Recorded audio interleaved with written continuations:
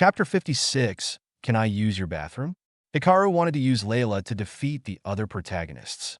That was also the reason he accepted her request to stay here. Although he didn't know if Layla would become his ally, he wanted to try. Anyway, Layla is also a main character, and he is a villain. If he fails, everything returns to the starting point. He and Layla will be enemies like every other novel. If he succeeds, he not only has a terrible ally, but that ally can help him destroy the other main characters. However, he also didn't want to put all his eggs in one basket. He needed a backup plan. Hikaru began to try to remember what he had read in the novels Apocalypse. I own the Panera box and the Apocalypse Encyclopedia. However, everything was in vain because most of the great items or good opportunities only appear when the apocalypse hits. So, none of those things have appeared. Hikaru could only sigh, continue to hoard food, and wait for the apocalypse to come before he can act.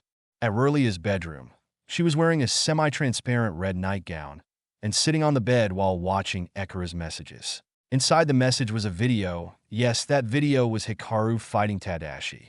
Rurlia frowned. She felt the video being played on the tablet was like something out of a sci-fi movie. The speed of the two of them was unbelievable, plus Tadashi's strange form, the light surrounding him, etc. What is being shown in the video was extremely unbelievable. If this video had not been provided by Ekura, Rurlia would have assumed that this was a sci-fi movie. Rurlia frowned and slightly bit her thumb. What the hell is going on with this world? Was there something she didn't know was going on? Rurlia began to direct her suspicions towards Hikaru. That's right, since yesterday, Hikaru seemed to have turned into a completely different person. This all started when Hikaru gave up his inheritance, and things started to get weird since then. Rurlia muttered, "Why is Hikaru so strong? What is he hoarding food for? Maybe will there be a war?" Incorrect. All countries are currently at the stage of economic development and military and political consolidation. No country will be stupid enough to launch a war. Even if war breaks out, there is no point in hoarding so much food. It only takes a plane to drop a bomb or an army to occupy his mansion, and it would become nothing. So, what is Hikaru doing? Rurlia had a lot of speculations, but she still couldn't figure out what Hikaru was doing or what he had planned. She sighed, then sent a message to Ekura. Continue to follow Hikaru. Besides, learn a little about the surrounding countries. After texting Ekura, Rurlia turned on her personal phone, then called Layla. Ring, ring, ring. Rurlia? Layla's voice came from Rurlia's phone.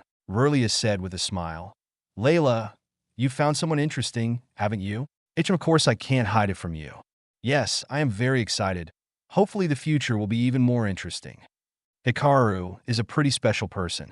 No, to be more precise, it all started yesterday after Hikaru gave up his inheritance. He seems to be planning something. Layla laughed and said, Huh, Rurlia, are you trying to get more information from me? Huh, something interesting happened, and you didn't tell me. I'm sure you just wanted to play alone, right? It isn't like that. I've got to know this guy. Besides, Hayes, he stole my first kiss, but he still treats me coldly. I'm heartbroken. Hicks. Rurlia. Layla, you mean? Hikaru stole your first kiss. Yes, he stole my first kiss. Layla, are you kidding me? A person who can go against 20 men like you was forcefully kissed by someone else? Okay, I will tell you the truth. I forcibly kissed him. It seems that my girl has been lonely for so long that she has turned into a perverted old woman. That's right. This perverted old woman won't tell you any information. Bye-bye. Layla finished and hung up the phone. Rurlia wasn't angry, on the contrary. She showed an amused smile and mumbled, Looks like I need to meet this guy for a bit. Of course, Hikaru didn't know what Rurlia and Layla were thinking. Right now, he was sleeping on a bed larger than his bedroom on Earth. The next morning, Hikaru had breakfast in the dining room. During breakfast, he saw that Velis was a little tired, as her eyes were dark and puffy like a panda's. He frowned, then asked, Velis, are you sleep-deprived? Hearing Hikaru's question, Velis was startled. She quickly said, No, I was just thinking about how to buy more and stock up on food. Hearing that, Hikaru sighed. Hayes, don't worry. Just focus on buying as much food as possible. I'll take care of the rest. Velis nodded and put his breakfast in front of him. Hikaru saw that on the plate there was a portion of omelet and grilled meat that was beautifully decorated. He felt that Velis was the perfect wife. She could both do housework, manage the family, and she could also become a tactician to help him solve difficult problems. What is more special is that Velis' love seems to be absolute, as she does not ask him to return her love. Besides, she also does many things to please him, like a dog wagging its tail at its owner. Hikaru shook his head. He took out a potion from Panara's space and gave it to Velis. Drink it. Your body will get better. Velis held the vial given to her by Hikaru. Inside it was a blue solution like a glowing algae. Although she found the vial of this solution extremely strange, Velis did not suspect it. She opened the vial. Wait! It is better if you soak in the bath while drinking.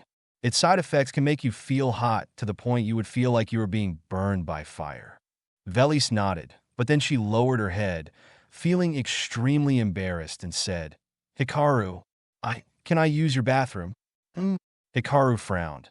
Then he seemed to have realized something and said, You only focused on renovating my room and didn't care about yours, didn't you? Velis nodded slightly. Hikaru sighed. Hey, Velis, I know you love me, but you also need to love yourself, understand? Velis continued to nod. I will love myself, but I love you more than myself. Okay, you can just use my room. But aren't you afraid that I will harm you? You don't know the source of that potion. Aren't you afraid it's a poison potion? When Velis heard that, she raised her head and looked directly into Hikaru's eyes. She smiled, a smile so beautiful it dazzled Hikaru. Hikaru, I love you and trust you. Even if this is poison, I will happily drink it. Hikaru could only smile wryly. He shook his head and said, don't worry, it's not poison. After using it, you are my woman, understand? Velis' face suddenly turned red like a ripe apple. However, she still smiled happily and nodded slightly. After that, Velis took the medicine bottle, went upstairs, and entered Hikaru's room. Hikaru also didn't care too much about what would happen. Velis using the power evolution potion won't have any problems except for a few side effects, such as her body evolving to become more perfect. After eating, Hikaru headed to Shiori's room. As soon as the door opened, Hikaru saw Shiori sitting by the window. Her body was covered in white gauze. Her room was on the second floor, so she could easily see the partial landscape of the garden and the mountainside. However, Hikaru also noticed that it seemed that Shiori's room was only lightly cleaned, and it was not suitable for a patient like her. Maybe Velis made the renovation of his room a priority. Hikaru wasn't angry. Anyway, Velis' thoughts were only directed at him. That's what he should be happy about. Are you looking at the scenery? Hearing Hikaru's voice, Shiori turned her head in surprise. In fact, Shiori seemed to be thinking about something, so when Hikaru opened the door, she didn't notice the sound the door made. Shiori hurriedly found the notebook, then began to write on the paper. Good morning, Master. Master? Hikaru saw the writing on the notebook and frowned. You don't have to call me Master. Shiori shook her head. She continued to write. No. You gave me a second life. You are my master. Hikaru did not object to that. If Shiori was loyal to him and she wanted to treat him as her master, it was even better. Thus, it was easier for Hikaru to make Shiori his loyal ally. Then it's up to you. How do you feel today? Are you better? Shiori nodded, and she tried to write. Hikaru looked at her as she tried to write. The hand holding the pen was trembling. This showed that Shiori was in pain. He didn't give Shiori the power evolution potion because he wanted to let her feel the pain. Only then could she gain supernatural powers when the apocalypse strikes. If he let Shiori use the evolution potion, her ability wouldn't be special either. Master, you should feel lucky not to let Shiori use the power evolution potion. Why? Because her body is too weak right now. She's so weak that even a mild cold would kill her instantly. Shiori's body has reached its limit. If she takes the power evolution potion, she won't be able to withstand the potion's power, and she would end up being burned by the potion and turn into a pile of ashes. Chapter 57, I Won't Kill You. Hikaru sighed when he heard that. It seemed that Shiori could only rely on herself to get rid of this suffering. He approached Shiori, and he saw that her body was all wrapped in white gauze, and the only part of her body without the gaze was the left part of face, which only had minor damage. Hikaru looked around the room. Fortunately, there was no mirror or something similar to a mirror in the room. Even the windows had their glass removed. Perhaps that's what Velis meant. After all, Shirori is a girl, and girls are very concerned about their own appearance. If Shirori found out that she was very ugly, her psyche would be shattered. Hikaru sat next to her. He gently patted Shiori's head and said, "Don't worry. Try to rest. When you get better, you can work for me." When Shirori heard that, she smiled and nodded. She felt very happy in her heart. Although Hikaru's words were a bit annoying, for Shirori, his words were the motivation for her to continue living. Hikaru knew that Shirori was still in great pain right now. He was the one who asked for Shiori's painkiller to be reduced. At first, the doctor did not agree to this, as the pain caused by burns and infections would be terrible. If the pain medication was reduced, Shirori would always feel pain in her body. Although the pain was not terrible, it was enough to make her sleepless, unable to eat, and mentally stressed all the time. However, he knew what Shiori's condition was like. If she didn't meet him, she would continue to live in that dirty room until the end of the world. She would continue suffering terrible pain. She would also be afraid, and crisis would always surround her. Hikaru thought that if she let Shirori feel too comfortable, her desire to gain supernatural powers would disappear. He was not the main character. He was a villain. He would do whatever it takes to get what he wants. What he's doing now was already far too benevolent and honest for a real villain to do. In her private dorm room, Rina woke up and she felt extremely tired. "What time is it?" Rina muttered. She fumbled on the bed, found her cell phone, and turned it on. 8 a.m.? What the hell? Velis, why didn't you wake me up? Rina was startled when she saw that the clock was showing 8 a.m. She said annoyed, but then, suddenly, Rina was startled. She sat on the bed, as she did not know what to do next. Rina had forgotten that last night, Velis had left. She sighed, opened the wardrobe. When she saw the clothes neatly hanging on the hanger, she felt a little uncomfortable in her heart. Rina changed clothes, then went to the bedroom of the other room, and sat at the table due to habit. But at this moment, she once again realized that no one had prepared breakfast for her. Yes, even though Velis was from a very wealthy family, Velis was like a good wife that every man dreams of. Velis could cook and she could also clean the house. She was also resourceful in everything, and she even knew how to knit. With a beautiful appearance that is not inferior to Rina, Velis was such a perfect woman that Rina felt a little jealous. However, when Rina and Velis first met, Rina asked Velis why she was so knowledgeable and resourceful. Velis replied that she wanted to be the perfect wife for someone. Who was that someone? Rina asked, but Velis didn't answer. But later on, Rina finally realized that the person Velis was talking about was Hikaru. Why? Why would a perfect girl like Velis fall in love with someone like Hikaru? Also, Velis' love for him was so pure that it seems that she would do whatever Hikaru wants. As for Rina, even though she came from an average family, she didn't know how to do anything. Occasionally, she would help Velis wash the dishes and put the clothes in the washing machine. She didn't even know how to use the washing machine properly or how to separate clothes to wash. Rina and Velis were so different that it was hard to believe that they were friends. A girl from the upper class who lives like Cinderella, and a girl from an ordinary family who lives like a princess. At this moment, Rina suddenly remembered Velis' words. If Rina is not beautiful, then she is nothing.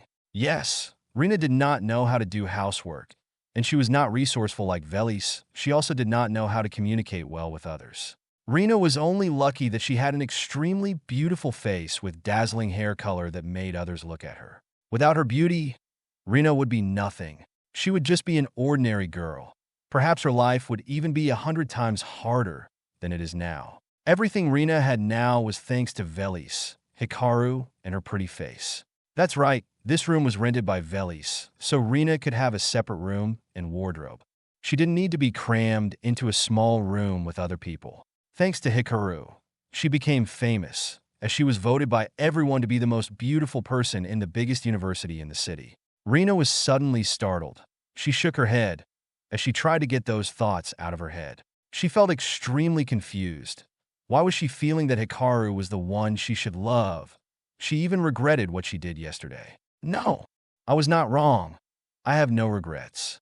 The ones who will regret it are Velis and Hikaru. Rina tried to stabilize her mood, then left the room and went to school. Along the way, Although Rina had calmed down, she didn't understand why she felt extremely uncomfortable. Anytime she thought that Velis would take Hikaru from her, Rina felt extremely uncomfortable and angry. Huh. Wait until Hikaru gets bored with you. Wait for him to kick you out. Then you will feel that what I say is true. Hikaru, don't try to find me. I will definitely not meet you. Rina, a voice called out, and Rina somehow felt a bit of anticipation. She quickly turned her head, but when she saw Delmore hurrying over, she felt disappointed. Rina was startled. She did not understand why she expected the person who called her earlier to be Velis or Hikaru, and not Delmore. Delmore happily walked up to Rina and handed her a cup of coffee. Rina, I heard you like this coffee, so I bought it for you. If Hikaru were here, he would definitely be surprised. The main characters were really cockroaches that fight and don't die. Last night, Delmore had just been stabbed in the stomach by thugs. This morning, he was still able to flirt with Rina as if nothing had happened. Indeed, nothing could stop the main character from flirting with girls. In fact, the thug stab yesterday only hit the left abdomen, so it did not damage Delmore's internal organs. Even if Hikaru knew this, he was not surprised. Anyway, Delmore was also a main character, and a main character couldn't be killed by a thug. Rina saw the hot cup of coffee, and the image of Hikaru suddenly appeared in her heart. She didn't understand why she remembered him, but Hikaru also brought flowers and coffee every morning to her. Rina brought the coffee cup to her mouth and sipped it a little. Suddenly, she frowned. She realized that this was not the taste of the coffee she usually drank. Although it was the same coffee shop and the same coffee she usually drank, Hikaru's coffee seemed to be better, and it suited her better. In this cup of coffee, Rina forced a smile. Thank you, Delmore. Delmore heard that and laughed. No need to thank me. As long as I can help you become happier, I will try my best. Hearing that, Rina shook her head, then walked to the front of the school gate. This place was where Hikaru used to wait for her. Every day, Hikaru brought flowers and coffee or a drink she liked and waited for her at the school gate. Although Rina took the flowers and drank the coffee every time, Hikaru's bouquet was thrown in the trash right after entering the school. She even threw the bouquet in the trash in front of Hikaru. Even though Rina acted like that, he never blamed her. It could be said that Hikaru treated Rina so gently that it was hard to believe. Some people even felt that Hikaru was a bit pitiful. But after remembering Hikaru's extremely rich background, everyone just shook their heads as they felt that he was stupid. Seeing Rina leave without being as happy as Delmore imagined, he felt a little uneasy. That's right. Last night he had just been stabbed in the stomach. Fortunately, he wasn't hit in any of his internal organs, so he just needed to sew up the wound. This morning he had to queue up to buy a coffee for Rina, but from her attitude she didn't seem to appreciate the coffee. Delmore wasn't angry either, he sighed. He felt that Rina was still upset about yesterday. Remembering yesterday, Delmore still felt fear. Hikaru was very scary. He alone could take down 20 thugs, each of which he easily broke their arms or legs. Delmore's memory of what happened at the cafe yesterday made him shiver. Fortunately, Hikaru only injured him lightly. If Hikaru used his full strength then, Delmore shivered. He felt a chill down his spine like he was in an ice cellar. Suddenly, someone put a hand on Delmore's shoulder. He frowned and turned his head only to see that it was Hikaru. Hey. Delmore, who was startled, shouted, I'm injured if you... Hikaru, eyes closed face. Why are you shouting so loudly? I won't kill you either. Delmore retreated in fear. However, Delmore's scream caught Rina's attention because she hadn't gone far. Seeing Hikaru standing behind Delmore, she suddenly felt a little cheerful. Why do I feel happy when I see Hikaru? She thought. Chapter 58, Hikaru and Delmore. Rina took a deep breath and tried to calm down. Then she made a face full of anger as she started approaching Hikaru. Hikaru, did you come to look for me?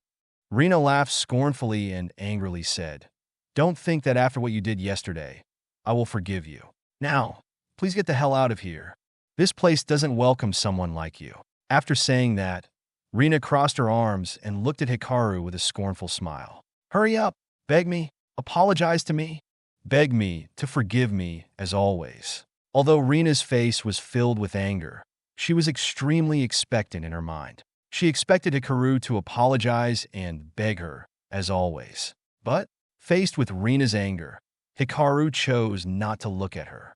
That's right, he treated her like air, as if she was not worth his sight.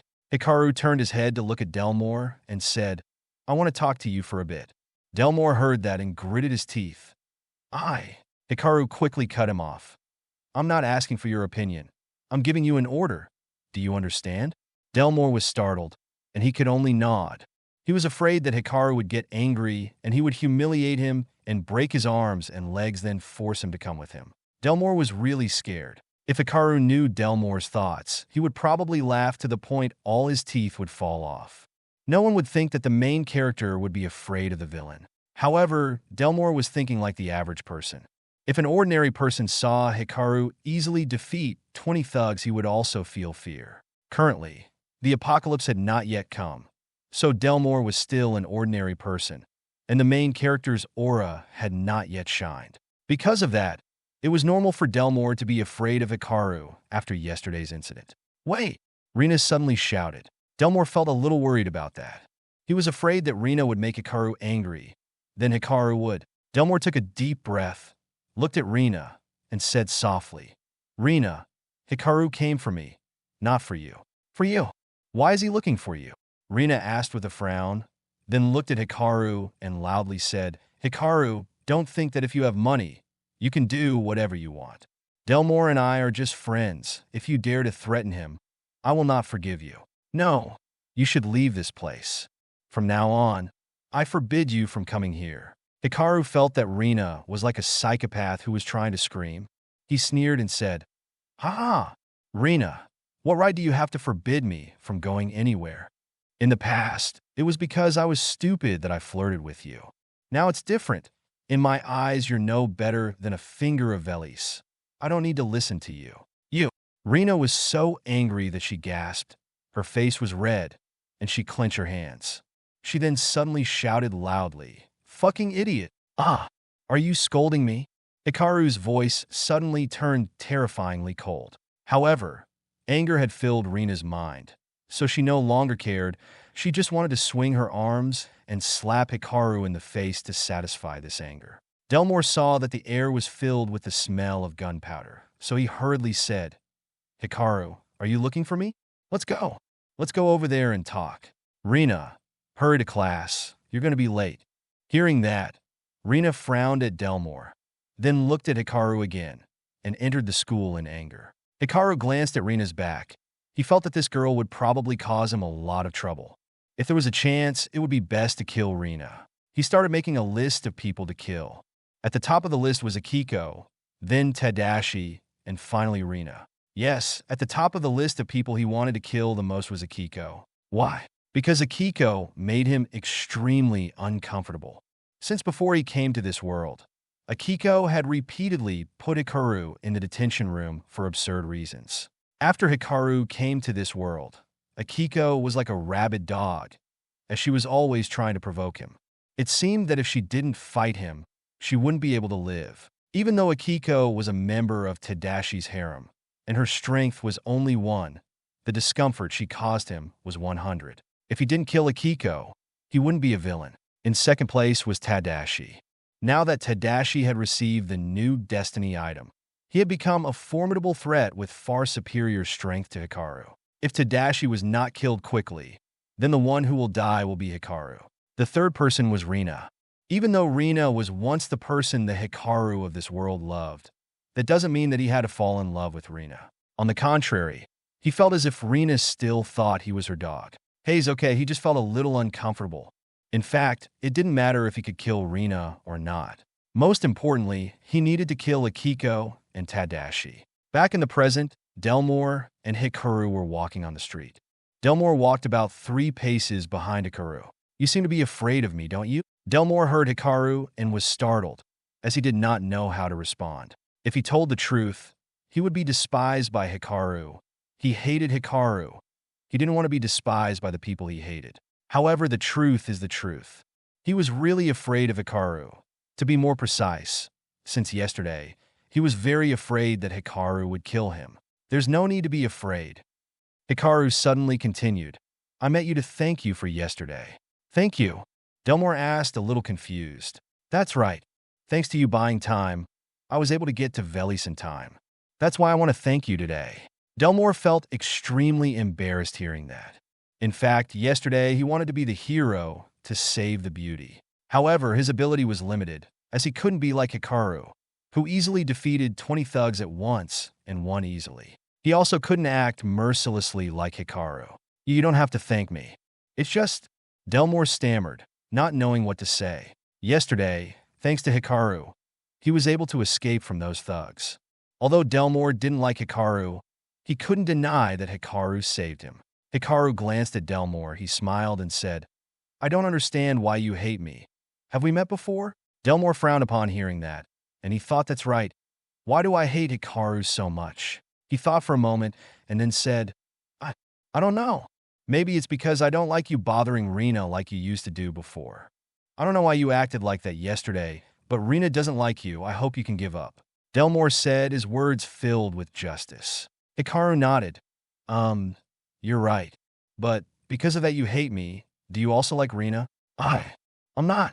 Huh? Delmore, if you don't like Rena but you hate me, there's only one explanation, and it's that you're jealous of me. Jealous of you? Why? Delmore found Hikaru's words extremely difficult to understand. Hikaru looked directly into Delmore's eyes, his face showing a mysterious smile as he said, Delmore, let me guess you are an orphan, right? What do you mean? Delmore frowned, his eyes sharp as he looked at Hikaru. There was also a hint of anger in those eyes. Don't get me wrong, Delmore. Humans are creatures made up of greed, envy, and many other desires. You are an orphan, and I am the young master of a giant family, living in wealth. When I was born, I was at the finish line everyone wanted. That is why you are jealous of what I possess. I'm not. You're joking.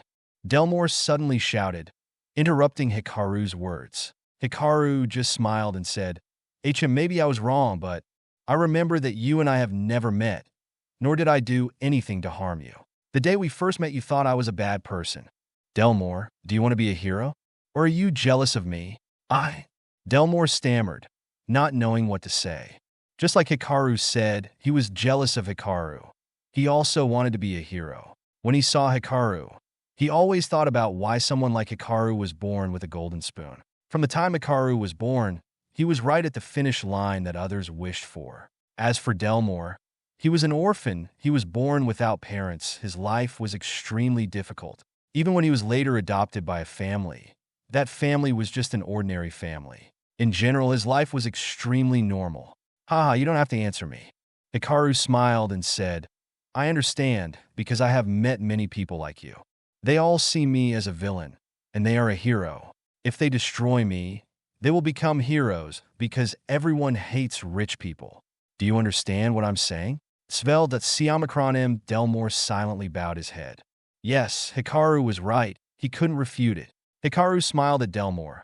Yes, in most novels the villains were young masters from wealthy families. At first, Hikaru, when reading those novels, felt very satisfied when the poor were the winners. However, he later realized that he liked that kind of novel because he was also a poor man. He realized that the authors were averse to the rich, so they did not like them as the main character. He felt that the author didn't seem to think that only people with good income could afford to buy their novels. Only those with good income could afford to unlock chapters for the author. So why doesn't the author like rich people? Maybe that was their dream. The poor will be the hero and defeat the rich. But then the main character would also become a rich person. Would the main character be hated by others at that time? The answer is no. Therefore, he understood Delmore's thoughts very well. Delmore quarreled with him because of the difference between a rich man and a common man. Delmore clenched his fists as if he couldn't accept this fact. Hikaru smiled and said, You don't have to answer because you already know the answer. However, that answer is hard to say, isn't it? After saying that, Hikaru turned to leave, leaving only one sentence. I just hope the conflict between you and me will be resolved because we are not enemies. Wait! Suddenly, Delmore spoke up. Hikaru, you are very strong, but why are you pretending to be weak? Hikaru stopped, turned his head, and smiled. Because when you are weak, your true enemy will show themselves. Chapter 59, Hikaru's Plan, the Axe. Delmore was startled when he heard that. However, when he regained consciousness, Hikaru was gone. He sighed, then shook his head. At this moment, he felt as if Hikaru's thoughts were extremely mature, and he was like a child filled with jealousy. Delmore sighed and whispered, "Could it be? Am I really doing something wrong?" He didn't know where he went wrong in the end.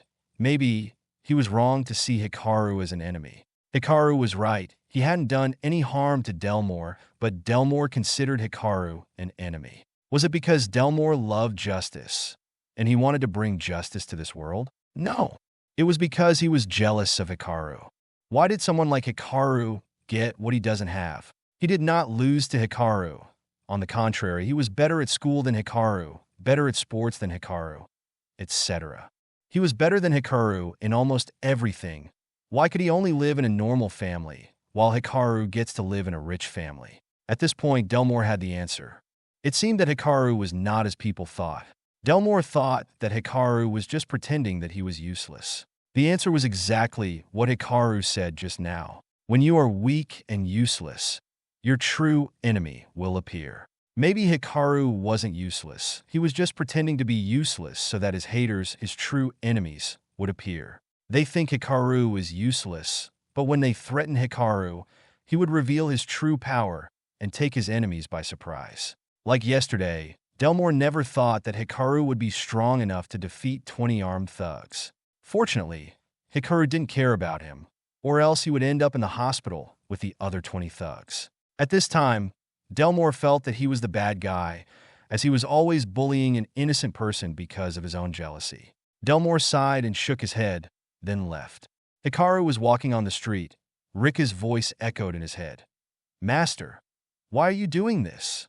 "No, I'm just trying." "Are you trying to make Delmore your ally?" "That's right." Delmore is different from Tadashi. In his heart, he always wants to be a hero, to be looked at with admiration by others. For me, Delmore is like a kid trying to get other people's attention. That's why Delmore is the type of person who is easily fooled. No, to be more precise, he easily trusts others. Besides, he has something I need. The Apocalypse Encyclopedia? That's right. The Panera box has the ability to automatically fuse items if we set the correct recipe. However, I don't know what the exact formula is. Meanwhile, Delmore owns the Apocalypse Encyclopedia, which has full fusion recipes, item information, and more. If this is a game, I'm a player, then Delmore is a blacksmith. So he will help me forge and improve their equipment. If I cannot steal the Apocalypse Encyclopedia, then I must become his ally. With that, I have a chance to use the Apocalypse Encyclopedia. Ah, so that's how it is. So, what are you going to do next? Nothing. That's enough. If we intentionally come into contact with him or get too friendly with him, he'll get suspicious. I have to arrange everything naturally. Delmore is a bit stupid, but he's a main character anyway. He still has the main character aura. So I can't take advantage of him easily when he still doesn't fully trust me. Hikaru didn't think that what he was doing was wrong. Delmore owned the Apocalypse Encyclopedia, which is incredibly wonderful and mysterious. Even in the novel, Delmore never told the other people about the existence of the Apocalypse Encyclopedia. So he won't tell Hikaru about the existence of the Apocalypse Encyclopedia or let him use it, unless Hikaru had something of equal value to exchange with Delmore. However, the prerequisite for Delmore to accept to exchange the encyclopedia with Hikaru was trust. That's right, Delmore must completely trust Hikaru, so that Delmore would accept to exchange it for something with Hikaru. Otherwise, everything would just be Hikaru's fantasy, which would never come true. He would also never get the Apocalypse Encyclopedia, even if he kills Delmore.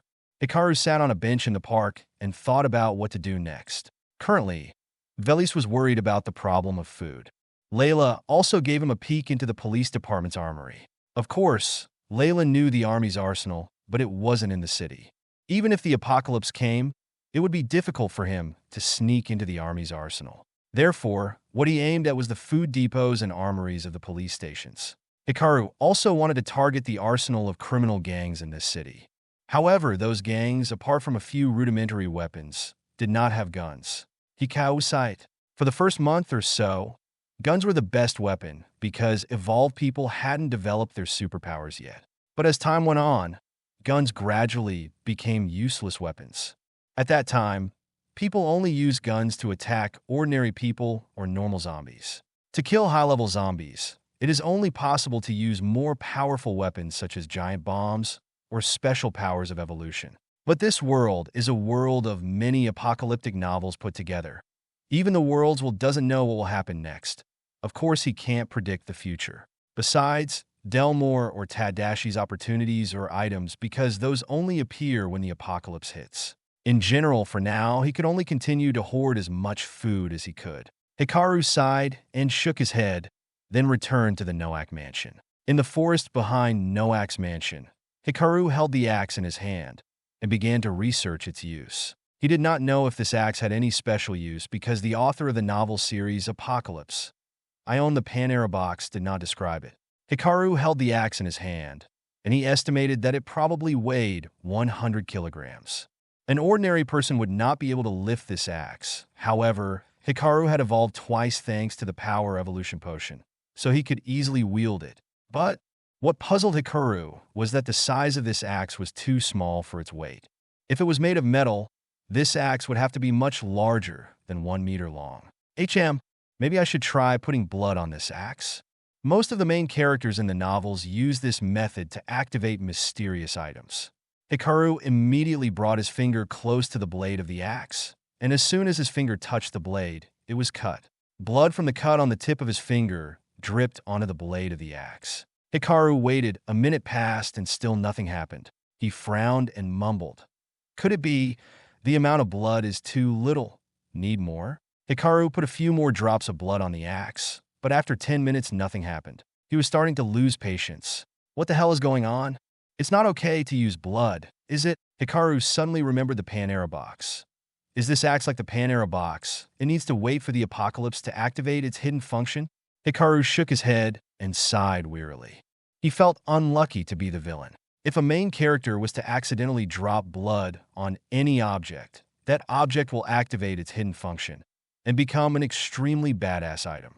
As for the villain, no matter how many ways he used it, he couldn't activate its hidden function even though he knew the item was not normal. Hikaru ignored activating this axe's hidden function or discovering its hidden features. He tested the power of this axe. Hikaru approached a pine tree, the trunk of which was about 30 centimeters in diameter. He swung his axe and slashed at the tree trunk. The blade cut through the tree without any resistance. It was even easier than if he was using a kitchen knife to cut the cake. The top of the pine tree fell down after a while, revealing a cut that was unbelievably sharp. Hikaru raised the axe to his face, and as he looked at the blade, he felt extremely confused. This axe was sharper than a surgical knife. Hikaru found a stone in the grounds of Noak's mansion. This was also not an ordinary stone, as it was a spherical granite that was 1 meter in diameter, and it was placed in the center of the yard. This stone is just a decoration, nothing special. Hikaru swung his axe and slashed at the rock. Chung! Countless sparks shot out when the blade hit the stone, but the blade quickly pierced the granite, turning it into 2 parts. Great, excellent, wonderful. Although this time Hikaru could feel the immense resistance of cutting the stone, since this was a granite stone. He was still happy since the axe easily cut a granite stone in half without there being any chip on the blade. Looks like this axe is no ordinary thing. It certainly has some hidden function. It was just that currently Hikaru couldn't figure out what the hidden function was and how to activate it. However, Hikaru now remembered the great sword connected to Tadashi. Although this axe could easily cut a 1 meter diameter granite stone, it could not cut Tadashi's great sword. That means that Tadashi's sword is more powerful than this axe. Hikaru started to feel nervous. Yesterday, he was unable to defeat Tadashi, even though Tadashi had only just activated the strange sword. So, in the future, when Tadashi was able to use the full power of that sword, how could Hikaru defeat Tadashi? Wait, there was one more thing that could help him defeat Tadashi. However, that thing would only appear about a month after the apocalypse hit. That's also when guns would start to lose their effect, as high-level zombies would start appearing.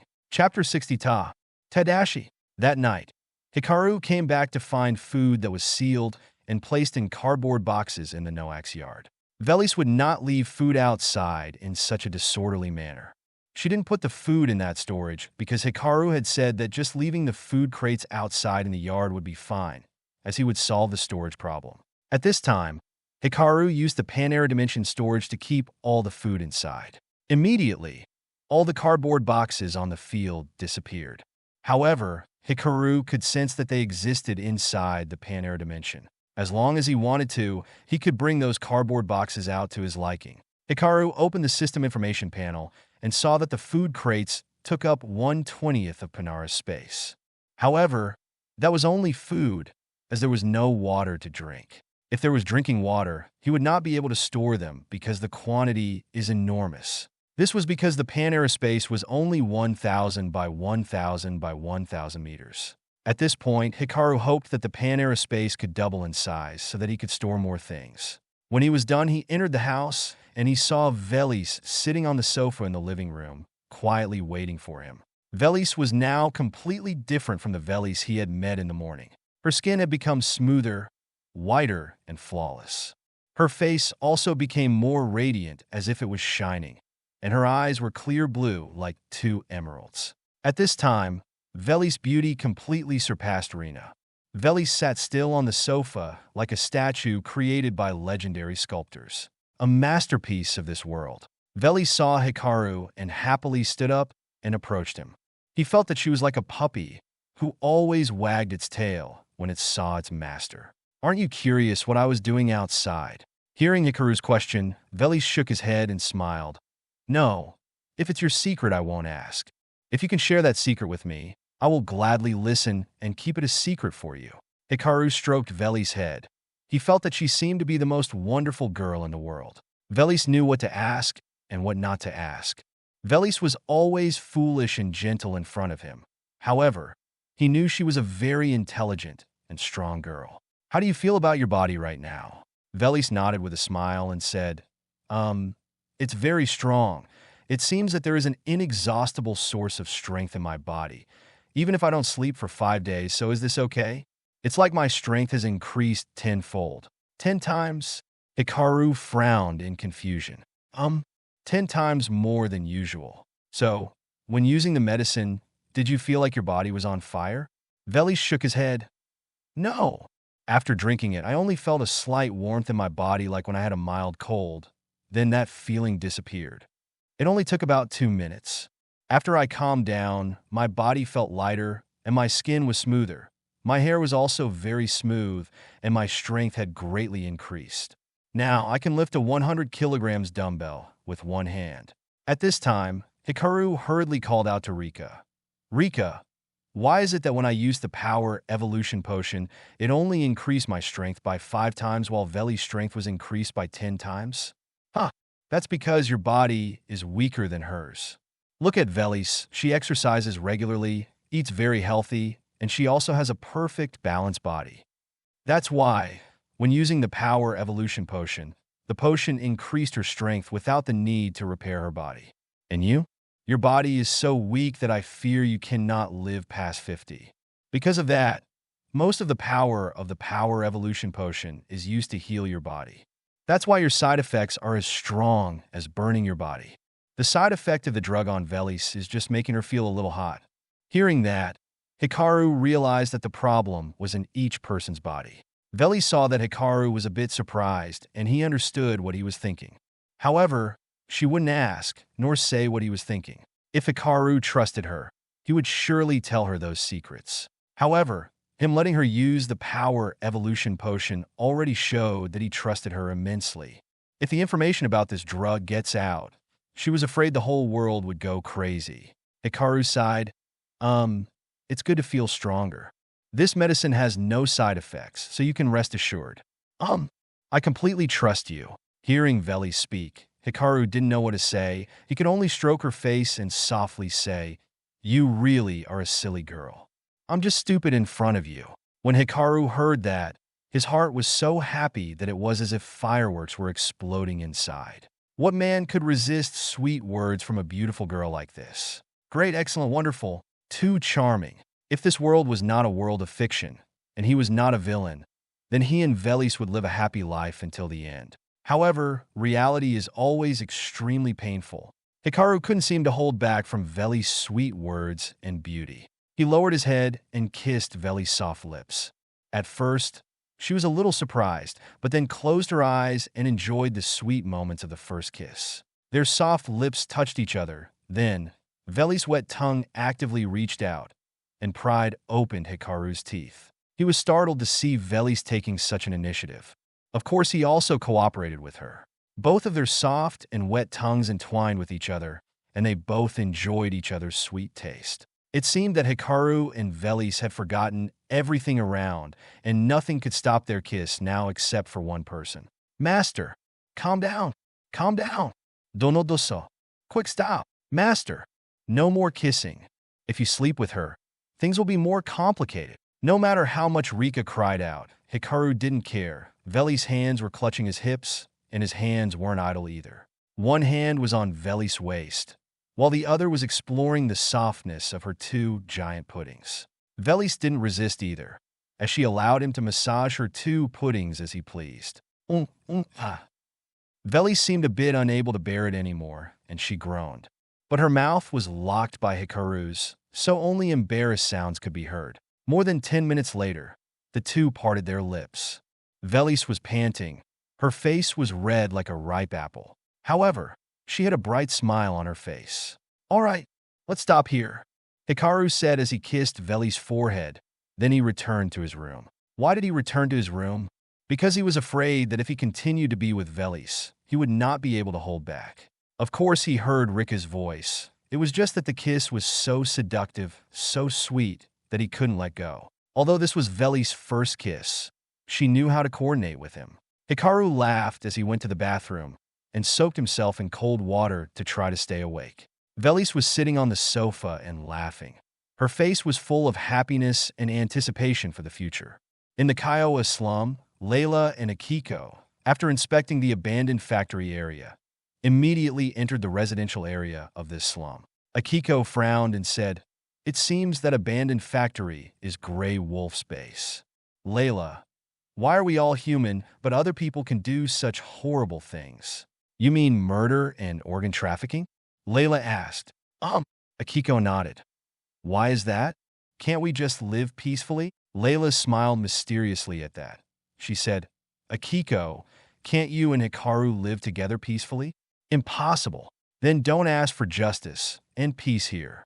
Layla said, even if someone is concerned about justice, as you can't give up on living in peace with others, you can't ask for anything more from others.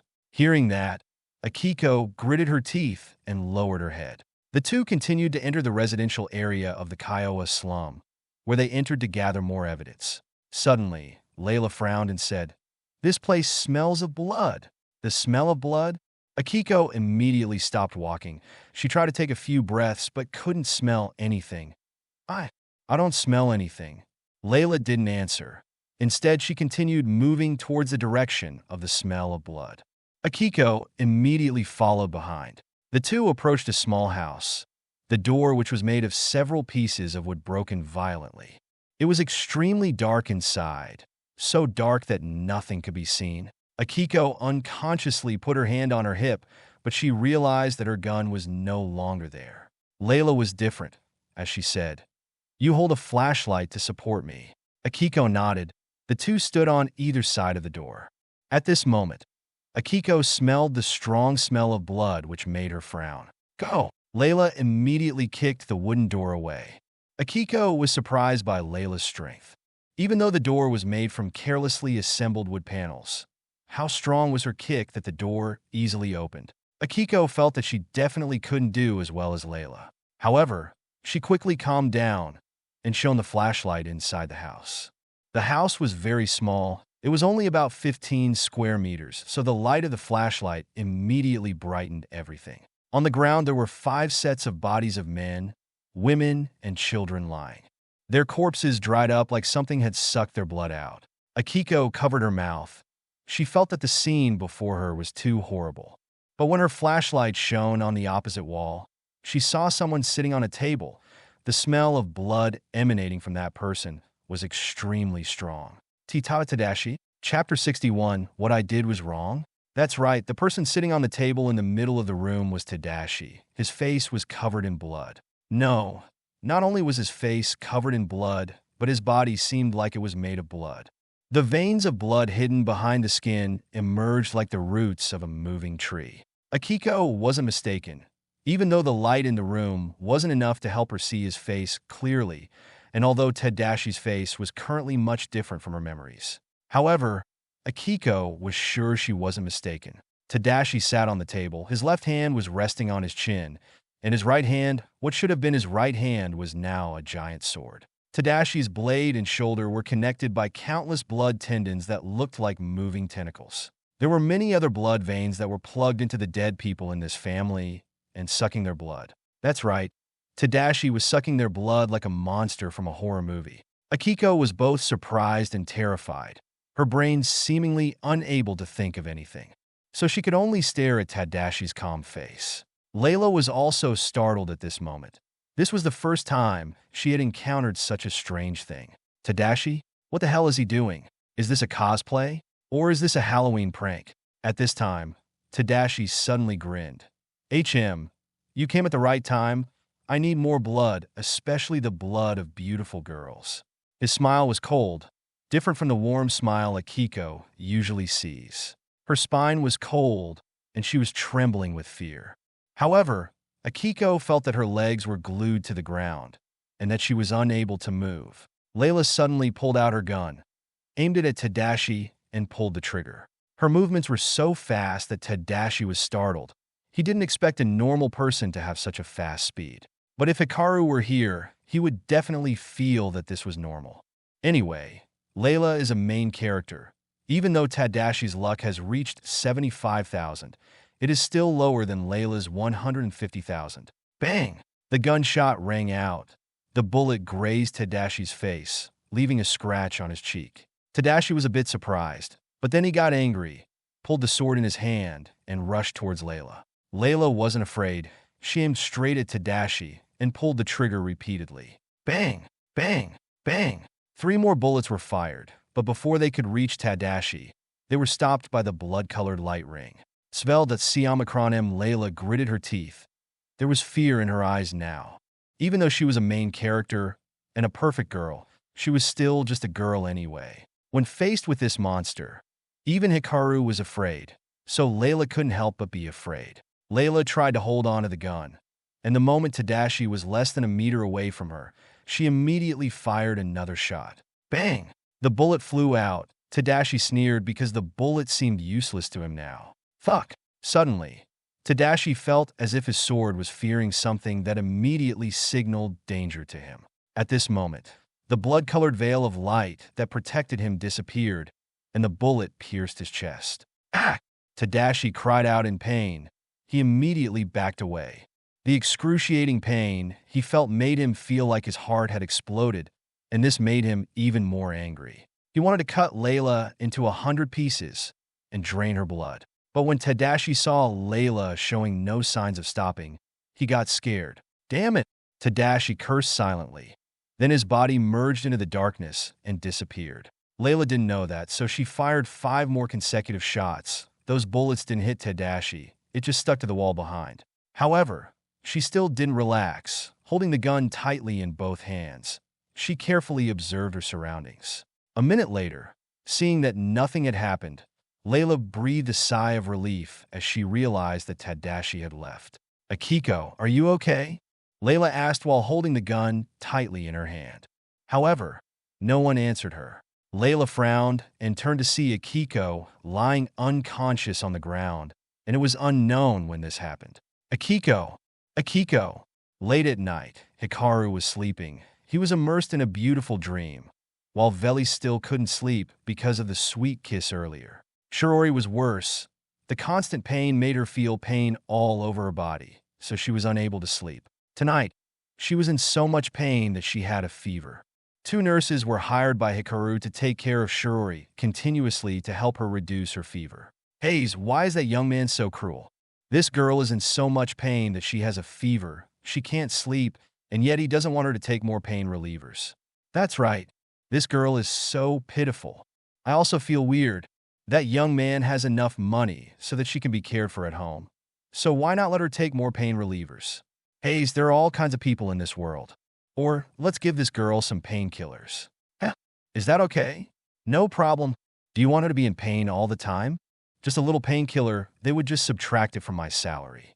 Do you think painkillers are expensive? Okay, I'm just afraid the young man will find out. Huh, we don't let him pay. And besides, he didn't visit this little girl. How would he find out? Okay, this girl is too poor. I don't want to let her suffer anymore. After the two nurses reached an agreement, they injected Shiori with some painkillers. After a while, Shiori felt better, slowly falling asleep. Before sleeping, her mouth was still muttering something. The other two nurses, of course, didn't notice. Only Shiori knew that she was calling Hikaru. That's right. Only when she called his name could she sleep peacefully and feel the pain much better. At this time, at the Isekai'd hospital, in the intensive care unit, Akiko was lying on the bed. Her face was white, her lips were pale like someone who was suffering from anemia. The mental shock just now made her unconscious. Fortunately, Layla was by her side, so Akiko was able to survive. If just now, the person beside Akiko wasn't Layla, she would have become the nourishment that would help Tadashi grow his sword. Layla sat beside Akiko's bed, frowning as she recalled what had just happened. It was like a dream back then. Tadashi seemed to have become a monster that specializes in sucking people's blood. Even his right arm had become a giant sword. What the hell is going on? Has the world gone crazy? Ding! While Layla was thinking, the sound of a text message from her cell phone rang. Layla took out her cell phone. It was a message from Rurlia. Rurlia, I have something very interesting. Do you want to see it? In return, you must tell me what you said and what information you got from Hikaru. Seeing this message, Layla sighed. Layla, I don't want to joke with you. Something very strange happened regarding Tadashi. I don't know how to report it to my superiors. Don't give me more headaches. Rurlia, Tadashi? Coincidentally, what I want to show you is also related to Tadashi. Layla frowned, immediately replying. Layla, Sigma, surprise face, winky face. What is that? You have to show me. Rurlia, you must agree to my request first. Layla, okay. I agree. Rurlia, sent a video. Layla played the video that Rurlia sent her to watch. After a while, her gaze became filled with disbelief. After that, Layla managed to calm down and texted Rurlia. Layla, looks like Hikaru alone knows the truth of this world. Rurlia, huh? That's right. That guy's interesting. Layla, you've hit the gold mine. Layla, no, Hikaru is more amazing than a gold mine. At this time, Akiko suddenly woke up. She saw that this place was not the Kiowa slum, nor her own room. Akiko was too tired to sit up on her own. She could only glance around to try to figure out where she was. You're in the hospital. Layla's voice rang out. Akiko looked at Layla, her eyes filled with suspicion. Layla continued. You should rest well. You shouldn't care about what just happened for the time being. Akiko suddenly remembered what just happened. She seemed to regain her strength, and she immediately shouted. No! Layla, what just happened? Why? Why would Tadashi kill people? Layla heard that and sighed. Hey, Akiko, it seems you have been immersed in lies for too long. Lies? Layla, what are you talking about? Akiko asked, confused. Layla didn't answer. Instead, she showed her the video Rurlia had just sent her. That's right, that video was of Hikaru fighting Tadashi. In the video, Hikaru looked like a hero fighting a monster. However, at the end of the video, Tadashi ran away, and Hikaru also left. Akiko watched the video. Her whole body trembled. She stammered. That video, maybe it's fake, maybe. Layla shook her head. Akiko, are you still trying to trust Tadashi until now? Hearing that, Akiko gritted her teeth, and tears streamed down her cheeks. She trembled and said, No way. Why are things like this? Why is Tadashi that ugly monster? Because Tadashi took advantage of your love of justice. Layla explained. Perhaps. Tadashi is already a monster. Only Hikaru can stop him. However, Hikaru can't take action against ordinary people. That's why Tadashi took advantage of you. He uses his love of justice and hatred of rich young masters to restrain Hikaru. That way, Tadashi can easily act, and Hikaru has been messed up by you, so he can't stop Tadashi. Layla explained. Even though it's just her speculation, she believes in it, because there is no more reasonable guess. Hearing that, Akiko's whole body trembled, tears flowed out of her eyes, and she bit her lips so hard that it bled. Her hands gripped the blanket as if she wanted to tear it into pieces. Akiko said tremblingly, "In the end, I'm just an idiot who was tricked by Tadashi. As for Hikaru, even though he was detained by me many times without cause, he still did not take revenge on me. Why? Why are we so stupid? Could it be what I did was wrong? Chapter 62, Are You Fooling Me? The thoughts in Akiko's mind gradually became chaotic. The images of a man with a smile that radiated as bright as the sun began to become eerie. That smile was no longer warm and peaceful, but full of lies. In fact, if Tadashi was still the main character, Akiko certainly wouldn't have easily believed what Layla said. However, the current Tadashi was darkening, as he was gradually becoming a villain. Because of that, Akiko's mind was no longer influenced by Tadashi's protagonist aura, and she began to doubt him. Layla sighed. She didn't want to talk anymore, because she thought this was enough. If she continued speaking, she was afraid Akiko would be more confused. This was the time to let Akiko organize her thoughts. Layla then silently went out.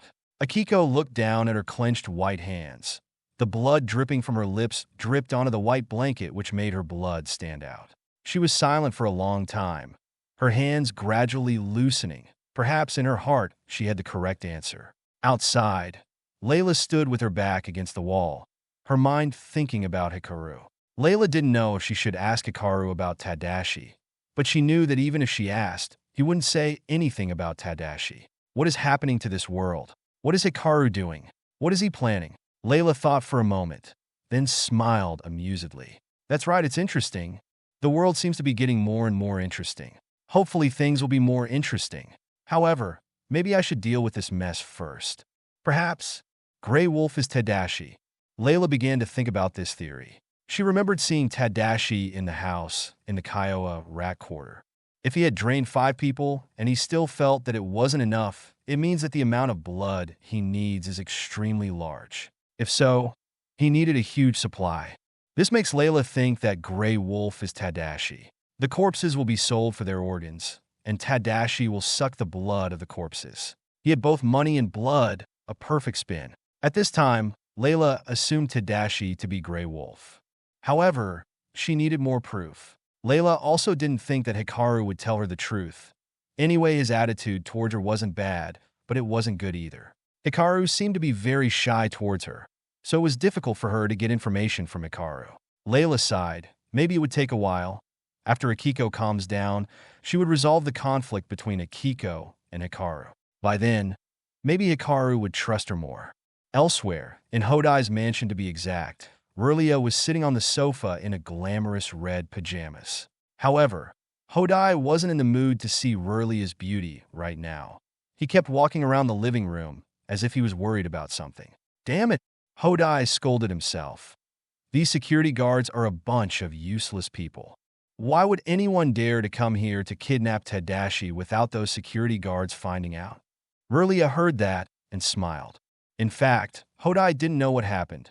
She naturally hid the matter between Hikaru and Tadashi. She just said that Tadashi was kidnapped by a group of people. Hodai is the richest man in this city, and he had a lot of enemies. That's why, when he heard Rulia's words, Hodai trusted her.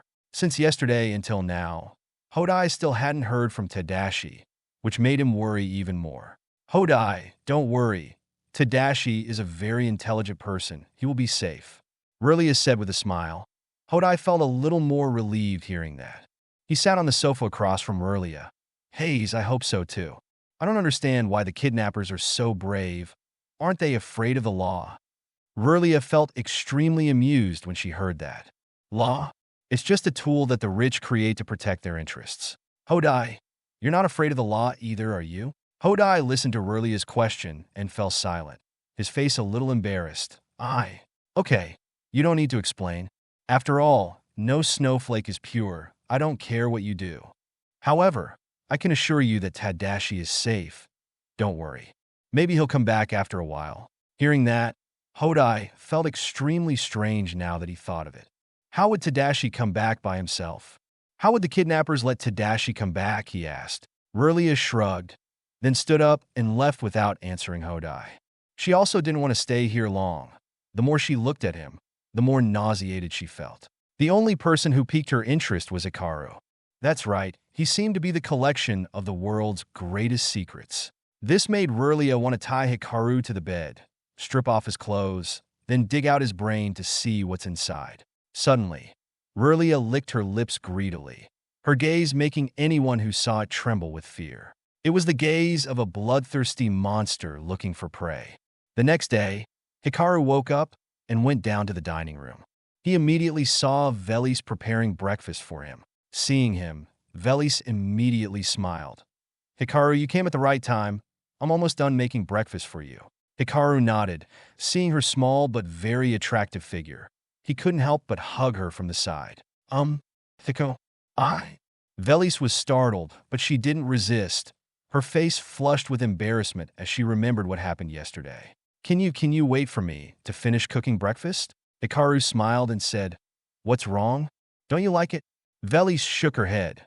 She turned her head, her eyes half closed. He knew what Velis was up to, so of course he cooperated with her. The two kissed. This kiss lasted for about 5 minutes. Then the two separated. Hikaru knew he couldn't do more than kiss. If he took another step forward, something terrible would happen. After all, Rika had warned him many times. Velis blushed and pretended to be focused on cooking, but her eyes were still filled with happiness. Velis seemed to remember something and immediately said, Maybe Layla will move to this place today. Do you mind? Hikaru heard that and remembered Layla saying that she wanted to come to this place to live. He didn't mind. Anyway, this was an opportunity for him to try and pull Layla towards him so that she would become his ally. Hikaru shook his head. It's okay. Let's prepare her a normal room. Velis stammered a little. I am not jealous. Hikaru frowned, confused. Jealous? That's right. Hikaru, I know men are greedy by nature, so I won't be jealous of her. Don't worry. She's a nice person too. I'll definitely live with her peacefully. We won't cause you any trouble. Hikaru, you. He was about to say something when Velis immediately continued. I understand. I will always support you. I will not make you feel troubled. Hikaru felt that no matter what he did, he couldn't explain this clearly. He could only sigh and nod. Velis saw his depressed face and thought that maybe Hikaru didn't trust her yet. Velis also did not blame Hikaru. After all, it was impossible for two girls to love the same person and live in harmony. However, Velis was secretly determined to do it. Hikaru was sitting on the sofa when suddenly the phone rang. Seeing a strange number, he frowned but accepted the call. Hello? Hikaru, do you miss me? Layla's voice was filled with excitement. Hikaru felt a bit of a headache. It was as if the sweet moment with Velis had just disappeared and was replaced by trouble. Hayes, what's wrong? Why are you so indifferent to me? You were the one who stole my first kiss. Hikaru directly hung up the call. He didn't want to listen to Layla's nonsense. Ring, ring, ring. Hikaru sighed, accepted Layla's call, then said in an annoyed voice, If you just want to talk nonsense, I don't have time to listen to you. Hayes, okay. All right. You've always been like this, treating me like I'm trouble. If you weren't a walking nuisance in the form of a pretty girl, I would have eaten you a long time ago. I was waiting for that to happen. All right. You didn't call me to talk nonsense, did you? Hikaru, I want to ask something. What do you know about Tadashi? Hikaru frowned upon hearing that. He wanted to hang up the call immediately. However, he just thought of something very interesting. He smiled and said, of course I know what's going on. I want to make an exchange with you. If you accept, I will tell you the whole truth. Are you really going to do that? Yes, but you need to meet my conditions. Okay. Oi, did you agree so quickly? Don't you want to think it through? Aren't you afraid I'll ask for something outrageous? Even if you say I should take a shower and then lie on the bed and wait for you, I will. Hikaru. Hikaru felt that Layla was very intelligent, but her thoughts seemed a bit hard to understand. He sighed and said, "Okay, my request is very simple. For the next 3 days, you must not disturb me, not see me, nor follow me." Heh, what? Can't you do it? Okay, good. Then on the morning of the 17th, I will call you and tell you the whole truth. Are you fooling me? Ha, believe it or not. I don't need you to believe me either. All right, I'm also busy with a serious case. Maybe I won't be able to see you next time. I won't let you break your promise. You must save a room for me in your house. Okay, don't worry. Velis is preparing a room for you. After hanging up the call, Hikaru sat on the sofa smiling and looking out the window. He knew Layla probably wouldn't believe what he said, but he didn't care either.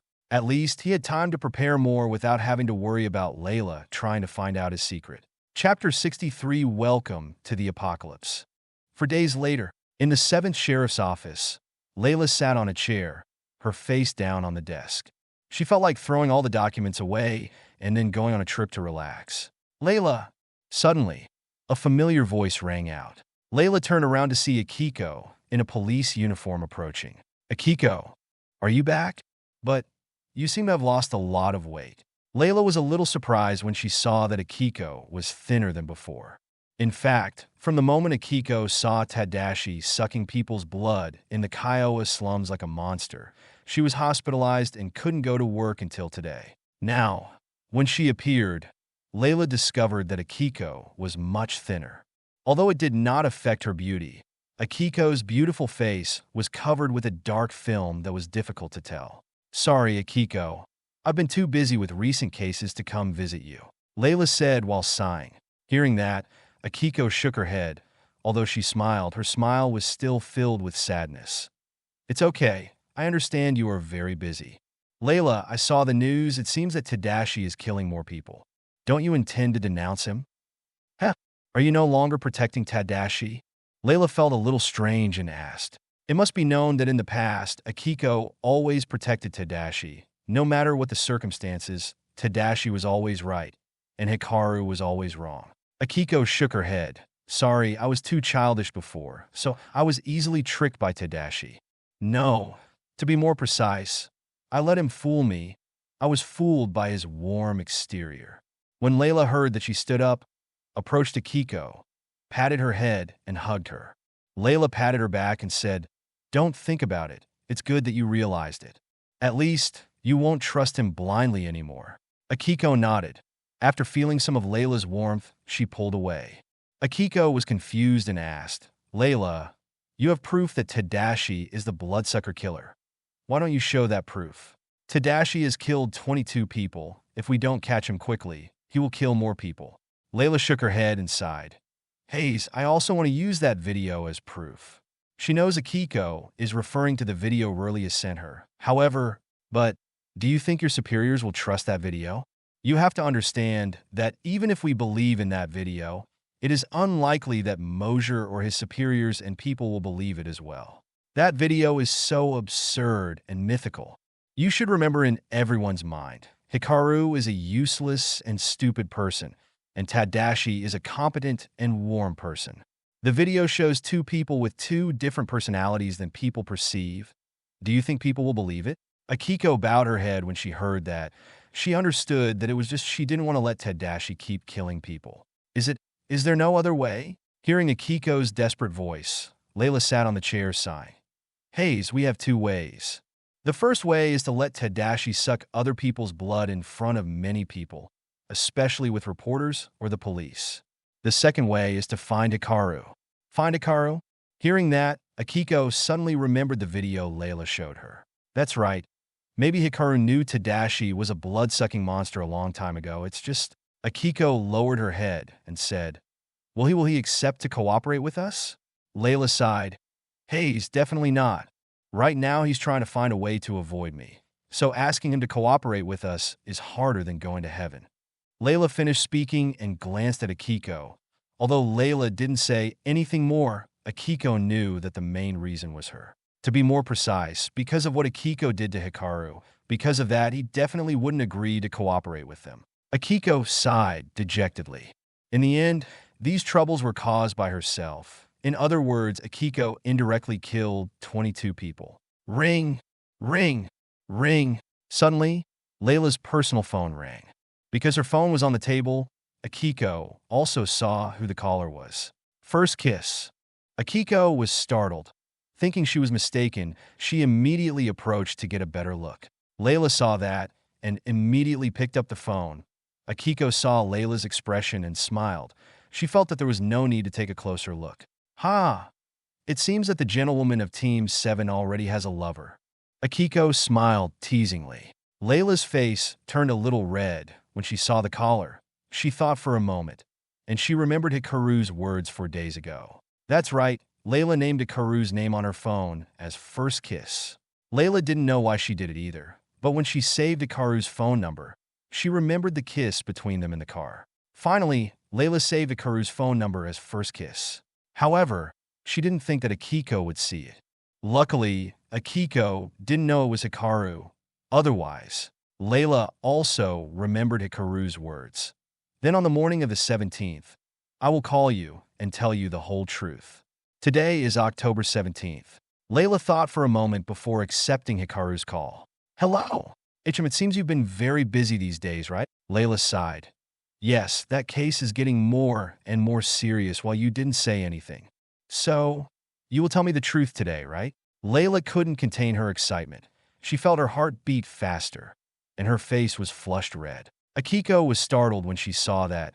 She had never seen Layla blush so seductively. So, Layla really loves that first kiss. At this time, Akiko felt happy for Layla, as finally Layla had found true love. What about Akiko? Layla didn't care about Akiko's thoughts and expressions right now, as she was extremely interested in the secret that Hikaru was about to tell. Hikaru smiled and said, Don't be in a hurry. Right now, Akiko is by your side.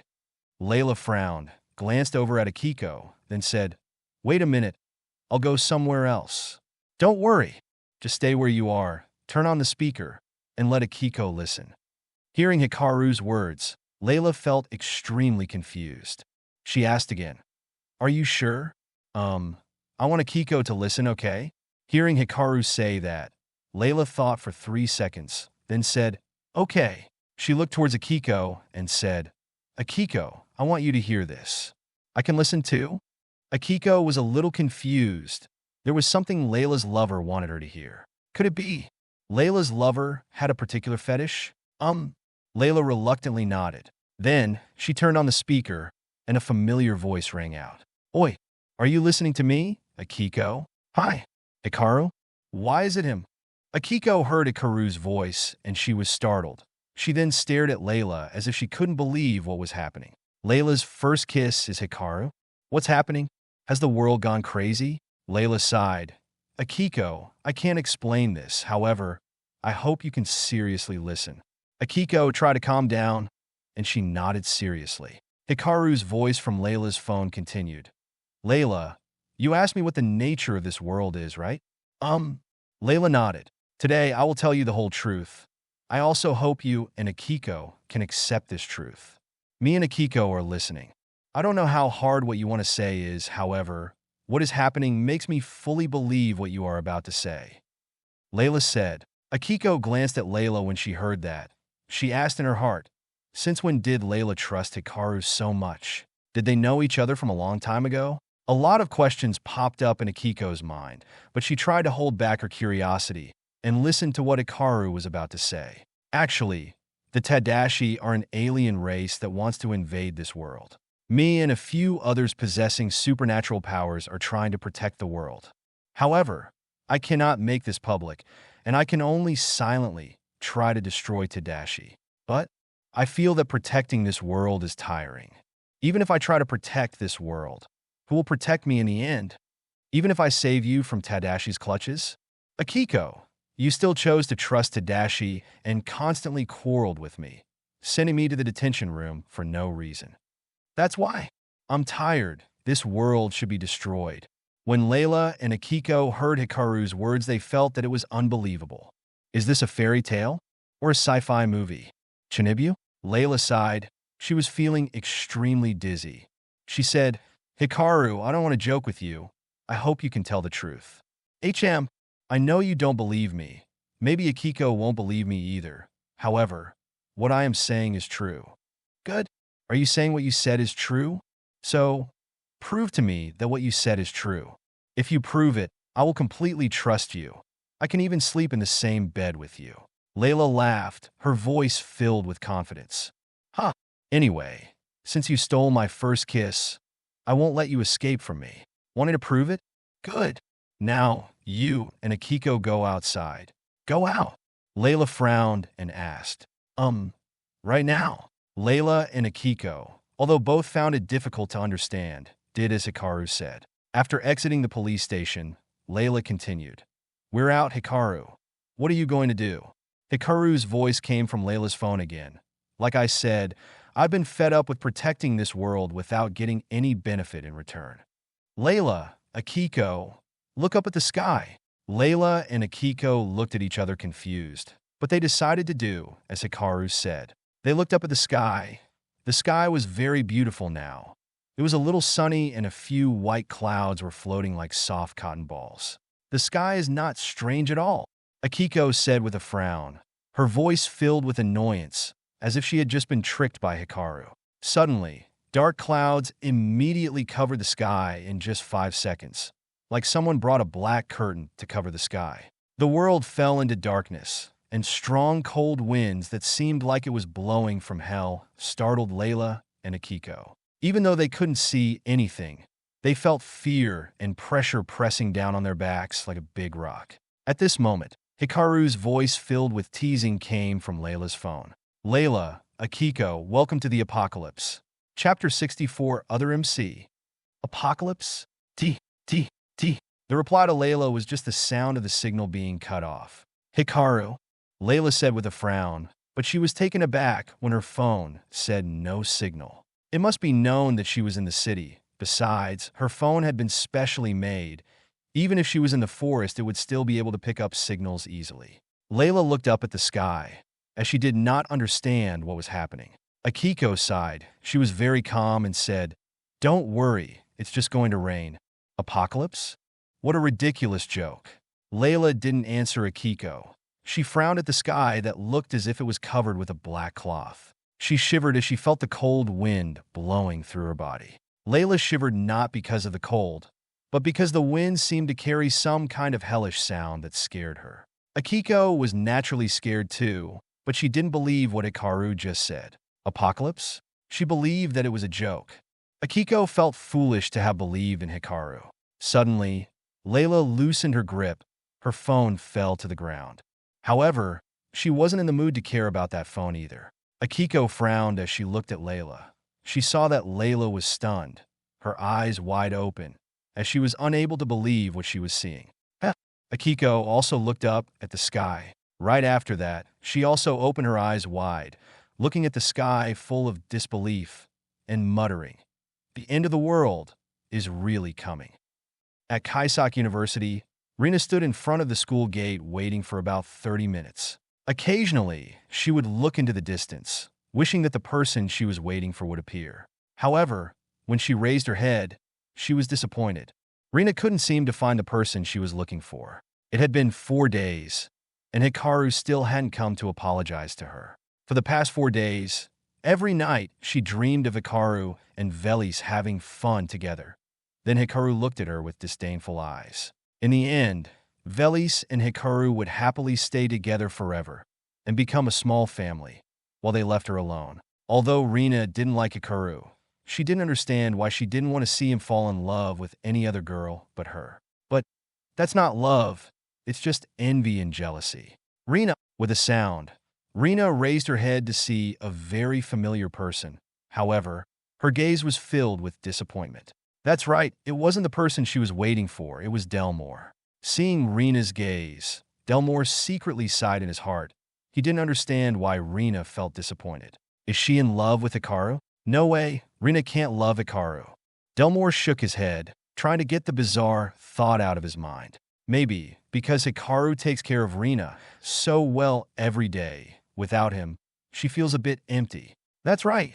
That's it. Just like a person raising a dog, when it dies, we are still extremely sad and feel that something is missing. Delmore secretly sighed in his heart. It seems he needed to fill in the missing space in Rina's heart. Rina, don't be sad. I will replace Hikaru and stay by your side to take care of you. Hearing that, Rina looked up at Delmore, and Delmore stared into Rina's eyes. Because Rina was a little shorter than him, Delmore had to look down, and she had to look up at him. Suddenly, Rina widened her eyes, and she slightly opened her mouth. When Delmore saw that, his face turned a little red. Heh, this expression. Is this she wants to kiss me? So suddenly? Right here? Are girls so brave these days? There were countless thoughts in Delmore's mind. However, he suddenly realized that Rina's eyes didn't seem to be looking at him, but rather she was looking up at the sky. Delmore felt strange and turned his head to look up at the sky. He saw the sky darkening again like it was night. Each cold wind blowing through his body made him shiver. Delmore shivered a little, not because he was cold, but because he felt scared. Yes, it was like something very scary was coming. Is it going to rain? He tried to stay calm and spoke. But then he fell silent, and his eyes looking at the sky was full of disbelief. Oh my God! What is that thing? Ads by Pub Future. Are you filming? The 8D effect? How terrible is new technology? So cold. What's happening? Monster! Monsters are coming. The people around began to fall into chaos. Delmore and Rina could only stare at the sky, their fear making them unable to move. In the sky, dark clouds covered it only to make others think it was going to rain. However, something more terrible was happening. Among those dark clouds suddenly appeared giant eyes looking down on this world. Delmore didn't know how many eyes there were in the sky. He just felt that those eyes were staring and seeing through all his thoughts and memories. Those eyes were about 10 to 20 meters wide, and it was as if they were replacing those dark clouds covering the earth. Each eye was not stationary. They were moving as if searching for something. The cold wind, blowing everywhere, made people shiver with coldness and fear. Suddenly, from the voids in the sky that had not been filled by those eyes appeared huge mouths. Those mouths opened, and it looked like there was a bottomless black hole. From within those black holes, countless plumes of black smoke flew out and then slowly descended to the ground. Rina was shaking as she did not know what to do when Delmore suddenly hugged her, then ran into the school without stopping. Delmore didn't know what was going on. He didn't even know what the black smoke was. However, his intuition was telling him that he needed to run away. Ga. Painful. That hurts. Do not come close. Stop. Rescue. That hurts. Screams rang out all around him, and Delmore turned his head to see a horrifying sight. Those affected by the black smoke immediately turned into zombies, and they immediately started attacking and eating people around. Screams of pain could be heard, and blood was everywhere. The scene was as chaotic as the apocalypse. No, maybe this was the end of the world. Delmore did not dare to stop for too long. He immediately hugged Rina inside the school, never looking back. In the Noak mansion, Hikaru sat on the sofa next to the window and looked outside. In his hand, he held a cup of hot coffee, which he drank while looking at the scenery outside. Veli stood beside him, and she was also looking outside. She felt afraid. However, when she saw Hikaru still leisurely enjoying coffee and enjoying the scenery outside, she felt reassured. That's right. Hikaru's fearlessness meant that he was confident enough and that he knew what was going on. In Veli's mind, she thought, if he is not afraid, I am not afraid. Hikaru is the best. Velis now felt that Hikaru is very cool and very handsome. It seemed that the view of the sky did not affect Velis' eyes, which were immersed in love. In her eyes, there was only Hikaru. Hikaru was different after talking to Layla. He threw his phone on the sofa because he knew it was useless. The end of the world came exactly as Rika said. However, what happened was different from what he knew. Yes, this kind of apocalypse is not the kind of apocalypse in the two novels Apocalypse. I own the Panera box or the Apocalypse Encyclopedia. He knew which novel this apocalypse came from. However, it was not because of that he was arrogant or confident, but rather he was feeling more nervous. He was worried because this was the kind of apocalypse from the God's Days novel series.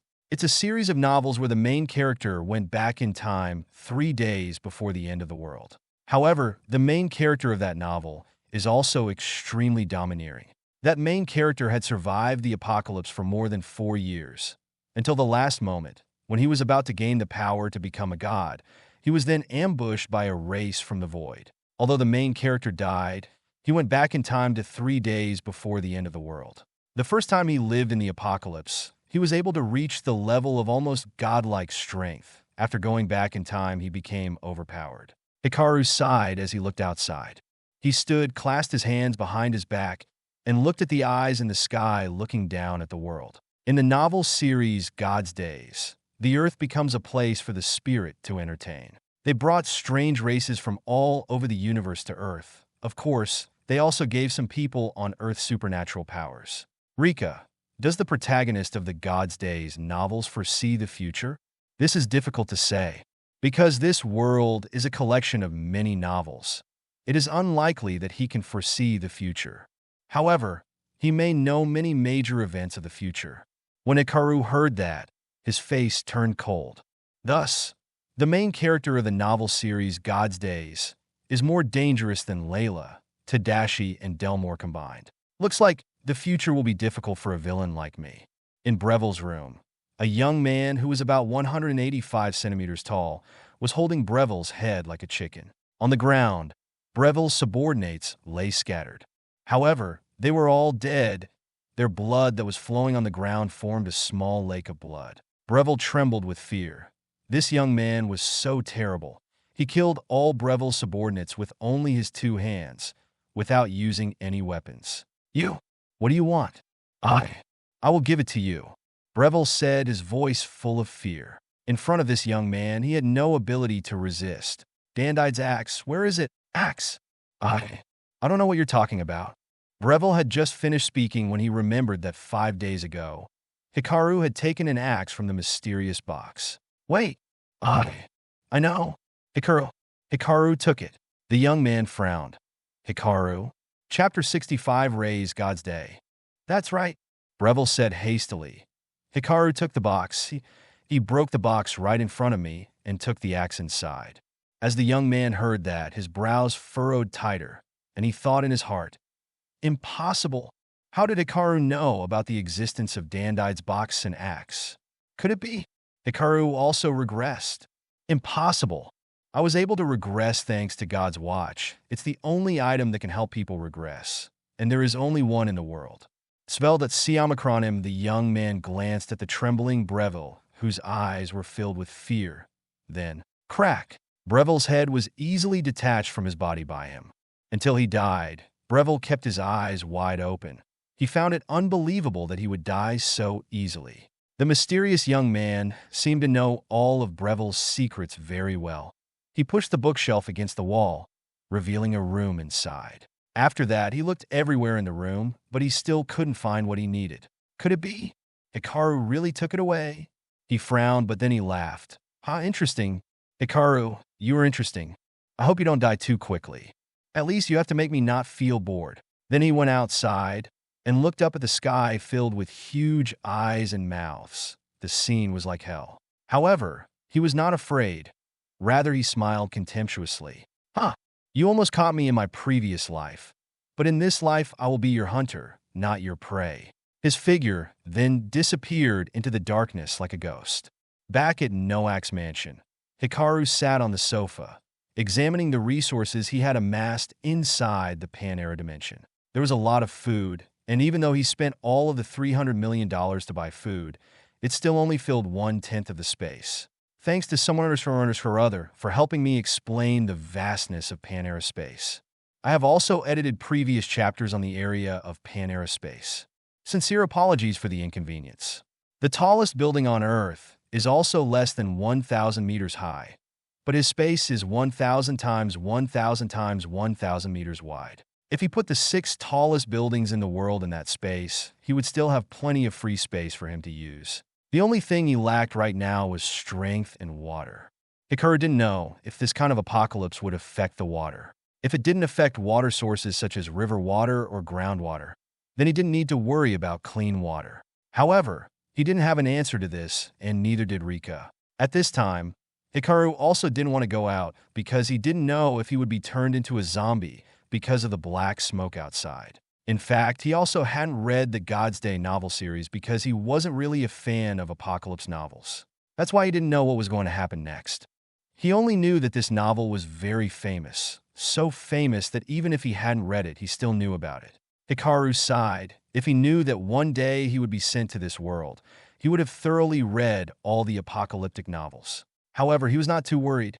Currently, he and the main character of the novel God's Day did not know each other. No, he knew about the protagonist of the novel, but the protagonist probably didn't know of his existence. Both of them were like two parallel lines that would never meet. Perhaps, even if the two of them met, he and the protagonist might not recognize each other. Hikaru had calmed down now, so he started thinking about what he should do next. Ding! You successfully stole Rei's weapon. You get 20,000 luck points. Hikaru. Wait, who is Rei's? Rika did not reply to Hikaru. However, a bulletin board suddenly appeared in front of him. Name, Rei's.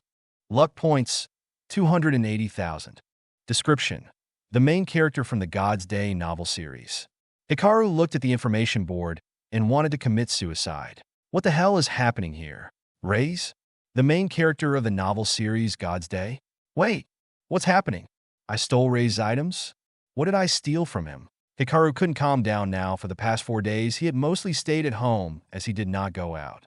Besides, he didn't even know who Rei's is or what he looked like, nor what items he had.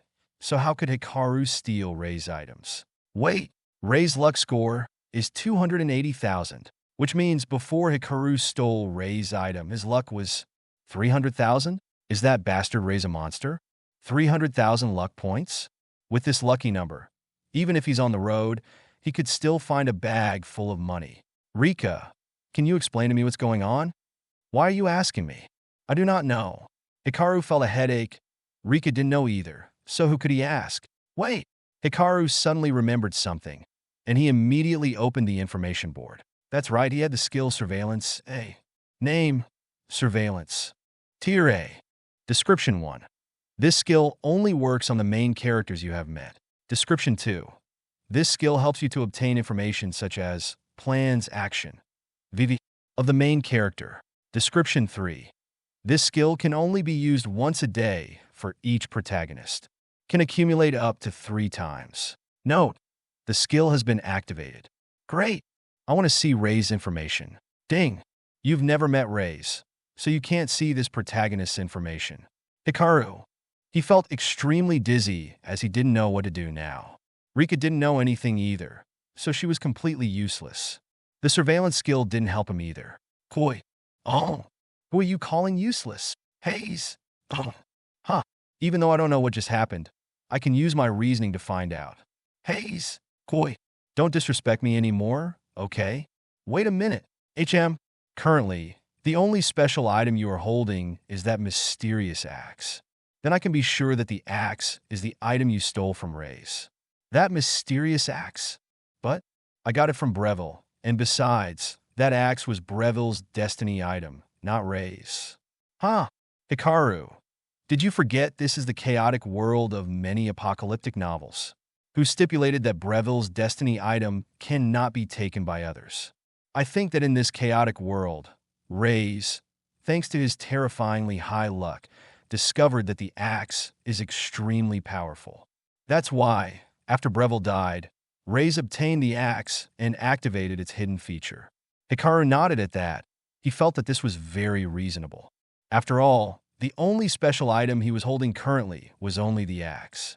So, this axe was Rei's destiny item? No, it's incorrect. Earlier, the system message only said that he stole Rei's items, not that he stole Rei's destiny item.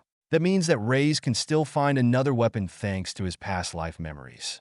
At this moment, Hikaru was both happy and sad. Sad because Rei's seemed to have noticed him, so it will be difficult for him to avoid a fight between him and Rei's. He was happy because he realized that this axe was no ordinary thing. If it was a main character's weapon with a luck score of around 300,000, then that's a completely different matter. However, What gave him a headache was that there was a conflict between him and Ray's, but he still didn't know how to use this axe. Isekai'd, you look pitiful. You must thank me because I gave you a surprise. Surprise? That's right. Thanks to me, the will of the world once again gave you a survival gift pack. Survival gift pack? Where? Want a gift package? He begged me. No. Why did you refuse so quickly? Just beg me for a moment, and I'll give you that gift pack. I'll tell you this first, the package is amazing. It took a lot of work to get it for you. No need. You can keep that package as a souvenir. If I die, you can take that gift and visit my grave every year. Hey. All right, here's your gift. Ding. You received a survival gift from the world will. Thanks. Hayes, why? Why didn't you beg me a little? Why do you always make me angry? Can't you give me a little respect? Hikaru smiled at that. You did a good job, thank you. If you stand in front of me, I will pat your head and say thank you. But you're not here, so I can only save that until we meet. Besides, we are in an equal relationship, not a slave-master relationship. I also don't want to beg you. On the contrary, I consider you as my friend, so I can't do that. Remember your words. One day, I will appear before you. I hope that day will come very quickly. As Hikaru finished speaking, he noticed the survival gift package displayed in front of him. He glanced at Velis. Don't worry, the end of the world has really come. Although the form is a bit different from what I expected, zombies and monsters will definitely appear. For now, go back to your room first. Keep an eye on Shirori. Now that there is no nurse to take care of her, you should take care of her for a few days. Velis didn't get angry when she heard that. She smiled and nodded. It's okay. Poor Shirori, I will stay by her side to help her more. Hikaru nodded. Then he looked at the hellish sky. His eyes were cold, and it was unknown what he was thinking. Chapter 66, Hikaru's Power. Hikaru returned to his room and opened the personal information panel to review it once more. Name, Hikaru. Villain points, 40,200. Unused points, 20,000. Power, F. Perfect humanity. Talent, armor penetration, F. Skills, surveillance, auto pickup, F. Gun proficiency, F. Melee proficiency, F. Villain's insight. Destiny item, Panera box. Unused item, weapon evolution card, F. Survival gift pack. Hikaru's villain points instantly jumped from 20,200 to 40,200 thanks to the 20,000 points he accidentally stole from Ray's. Besides, the world's will gave him a survival gift pack. This showed that the world will was still concerned about him, as it did not leave him to survive on his own. Open the survival package. Ding! Unpacking the survival gift package. Ding! You have received the following rewards. Cards to level up all skills and talents. Increased by a small level. Promotion card with bonus function, increased by 1 level. Panera Box's function, level up card. Skill sacrifice card, limited to skills with tier from F+ or lower. Name, card to level up all skills and talents. Type, disposable. Description, you can level up all skills and talents that you possess by a small level. Note, this card is only valid for 24 hours. Name, promotion card with bonus withdrawal function. Type, disposable. Description, you can level up the system's withdrawal function.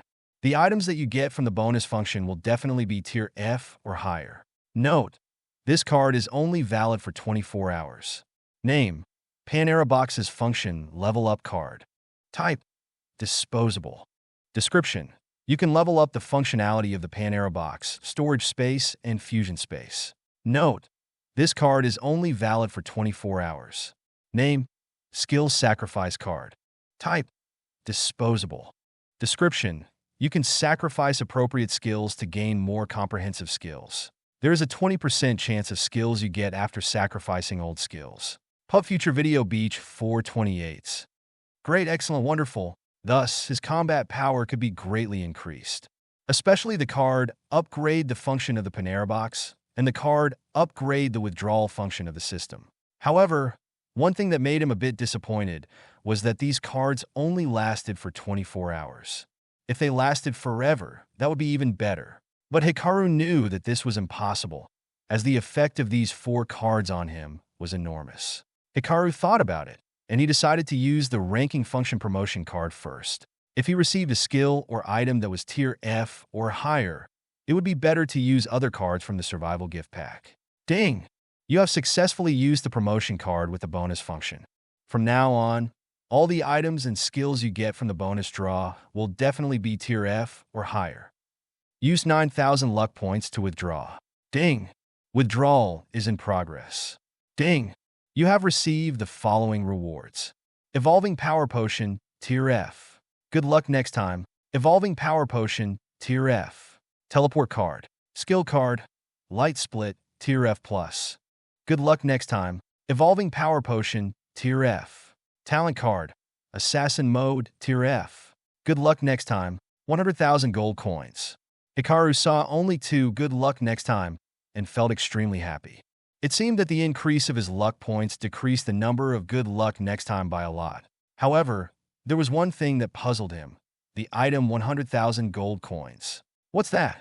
He pointed to the 100,000 gold coins that had been placed in the Panera box's storage space and took out 1 gold coin to examine it.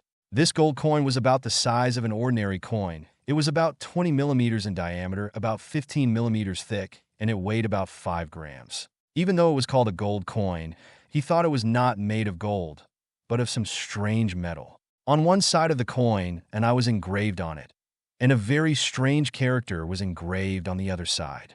There weren't any descriptions or manuals, which made it even more confusing for Hikaru. Rika, what is this? How do I use it? I don't know either. Hikaru. Haze, maybe I shouldn't ask Rika. She doesn't know anything anyway. Koi, I can tell what you're thinking about. Huh? Hikaru forced a smile, then ignored it. However, right now he has more things to care about. He took out a potion of Power Evolution Potion, tier F, and drank it all directly. Right after that, Hikaru felt his heart ache, as if it was about to explode. Fortunately, that feeling only appeared for 2 seconds and then disappeared. After that, nothing happened next. But right now, Hikaru no longer cared about the pain he felt earlier. He was feeling the power spreading in every cell of him. Ads by Pub Future. Great, excellent, wonderful. He felt like he was much stronger than before, at least 4 times stronger than his previous tier F. It seemed like his power had reached a whole different level. Now, there was nothing wrong with him claiming to be a superhero. Hikaru did not rush to test his own strength, but instead he placed the 2 bottles of tier F Power Evolution Potion into the storage space. Next time, if he got another tier F Power Evolution Potion, he would be able to increase his power to a whole new level. Name, Light Split. Tier, F+. Type, Skill. Description. When you use a bladed weapon to attack, you can fire a semicircular cut at the enemy. Light Split's attack length, power, speed, and distance depends on your strength. Hikaru frowned. It seemed to be a ranged attack skill. He was starting to get a little excited, as he did not know how this skill would work. Name, Assassin Mode. Type, Talent. Tier F. Description. Your speed is doubled. When in danger that threatens your life, your speed will be increased by 5 times. However, this condition can only be maintained for 10 seconds. After 10 seconds, you will enter a state of exhaustion, and all your power will be reduced by 80%. Assassin Mode is not a skill, it is a kind of talent. However, it could also help him a lot in the apocalypse. This kind of speed could help him attack quickly and run quickly, especially when in life-threatening danger. His speed could be increased by 5 times. However, after 10 seconds, his full strength will be reduced to 80%. If he didn't escape in those 10 seconds, he was afraid he would surely die. But Hikaru didn't think he would die so easily. It must be known that his strength had reached tier F now. If he meets Reyes, it is unlikely that he will be defeated by Reyes. Although Reyes has memories of his past life, the apocalypse had just begun, and he wouldn't have found many items or many opportunities to evolve his powers. Therefore, this was the golden time for Hikaru. In addition, he also possesses the Surveillance, a skill which could help him know the intentions of the main characters in advance. With 11,000 points remaining, Hikaru thought for a moment and decided not to use those luck points. He decided to use the card to level up all his skills and talents. Ding! You successfully used the All Skills and Talent Level Up card successfully. Name: Hikaru. Villain points: 40,200. And used points: 11,000. Power: F. Perfect Humanity. Talent: Armor Penetration, F. Assassin Mode, F+. Skills: Surveillance, A. Auto Pickup, F+. Gun Mastery, F. Melee Mastery, F. Villain's Insight, Light Split. Destiny Item: Panera Box. Unused Item: Weapon Evolution Card, F. Power Evolution Potion X2, F. Teleport Card. Name: Assassin Mode. Type: Talent. Tier: F+. Description: Your speed is tripled. When in danger that threatens your life, your speed will be increased by 6 times. However, this condition can only be maintained for 20 seconds. After 20 seconds, you will enter a state of exhaustion, and all your power will be reduced by 70%. Name: Light Split. Tier E. Type: Skill. Description: When you use a bladed weapon to attack, you can fire a semicircular cut at the enemy.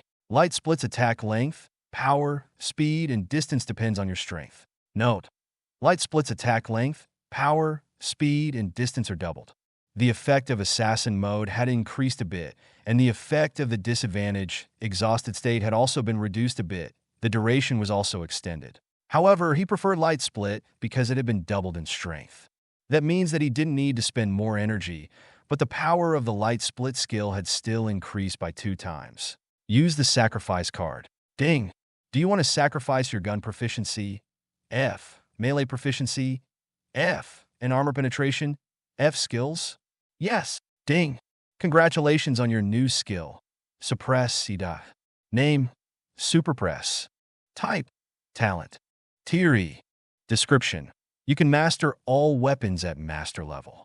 When attacking an enemy, 40% of your power can penetrate the opponent's armor/cover. If the opponent has no cover/armor, the destructive power of your attack will be doubled.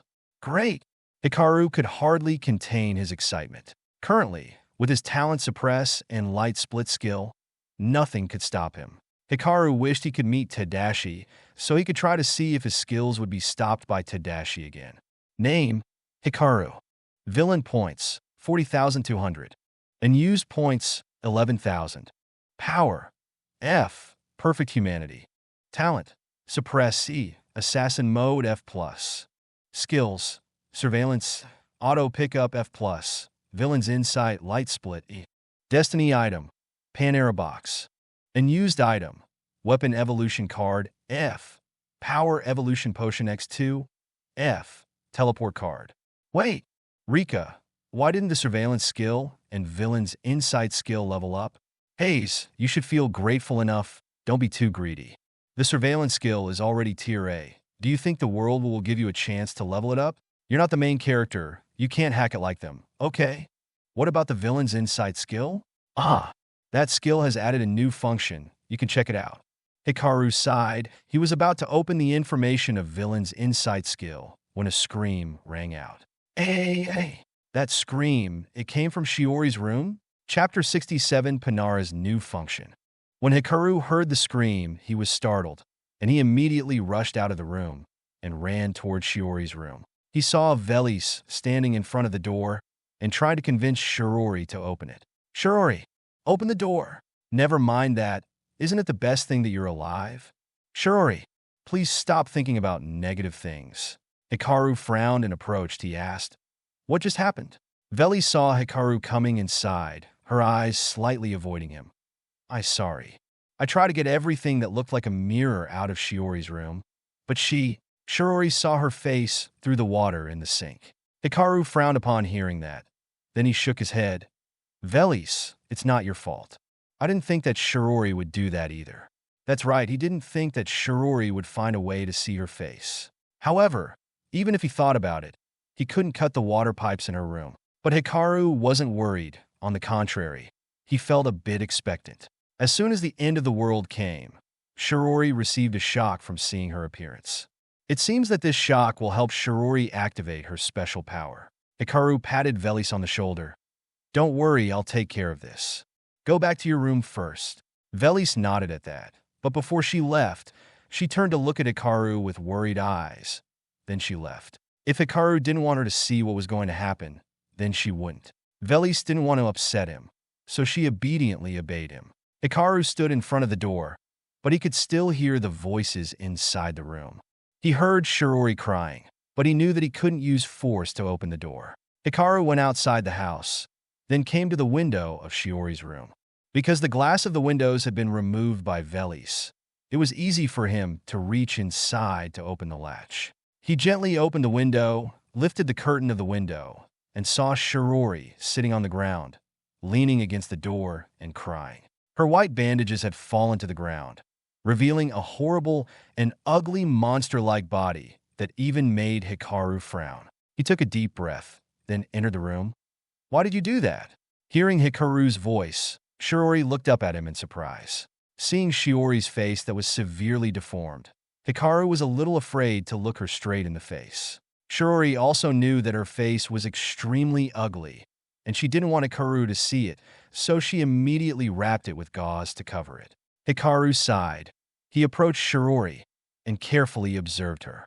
It seemed that Shiori's special ability hadn't been activated yet. Bizarre. The end of the world had happened, and she received a shock when she saw her face, so why hadn't Shiori awakened yet? Were there any special conditions required? Hikaru smiled and said, "Shiori, do you want to see what the world is like now?" Shiori heard that and tried to stop crying, but tears still flowed out. Her tears that touched the wound made her feel so much pain that she was shaking. Shiori tried to shake her head, but she didn't dare allow Hikaru to see her ugly face. Hikaru smiled and said, "Don't worry, the world has changed now, and besides, we're just in the yard." Shiori thought for a moment, and then nodded. She really didn't want to go out. She just wanted to hide in this room forever. But she also didn't want to upset Hikaru, so she agreed with his decision. Hikaru took the wheelchair and gently placed Shiori on it and pushed it out into the garden. As soon as the main door opened, Shiori closed her eyes tightly, not daring to look at the outside world. "Look, it's majestic, but also horrible." Shiori heard Hikaru's words and slowly opened her eyes. The sky was so dark that she thought it was evening. But when she saw the sky, Shiori's only eye opened wide, and her eye was filled with disbelief. Her whole body trembled when she saw the sky. "It's ominous. What's going on?" she thought. "Could it be? Are we in hell?" Suddenly, an eye in the sky noticed them, and the other eyes also looked in their direction. Those gazes made Shiori so scared that her whole body trembled, and her hands gripped the hem of her shirt. Hikaru frowned as he looked up at the sky. He felt as if those eyes were paying attention to him. Could it be those eyes detected something? Suddenly, one of the eyes in the sky suddenly closed and disappeared. But in an instant, a mouth took the place of the closed eye. That mouth opened wide and spat out a jet of black smoke that covered where they were standing. At this time, the surrounding light poles began to flash and then turned off. The surrounding scene fell into darkness. Hikaru frowned. Although it was extremely dark around him, he could still clearly see what was happening. Perhaps this was the chance for Velis and Shiori to evolve. But what about him? Yes, in the novel, Velis and Shiori both possessed supernatural powers, but only he did not have any powers at all. Therefore, he hoped that the black smoke could help him gain some kind of power. Or, will he turn into a zombie? The answer was no, because in the novel, Hikaru was a villain, which means that he won't become a mindless zombie, but a normal person. Black smoke had already covered the entire mansion, but Hikaru stood still as if nothing had happened. 1 minute, 2 minutes, 5 minutes passed. The lamppost began to light up as usual, and the black smoke also disappeared. Hikaru frowned, noticing that Shiori was unconscious. He hurriedly checked her breathing, and he discovered that she was still breathing normally. It was just that she seemed to have fainted. He took Shiori back to his room and gently placed her on the bed. Could it be? Shiori didn't rely on that eerie black smoke to obtain supernatural powers. He asked himself, so, how did Shiori awaken? Was it when she was bitten by a zombie? Impossible. That's too risky. If she doesn't wake up that way, she might turn into a zombie. Hikaru sighed. He was in a dilemma himself. He only hoped that after Shiori regained consciousness, she would be able to awaken her special powers. Next, he went to Veli's room. "Velis!" Hikaru shouted while knocking on the door. Crack! The door opened, and Veli stood in front of him, her face filled with worry. But Hikaru felt strange, he asked. "How do you feel about your body?" "My body." Velis tilted her head, then said, "I feel so normal." Hikaru frowned. Shirori didn't evolve. Maybe Velis didn't evolve too? "Do you feel something appearing inside your body?" Svel that Siamacron and Velis found it difficult to understand, but she did as Hikaru said. Velis closed her eyes and carefully searched her body. After a while, she opened her eyes filled with guilt. "Sorry, Hikaru, it seems that my body is not abnormal at all." Hearing that, Hikaru sighed. "Haze, it's okay, don't worry. For the time being, please take care of Shirori. She has passed out. If there is any change in your or Shiori's body, tell me immediately." Velis nodded. "I'll definitely tell you. Right now, the outside world is in turmoil, so please stay inside the mansion. Go patrol the surroundings from time to time, and remember to bring this." Hikaru pretended to put his hand in his pocket. In reality, he was taking out a special gun and cartridge from the storage space. Velis took the gun and cartridge from him, and she felt a little uneasy. "Hikaru, maybe you need this more than I do." Hikaru smiled when he heard that. He patted Veli's head while saying, "No. With my current strength, this is useless. You are the one who needs it most. Besides, you need to patrol around the mansion. With it, you can deal with the dangers around you more easily." Velis nodded. Thank you." Right after that, she rushed over, hugged him tightly, and offered her soft lips. Hikaru didn't resist either, as he enjoyed her sweet lips and soft body. After a while, the two parted, Velis seemingly wanting more. Her face was red, and her eyes were filled with anticipation as she looked at him. "That's enough." Hikaru smiled and said, "Take a break for now. If you need food, go to the warehouse and get it." Velis nodded, and then Hikaru left. Today was the first day of the apocalypse. Everything was chaotic, and he didn't want to go out right now. He wanted to wait for a day or two to pass, as then things would have started to settle down.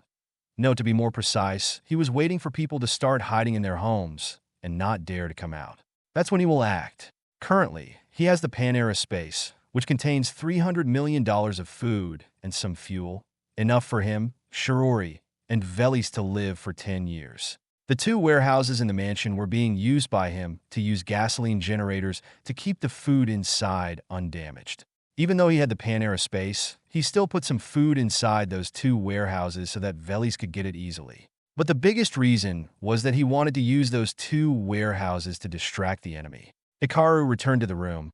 He still had an unused card that was the Panera box function level up card. He took a deep breath and decided to use this card now. Ding! You successfully used the Panera function promotion card. Ding! The Panana space function has been upgraded. The current Panera space reaches 2,000 by 2,000 by 2,000 meters. Ding! The fusion space function has been promoted. Later, when you find a fusionable material, the item will be marked. What? Hikaru felt confused, but he didn't have any other explanation. However, this was also good. At the very least, he could rely on those marked items to remind him that he could fuse them. Chapter 68 Delmore, Tadashi. The Panara space increased to 2,000 by 2,000 by 2,000, which was twice as much as before, which didn't make him feel too happy. After all, he had only filled 1/10 of the previous space. So doubling the existing space didn't make too much sense either. What made him happy was the new function of the fusion space. Suddenly, the lights in his room flashed a few times and then turned off. Hikaru frowned. It seemed that even remote places like a power plant could not continue to operate. Or perhaps the apocalypse had reached its peak and the power transmission lines had been damaged, which caused widespread blackouts. Hikaru had never read the God's Day manga, but he had also seen many comments on the forum. In the world of God's Day, electrical equipment will be unusable. Even radios will not work because of a strange energy source that was being emitted from the sky. Human society also seemed to revert to the Middle Ages. No, everything was more horrible than in the Middle Ages. There were zombies everywhere, and those zombies tried to attack humans. However, zombies in this world at first acted slowly and only listen to noises to find prey. But zombies in this world still have the ability to evolve. Yes, they could evolve in two ways, by cannibalism and by self-evolution. In the brains of zombies and evolved people, there is a gem that people call an energy crystal. Evolved people can rely on the zombies' energy crystals to upgrade their strength. Zombies can also take evolved people's energy crystals to evolve. Zombies can also eat the energy crystals of their fellow zombies to evolve. Can humans do that? The answer is yes. However, ethical barriers do not allow them to do so. But Hikaru knew that the moral barrier is not strong enough to prevent human greed. Back to the main issue, after the zombie appeared, there will be an ice age. At that time, because dark clouds covered the entire Earth for so long, the Earth's temperature rapidly dropped. The strange thing is that the dark cloud seems to absorb all the light of the sun, but it also gives off light. However, that light was not much. It was like moonlight. No, it was a little brighter than moonlight. The temperature of the Earth at that time dropped. It was around minus 15 degrees Celsius. Everything was frozen. A lot of zombies were also frozen. Although the fear of zombies was gone, everyone had another concern. Okay, he didn't want to think too much about the future either. Hikaru just wanted to know if he could evolve through absorbing energy crystals. The answer is no, Master. But you can use them for other purposes. For example, for Velis or Shirori to use. Or you can use them as a source of energy to make space fusion work. Hikaru frowned upon hearing that. It seems, even though he couldn't become an evolved person and couldn't eat energy crystals to level up, he still needed to collect them for other purposes. More specifically, the Panaris fusion space needed energy crystals to function. Hikaru sighed. He decided to rest for today and wait for Shirori to wake up. In the school, Delmore and Rena hid in a classroom located on the third floor. There were 12 other people in the room. They looked outside. They felt scared at what was happening. How is it? I don't know. It's scary. Are we going to die? Don't worry. The army and the police will come and save us.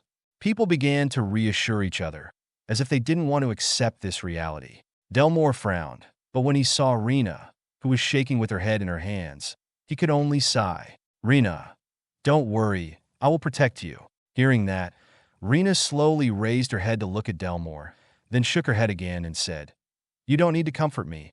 I know we will not avoid death. However, thank you for comforting me. Delmore wanted to say something, when suddenly a book appeared in his mind, startling him. What's that? Delmore thought. He glanced around, realizing that everyone was not paying attention to him. He closed his eyes. As soon as he closed his eyes, he realized that he was standing in an extremely dark space. In front of him was a book floating in space, emitting an extremely divine aura. Delmore slowly approached the book. He felt as if he and the book were one. He felt as if the book was his soul. Delmore reached up to touch the book, and at this moment, an electronic bulletin board appeared in front of him, like something out of a sci-fi movie. Ding! Congratulations on activating the Apocalypse Encyclopedia successfully. The Apocalypse Encyclopedia? What is its effect? Ding! The Apocalypse Encyclopedia has the following functions. 1. It can help you see the information of monsters and items. 2. It can provide recipes to help you craft items or weapons to survive in the apocalypse. 3. It has an automatic crafting function. You just need to find all the necessary materials and energy crystals to make the energy source for this function to work. Delmore saw the information board describing the function of the Apocalypse Encyclopedia, and he was immediately delighted. Does that mean the apocalypse has come and I can survive in this cruel world? However, before Delmore had time to rejoice, he was suddenly startled. He remembered that 6 days ago, he saw Hikaru buying a lot of food. Delmore frowned and mumbled. He bought such a large amount of food. Could it be? Hikaru knew the apocalypse might come, so he hoarded food in advance. Delmore began to feel fear. As expected, Hikaru is not as useless as everyone thinks. Everyone is deceived by his mask. Very dangerous. Maybe Hikaru knows a lot of other things, it's just he'll pretend he doesn't. I can't become his enemy. At least, even if he and I can't become friends, we can't become enemies. Delmore now felt extremely fortunate that the conflict between him and Hikaru was not too intense. If Hikaru knew in advance that the apocalypse might come, he could definitely survive the apocalypse. What about me?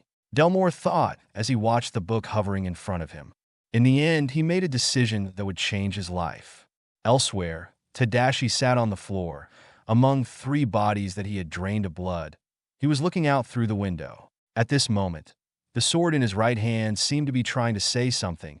It kept flashing a blood-colored aura that made him feel confused. The sword's tentacles began to extend outward, expanding into suckers as large as those of an octopus. Then they began to suck up the black smoke outside like the pipes of vacuum cleaners. Tadashi was startled. He felt like he couldn't control those tentacles. He didn't know what the black smoke was, but he thought that the sword would definitely not harm him. Therefore, he decided to sit still and let the sword do what it wanted. Moments later, Tadashi felt something enter his body, making him feel uncomfortable. No, Tadashi felt that his body was being stretched and about to explode like a balloon. What the hell is going on? Tadashi scolded himself. He felt so much pain that he wanted to pass out, but the tentacles were constantly plugging into his brain to keep him awake. The tentacles inside his body led the black aura to gather in front of his chest, forming a black gem. Inside, there was a strange mark like a red eye. The pain passed, and Tadashi panted. As he was touching his chest, he sensed the existence of the gem, and he immediately felt strange. What is this? Tadashi stood up, walked over to the mirror in the distance, and looked at himself inside the mirror. In the middle of his chest was a black gem. In the middle was a red iris-like mark, emitting a blood-colored light like a vertical eye about 5 centimeters long. However, what surprised Tadashi the most was that he felt that his strength seemed to have increased a lot. A huge energy source from the jewel in the center of his chest continuously powered him. This gem is like a battery. Tadashi suddenly tried to feel the jewel and draw some energy from within it. He swung his left hand, and a tentacle with a diameter of about 1 centimeter shot out with tremendous speed from his wrist. It easily pierced the wall in front of him like a drill. However, Tadashi could sense that the thread of the tentacle had caused him to lose some blood. He silently calculated if he sucked the blood of an adult, he could use the skill just now 5 times. It seems this world has begun to change. Those who have money are not necessarily the ones who can rule the world. It is the new power that will rule this world. Crack! Tadashi frowned as he realized he had just stepped on something. He sat down, touched the floorboard, then knocked twice. Pang! Pang! The bottom is empty. He suddenly glanced at the 3 corpses that had become mummified by his blood sucking on the floor. It was the bodies of a man, a woman, and a child about 10 years old. Tadashi pulled off the floor mat, revealing a hatch cover. He grabbed the handle and opened the hatch. It was dark below. He looked at the side of the hatch, where there was a small switch, and pressed it. Nothing happened. He forgot that after the sky changed to a strange shape, all electrical devices were disabled. However, Tadashi was unafraid. He jumped down with great confidence. Now, he had become an extremely powerful existence. Therefore, he was not afraid of anything else. It was dark below, but he could still see that the place was like a small cell. In the corner of the room, a girl with chains on her legs was sitting on a dirty mattress and looking at him. Chapter 69, Elemental Sword. However, what caught Tadashi's attention was her emerald green eyes that were shining in the dark. She crouched on the mattress and looked at Tadashi, her eyes filled with fear and anticipation. She was wearing a simple, dirty nightgown. Tadashi frowned and looked around. This place was like a small room, as it only had a mattress and a toilet bowl. Also, everything was placed in this room without any wall partition. On the ground, there was a plate and a glass of water lying on the ground. No spoons, forks, or other eating utensils could be seen. Tadashi looked towards the girl, and the girl also looked at Tadashi. Because the space below was completely enclosed, without any windows, the place was very dark. What Tadashi saw the most were only the girl's eyes, as he couldn't see her face clearly. Tadashi frowned. He sensed that the girl was scared, but she was also looking forward to something. It seems you're being held captive here, isn't it? When the girl heard that, she realized that the person who had just entered this secret room was a stranger. She shouted, "You! How did you get in here? You! Can you save me? I want to get out!" Save you. Tadashi found it a bit funny. Since he turned into this form, everyone who saw him begged for forgiveness. No one had ever asked for help from him. You think I'll save you? Hearing Tadashi's words, the girl seemed to smile. Then she said, You didn't come to save me? Then please kill me. As Tadashi heard that, his face became devoid of any emotion, and only a terrifying coldness remained. He did not respond to her question. Instead, he directed a blood tentacle towards the girl. But Tadashi noticed that the tentacle was just floating in the air, as if it didn't take his orders. Tadashi felt strange when suddenly a voice rang in his head. That girl is useful for us? Tadashi frowned. That voice. At this moment, he looked towards the parasitic sword on his right shoulder. Can you talk? Silent. No one answered him. Tadashi frowned. He felt a little uncomfortable.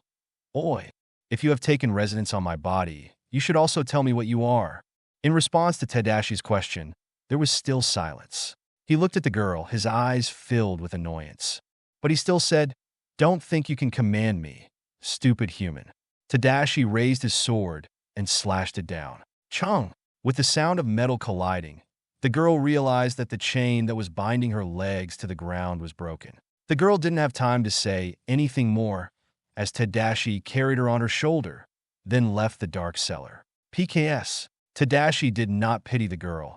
After coming out of the dark basement, he immediately threw the girl on the floor like a useless item. At this point, he could clearly see the girl. The short black hair seemed to have been cut off by someone disorderly, and her skin was white from being locked in a closed room for a long time. Her body had several wounds, but Tadashi could tell that the wounds were all caused by rape. He glanced at the man's body lying on the floor and secretly laughed scornfully. It seems every family has a story. Humans are a dirty race. It's good to be like this. I'm not a dirty creature like a human anymore. I'm on a much higher level than humans. The girl followed Tadashi's gaze and was startled to see 3 bodies lying on the floor that looked like mummies. She slowly crawled closer to the man's body. She then reached out her trembling hands and touched him. Then she cried. She cried a lot, but she shed very little tears. Maybe her tears have dried up. She gently touched the man's face and reminisced about what had happened, then sat still. A moment later, she suddenly grabbed the man's head with both hands, then broke his head with ease. Anyway, all the blood in the man's organs and flesh had become Tadashi's nutrients. Therefore, the man's body was no different from a dry tree branch, and with just a little squeeze it will break. The girl held the man's head, looked at it for a while, and then slammed it on the ground.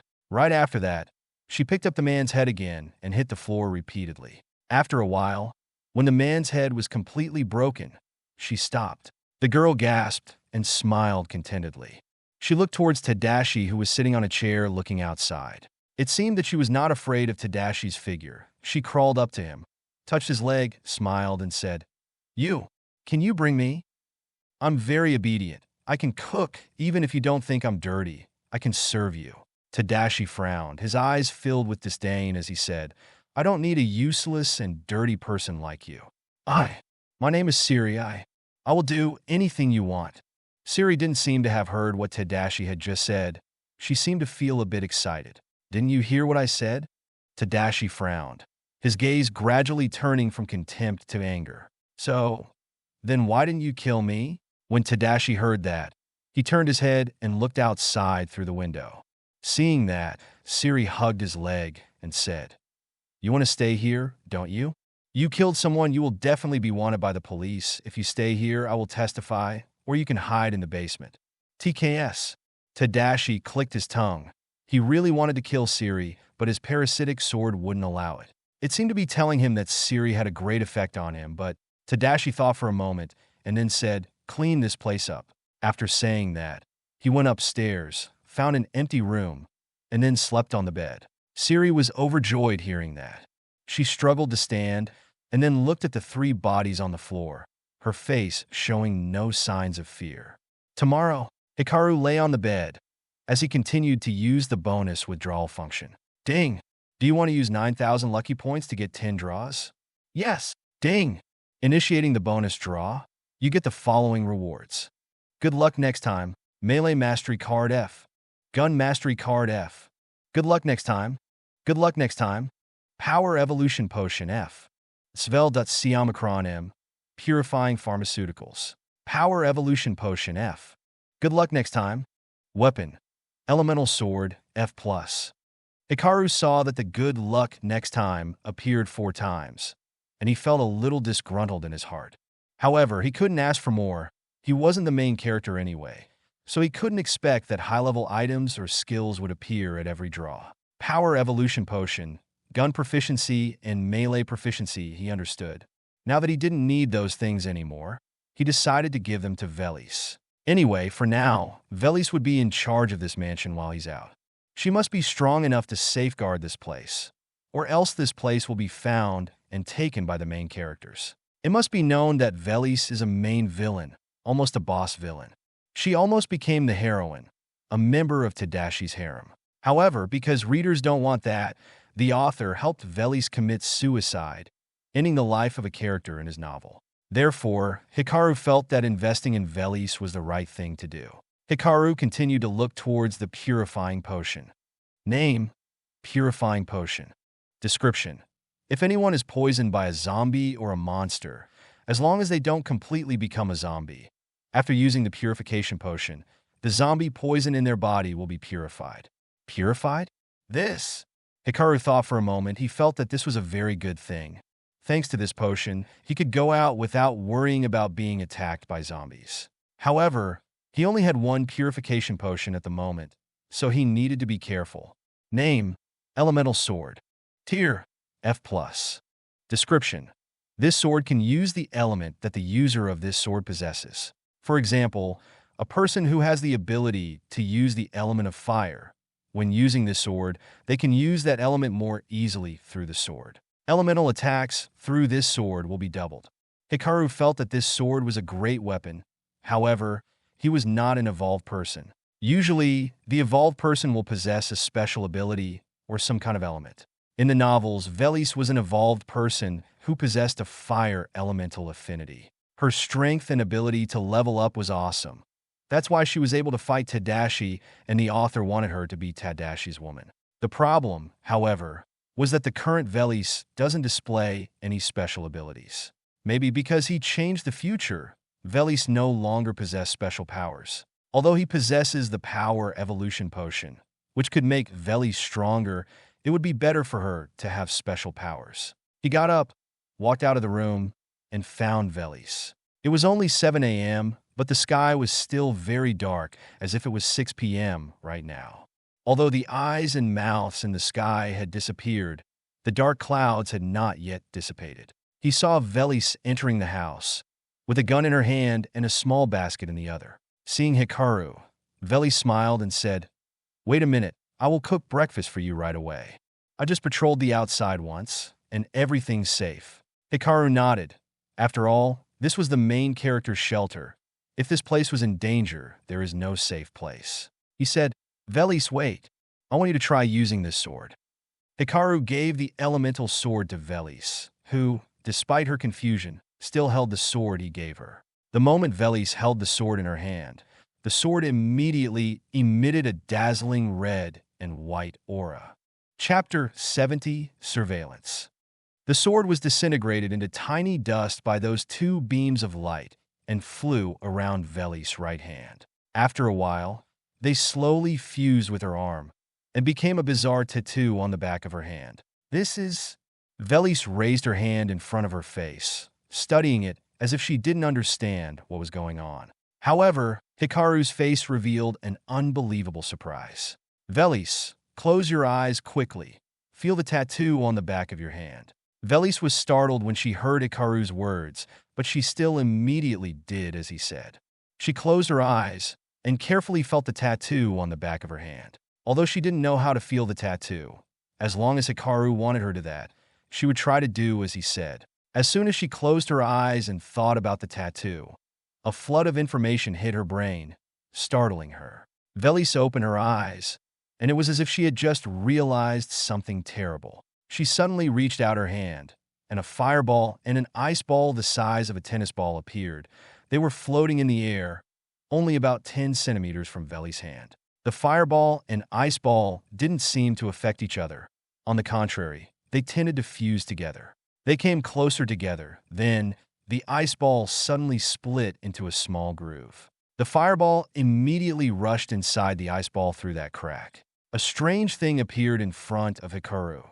The outer ice ball was still cold enough to give off smoke, but its core was a fireball that was burning monstrously. Hikaru's eyes were filled with joy and surprise. In the novel, it was said that Velis only possesses a single element, which was fire. Velis' fire was extremely powerful, and by the time she fought Tadashi, Velis' fire was able to melt iron in the blink of an eye. In the novel world Apocalypse, I own the Panera box. Each evolved person possesses a special ability. However, the rarest special ability is elemental control. There are few people who can possess one type of element. There is a very small percentage of people who possess two types of elements. To be more precise, out of 1,000,000 evolved humans, only 1,000 people possess the ability to control the elements. Of those 1,000 people, only 100 possess the ability to control two types of elements. However, to be able to fuse two completely opposite elements like this, only Velis could do it. In the novels, Tadashi also never met any evolved person or monster that possessed two types of elements that they could fuse together like this. Velis, can you make them fuse together without any difficulty? Hearing that, Velis shook her head. I feel that they can fuse and support each other naturally, thereby greatly increasing their attack power. Hikaru took a deep breath. He didn't think that giving the elemental sword to Velis would help her activate her special ability. Moreover, the sword could help Velis increase her strength significantly. However, why was Velis different from the novel?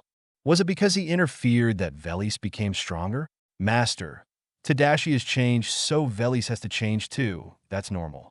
Besides, before she activated her special power, you gave her the power evolution potion.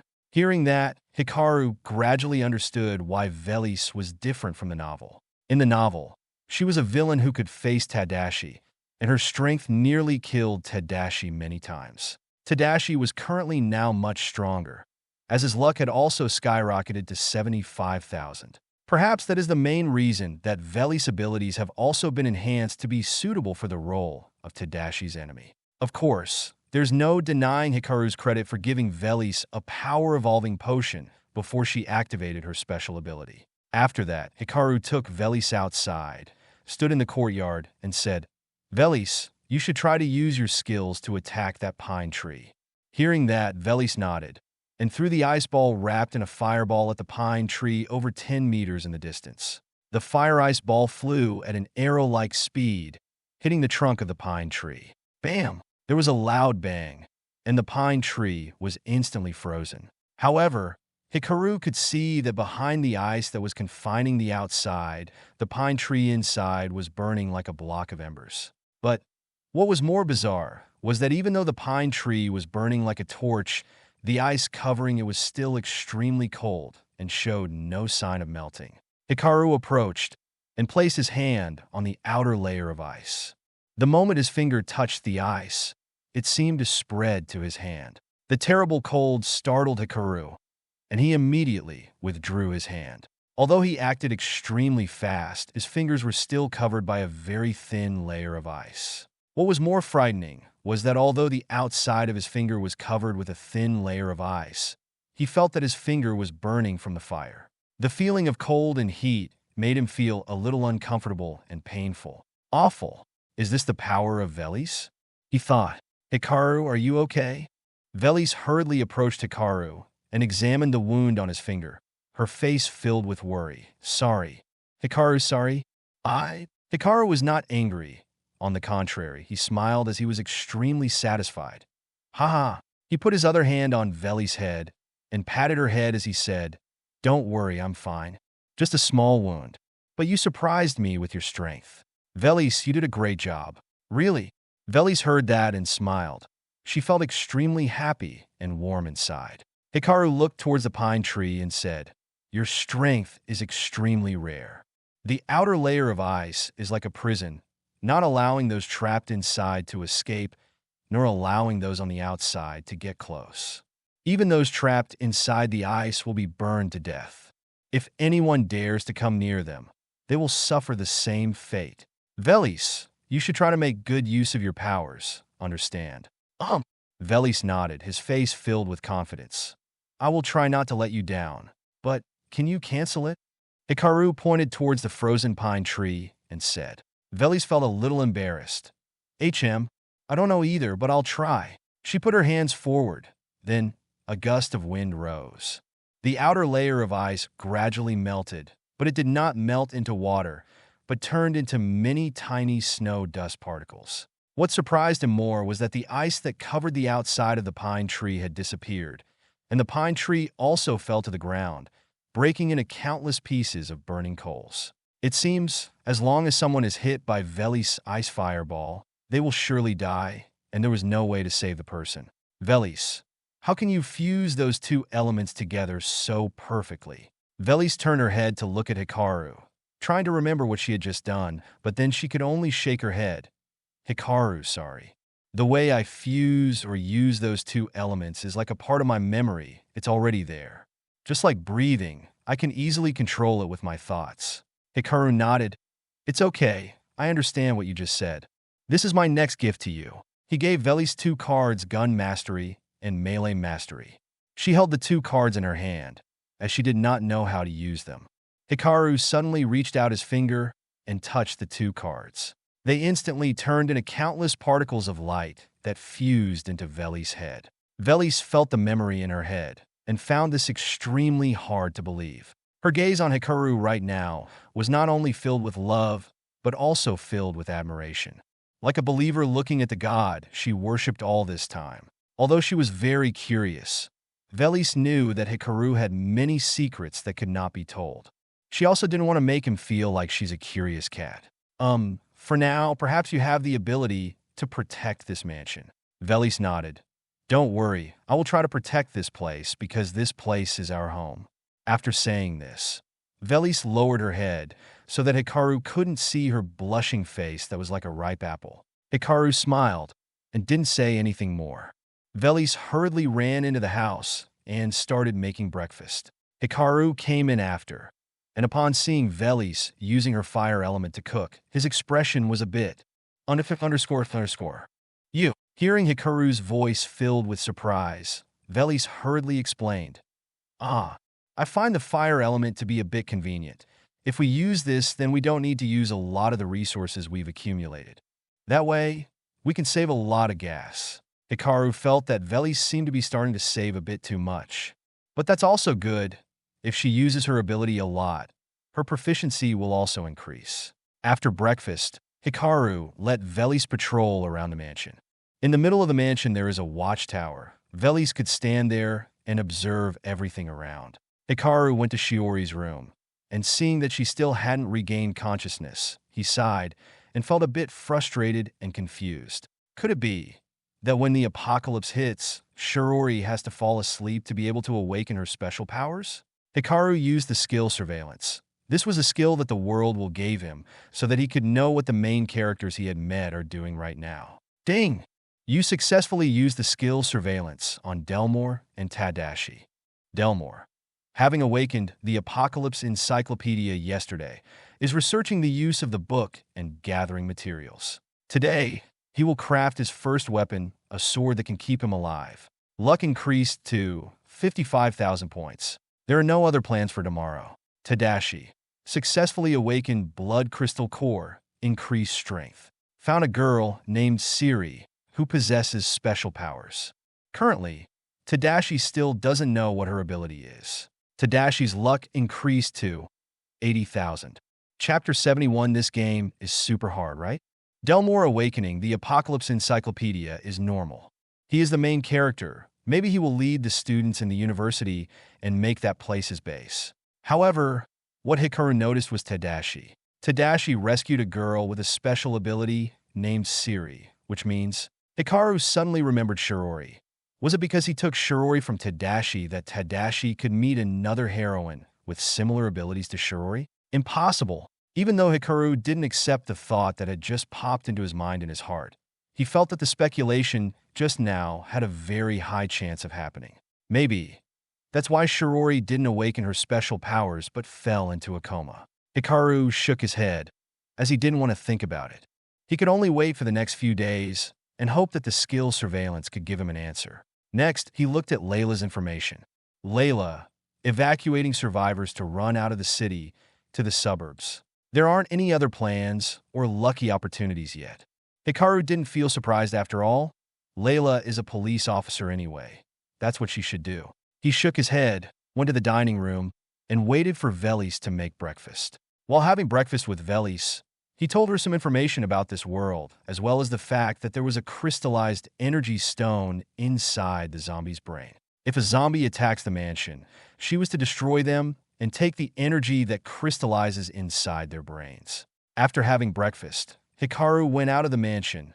Velis felt worried for him, so she constantly gave him instructions on many things. Hikaru, I will safeguard this place till you return.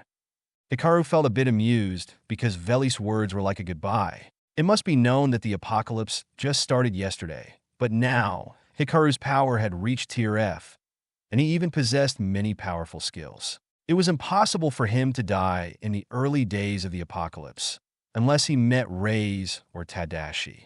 However, even if he meets those two main characters, he could still escape thanks to the teleport card. Name, teleport card. Type, disposable. Description, can help you instantly teleport to any place within 10 kilometers. With this card, when he was in danger, he could run away easily. Velis looked at Hikaru. She then closed her eyes and raised her head a little, her face a little red. Of course, he knew what she wanted to do. Next, the two of them indulged in a sweet kiss. After 2 minutes, the two separated. He then left Noak Mansion. Velis stood at the main door, looking at his back like a wife looking at her husband. All right, I also have to try not to cause him much trouble, Velis whispered to herself. After coming out of Noak's mansion, Hikaru went to open the information panel of the auto pickup skill. Now this skill had been promoted to F+, so he could set auto pickup of 4 types of items. However, he needs a sample item, otherwise this skill cannot recognize the item to be picked up. Hikaru went to the side of the mountain, looked down, and estimated the place to be about 70 meters high. He smiled and jumped down. Of course, he landed very gently, like a bird. This place was still a suburb of the city. The population is extremely sparse, so the destruction of zombies is not clearly visible. However, Hikaru looked into the distance. 100 meters away from him was a rather large house. However, around the house there were 2 zombies moving aimlessly. He immediately approached. Although there was a distance of 100 meters, he only used 2 seconds to arrive. The 2 zombies seemed to sense Hikaru as they slowly moved towards him. Hikaru showed no fear. Rather, he was observing the 2 zombies closely. Because the apocalypse had just begun, the bodies of the 2 zombies did not have too many wounds. They were still like walking dead people, not as scary as in the zombie movies. Hikaru stood about 5 meters away from the 2 zombies, but they needed about 5 seconds to move close to him. He picked up a stone on the ground and threw it into the distance. That stone hit the window of the other house, and the sound of broken glass echoed. Chong! The 2 zombies that were moving towards Hikaru immediately stopped, then moved towards the sound just now. Looks like zombie movies are a bit accurate. Zombies don't move fast and can only hear sounds they can't see. Although Hikaru found it very strange why these zombies can't see but only find people through sound. However, he is not a scientist. He just wanted to confirm some information about how these zombies work. Hikaru took out the axe and held it in his hand, his eyes filled with excitement. The dream of many people was probably a rich life, but the dream of most gamers is probably to live in a world like this. He lunged at the other 2 zombies and swung his axe across their backs. The blade was so sharp that he didn't feel any resistance. It was like he was swinging an axe into the water. TKS. The 2 zombies were instantly cut in 2.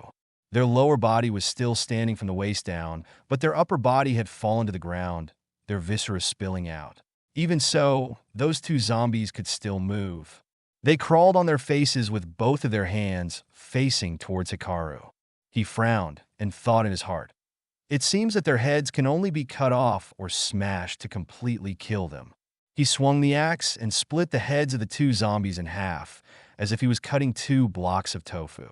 As their head was cut off, The white brain inside fell out with blood, forming a white and red fluid that was extremely nauseating.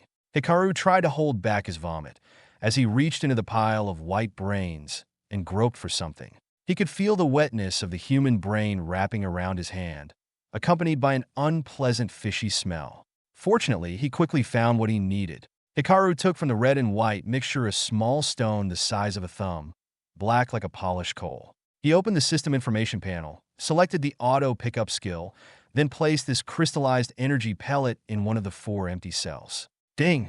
Successful item identification. The auto pickup skill can automatically pick up energy crystals F inside zombies you kill. Name: Auto Pickup. Tier: F+. Description: you can default to 4 types of items you want to pick up. When you encounter that item within a 10-meter radius, this skill will automatically pick them up. You can specify where to store the items that this skill picks up. Items to pick up: 1/4. Storage place: Panera space. Asterisk note: items that this skill can pick up must be derelict items. Hikaru nodded in satisfaction. However, what made him a little surprised was that the energy crystal was also divided into many levels. Perhaps the stronger the monster, the higher tier the energy crystal inside them is. Hikaru let the auto pickup skill work on its own. In the space of Panera, another energy crystal F appeared. He walked towards the house about 100 square meters. He felt that there seemed to be a few zombies inside the house. Master, do you want to spy inside? When Hikaru heard Rika's question, he smiled, shook his head, and said, spying inside? It's just the actions of the weak. Hikaru didn't answer Rika. He swung his axe and slashed out a streak of light. Light split. The light trail was about 5 meters long, emitting a white aura, and it was flying at a speed of about 150 meters per second. TSK. The sound of severing resounded, and the large house was instantly cut by the streak of light. The diagonal cut from the top divided the house into 2 triangles. The outer part slowly slid over the cut, and then fell down and broke into pieces. When Hikaru saw the scene in front of him, he smiled as he was satisfied. The power of light split was immense, plus the effect of the suppressed talent. He could easily cut anything. The house collapsed and revealed 4 zombies moving towards the sound. Hikaru took a deep breath, and using the axe, he slashed out 4 more streaks of light. Those streaks of light that he controlled with energy were only about 50 centimeters long. However, their strength did not change. The streaks of light instantly cut off the heads of 4 zombies with great precision. Ding! You have obtained 4 energy crystals, F. Hikaru carefully felt the remaining energy inside his body. It seems that he could cut out 100 more light streaks 5 meters long without worrying about being exhausted. It seems that my body, after evolving to Tier F, has given me a huge amount of energy. After testing the power, he immediately found a car and drove towards the city. On the way, Hikaru was driving while drinking a cold beer. Because everything placed in a Panera space is frozen in time, the beer can was still as cold as when it was placed in that space. Bam! The car just ran over another zombie. Blood splashed on the windshield, and Hikaru could see a few pieces of meat sticking to the bonnet. Ding! You have obtained 1 energy crystal, F. Seeing the system message, Hikaru's face remained indifferent. On the way into the city, he ran over and killed about 7 zombies. But he seemed to feel that this was normal. Vomiting? Scared? Worry? No, Hikaru was extremely calm right now. On the contrary, he was enjoying moments like this as if he were shopping. Suddenly, Hikaru frowned and stopped the car. More than 100 meters from Hikaru, the entrance to the city was blocked by a large fire. This was originally a road going through the forest, flanked by pine forests. In the distance, a petrol tank truck was blocking the entrance to the city. The fire from that tank truck spread around, as if it was enclosing the entire entrance to the city. Hikaru got out of the car and frowned as he looked ahead. His frown was not because the entrance to the city was blocked. He frowned because he saw something that surprised him a bit. Hikaru took out the axe from the Panera space and held it in his hand. In the distance, a human-like creature emerged from the back of a gas tank truck. It walked in the sea of flames, just like normal, and it slowly moved towards Hikaru. Hikaru mumbled with a laugh. Looks like I'm playing this game at super hard, right? Chapter 72, I'm Afraid. From within the sea of fire, a human-like creature walked leisurely as if it was taking a stroll. It slowly came out of the sea of fire and headed towards Hikaru. At this point, Hikaru was able to clearly see the shape of the creature. It was a zombie about 2.5 meters tall. Its entire body looked like it was made of extremely sturdy metal blocks. Its face was also covered with a skin-colored metal-like shell, and its mouth was filled with fangs. That's right, it was the armored zombie, one of the zombies that humans can't defeat with a gun. This showed that weapons like guns had started to become useless against zombies, and ushering in the age of evolution. However, the strange thing is that this type of zombie does not appear until at least 1 or 2 months after the end of the world. Why is there now an armored zombie in front of Hikaru? Hikaru didn't know, maybe, because his actions changed the timeline and future events. Or perhaps it was because this world is a chaotic world. It is not unusual for many strange things to appear. What he needed to do was become stronger to fight the monsters and the main characters out there. The armored zombie saw Hikaru, but it didn't rush into action. Instead, it just stood still. Hikaru frowned. Is it guarding this place? He felt a little surprised. It seems that the armored zombie is guarding the entrance to the city. Hikaru speculated that the armored zombie might have even placed the oil tanker that was blocking the entrance to this city. Zombies that possessed intelligence were one of the most terrible things that humanity had to face. However, it was too early now. Hikaru shook his head. He didn't want to think too much. He took the axe in his hand and headed towards the sea of fire. The armored zombie stood still, but every time Hikaru took another step towards it, its face gradually became more angry. Chew! The armored zombie suddenly screamed when Hikaru was about 10 meters away from it. It charged towards Hikaru with tremendous speed. With every step it took, it left a footprint about 2 centimeters in the road. Hikaru was not afraid. He just smiled. Come here. Elsewhere, Layla, who was sitting in a police car and looking at the surroundings, could only sigh. In front of Layla, about 200 meters from her, was a wall of fire. The way out of the city was also blocked by that wall. Even on the road, there was a horizontal petrol truck and many other burning cars blocking the entire road. What's worse is that, Layla! Suddenly, Mosier approached Layla's car and called out to her. Captain, can you think of any other way? Mosier's face seemed to be 10 years older, as his face was filled with worry and helplessness. Layla got out of the car, sighed and said, Hey, sorry, Captain. Right now I can't think of any way. The entire exit is surrounded by a wall of fire. Even if we try to get close to the exit, we will be killed by that monster. Mosier nodded upon hearing that. He clasped his behind his back, as his face became more tired. He said, Layla, thank you. Thanks to you, we didn't lose so many people. Otherwise, we would all have been killed by that monster. Layla was also not polite, as this was not the time to use polite words to please each other. Captain, how many people have we lost? Mosier was silent for a moment, then said, 5 people died, 12 were seriously injured, 4 were slightly injured. Fortunately, on the way, we managed to get a large amount of medical supplies in time. Otherwise, he did not continue to speak, only using a sigh to voice his thoughts. Layla turned her head and looked behind. It was a grassy place, but there were a lot of small tents. It was the kind of tent used for camping, but now people use it as a temporary living place. There were more than 100 tents there, and an estimated 200 people. These people were being assisted by the police to move out of the city, but now they were stuck in this place. Inside were many children and old people. If they don't get out of the city quickly, then the zombies will kill everyone. After Mosier finished speaking, he left.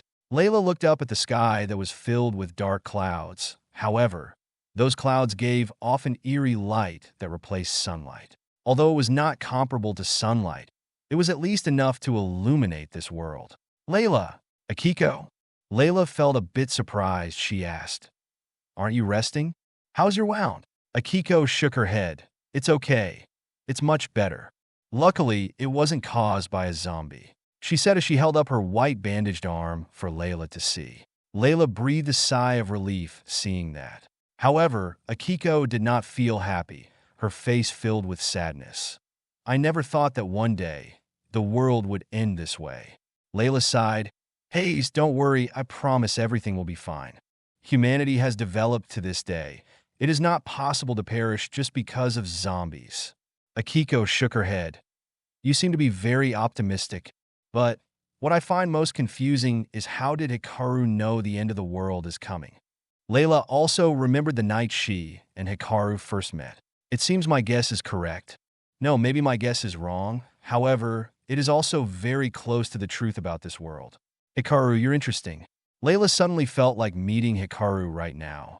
However, she also knew now was not the right time. Why? Akiko asked. Why did he know that the apocalypse was coming, but remained silent? Why didn't he talk about this? Wouldn't we be better prepared if he told us? If he told the truth, no one would die, and we can fight the zombies and survive the apocalypse easily. Why? Akiko said that while clenching her teeth. Her hands clenched so tightly that they turned white, as if she was angry at Hikaru's selfishness. Layla woke up from her thoughts, and hearing what Akiko said, she could only sigh. Hey, Akiko, do you think that if Hikaru said that, you would believe him? Akiko was startled hearing that. That's right. If Hikaru said that the apocalypse was coming, would she believe him? The answer is no. Akiko will think that Hikaru is using drugs to the point that he was stupid and hallucinating, and she will once again put him in the detention room. It seems all the mistakes are my fault. Suddenly, 2 lines of tears flowed down Akiko's cheekbones. All right, Layla comforted. Akiko, stop thinking about it. We have to find a way out of the city first. Delmore stood in the distance. Seeing Akiko and Layla talking, he approached. Hello, can I help you? Seeing Delmore, Akiko hastily wiped away her tears. Layla laughed and said, it's okay, everything is fine. I didn't think that in all of this chaos, you could still lead a group of students so wonderfully. Delmore shook his head and said, No, I'm not as good as you think. I just feel like I should do something. I don't want to see people die in front of me. But for a student like you, it's amazing. Layla laughed. I have something I want to show you. Delmore said as he took out a black stone from his pocket. If Hikaru were here, he would definitely recognize it as an energy crystal, Tier F. Layla saw the stone in Delmore's hand and frowned. It is. I got it from a zombie's head. Delmore said, during our escape, we killed a few zombies. However, I discovered that there was a stone like this in their heads. Akiko, Layla, do you think that although zombies cover the entire world, humanity will once again stand up, once again become the master of this world? Layla immediately realized what Delmore meant. She said, You mean humanity can fight zombies through this stone, right? That's right. Delmore nodded. I suspect that this stone is the source of energy for the zombies to function. What if humanity can use this energy source? Akiko was startled hearing that. She looked at the stone in Delmore's hand and thought about how to use it. In fact, Delmore knew well that this was an energy crystal, Tier F. Of course, he also knew how to use this stone.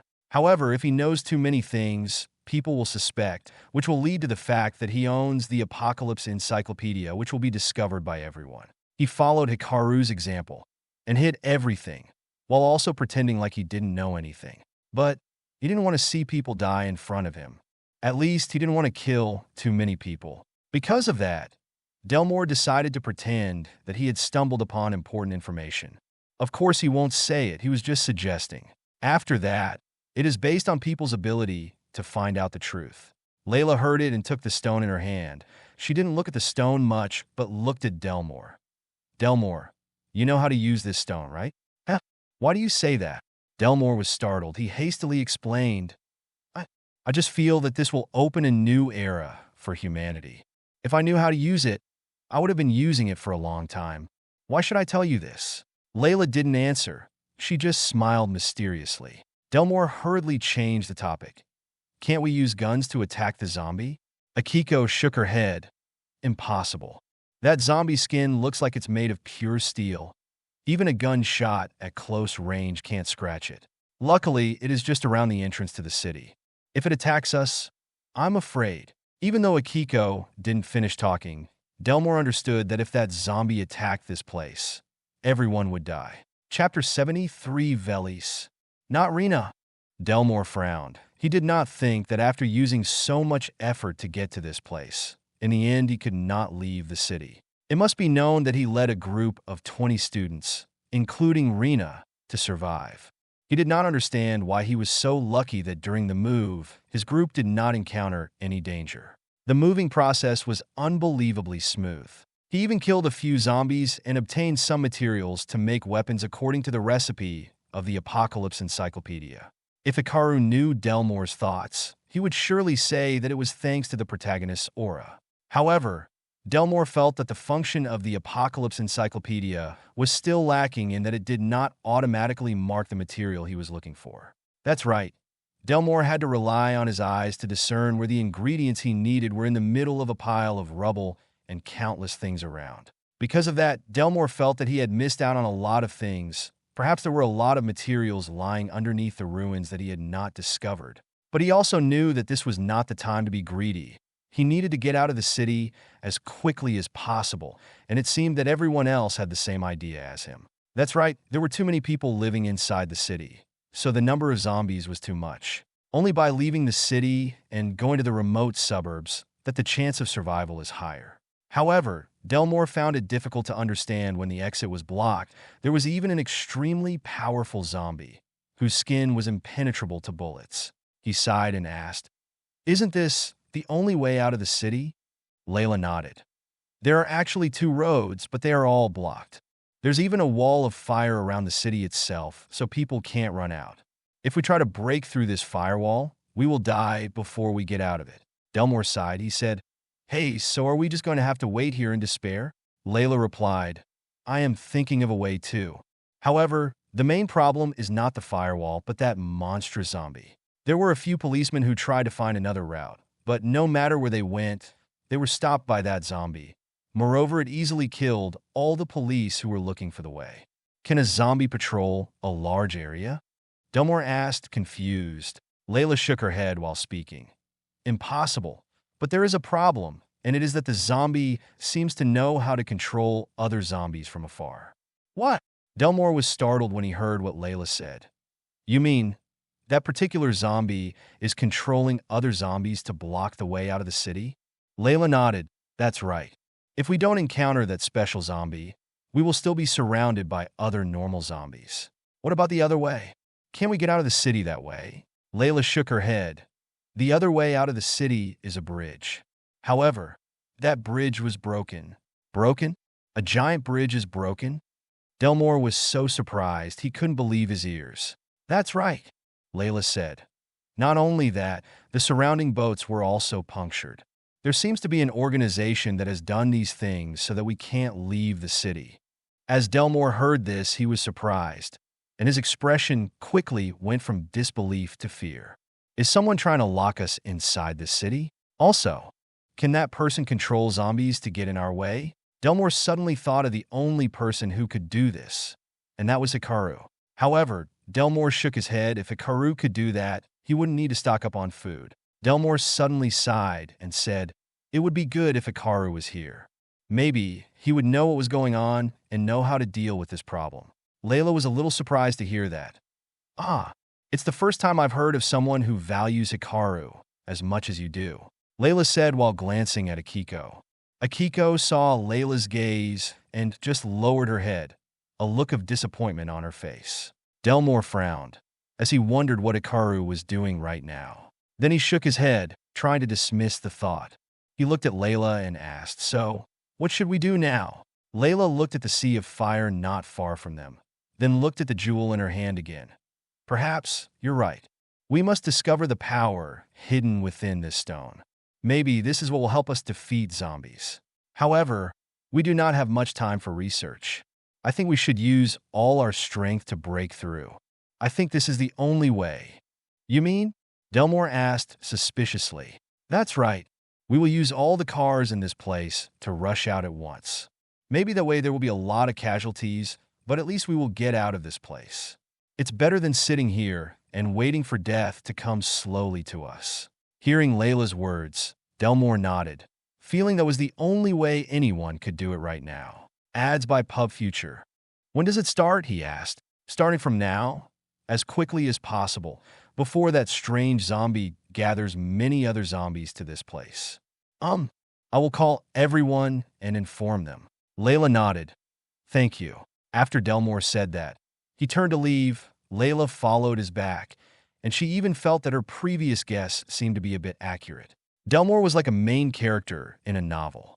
What he was doing would make everyone view him as a hero. He could also easily lead others, and it is easy for others to trust him. Layla frowned and wondered what Hikaru was doing right now. However, recalling that Hikaru had hoarded a lot of food and that there was a beauty in a safe mansion with him, she concluded that he was probably very happy right now. She remembered her first kiss with him again, which made Layla feel even more uneasy. Man, wait for me to get out of the city. I'll definitely find you. Delmore returned to the campsite of the school friends he had led there. This place had about 20 people, including Rena. Delmore entered his tent and saw Rena taking care of a little puppy, and he sighed in her heart. As soon as he ran out of the school, he suggested that he needed to leave the city to avoid zombies. Everyone agreed. Only Rena wanted to go back to the dormitory to carry her luggage. What the hell?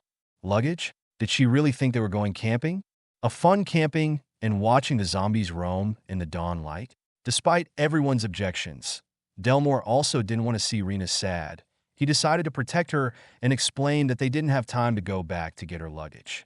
Along the way, Rena, who was angry about being stopped by everyone, never spoke to Delmore. Until last night, while everyone was hiding inside a house, Rena found a little puppy. She decided to bring it with her because it was so pitiful. Delmore at that moment could only sigh and let Rena do what she wanted. However, it is a puppy, so sometimes it barks uncontrollably. This causes zombies to find them, and they have to run away in the night. Despite being surrounded by zombies, Rena still did not let go of that puppy.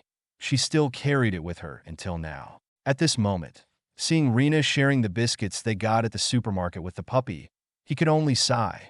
Rena, we don't know if there's enough food left. We need to save as much as possible. Hearing that, Rena frowned and looked at Delmore. Delmore, are you upset with what I'm doing? Do you think that because I brought this dog, everyone is being chased by zombies? Delmore shook his head and said, I don't mean to blame you. However, we can't. Shut up. Rena suddenly shouted, her eyes filled with anger. Delmore, don't you feel that every life should be cherished? To you, it is just a dog, but to me, it is also a life. It also needs to be cherished. Delmore smiled wryly at that, his mouth twisted to the side. That dog needs to be cherished, so don't we and the others deserve to cherish our life? Is it normal for people to put everyone in danger because of a dog? However, those were Delmore's thoughts, which he dared not speak out for fear of making Rena angrier. He sighed and said, Hey, Rena, at least you have to manage it. The noise it makes attracts zombies, which threatens everyone's life. Rena frowned.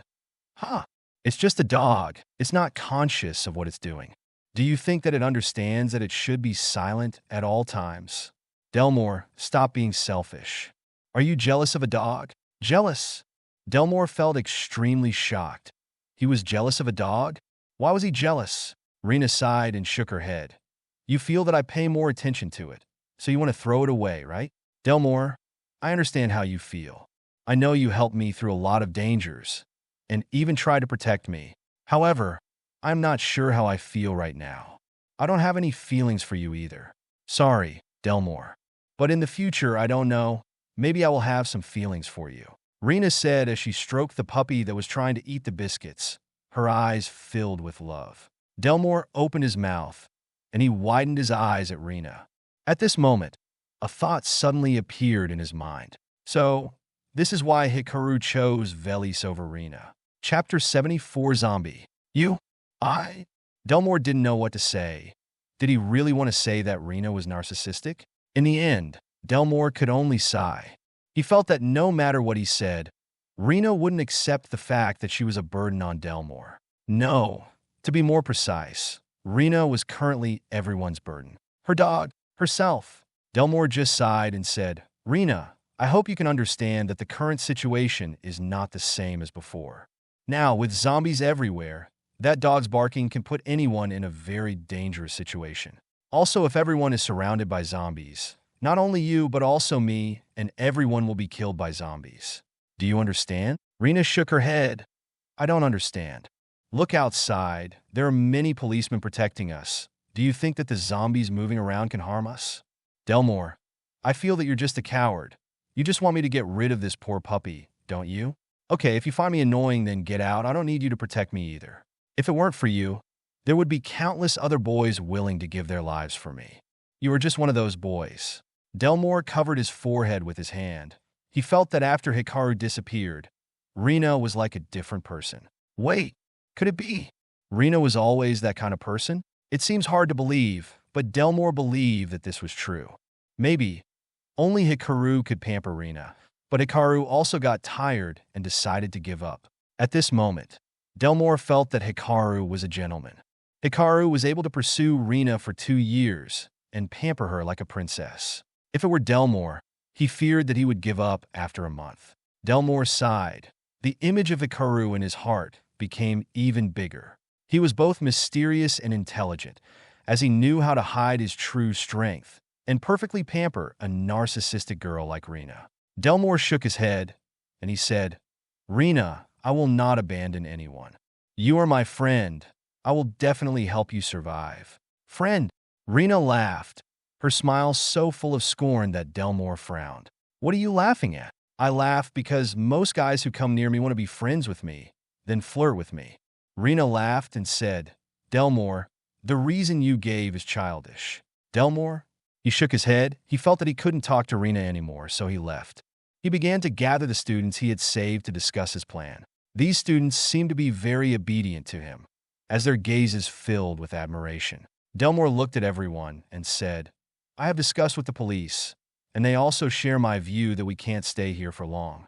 If we continue staying here, zombies might find us and attack us. That's why they decided to open a way to escape the city.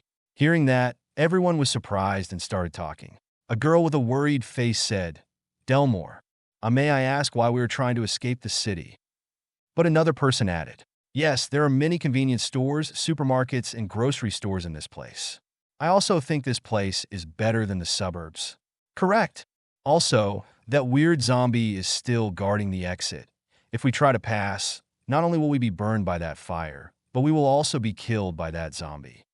I also think we should stay here. Delmore heard everyone speak and shook his head. You think too simply. As you say, there are also many places with food and necessities. However, you should know that there are many people in the city, which also means that there are also many zombies in this place. The police are protecting us, but the ammunition they have is not much. Do you think they can protect us forever? Everyone who heard that was immediately startled. That's right, the police were human anyway, so they can't fight zombies with their bare hands. What they relied on right now were guns and ammo. However, no matter how much ammo they had, it was not infinite. When the police run out of ammo, that's when people won't have anything to rely on. Delmore nodded and said, Like I said, we have to get out of the city. The world outside is extremely large and sparsely populated, so we can easily avoid zombies. Then we can rely on farming for our survival. Or maybe find another way to get food. Of course, our first priority is to leave this city alive. So, what do we have to do? The girl from earlier asked tremblingly. She felt even more anxious. Delmore said, All of us will be driving cars and directly crash into the sea of fire ahead. Only by doing this can we find a way to live. If everyone acts alone, they will easily be killed by that strange zombie. Besides, only one person can escape the sea of fire. So everyone must act together. There will probably be casualties, but that's better than sitting here and waiting to die. When everyone heard that, they felt despair. While the atmosphere was extremely heavy, a young man immediately smiled and said, Delmore, I trust you to lead everyone to a brighter future. That's right, another said. You have brought us safely to this place. I entrust my life to you. Thank you, Delmore. Hearing everyone talk, Delmore smiled confidently. I'll try to get everyone out of this place. Now, everyone, please spread this to everyone else. We will coordinate with the police to break through the sea of fire and get out of here. I don't believe that zombies can stop everyone. After a while, after hearing about Delmore's and the police's plan, many people expressed concern. There were a few participants, but the number was not many, only about 40 people. The remaining more than 100 people all felt fear. They were not sure that they could survive when breaking through the sea of fire in the distance was them. Layla, Akiko, and Mosier saw that there were only 30 cars participating in this plan and sighed. Especially Mosier, he frowned and asked Layla, "Do you think we can succeed?" Layla shook her head. "Even if we can't succeed, we must succeed. We have no other choice. If we include the current number of police cars, we have about 40 cars, which will probably be enough. Let's get started. The sooner the better," Mosier ordered. After that, everyone started loading food and necessities into the car. They tried to pile up as much food as possible. The people who weren't involved just stood to one side and watched. Delmore looked at Rena's tent, took a deep breath, and decided to go inside. Right now, Rena was putting the dog on her lap to sleep. He shook his head and said, "Rena, I and many others decided to break through the sea of fire in front of me. This time will be extremely dangerous, and we are probably going to die. But if we succeed, we can get out of this city to a safer place. Rena, do you want to come with me?" Rena slowly raised her head to look at Delmore, her gaze strangely calm. "Delmore, if I can bring this dog, I will follow you. Otherwise, I will stay here." Delmore hugged his forehead and sighed. He thought for a moment and felt that it was okay for Rena to bring the other dog. Anyway, everyone will stay in the car and rush out through the sea of fire. Okay. After preparing, they immediately gathered in a 4-row on the highway, led by 10 police cars.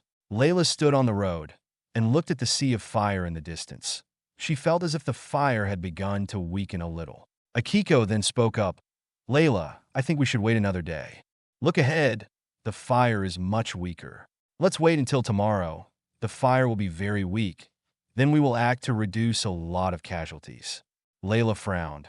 She felt that Akiko was right. However, Layla's intuition felt that things were not so simple.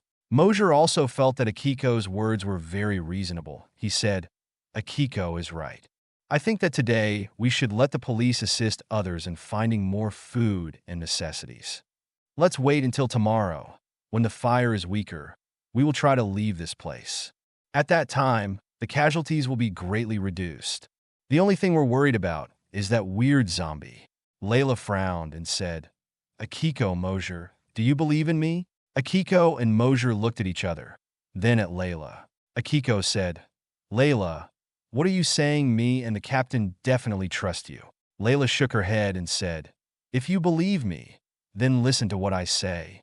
I don't think things will be that simple. We should act now." But Akiko wanted to say something when another voice interrupted her words. "Layla is right."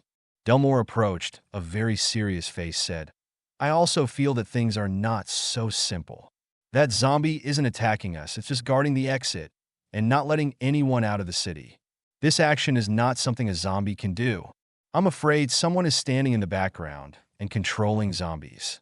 Akiko and Mosier were startled when they heard that, while they were thinking whether to follow Layla and Delmore's orders. A scream was heard. "Zombies! Zombies are coming!" Everyone immediately looked behind. A horrifying scene met their eyes. A swarm of zombies that covered the road in the back was slowly moving towards this place, like a swarm of ants with death coming towards them. Delmore, seeing that scene, felt fear as well. Zombies? Too many zombies, so many that he felt his legs tremble. Their numbers were extremely numerous, and they could be seen everywhere. Layla, seeing the zombies, estimated there were probably more than 2,000 zombies.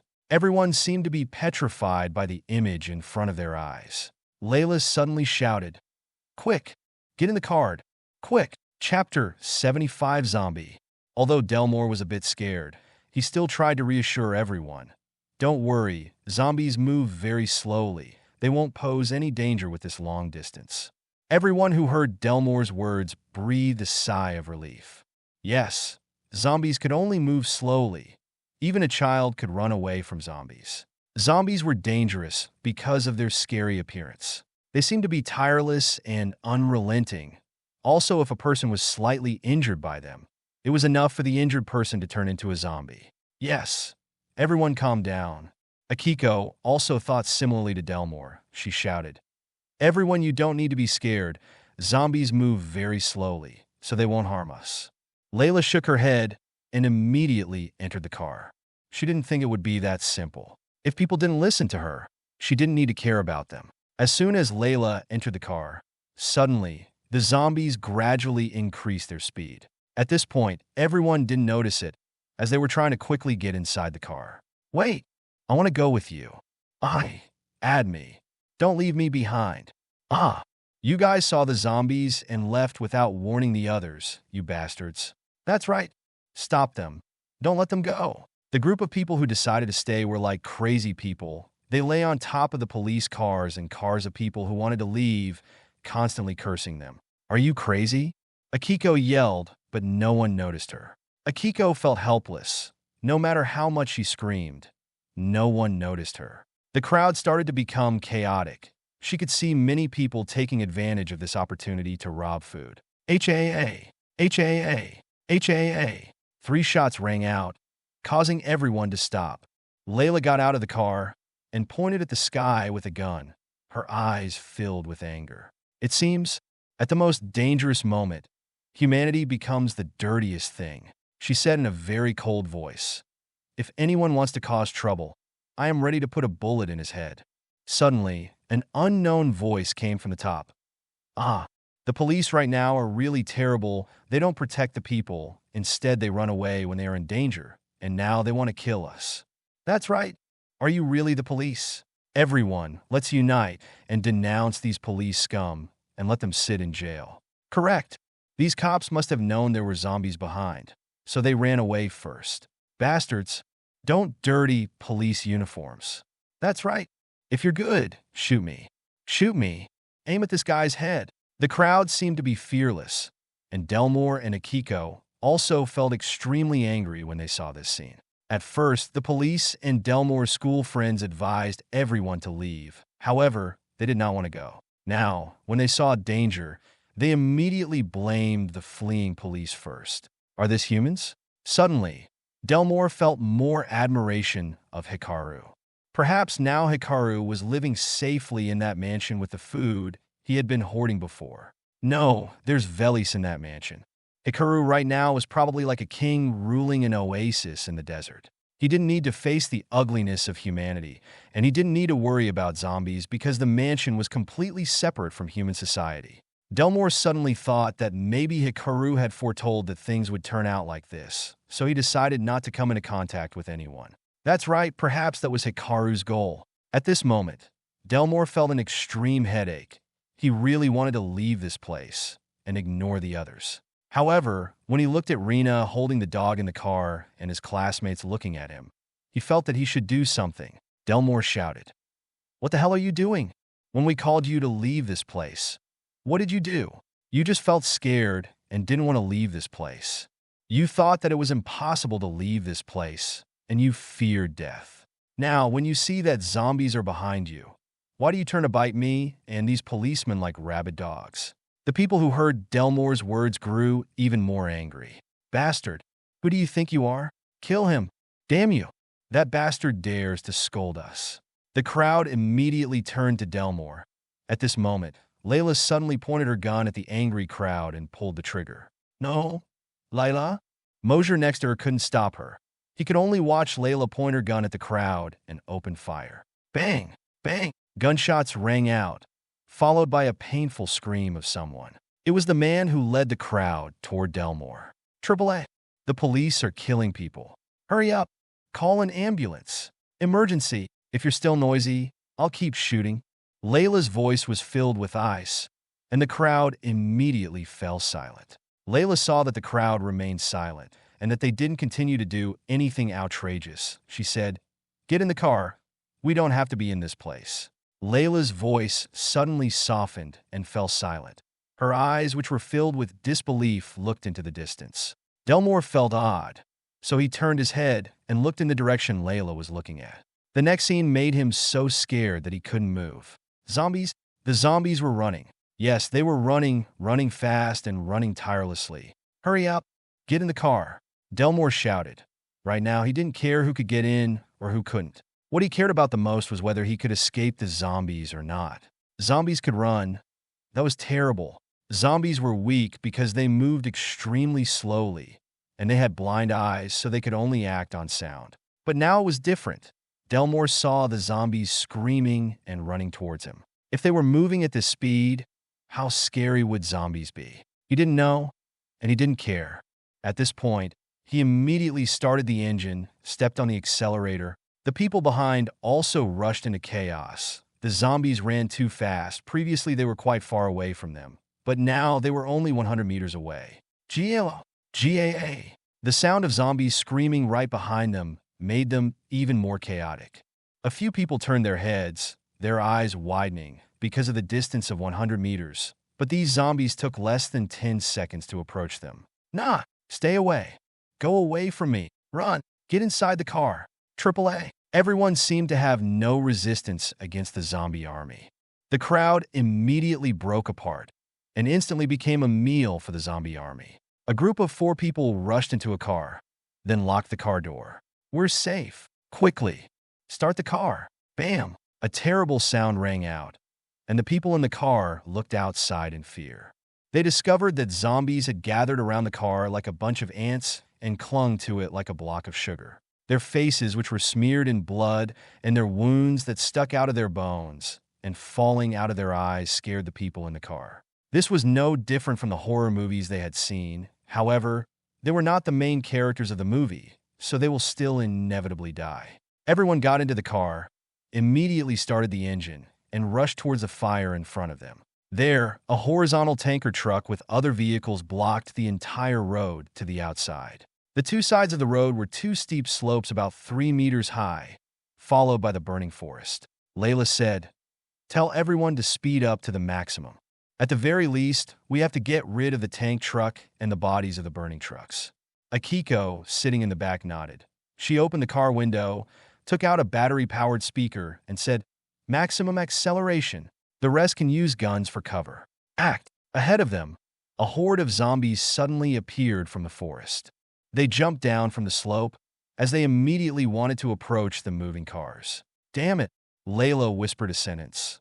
"These zombies seem to know what we want to do." Mosier in the passenger seat said, "Akiko, order everyone to shoot freely. Don't let the zombies stop us." "Yes." Akiko nodded and immediately announced, "Fire. Shoot freely." Bang, bang, bang, bang. Gunshots rang out continuously. The policemen jutted out through the car windows and continuously shot at the zombies. However, there were too many zombies and they didn't seem to be afraid of death as they rushed towards them. Ah! A person who was caught by a zombie cried out. However, it was too late. If a zombie could stick to the car, there will be many zombies that can stick to the car. The car was covered by zombies, it lost control, and crashed into a slope straight into the fire. Layla didn't have time to care about her colleagues right now. She can only try to speed up as much as possible. Her gaze was fixed on the front, where there were countless zombies blocking the middle of the road. Bam! Layla's car hit the zombies, like a domino block. The zombies were immediately thrown back by the car. The car jolted terribly. Akiko and Mosier couldn't stand it, but they could only endure it. Kit! Layla was startled. The wheel seemed to be stuck as it was unable to continue moving. "The wheel is stuck. The zombies know that. I think they're stuck under the car." Layla immediately spoke. Mosier nervously shouted, "Hold the gun. I'll open a way for you and Akiko to run." "Captain!" Akiko immediately grabbed Mosier's shirt. "Don't do such a foolish thing. Akiko is right. Even if you open the way, Akiko and I can't escape. The zombies have surrounded us." Outside, in the back, about 20 meters from the police cars and Layla's car was Delmore's car. He saw the cars of the policemen who opened the way were completely surrounded by zombies and stopped the car in fear. The car stopped suddenly. Rena in the car lost her inertia and hit her head on the front seat. She frowned angrily. "Can you drive steadily for a bit?" Delmore shook his head and sighed. Right now, he didn't have any thoughts about answering Rena. However, he feared that he would not escape the same fate as those police cars. Zombies from both sides of the road were rushing down the slope and approaching his car at tremendous speed. "Delmore, what do we do?" His friends in the other car. Chapter 76, Armor Zombie. When everyone heard that, they looked around and saw zombies everywhere. They were like a swarm of giant ants shouting at them. "Watch out!" Delmore suddenly shouted. The outermost car, closest to the edge of the road, was hit by a zombie rushing up. It did not die, but immediately lay on the bonnet of the car and repeatedly hit the windshield with its head. Bam! Bam! Triple A! Delmore, save me! Fast! Get out of the car! The four people in the car immediately jumped out of the car, but waiting for them was not freedom, but other zombies. "Ah! Save me! Delmore, save me! Don't come near me!" The group of people who saw this were extremely scared, but did not know what to do next. There were zombies behind them, and in front of them. Now, there were many zombies on both sides of the road. They seemed to have fallen into the death trap set up by those zombies. Delmore wanted to rush to save them, but Rena gripped the corner of his shirt. "What the hell are you going to do?" Rena yelled. I want to save them." "Are you crazy? They've been bitten by zombies. It's pointless for you to save them. They've already become zombies." "But don't talk too much," Rena said in a voice filled with annoyance and impatience. "You still have to protect me. I don't know how to drive." As Delmore heard this, he felt extremely uncomfortable and desperate. But what Rena said was not wrong, as those people were already bitten by zombies, so even if he saves them, they will turn into zombies. He turned his head and looked behind him. Countless people behind him were screaming for a way to live in vain. Delmore clenched his fists, gritted his teeth, then decided to get back in the car. He knew that even if he rushes out, nothing will be solved. "Delmore, what should we do now?" Delmore heard the voice of his classmate in the car next to him. He nodded and said, "Go forward.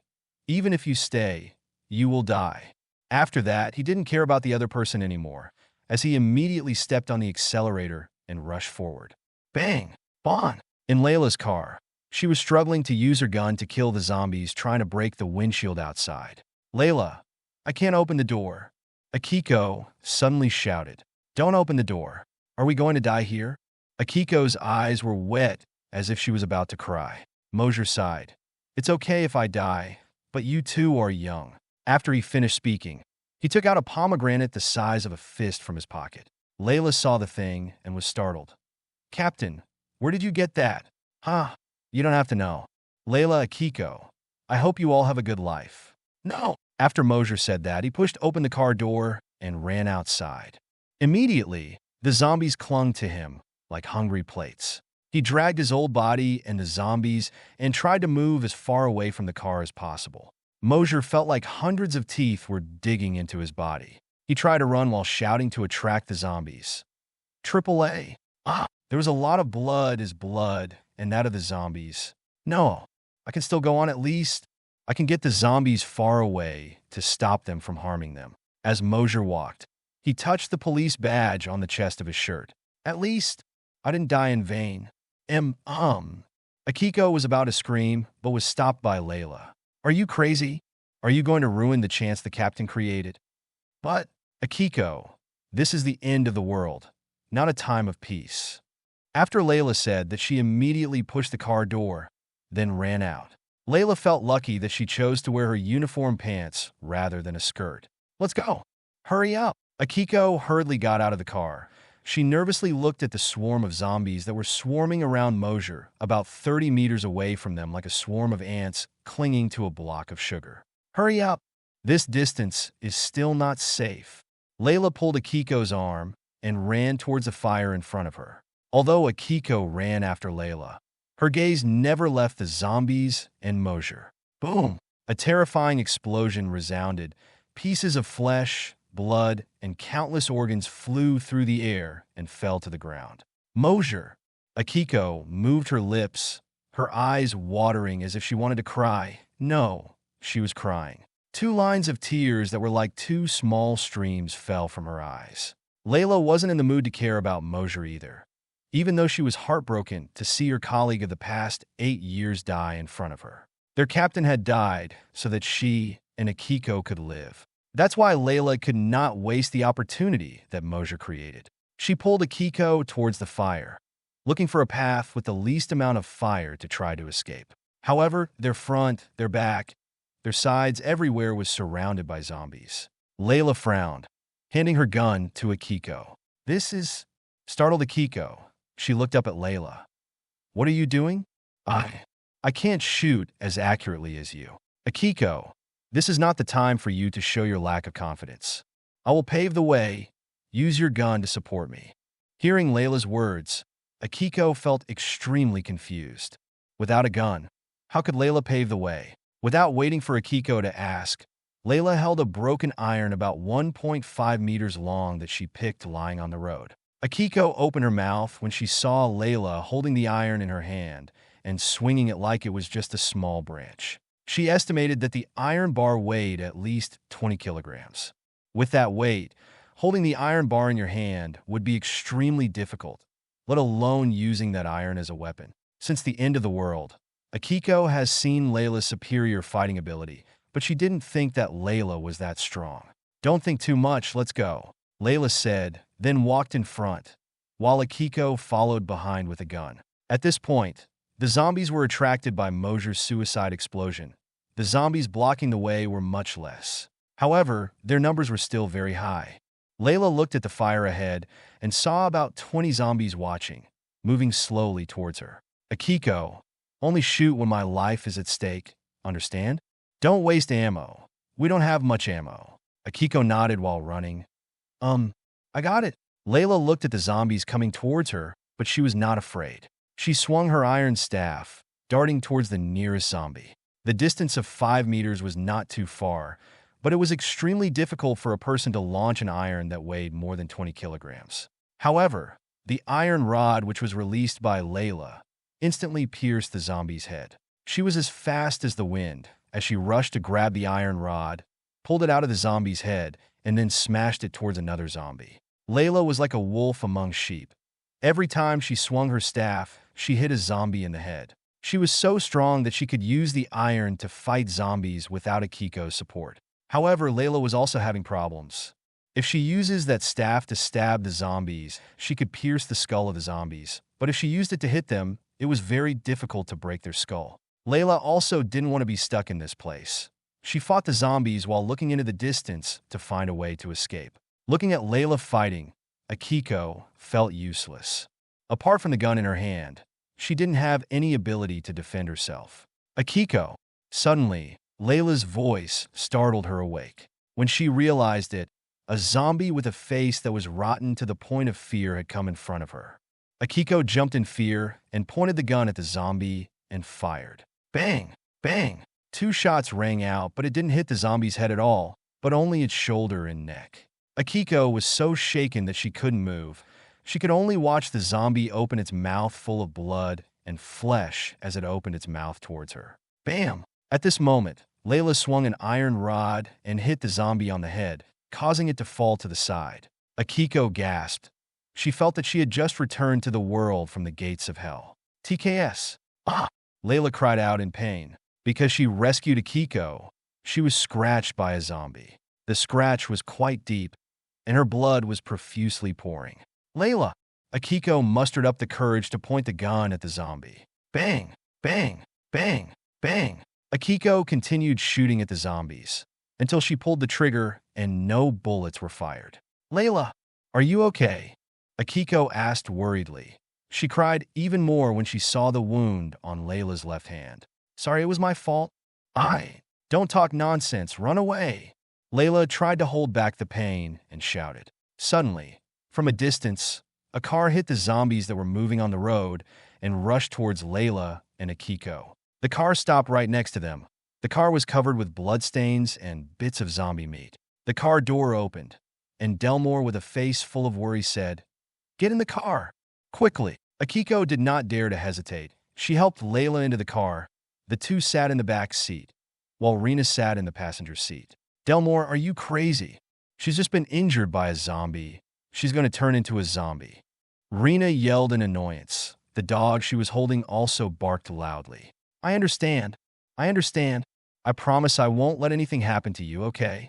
Delmore nodded and said, You are crazy. I don't allow them to get in the car. Hurry up. Chase them away. I don't want to share a car with a zombie. The dog barking and Rena's constant talking made Delmore feel extremely uncomfortable. Akiko, who was sitting in the back, was trying to stop Layla's bleeding, but she could clearly see the veins of blood around the wound starting to emerge like tree roots and spread around. "Shut up!" Delmore couldn't take it anymore and shouted. You yelled at me?" Rena could hardly believe that Delmore had just raised his voice at her. He didn't answer. He tried to speed up with a few lucky cars that escaped from the zombies behind and rushed towards the sea of fire. 20 meters, 10 meters, 5 meters. Delmore's eyes were filled with veins and blood. Rena also silently hugged the puppy in her lap when the car was less than 5 meters away from the fire. Bam! A terrible shock caused everyone in the car to slam forward with inertia. Delmore's car hit a burning car, pushing it aside. Delmore felt that everything around him was spinning, and his ears were ringing. The image in front of him was as blurry as a dream. However, he still managed to hold on to the steering wheel, slam on the gas pedal, and rush out of the sea of fire. Everything happened in 3 seconds, but Delmore felt like it took an hour.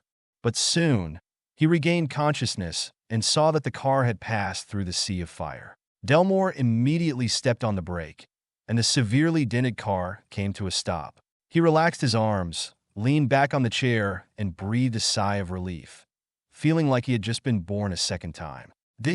Delmore. Akiko's voice was trembling as she pointed forward. Delmore looked in the direction Akiko pointed and saw a human-like creature standing in front of them. It was over 2.5 meters tall, with a body that looked like it was cast from a solid block of metal. Zombies, it's that special zombie. Chapter 77, Hikaru. Akiko trembled as she spoke. Delmore didn't need to listen to her explanation to know that the figure about 10 meters in front of them was that horrible zombie. Bullets could not penetrate its skin. The zombie was so strong that it could use one hand to knock a pickup truck. One of its punches could punch through a bulletproof glass. Many rumors about that zombie were passed on by the policemen who had faced it, but were lucky to return alive. Although it was a zombie, it was scarier than 1,000 other zombies. Delmore stepped on the accelerator. In his mind, he wished that he could avoid the horrible zombie. He got the Apocalypse Encyclopedia yesterday, and he knew that he could survive the apocalypse. So he didn't want to die here. Layla tried to hold back the pain and said, "Don't drive. If we get caught by that zombie, we'll all die." "Then what do we do?" Delmore shouted. "Separate. We need to separate and run away. At least one of us will survive." Hearing Layla speak, Delmore knew what she meant. After overcoming the fire, the road in front of him was only guarded by a special zombie. If the 4 of them split up to run away, at least 2 of them could survive.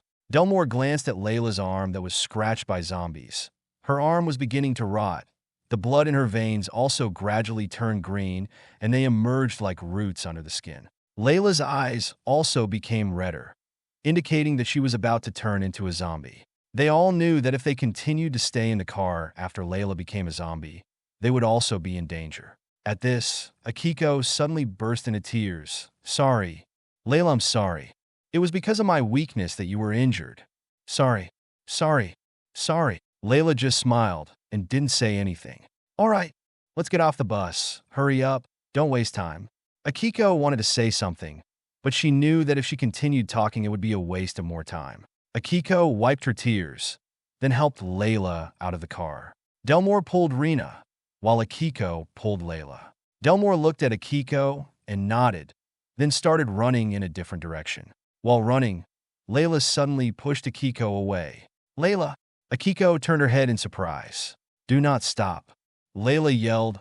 "Akiko, run away. At least we can hold him back for a while so everyone can run away." But Akiko wanted to say something, but when she saw Layla's eyes filled with determination, she knew that if she stayed, she would only get in Layla's way. Akiko gritted her teeth, tears welling up again as she said, "Sorry, Layla. I'm useless." Delmore pulled Rena. He and Rena hadn't gone far, so they heard Layla's voice behind him. He turned his head and saw Layla slowly walking towards the particular zombie, her face full of fighting will. It was as if she was prepared to die. The zombie didn't seem to notice her. It stood still, its back turned. Layla also didn't talk much as she prepared to attack. She knew that she couldn't defeat it, but at least she could buy some time so everyone could run away. However, her legs were a little shaky. No one wanted to face death, not even a protagonist like Layla. Fear was normal, but despite her fear, Layla decided to face death with great courage. She gritted her teeth, and as soon as the zombie turned around, she would immediately attract its attention. Suddenly, Layla felt strange that the zombie hadn't looked at her. The zombie's head then fell to the ground and rolled several times to Layla's feet. She was startled. Her face was filled with surprise as she looked at the head of the zombie. The head was cleanly severed. It was as if the zombie was a pudding that was cut with a surgical knife. However, Layla knew how hard this zombie was. Even if it was shot at close range, the bullet would not penetrate its skin. So how was it beheaded so easily? Layla didn't know. She looked towards the rest of the body that was still standing on the other side. It was as if it did not realize that its head had been detached. She then looked further ahead to see who or what killed it. Hi, Hikaru? Layla's eyes widened as she looked in the distance. Less than 5 meters away from the zombie, a very familiar figure caught her eye. The familiar figure was that of a young man who was carrying an axe about a meter long on his shoulder, his eyes looking into the distance. In fact, Hikaru wasn't looking into the distance, he was looking at the system information board. That's right, he killed the armored zombies easily. Anyway, with his current strength, plus the skills he currently possesses, he could easily kill this zombie. The skin of armored zombies were so hard that bullets couldn't penetrate them. However, 40% of the damage Hikaru dealt could penetrate any creature's armor or cover. With the sharpness of this mysterious axe and the light split Tier skill, Hikaru could even cut an armored tank in half with ease. Although killing armored zombies was easy, he did not feel too happy because the system information panel was showing a message. Ding! You successfully killed the armored zombie summoned by Rays. You have stolen 5,000 of his luck. Name: Hikaru. Villain point: 45,200. And used points: 7,000. Power: F. Perfect humanity. Talent: Suppress C. Assassin mode F+. Skills: Surveillance, Auto Pickup F+. Villain's Insight Light Split E. Destiny item: Panera Box. Unused item: Weapon Evolution Card F. Power Evolution Potion X4 F. Teleport Card Purification Potion. Hikaru frowned. That's right. Even if he killed the armored zombie and even stole 5,000 luck points from Rays, he didn't feel happy. The first problem was that this armored zombie was summoned by Rays. It must be known that the end of the world had just begun, but Rays, somehow, was able to summon an armored zombie. The second problem was that even after Hikaru killed this armored zombie, he only got 5,000 luck points from Rays, which means that this zombie was not important to Rays. However, the armored zombie had the strength of 100 normal zombies, but it was not important to Rays, meaning that Rays possessed far more terrible aces. The third problem was, why did Rays let the armored zombie guard this city? Why did he not want the people inside the city to escape? Could it be Rays has some other terrible plan? Hikaru frowned. He felt very small compared to Rays. What is Rays doing now? What is his plan? How strong was Rays? Hikaru didn't know at all. In the end, he could only shake his head and sigh. The first thing was to try to become as strong as possible. At the very least, even if he was not capable of defeating Rays, he must still be capable of running away. At this moment, he suddenly heard Layla's voice. She was calling his name. Hikaru knew that there was a car that made it throw weg the fire, but he didn't care. Whether anyone in the car was alive or dead, or if it was a zombie, he didn't care. Would a giant take care of the ants around? Of course not. It was just, when he heard Layla's voice, he jumped and turned his attention from the system information panel to the source of the sound. Layla! Hikaru frowned. He didn't expect to meet her in this place. Wait! The skill surveillance told him that Layla was evacuating people from the city, and that this was one of the only 2 ways out of that city. It seems that the villain and the main character meeting was an arrangement of fate. Delmore turned his head and saw Hikaru standing in the distance. He also saw that the special zombie's head had been cut off. Hi, Hikaru? Hikaru! Rina heard Delmore mutter and turned her head. She also noticed Hikaru standing in the distance. The special zombie that everyone feared was dead, its head lying on the ground next to Layla's feet. Ah, that old lady killed that zombie? We don't have to run away anymore. That old lady? Delmore asked, confused. That's right. Do you think that Hikaru killed that zombie? Huh, Don't joke. Even if a pig can climb a tree, I don't believe that a weak person like him can fight zombies.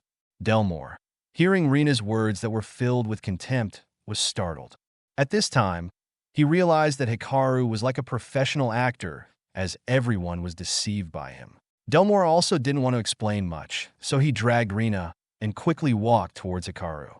Rena looked at Hikaru with both joy and disdain.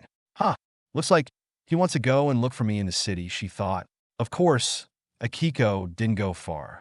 She kept turning her head to look at Layla with worried eyes. She also saw the other zombie dead and Hikaru's appearance, so she immediately ran towards them. Back to Layla. She felt extremely surprised to see Hikau here, and more surprised when she saw that the strange zombie was easily killed by him. Hikaru, did you kill it? Layla's voice was filled with suspicion. Anyway, this zombie was very powerful, and guns couldn't do any damage to it. So why could Hikaru behead it so easily? Layla then noticed the axe that Hikaru was carrying on his shoulder. Could it be he relied on that axe? Hikaru, why are you here? Akiko approached and was about to ask a question when Rena's voice in the distance sounded. Delmore brought Rena closer to Layla. However, Rena did not care that the zombie was dead, but only asked, "What are you here for? Where's Velis?" Hikaru glanced at Rena like he was looking at an idiot. Then he turned his gaze to Layla. To be more precise, he was looking at her injured arm. You were injured by a zombie? Hearing Hikaru's question, Layla could only sigh and nod. That's right. I'm about to turn into a zombie. Are you scared? Layla said while smiling, as if her turning into a zombie wasn't anything to worry about. A main character like Layla was hit by a zombie? Wait! This morning he had also drawn a pot of purifying potion, and Hikaru didn't think it was all just a coincidence. Looks like Layla's protagonist's aura helped him get that purification potion. Chapter 78F plus Crystallized Energy.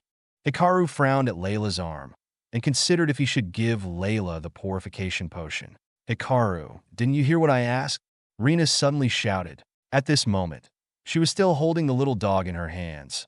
Her face was full of annoyance as she was looking at him. Hikaru didn't answer. He was still thinking silently about whether to give the purification potion to Layla or not. Rena saw that Hikaru didn't care about her, and she felt even more angry. She walked up to him, raised her hand to slap Hikaru, but Delmore grabbed her hand. What the hell are you doing? Delmore shouted. Rena's actions scared him. Even an idiot would know that Hikaru had just killed that weird zombie. So why didn't Rena realize it? Could it be? Was she deliberately provoking Hikaru, or was she really a real idiot? Rena was pulled back by Delmore angrily. She threw his hand away, then shouted, I should be the one to ask you that question. Who gave you permission to touch my body? Did you know I just saved you? Save me? What did you save me from? Delmore meant that Rena shouldn't anger Hikaru. Although he didn't interact with Hikaru much, he believed that Hikaru was not the type to hold himself back from attacking women. Akiko was also startled when she heard Rena's angry voice. Akiko knew that Rena was very famous. She was a street model, and she often appeared in fashion magazines. Moreover, Hikaru flirting with Rena was not a secret. It was something the whole city knew about. However, upon seeing Rena's attitude towards Hikaru, Akiko seemed to see her former self. She used to be like Rena, as she was using her hatred and anger to confront Hikaru. Although she had a lot of questions like, what he was doing here? Why was he able to kill that horrible zombie? And why did he know that the apocalypse would come? But Akiko knew that she had no right to ask these questions. Because of that, she could only help Layla stand and remain silent. Hikaru frowned. He didn't care about Rena at all. However, seeing her expression, he smiled mysteriously. She seems to have caused you a lot of trouble, hasn't she? Delmore heard Hikaru's voice, and he immediately replied, How do you know? What? Delmore, you said that I caused you trouble. Rena yelled angrily. Delmore sighed and shook his head. Apparently, Hikaru knew Rena's personality better than anyone. Rena angrily grabbed Delmore's collar and shouted, Delmore, tell me, what do you mean? Woof, woof, woof. Rena's voice and the dog's barking mixed together gave Delmore a headache. His head had just been hit hard, so he was still not fully awake. Now that he was listening to both the dog and Rena, his head hurt even more. Enough! Delmore shouted.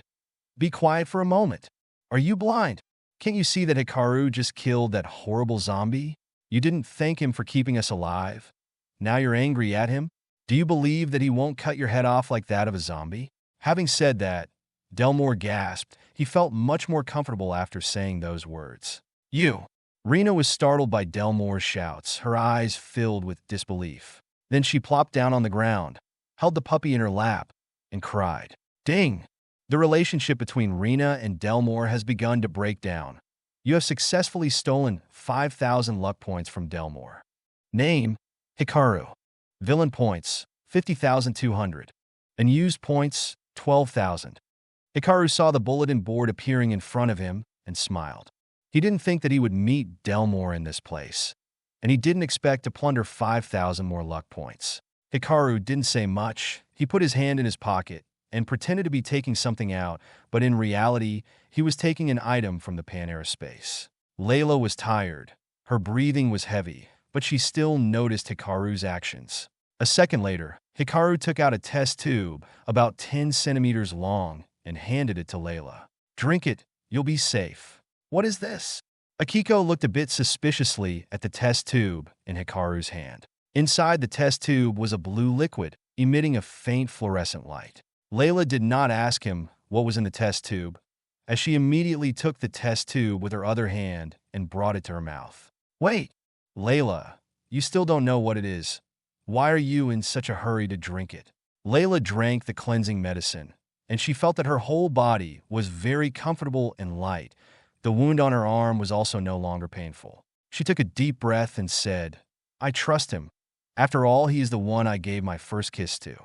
I trust that he will not harm me." Akiko was extremely surprised, as Layla admitted that Hikaru was the one who stole Layla's first kiss. Hikaru smiled and shrugged. "Yes, you gave me your first kiss anyway. Seeing that you were at death's door, of course I have to save. Don't worry, it's a cleansing potion. It can help you to stop the zombie virus. It might even help your wounds heal." Layla was a bit surprised. She didn't think that as the apocalypse had just arrived, Hikaru had the medicine to stop the zombie virus. At this moment, a miracle occurred, as if proving what Hikaru said to be true. Layla felt her body and breathing become much lighter. The wound on her left arm also gradually dried and healed at a speed visible to the naked eye. In the end, the horrible wound just now was only a small scar about 5 centimeters long. Delmore, seeing the scene before him, also opened his mouth, his face full of disbelief. Then he looked at Hikaru again. At this point, he realized that even having the Apocalypse Encyclopedia was not so great. Perhaps Hikaru possessed something even better than him. Rena and Akiko, seeing this scene, were also surprised and scared. Especially Rena. She was not only surprised but also extremely jealous. Why? Why would he give that important thing to that old woman? Rena stood up angrily. She was so angry that she threw the dog in her hands on the ground. "Hikaru, why? Did you and this old woman kiss? You're an asshole. Why did you give her a vaccine against the zombie virus? Idiot! What the hell are you doing?" Delmore was so surprised by the potency of the purification potion that he forgot about Rena. Rena rushed towards Hikaru, grabbed his shirt, then raised her hand. Slap! Heh! Before Rena could lower her hand, Hikaru's hand slapped her face. Hikaru's slap was so fast that Rena didn't even see Hikaru raise her hand. You hit me? That's right. Why can't I hit a rabid dog?" His face was calm as he said, "If you dare to test my patience, I will use you as bait for zombies. Do you believe it? If you don't believe me, you can try to anger me.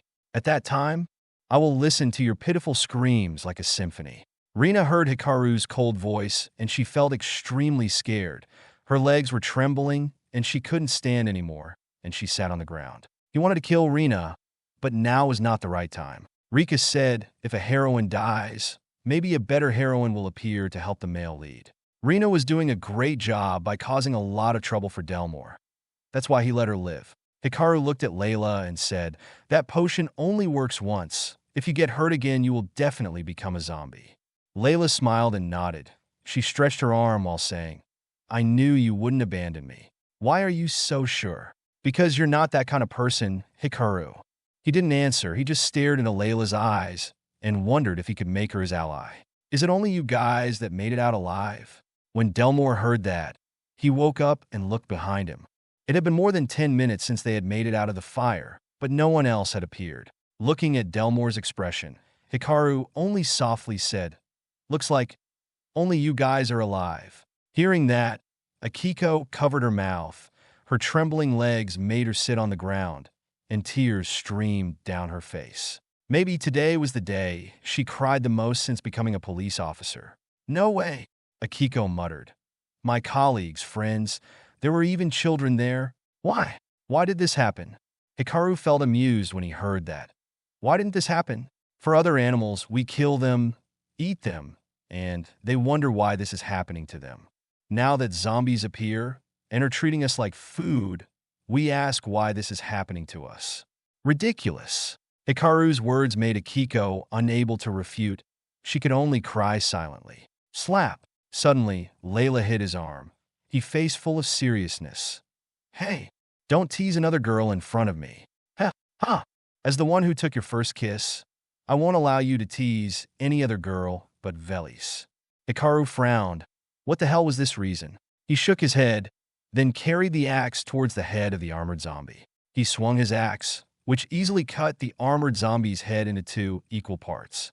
Then he squatted down and put his hand inside its brain as if searching for something. Delmore and Layla saw this scene and felt a little nauseous. Hikaru didn't want to do this either, but it seems that the energy pellet crystallized inside the armored zombie was different from the sample energy pellet he placed in the auto pickup skill. That's why this skill didn't pick it up, so he had to use his hand to take it out. Moments later, Hikaru took out a black stone from the mixture of white brain and blood. However, this stone was a little bigger than the energy crystal in the brain of a normal zombie and a little brighter. Ding! You have obtained the F+ crystallized energy pellet. Hikaru looked at the stone, frowned, then threw it at Layla. Chapter 79. My man is so cool. It is an energy crystal. By absorbing it, you can awaken your special power, Hikaru said. Layla was a little surprised to hear that. "Oh, so why don't you use it?" Hikaru shrugged. "I gave you for a reason, so don't worry about it. If you don't like it, you can give it back to me." Huh? Layla immediately put the stone in her pocket.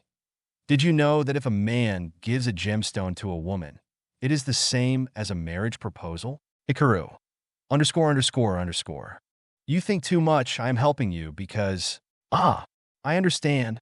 You don't have to say it. Layla smiled mysteriously. Hikaru also didn't want to hang around with her for long. He had work to do in the city. He waved his hand, and the body of the zombie disappeared before everyone's eyes like a magic trick. Everyone was startled, but they dared not ask any more questions. After all, everyone had their own secret. If it made Hikaru uncomfortable, they were afraid that they would end up like the zombie. Hikaru took the body because he saw a mark hovering over the corpse of the zombie he had just killed. That symbol showed numbers 15 and 42. He didn't know what the symbol meant, but he knew it was the symbol for the function fusing space. Then, Hikaru turned to leave. "Where are you going?" Hearing Layla's question, Hikaru stood up, carried the axe on his shoulder, and looked towards the city. "I am going shopping." Delmore was dumbfounded hearing that. However, seeing how Hikaru easily killed the zombie, he could only sigh. That's right, with Hikaru's current strength, even if he faced a horde of zombies, he would easily survive. Layla suddenly said, "Behind that fire there are more than 2,000 zombies. Although you can kill that weird zombie, you can't face all the 2,000 zombies." 2,000 zombies? Hikaru frowned. He sensed something was wrong. "You mean behind this fire 2,000 zombies gathered to attack you?" "That's right." Layla nodded. "Anyway, you just proposed to me. Even though I haven't agreed, I don't want you to be in danger either." Hikaru didn't feel happy either. He knew Layla was just joking. He shook his head and moved toward the fire in front of him, when suddenly Delmore said, "Wait, Hikaru, you can't make it through that fire." Hikaru stopped, looked at Delmore, then swung his axe, slashing a streak of light towards the fire. Bam! The trail of light instantly split a car in half in the middle of the road. The attack was so strong that it created a gust of wind that blew the flames apart and revealed a small path. The same gust of wind also blew towards Delmore and Layla causing them to shield themselves with both of their hands. Rena sat on the ground defenseless, so she was blown away, and she rolled several times on the ground. The storm passed, and Delmore was stunned because the oil tanker was cut in two like a cake. Apart from that, the fire split, revealing a small passage. Hikaru now turned his head to look at Delmore and said in a very calm voice, "What did you just say? Delmore, do you really need to slap my face to this extent?" Delmore wanted to speak, but he knew that if he did, he didn't know if Hikaru would cut his head off like he just did with the monstrous zombie. Delmore hastily shook his head. "No, I didn't say anything. You misheard." Hikaru smiled and nodded, then headed towards the city with the axe on his shoulder. Suddenly, he stopped walking and turned his head. Behind him, only about 3 feet away from him, Layla, who was smiling mysteriously, was following behind. "Why are you following me?" "I was worried about you, so I am following you to protect you." Hearing that, Hikaru shook his head. "I don't need it. It would be better for you and the others to find a safe place to hide." "Hide? Is there a safer place than your home? You should remember, you agreed to let me stay at your house. Even Veli's promised to prepare a room for me." Hearing that, Hikaru sighed and said, "It's up to you. However, if you come, I will just leave you alone in my mansion. Other people are not allowed inside." "You're so stingy." "Yes, I am a stingy person.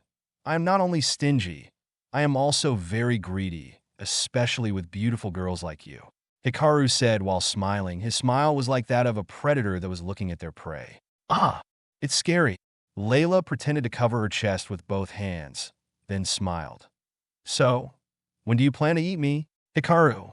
He seemed to underestimate Layla's line of shame. Suddenly, Layla took off the second button of her shirt, revealing a corner of 2 huge mountains, her skin as white as snow, with a little sweat on top that made it even more sexy. "What?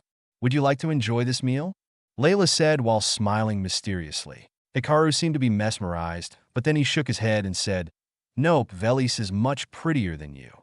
Layla knew that Hikaru was just teasing her, but no girl felt good when compared to another girl, especially in terms of beauty. Layla pouted and said, "Yes, your Velis is the best. Your Velis is the best."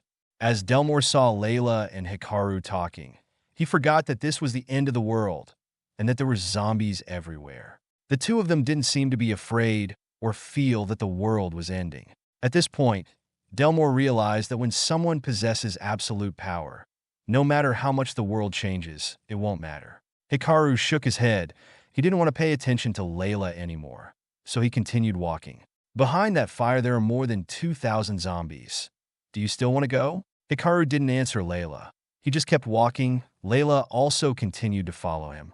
Akiko and Delmore stood at a distance and looked at each other. Do you want to follow them?" Hearing Delmore's question, Akiko shook her head. "I'd love to follow them. However, I'll only cause more trouble for them."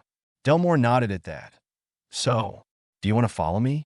We can find a safe place and establish a base for survivors." That's fine." Delmore nodded, then took off his jacket and walked over to the zombie that was killed by Hikaru. When Hikaru killed this bizarre zombie, the Apocalypse Encyclopedia informed him that this zombie's top layer was the material for making armor. Because of that, he put the head that had been cut in two by Hikaru into his coat, then wrapped it carefully. "What do you want to use its head for?" Hearing Akiko's question, Delmore smiled and said, "I just want to do some research.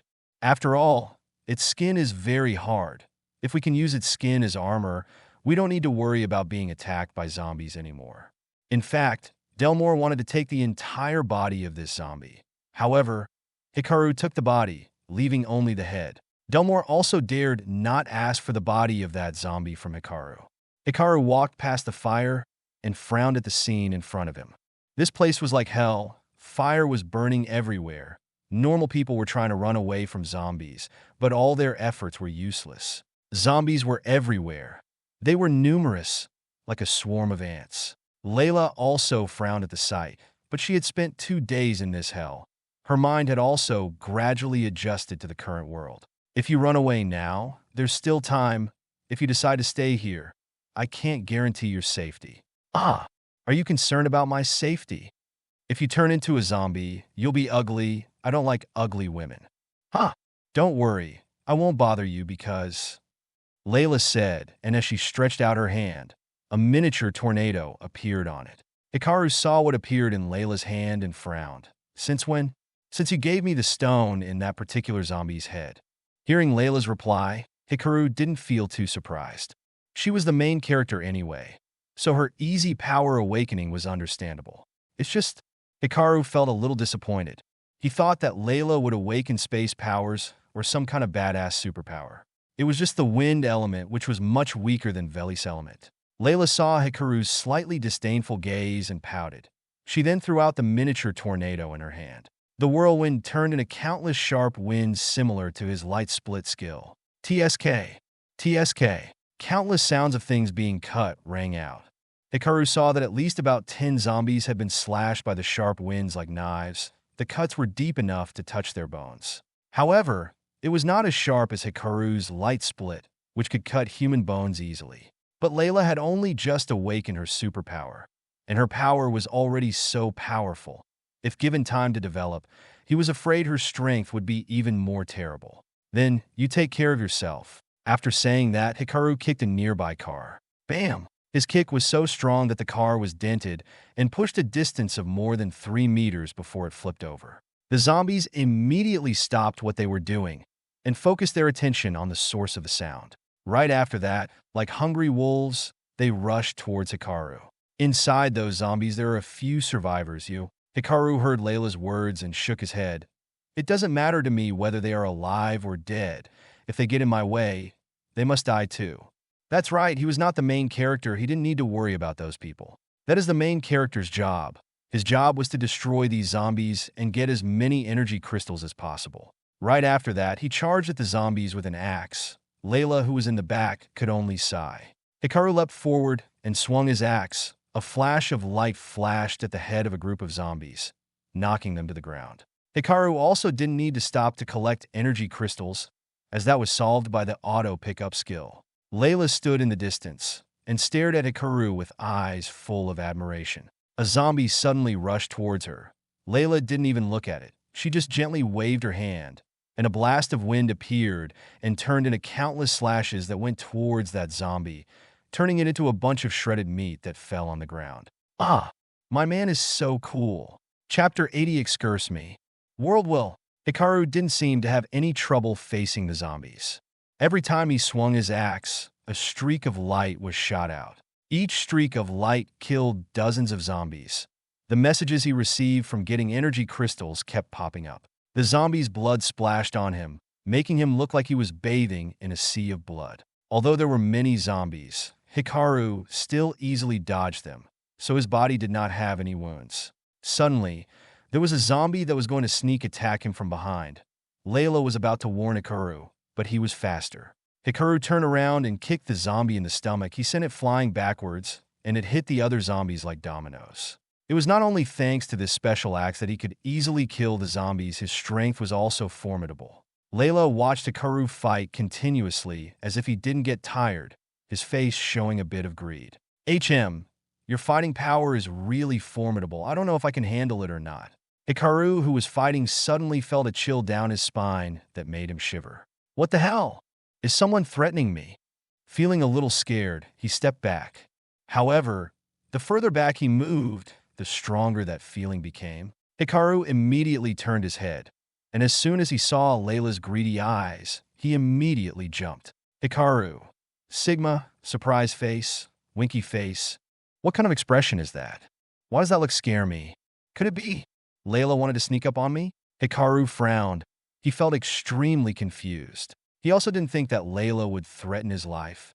It was just that her eyes were a bit weird. Suddenly, Hikaru felt a terrible killing intent approaching. When he evolved his strength to Tier F, all of his senses, especially his intuition, were greatly enhanced. Hikaru didn't dare to look down on his intuition, so he immediately dodged to the side. The moment he moved, a hand that looked like it was made of metal clamped down on where he stood previously. At that moment, he saw that the hand was twice the size of his own. Its 5 fingers had claws like that of a monster. Since the hand missed, the hand was retracted, and coupled with the multitude of zombies, it completely disappeared. All this happened quickly. Hikaru frowned. He immediately stepped back repeatedly to keep his distance from the zombies. There seems to be another armored zombie among the zombies. Strange, that armored zombie seems to know how to hide among the normal zombies. Does it possess intellect? Many thoughts popped up in Hikaru's head. It was impossible for zombies to have intelligence at the moment. It must be known that intelligent zombies only appear 3 months after the apocalypse. At that time, the evolved people were able to use their supernatural powers skillfully and were able to fight zombies. If intelligent zombies appeared now, then humanity's chance of surviving is almost zero. However, Hikaru also did not dare to be subjective. He would rather believe that it was possible for there to be an intelligent zombie than look down at the enemy and then receive a painful ending. Hikaru stepped back, then tried to look at the zombies, but there were too many zombies. He couldn't find the armored zombie just now. Layla, get out of here. It's not safe here. Layla heard that and laughed. It's okay. I can protect myself. Do what you want. Hikaru didn't have time to care about Layla right now. He just reminded her out of goodwill. Layla is a main character anyway, and her luck score is 3 times higher than Delmore. In the apocalypse, even if Delmore dies, she will not die. Hikaru gripped the axe tightly in his hand, then slashed out a streak of light. That streak of light gave off a blinding aura, like a laser that could cut space in half. It traveled at the speed of a bullet. TKS. The sound of something being cut resounded, and hundreds of zombies in front of him had their heads cut off instantly. The lower body of the zombies still followed the inertia and rushed forward for a while before they fell down. Like a domino effect, a horde of headless zombies fell to the ground. The blood spewing from them dyed a large area red. Found you! Hikaru smiled and muttered. Among the fallen zombies, there was a zombie still standing. On its neck there was a small scratch like a thread. That zombie was also an armored zombie. However, its body was slightly larger than the armored zombie Hikaru had killed, about 3 meters tall. However, the strange thing is that this armored zombie was sitting and moving with 2 arms and 2 legs like an animal. This was why it was able to hide among the normal zombies, even though its body size was twice that of normal zombies. The armored zombie saw that it was exposed and stood up straight. He touched the scratch on his neck and frowned. Hikaru started sweating. He felt a heavy pressure. As expected, this armored zombie is completely different from normal zombies. It has intelligence. It even knows how to hide among normal zombies despite its huge body. Hikaru looked at the scratch on the armored zombie's neck, and he felt a little worried in his heart. The slash just now was the skill Light Split, and it dealt 40% damage. However, that slash did not pose any danger to the armored zombie, as it only left a small scratch on its neck. That proves that the armored zombie had an extremely hard shell. Or worse, its entire body, even its internal organs, had turned to metal. In that case, the skill, Light Split, was completely useless, so he could only rely on the sharpness of his axe to attack that armored zombie. Suddenly, the armored zombie screamed, "GRAO!" Right after that, the zombies suddenly retreated behind, revealing a large area. It went to the middle of that area and pointed at Hikaru as if challenging him. Hikaru frowned. Sweat started to pour out of him. He understood that this zombie wanted a solo 1 versus 1 with him. That said, this zombie had almost the same mindset as a normal person. Hikaru glanced around. He noticed that he was completely surrounded by zombies. Although he had killed more than 400 zombies, the number of zombies in this place was not less than 2,000. If he didn't fight the armored zombie, perhaps all the zombies surrounding him would rush to attack him, including the armored zombie. Hikaru took a deep breath. He opened the profile board to look at his options. Currently, I have 4 evolution potions that are Tier F. Then if I fuse 3 evolution potions, Tier F. Ding! Fusion successful. You receive Tier F plus evolution potion. Hikaru did not rush to use the F plus evolution potion, but placed it in the Panera space, then moved towards the armored zombie. He stood opposite that zombie. The 2 of them were about 5 meters apart. Around them were more than 3,000 normal zombies surrounding them. Layla, who was standing behind him, also frowned. She felt that things were slowly spiraling out of control and becoming more dangerous. Hikaru stood in front of the zombie, his hand clutching the axe. The armored zombie suddenly rushed over. However, Hikaru was not afraid. He was prepared to fight. The armored zombie swung its claws at Hikaru. He immediately backed away to keep a safe distance.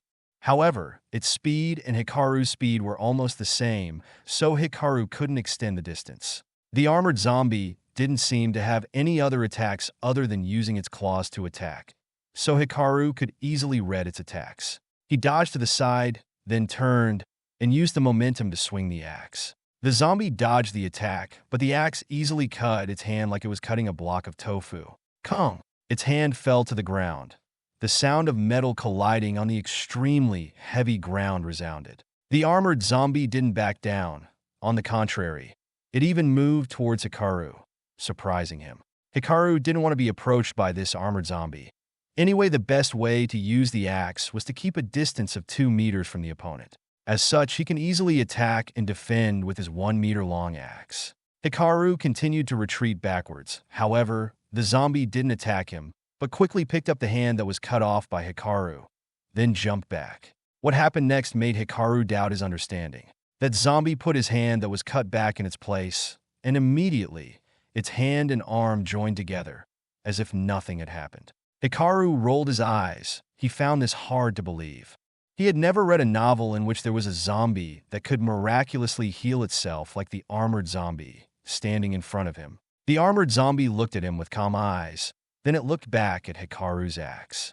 The armored zombie suddenly waved its hand, and the normal zombies standing outside suddenly separated, revealing a small path. "HM, is it letting me go?" Hikaru thought to himself. However, his assumption was wrong. At this time, a group of about 5 zombies was carrying a solid iron staff that was about 2 meters long and more than 10 centimeters in diameter. The armored zombie imitated the way Hikaru wielded the axe to wield the iron staff. The armored zombie held the staff in his hand, then swung it the same way Hikaru had swung the axe to cut off its hand. After the performance was over, the armored zombie, holding the iron staff, pointed it at Hikaru with provocative eyes. "Hikaru, what the hell is happening? That armored zombie just imitated my axe grip? It even sent its zombies to bring weapons to it. This is a cheat. It can't be evolution. Excuse me? World will. You want me to fight that monster? Are you crazy? F***CK. I want to change into another world. Let me play another game. Are you listening to me, World will?" Chapter 81, What I Need to Do. Hikaru started wondering if the world wanted to kill him. "Please, I'm also a villain. Can I level up normally?" That armored zombie was at least the boss of the 300th or 400th chapter. So why did it appear as soon as the end of the world began? Right now, Hikaru really wanted to punch the thing called World's Will in the face. How the hell did you manage the world, and it was still this chaotic? The armored zombie charged at him with his iron staff. However, Hikaru was not a coward either. He also rushed towards the armored zombie. It swung the iron staff at Hikaru the same way Hikaru swung the axe earlier. However, there was a problem that the armored zombie didn't know about. No, to be more precise, it didn't understand. Hikaru swung his axe and cut through the iron with ease. He then rushed towards the armored zombie at top speed. The armored zombie saw that the iron rod was easily severed and it was stunned. At this point, it seemed to have realized something, so it let go of the iron rod. However, by the time it moved, Hikaru had already entered the attack range, and he swung the axe towards its head. The armored zombie looked at the axe that was moving towards its head. The power in its body suddenly exploded in a terrible way. It swung its arms, using its long arm advantage to strike towards the handle of the axe. "Sa!" The sound of metal colliding rang out, and Hikaru felt his arm go numb. Although the armored zombie could not hit Hikaru's arm, as it could only hit the handle of the axe, the power transmitted to his arm was also terrible. Even if Hikaru had evolved to Tier F, it would be difficult for him to resist. The numbness and pain caused Hikaru to let go of the axe, and it fell down. The armored zombie quickly seized this opportunity. It immediately crouched and used its free hand to reach for Hikaru's axe. At this moment, time seemed to slow down. Hikaru saw the armored zombie's movements, and he realized it was aiming for his axe. Hikaru swung his leg and kicked the handle of the axe. The axe immediately rotated. Thanks to Hikaru's impact, the blade rotated towards the arm of the armored zombie. The armored zombie immediately withdrew its hands. However, everything was slow. It only had time to close its fist, as the axe blade had already cut its hand. Chung, kung, kung. The part of the hand and a few fingers that were cut off by the axe fell to the ground. The armored zombie realized that he had failed and retreated back. However, Hikaru didn't give it a chance to escape. He used his feet to push the axe weighing more than 100 kilograms into the air like a football player. The axe was thrown up to the level of Hikaru's eyes when he correctly grabbed the handle of the axe and rushed towards the armored zombie. TKS. Hikaru didn't hesitate as he slashed out a streak of light towards the armored zombie. Chung! The sound of metal colliding resounded. The light mark he had just slashed left only a small scratch on the armored zombie's chest. However, Hikaru didn't stop as he continuously slashed out countless streaks of light. Chung! Chung! Chung! Light streaks slashed the armored zombie's body and left countless scratches. Although it didn't deal much damage, the power of the streaks of light was able to repel it, leaving it with no time to retrieve the part of the hand that was severed by Hikaru. Hikaru was getting closer and closer to the armored zombie. 5 meters, 2 meters. When he reached a range of 1 meter, Hikaru swung his axe and slashed out a dazzling streak of light with all the energy he possessed. The armored zombie crossed its arms in front of its face and protected its head and chest. Chung! The streak of light that Hikaru had just slashed gave off a dazzling aura that collided with the armored zombie's arms that were crossed in front of him. Immediately, a shrill sound echoed. This light streak was different from the previous light trails. Its power was so great that it knocked out the arms of the armored zombie. On its arm, the spot where it collided with the light streaks earlier left 2 cuts so deep that it almost cut off its arm. As soon as the armored zombie noticed the terrible wound on its arm, it immediately tried to retreat to get away from Hikaru. But Hikaru instantly appeared beside it, the axe blade slashing horizontally towards its neck. The armored zombie couldn't run anymore. It could only put up its nearly severed arms to block Hikaru's axe blade. However, Hikaru's axe easily cut into the arms like a piece of paper. The axe blade easily pierced its arms, but at this moment, the armored zombie suddenly swung its legs, kicking Hikaru in the stomach. Hikaru felt like he had been hit by a train as he was hurtled backwards. While pain filled his mind, he still managed to keep the axe firmly in his hand. Bam! Hikaru flew backwards like a bullet that was shot out of a gun. He was thrown more than 10 meters away. He hit a car and sent it flying away. Hikaru struggled to hold back the pain and stood up. He looked ahead, but everything was hazy, as if he were looking through a vibrating membrane of water. At this time, the evolution potion, F+, appeared in his hand. Hikaru didn't think much, as he immediately crushed the cap and drank the whole thing. Hikaru discovered that the evolution potion, in addition to helping him to evolve, after evolving, his energy will be fully replenished. Ding! Good luck with your evolution to tier F+. Name, Hikaru. Villain points, 50,200. Unused points, 12,000. Power, F+. Perfect humanity. Hikaru didn't have time to look through the information board. He gripped the axe tightly and stood up. Seeing the armored zombie standing in the distance staring at him, Hikaru also looked it straight in the eye. He felt the increased power in his body. At this moment, Hikaru felt that he could defeat armored zombies.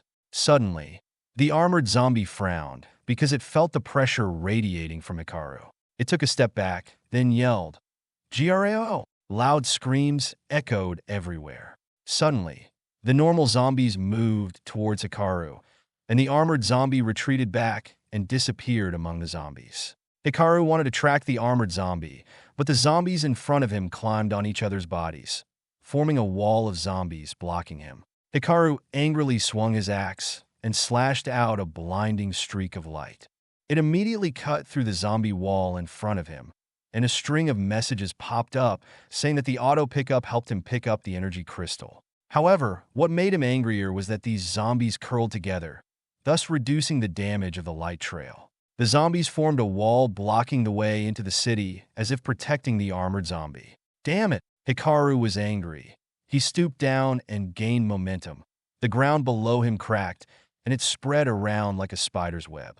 Hikaru was like a bullet as he flew more than 30 meters high. In the sky, Hikaru looked down, but he did not find the armored zombie anywhere. Bam! He fell to the ground with a loud bang, his face filled with anger and annoyance. At first, Hikaru wanted to see if he could resist or defeat the armored zombie with his strength. That's why he didn't use the evolution potion, F+. Besides, he was afraid that during the battle, he would be exhausted, so he saved the evolution potion, F+, until he was exhausted. Although Hikaru was very careful, he underestimated the intelligence and fighting ability of that armored zombie. Hikaru! Layla stood in the distance, exclaiming nervously. However, Hikaru did not hear Layla's voice. At this moment, he firmly held the axe in his hand and looked at the zombies that were curled together, forming a giant wall of zombies. Hikaru took a deep breath. He didn't want to waste his energy in this place because he had more important things to do. Even if he consumed all his stamina, he couldn't destroy all the zombies here. That's why Hikaru rushed forward, grabbed the armored zombie's arms that he had severed, and retreated backwards, leaving through the entrance he had opened earlier. Layla saw this and followed behind him. The two walked out of the gate, turned to look back, and they noticed that the zombies in the city were also looking at them. Looks like they're just guarding this place, as they are not leaving the city. Layla nodded at that. Maybe the zombie you fought earlier ordered the zombies to guard here. So, what are you going to do next? Hearing Layla's question, Hikaru frowned. Are you going to follow me forever? Layla smiled and replied, Haha, of course. What? You're feeling happy, right? Hikaru sighed. Hey, don't you want to save more people or go to where the survivors are hiding? Why should I do that? Because you're a cop. But now I'm not a policeman anymore. Hikaru glanced at her, his eyes filled with suspicion. Don't look at me with those eyes. The world order has collapsed. Now I can do whatever I want. I'm not bound by any laws anymore. Layla said as she raised her index finger, on the tip of which was a small ball created by countless winds. Hikaru frowned because she was using her special ability very well, as if she had been practicing it for a long time. However, it did not surprise him. After all, Layla was a main character, so it is normal for her to increase her strength easily. Suddenly, a thought appeared in Hikaru's mind. If Layla is the main character, her luck score is very high. That means if I follow her or she follows me, it will be easy to meet many opportunities or pick up many good things. Do you know where in the city there is clean water? Hearing Hikaru's question, Layla was not surprised. Anyway, after the end of the world, food and water will surely become extremely rare. At this point, it was only natural for Hikaru to want to find a place to store clean water. Of course I know. However, how much will you pay for that information? Hikaru frowned and said, I just saved you. Now you're asking me to pay for your information? Huh. You saving me is what you need to do. What I need to do? That's right. You stole my first kiss, then proposed to me. That's why it's up to you to save me. Layla said as she blew out the orb, then placed her index finger on her sexy lips that were smiling mysteriously. Hikaru. Chapter 82 Water Factory. When did I propose to you? When you gave me the stone that awakened my superpowers. Hikaru, do you have to put words in my mouth like that? So, you want me to give you more stones like that? Layla still had a mysterious smile, but a greedy look could be seen in her eyes. This look made Hikaru suddenly shiver in fear. What do you want? Layla didn't answer. She crossed her arms over her chest and pushed those two huge mountains up as if they wanted to break through the cramped clothes to get out. Okay, this time I will let you go, but next time I will charge you. When Hikaru heard Layla, he sighed. Maybe there won't be a next time, he thought. After getting clean water and enough food, he only needed to rely on the skill surveillance to see the information of the main characters, including Layla. However, when he remembered the skill surveillance, Hikaru frowned. Why is it that when Layla was being attacked by a zombie and when she awakened her powers, it wasn't listed in the information displayed by surveillance? Master, you should keep in mind that the skill surveillance only displays intentions, plans, and some information about the opportunities they might encounter. Everything has correct or incorrect proportions.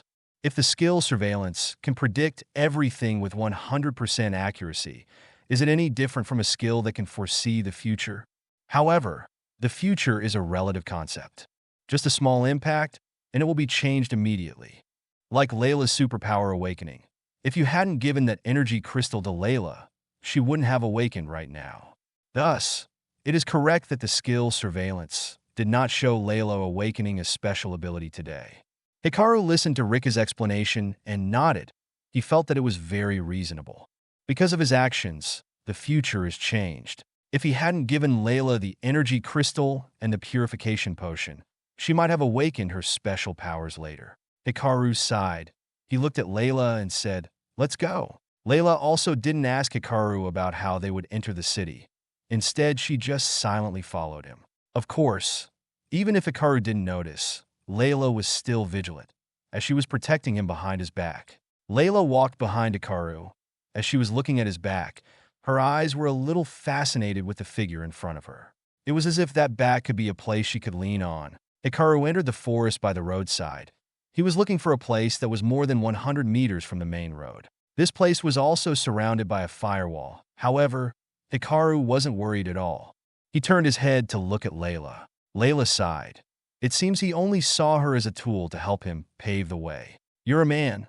Why can't you treat a woman decently?" Hikaru shrugged. "Sorry, I'm a man, but I'm not the stupid type that will do anything to please a woman." Huh. Layla pouted. Although inwardly annoyed, she still used her superpower to pave the way. Layla waved her hand forward, and a swirling wind shot out that blew away all the burning trees and flames in front of him, to reveal a road about 3 meters wide. Hikaru frowned. It seemed that Layla's superpower was indeed wind, but it wasn't weak either. Although she only awakened her superpower for less than 2 hours, she had mastered that power, and she was powerful. In addition to her physical strength, he was afraid that Layla's current strength was probably F or maybe F+. Hikaru frowned. He felt that life was really unfair. He had to work hard to evolve to F+. However, he didn't even have any superpowers. However, Layla didn't need to do anything, as she just needed an energy crystal to awaken her superpower, to reach a level of strength not inferior to him. A question suddenly appeared in Hikaru's mind. Why did I help Layla escape from becoming a zombie? I even helped her awaken special powers, but no luck points were added to me. Hikaru frowned. Was he doing something wrong? Or was it because he broke the future that he didn't get lucky points? He didn't know, so he could only shake his head and try to forget this. Just like what Hikaru thought, there were almost no zombies in this place, as everywhere was covered with fire. Layla and Hikaru started moving and entering the inner city. Although Layla had never used evolution potions, her speed was also very fast. Hikaru moved very slowly, so Layla could follow him. He also didn't have time to chat with Layla while walking. He needed to quickly get clean water before the others got it. You don't have to be in such a hurry. Right now, everyone is trying to hide in their house or other safe places to avoid zombies. No one will compete with you. Hearing Layla's words, Hikaru sighed. Of course, I'm not worried that others will compete with me. Do you think they can compete with me? It's true, with your current strength. Even if someone uses an armored tank, they won't be able to defeat you. So, what are you worried about? Will the army arrive there before you? Hikaru shook his head. I'm not worried about that either. Besides, the current army is probably busy exterminating zombies and rescuing survivors. I'm just afraid that a few people might get there before me. Layla was also silent. She had the feeling that Hikaru seemed to know a lot of things in advance, but it seemed that he was not too sure if the things he knew in advance would happen or not. Suddenly, Layla smiled as she thought, "That's right, I don't need to speculate anymore. If I do, then it would not be interesting anymore." It was enough just to follow him and witness what would happen.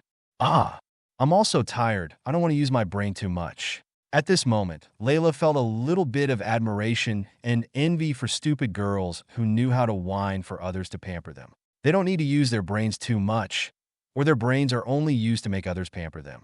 Layla thought maybe she should live like those girls too. That way she would feel much more comfortable. After all, the more you know someone, the more likely you are to be in danger and feel anxious about the future. The two of them moved to an area located on the outskirts of the city. This place had a bottled mineral water factory. The factory door was closed. Hikaru looked inside, and there were several zombies moving aimlessly.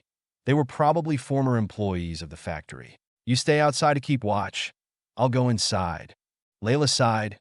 Hey's okay. You don't have to worry. Hikaru nodded, then jumped over the 2-meter-high gate, and then moved inside like a gust of wind. Layla looked inside. She pouted and said, Huh, do you need to be so indifferent to me? Hikaru obviously didn't have time to care about Layla's thoughts right now, as he quickly sneaked into the bottled mineral water factory. Since this was a bottled mineral water factory, there were not too many protective walls. Hikaru moved extremely fast. As he went to the warehouse, the whole process was extremely normal, without any problems. If a main character comes to this place, he was afraid that there would be many problems. At this time, Hikaru considered himself lucky because he was a villain, so he wouldn't encounter cases like face slapping, which would save a lot of time. Hikaru pushed open the door of the warehouse. Inside there were barrels of mineral water that were arranged on top of each other, and they were more than 4 meters high. There were many types from small bottles of 0.5 liters to 20 liters. The warehouse was about 1,000 square meters, but the water tanks were almost full. Hikaru couldn't contain his joy. Awesome. Immediately after, he brought all these water tanks inside the Pan-Aerospace. He moved as fast as the wind. Anything he touched disappeared instantly and reappeared inside the Pan-Aerospace. Suddenly, Hikaru stopped. He saw in the corner of the warehouse a group of 3 men and 2 women. However, the 2 women lay on the ground naked. They had lost their lives. When the 3 men saw Hikaru, they frowned and shouted, Catch him! Don't let him run! Before he could finish his words, the man's head fell from his neck. Of course, the 2 men shared the same fate. Hikaru was not the main character, nor did he have much time for dialogues or face-slapping with others. What he needed was the result and efficiency of the work. So anyone who gets in his way, he would kill them. After all, this world had come to an end, and there were no rules to bind him. Moreover, Hikaru looked towards the 2 women lying on the ground. They were dead. Their bodies were covered with wounds and a dried, fishy white substance. He shook his head and continued to collect all the remaining water tanks inside the warehouse.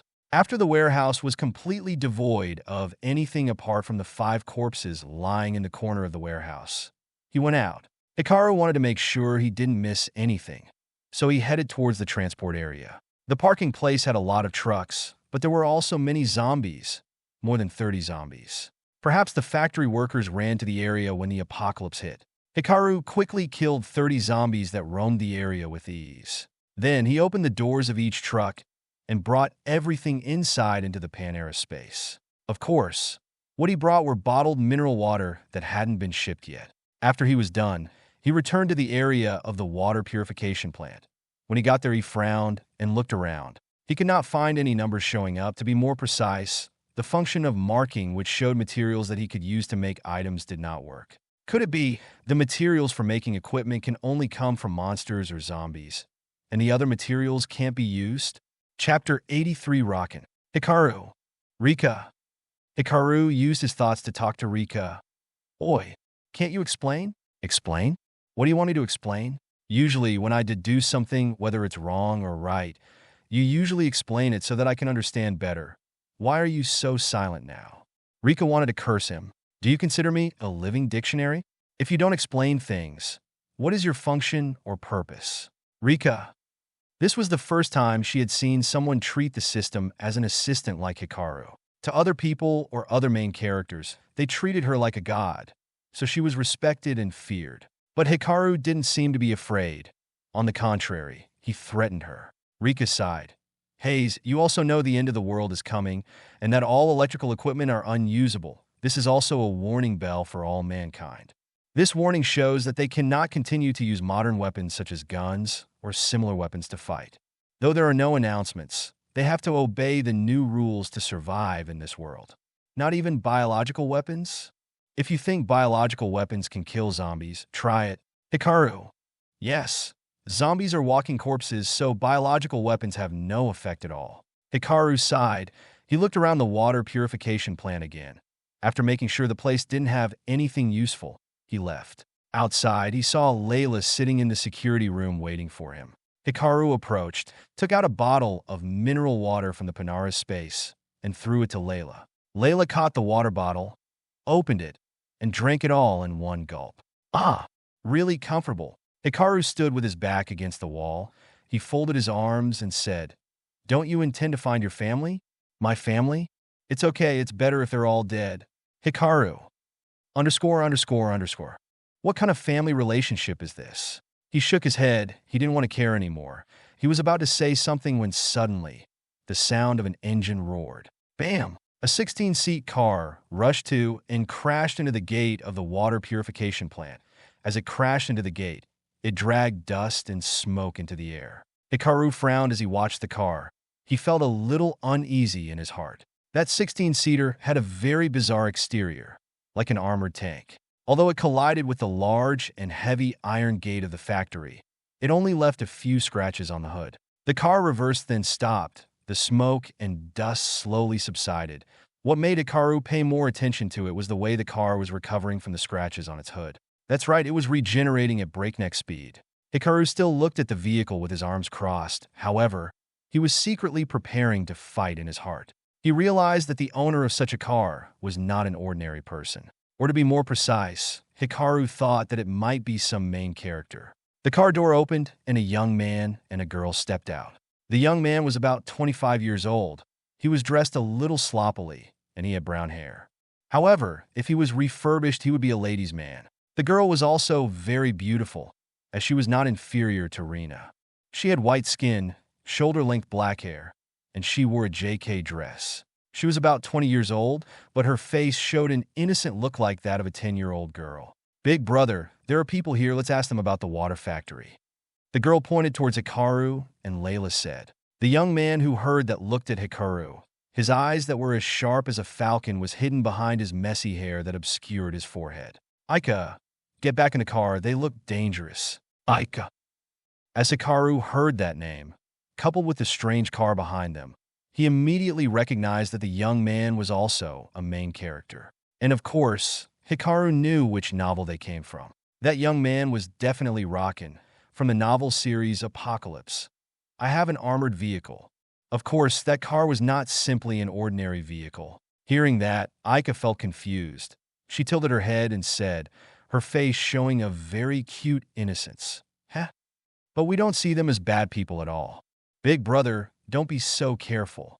Hikaru didn't find Raken weird at all, because in the novel, Raken was such a cautious person that he turned his cautiousness into a disease. The apocalypse had not yet begun, but Raken had sensed that the world would probably perish. Therefore, he used all his money to buy a 16-seat car, then repaired and improved that car into an armored vehicle. Of course, things did not stop there. If it was just an ordinary armored vehicle, Raken would not be classified as the main character. Raken was a lucky guy, and his intuition seemed to surpass that of ordinary people. In the novel, before the apocalypse struck, he suddenly sensed something calling him.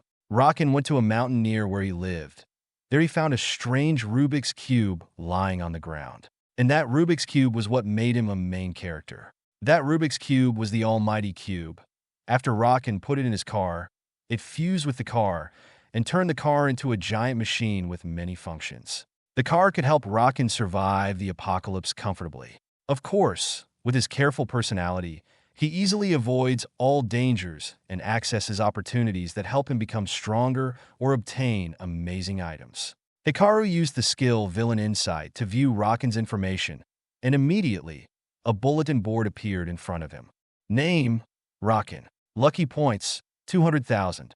Description, the main character from the novel series Apocalypse. I have an armored vehicle, suffers from the disease of excessive caution. 200,000 luck points, another guy with higher luck than Layla. No, I haven't seen Layla's luck score yet. Hikaru glanced at Layla, reviewing her information once more.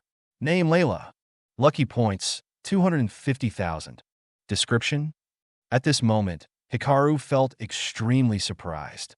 Even when the apocalypse started, and Delmore awakened his ability to use the Apocalypse Encyclopedia, his luck only increased from 39,000 to 55,000. Even Tadashi only increased his from 12,000 to 75,000 after receiving the Blood Blade. However, Layla increased her luck from 150,000 to 250,000. Hikaru felt that the main characters definitely have cheats. With such a strong increase in luck, How can a villain with only 50,200 luck points like him can defeat them? Suddenly, Hikaru now felt Raken's eyes filled with annoyance and sharpness staring at him. Aika wanted to say something, but Raken immediately said, "Get in the car." Aika sighed. She felt that Raken had contracted the disease of being overly careful. However, she also did not dare to disobey him. Anyway, thanks to him, she was able to survive among the countless zombies out there. Aika obediently entered the car. Raken waved his hand at this. In his hand was a black glove, on top of which were some bizarre electronic devices that connected the glove to his fingers. Right now, from inside the car, 10 drones flew out, all armored and equipped with the same kind of miniature Gatling gun. Those 10 drones surrounded Hikaru and Layla, and if Raken wanted, the drones could fire countless bullets at them. "It seems you took all the water inside the factory, right?" Raken asked. Hikaru was extremely calm in the face of countless gun barrels. He shrugged and said, "Did you see me carrying a backpack or something like that? If you want to know if there is water in the factory, you can check it yourself." Raken did not answer, as his mind was filled with countless thoughts. That young man is so weird. I don't know why he makes me feel so cautious. His clothes are covered in blood, but his body doesn't have any wounds. His expressions and that of the girl are extremely calm in front of the numerous gun barrels. That means that the young man and the girl have the ability to survive in the apocalypse. They certainly possess some special ability. If their ability allows them to withstand bullets, then I can't do anything about them. If I continue staying here, I might be the one in danger. Besides, those two probably took all the water inside the factory and hid it somewhere. Even if I fight them, I can't take anything more. If fighting is futile, then I don't need to risk it either. Preserving the fitness and energy for the drone is the best option. After all, there are 4 other bottled water factories in this city, so I don't need to risk facing those two. With such a decision, I just need to retrieve the drone, then leave as quickly as possible. Upon seeing that Raken kept staring at them, Layla felt a little uncomfortable and asked, "Hikaru, what's wrong with him?" He's just having an internal monologue," Hikaru said while feeling a bit of a headache. Raken was a very careful person, so his thoughts were also extremely careful. Before doing something, he would have an internal monologue to make the best plans or decisions. At this point, Hikaru assured Layla that Raken was actively having an internal monologue to make a final decision. After about 1 minute, Raken suddenly backed away, then entered the car. The drones also retreated but did not enter the car. They flew around the car as if protecting it, their guns still pointed at Hikaru and Layla. Hikaru frowned and asked Rika, "What are the odds that I can kill Raken?" "About 5%. Only 5%, however, I want to see how strong his car is." Hikaru immediately took out the axe from the Panera space and slashed out a streak of light. That streak of light gave off a blinding aura. Raken had just entered the car, didn't have time to close the car door, so he saw the trail of light coming towards him at a terrible speed. Suddenly, Raken shouted, "Titan's Dome!" Chapter 80, for Ico and Raken. Right now, a dome of light which resembled a honeycomb-like structure wrapped around the vehicle and emitted blue light. When the streak of light that Hikaru slashed touched the dome of light, it disappeared. Raken breathed a sigh of relief. Bang! Suddenly, a sound rang out. Then the car shook violently, causing Raken to jump in fear. An electronic screen appeared in front of him, above which showed a picture of the car and its condition. Warning! The vehicle has been severely damaged. Please replenish energy so it can heal itself. Serious damage? Raken frowned, finding it hard to believe. But he looked at the electronic board showing that the body of the car was severely damaged. Although the streak of light was not deep enough to destroy the car, it left a groove that was more than 30 centimeters long in the body and more than 2 centimeters deep. Can that young man's attack break the titanium dome? No, the titanium dome is still present, which means that the light streak cannot break the titanium dome. So, there is only one case: the light streak that the young man made can penetrate the titanium dome. But I saw it hit the titanium dome and disappear. Why did it keep going through the titanium dome? Could it be only a fraction of its power penetrated the titanium dome? That's right. That's probably the case.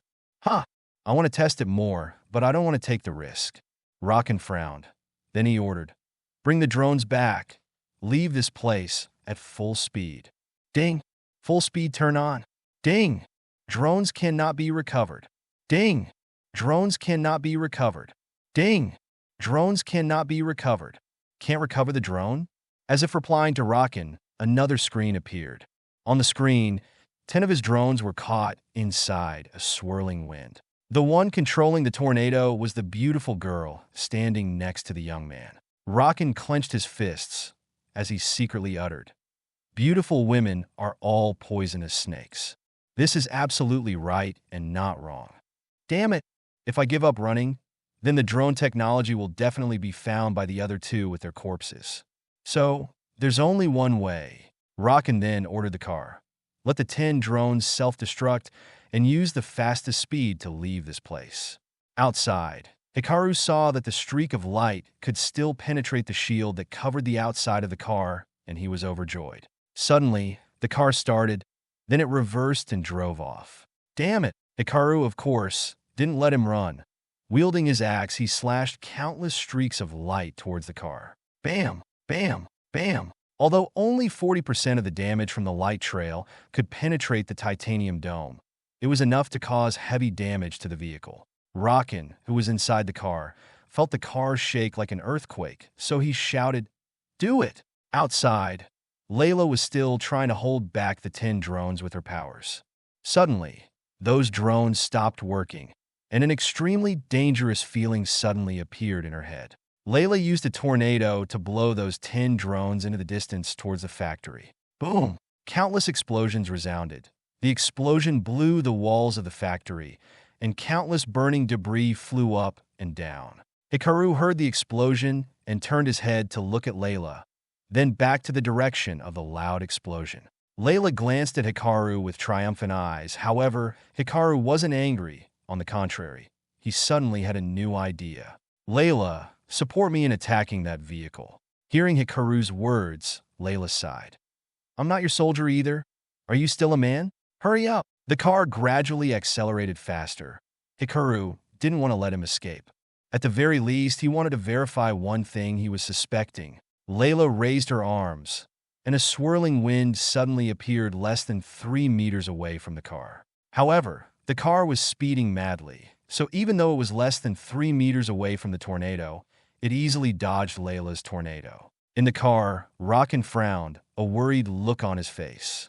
Even though the car was slowly moving away from the young man and the girl, he still didn't dare to look down. System: underground bullets. Ding!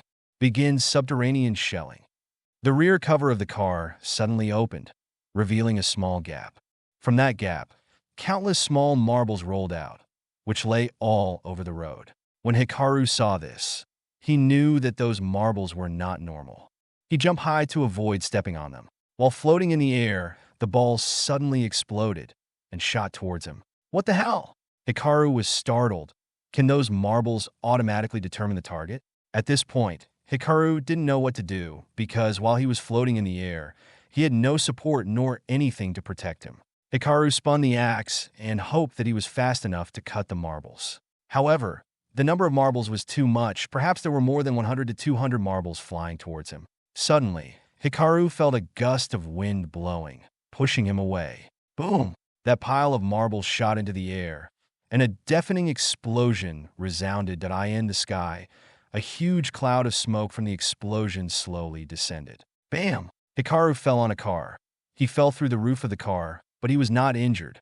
Svel.Siamakronim, he looked at Layla, and she looked at him and shrugged.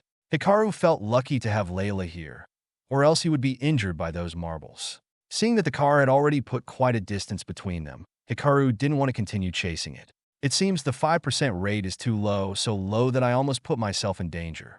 Luckily, Layla was here. Otherwise, even if I survived being attacked by those marbles, I would still be seriously injured. Suddenly, a bulletin board appeared in front of him. Ding! You caused serious damage to Rakan's car. You have successfully stolen 5,000 of his luck points. Ding! Layla likes being ordered by you. You successfully get 5,000 luck points. Hikaru. Layla approached him. looking at him indifferently. Why did you attack that person? Is he your enemy? Hikaru didn't answer. He looked at her with suspicious eyes. Have you been seduced by my beauty? Layla laughed. Her smile was full of mystery and charm, like a black rose with poisonous thorns. Hikaru glanced at Layla and thought in his heart, it seems I can't judge a person by their appearance. Everyone has some weird hobby. A beautiful, sexy policewoman, but she is M. However, Hikaru had no intention of using this to get closer to Layla. That's her secret anyway. Maybe she knows that her mentality was a bit weird. If I focus on taking advantage of that, there will probably be a backlash. However, sometimes I could take advantage of that a bit. Suddenly, Layla felt a chill down her spine, as if someone was trying to harm her. Layla felt weird, but then she shook her head and said, "So, what are you going to do next?" "Of course, go to other supermarkets to get more food." Layla looked at Hikaru, but she saw that he wasn't carrying anything but the axe. However, she could see that Hikaru was able to take out the axe with ease, as if he brought it from the void. That means that he has a special ability that serves as an inventory. After thinking to this point, Layla sighed. She shook her head, as she did not want to think about it anymore. Okay, I don't need to think too much. Hayes, my career has changed me so much. Layla, it's enough for you to just enjoy the moment. Layla thought to herself, then followed Hikaru. She felt that even though there were zombies around and the buildings were dilapidated, her journey with Hikaru was extremely interesting. On the armored vehicle, Raken controlled the camera to look around. Even though the car was going very fast, he was still worried that they would chase him. Just now, when a young man jumped more than 10 meters high, he felt fear. Luckily, he was careful enough to use the underground bullets that could lock onto targets and attack in all directions. If not, he was afraid that this car would have been severely damaged. That young man had tremendous physical strength. Maybe the black smoke from the sky earlier helped him evolve. The other girl has the ability to control the wind and create terrible swirls of wind. It seems, even though the apocalypse has just come, many evolved people have appeared. However, everything is still within my expectations. Raken suddenly ordered. The system, which stores the behavior and abilities of the other two, conducts analysis. Ding! For analysis, please wait for 5 hours and consume 200 energy crystals. Agreed. Ding! Analysis is in progress. Raken let out a sigh, steered the car to a pile of rubble, and then let the vehicle disguise itself as a burning wreck thanks to the system. Big brother. Suddenly, Aiko's voice rang out. Those two seem to have superpowers. What should we do? Or let's apologize to them. Anyway, we were the ones who started a fight with them first. We shouldn't have pointed a gun at them. That showed that we were threatening them. Aiko! Raken suddenly shouted, his eyes showing anger and worry. If we don't act first, we will die. If we had been a little slower just now, I'm afraid they would have killed us in an instant and taken over this car. Hearing that, Aiko sighed and shook her head. She felt a bit tired from Raken's way of thinking. Aiko, you're young. You don't understand how dark and terrible this world is. We need to be careful, extremely careful. Being too careful is better than being killed or tricked, you know. Aiko sighed and nodded. Although she nodded, she felt extremely guilty and embarrassed at what Raken was doing. Upon seeing the two of them, Aiko felt that they were not bad people. Besides, Raken was the one who messed with them first. If they were the ones who were pointed guns upon their first time meeting someone, then they would feel irritated too. Brother, I feel a bit tired, so I should rest first. Chapter 85, I just want some food. After saying that, Aiko went to the last row of seats, then took a blanket, covered her body, and closed her eyes. Seeing that, Raken could only shake his head and sigh. Hayes, my sister, you are so kind and stupid. This world is much darker than you think. Humans are a very ugly and cruel race. If we're not careful, we'll fall prey to others. Aiko, you'll understand later why I'm being so careful. You are too naive. Raken sighed, then frowned, feeling a bit confused. He took out an energy crystal and held it in his hand. Could it be, can I possess superpowers like them? After a moment, he shook his head and placed the energy crystal in the drawer. No, I can't take the risk. Now, with this vehicle and its evolution, I can survive the apocalypse.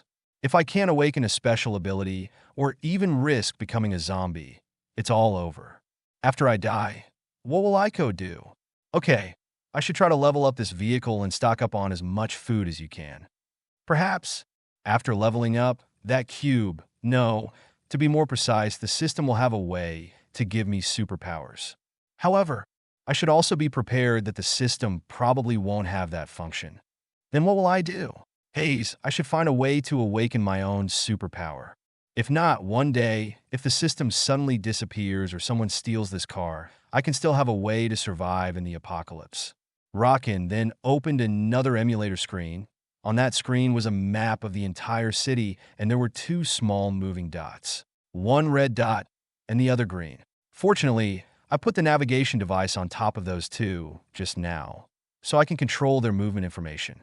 If they're that strong, there's certainly plenty of food in their shelter. I will wait for them to return to the shelter, and Elsewhere, in a luxury apartment building, Ray sat back on the sofa, smiling. Looks like this real life looks interesting. Someone can kill my armored zombie. Who is it? Delmore, Tadashi, or Layla? No. At this point, they haven't been able to awaken their superpowers yet. There is only one person qualified to break the armor of an armored zombie. The owner of Isekai'd's axe. Hikaru. Huh, that's interesting. Hikaru, I hope you can interest me more. Ray's muttered, his gaze as sharp as a holy sword. It was filled with murderous intent and a slight chill. Knock, knock, knock. Suddenly, there was a knock on the door. Ray's was not afraid or worried. He immediately adjusted his emotions. He turned his smile that was as sharp as a knife into a smile filled with warmth but sunshine. He walked to the door and, without hesitation, opened it. At the door was a girl about 25 years old with a beautiful, angelic, and mature face. She had shoulder-length brown hair and two earrings that were a bit dazzling. At this time, the girl was wearing a blue nightgown that reached her feet, and a scarf was around her neck to keep her warm, making her look like an orchid, full of elegant, mature, and seductive aura. You, Ray said with a smile. Is something wrong? The girl's name was Yu, who lived on the same floor as Ray's in this apartment building. If Hikaru was here, even if he hadn't read the God's Day novel, he would know that Yu was definitely one of the heroines. Why? Because she is beautiful. As long as the opponent is a female and she is extremely beautiful, she is definitely a female lead. There is no need to mention whether there is any effect or not. Like Rena, just being pretty is fine. No matter how much trouble Delmore caused, he couldn't abandon Rena. Yu was shy and embarrassed. Her hands were clasped together as she looked in the other direction. Huh? Yu, what's the matter? Just tell me, I'll help you. We live on the same floor anyway. We need to help each other. Hearing Ray's words, Yu was a little less embarrassed, but she still found it extremely difficult to say. You wait for me for a moment. After saying that, Ray's went into the house, and a minute later, he returned with a small basket. Inside the basket were some canned goods, sugar, butter, eggs, milk, etc. With this basket full of food, if you eat it normally, it can be eaten in 3 to 5 days. You felt a little confused. I bought a little too much. I bought some to share with you. Don't worry, I have plenty of food left. You nodded. Thank you, Rays. You still accept to share food with me. You are such a good person. Ray smiled warmly. Don't worry, I told you I have plenty of food left. Hearing that, you shook her head. I know it's chaotic outside. Zombies are everywhere. I don't know when this will end, and we will return to living normally. For now, food is more precious than gold. I don't know how to thank you. Ray said with a smile. No need. I said we are neighbors. It's normal to help each other. Hearing that, you blushed, smiled, and nodded shyly. Thank you. If there is anything that I can help you with, please tell me. I will try to help you. Hearing Yu's words, Ray nodded, trying to reassure her. I have a friend who is serving in the army. He said that the army was trying to suppress zombies. Right now, the situation is very positive. They will take the survivors to a safe gathering area. Your friend, you felt a little strange and asked, but the phone is not working. How can you contact that friend? I was given a radio communication device by him. which is a military device for cases where electricity or telephone waves cannot be used. Hearing that, Yu nodded, as she immediately believed him. After all, in Yu's mind, the technology inside the army was so advanced that ordinary people couldn't even imagine it. Hope the army quickly finds and rescues us. Yu said, her voice filled with hope. Reyes replied, I promise they will come and rescue us. What we need to do is limit ourselves from going out and not get injured by zombies. If you lack food, come to me. I have plenty of food inside. When Yu heard that she said, no, I said, don't worry. I don't go out much, so I have a habit of stocking up on food. The amount of food I have in reserve is enough for you and I to use for more than a month. Yu breathed a sigh of relief, and she felt less anxious. In fact, when Reyes gave her this much food, she worried that he would run out of food, even starve. But hearing him speak so confidently, Yu also felt much more at ease. Reyes continued, the temperature will drop very sharply in the near future. Please try to keep yourself warm. Will the temperature drop? That's right. Reyes nodded and explained. Dark clouds will cover the sky, so the ground would not be warmed by the sun, and over time, the temperature will drop significantly. Plus, there's no electricity to use, so you can't use the heater. For now, you should stock up on as many warm clothes as possible, especially water. In the next few days, the water will be heavily polluted. You can't drink water from the tap. You can only drink bottled water. When you heard Rey's words, she felt extremely surprised. You seem to know very well what is about to happen? Rey scratched his head and humbly said, I also have a little research on meteorology, so I can predict the weather. So that's how it is? Thank you, Reyes. Yu said, her eyes filled with admiration as she looked at him. He also looked at Reyes with eyes full of love and affection, while thinking in his heart, Yu, in this life I won't let you die. I won't let you suffer any pain. I, Reyes, swear to help you live a happy life. I will make you the happiest woman in the world. Everyone will kneel at my queen's feet. You seemed to sense Rey's hot gaze and blushed. She looked down at the ground to avoid his gaze. Oi, you! Suddenly, there was a voice from the opposite room that broke the romantic atmosphere between the two. The room door was ajar, revealing a slightly dark interior, but it was still enough for Reyes and Yu to realize who it was. Even if there was no light, they could still recognize the person who spoke up. It was a man who was about 30 years old and was living in the room opposite Reyes. His name was written on the nameplate in front of the room. Isekai'd. Reyes frowned and said, You go to your room first. Remember to lock the door. Yu, who heard that, looked at Reyes, then back at Isekai'd's room, then hurriedly carried the food basket back to her room. Yu's room was next to Reyes, so she quickly entered the room. Crack! Reyes heard the lock of the door after Yu entered the room. He frowned and looked towards the opposite room and asked, What do you want? Isekai'd stammered. Can you give me some food? We're neighbors, aren't we? You just said that neighbors are supposed to help each other. Now I need help. You fuck off, Reyes said, although the volume was not loud. Isekai'd still heard what he said. It was so cold and full of murderous intent that he shivered. After all, Reyes was someone from the future, and he had killed countless people and monsters, so his killing intent was extremely terrible. Isekai'd was so scared that he couldn't stand still, and he plopped down on the ground. Reyes frowned, but after that he didn't do anything. He didn't want to kill Isekai'd because he knew what was going to happen. He returned to his room and closed the door. Isekai'd sat in his room. He felt both scared and angry. Damn it, that bastard dares to glare at me. Damn it, damn it, damn it. And yet he said that neighbors must help each other. Damn it, he's just helping that whore. Just because you have a little bit of beauty, you think the world will revolve around you? Isekai'd now looked towards Yu's room. Immediately, he calmed down, stood up, and walked towards her room. Knock! Knock! There was a knock on the door, and Yu, feeling a little strange, opened the door. Yu was startled when she saw a man about 170 centimeters tall, with a big belly, covered in sticky sweat. She was scared to close the door when Isekai'd's big hand grabbed the door and held it tight. Yu opened her mouth to say something. However, she was just a girl, so how could she be as strong as a man? Bam! Isekai'd pushed the door hard, and this caused you to fall backwards. Eh? I just want some food. You watch Sasuke lick his lips, his face filled with greed. Chapter 86. You, Rei's lover. Don't come near me. You lay on the ground. She was so scared that her legs trembled and she couldn't even stand up, stammering. She said, I'll let you please leave this place. Leave this place? Zasika smiled greedily. Ah, bitch. What do you rely on be spoiled by others?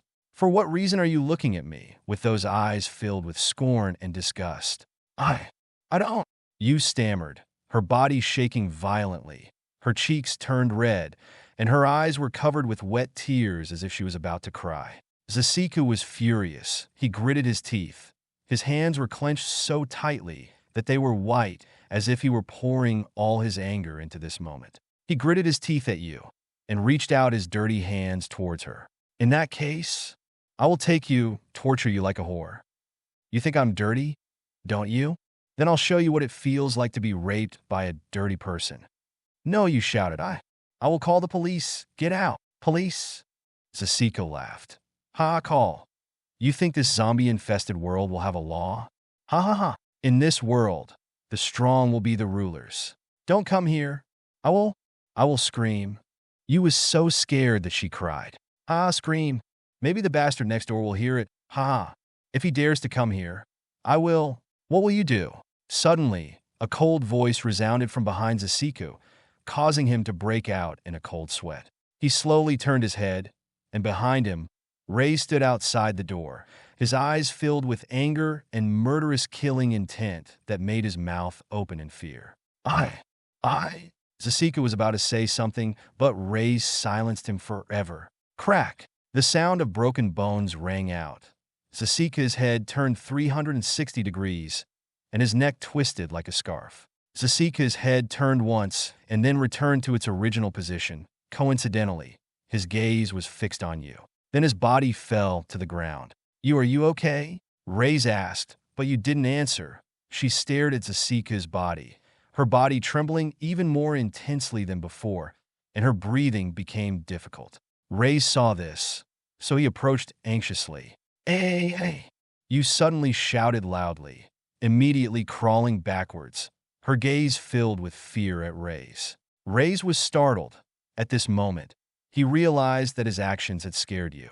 He sighed and said, Hayes, you don't worry. I won't harm you. Go. Leave. Please. You said while crying, as if she was begging Rei's. You held her trembling head while muttering, I beg you, get out, please, please. He also felt that his actions were wrong, so he dragged Zasika's body out. Before closing the door, he turned his head to look at you with an apologetic look in his eyes. I swear that I will protect you and not let you suffer. Although I killed someone, I will still kill a lot of people in the future, but it is all because this world is forcing me to do this. Later, you will know how ugly the nature of this world is. After you calm down, I will come find you. Crack. As soon as the door closed, you couldn't hold back her nausea. She immediately rushed to the bathroom and vomited repeatedly into the toilet. Cough, cough, cough. You coughed and vomited continuously. After a while, you was lying on the cold bathroom floor, her eyes looking into the distance, not knowing what she was thinking. However, there were still tears on her face. Outside, Rei's dragged Zasika's body down from his room window. Bam! Zasika's body fell onto a vehicle, causing it to flatten. The zombies who heard the noise immediately approached and enjoyed the party. In the room, Rei's closed the window, then sat on the sofa, as he felt guilty inside. In his previous life, he wasn't strong enough to protect you, so she was killed by a monster. In this life, he didn't want that to happen. You was his moonlight.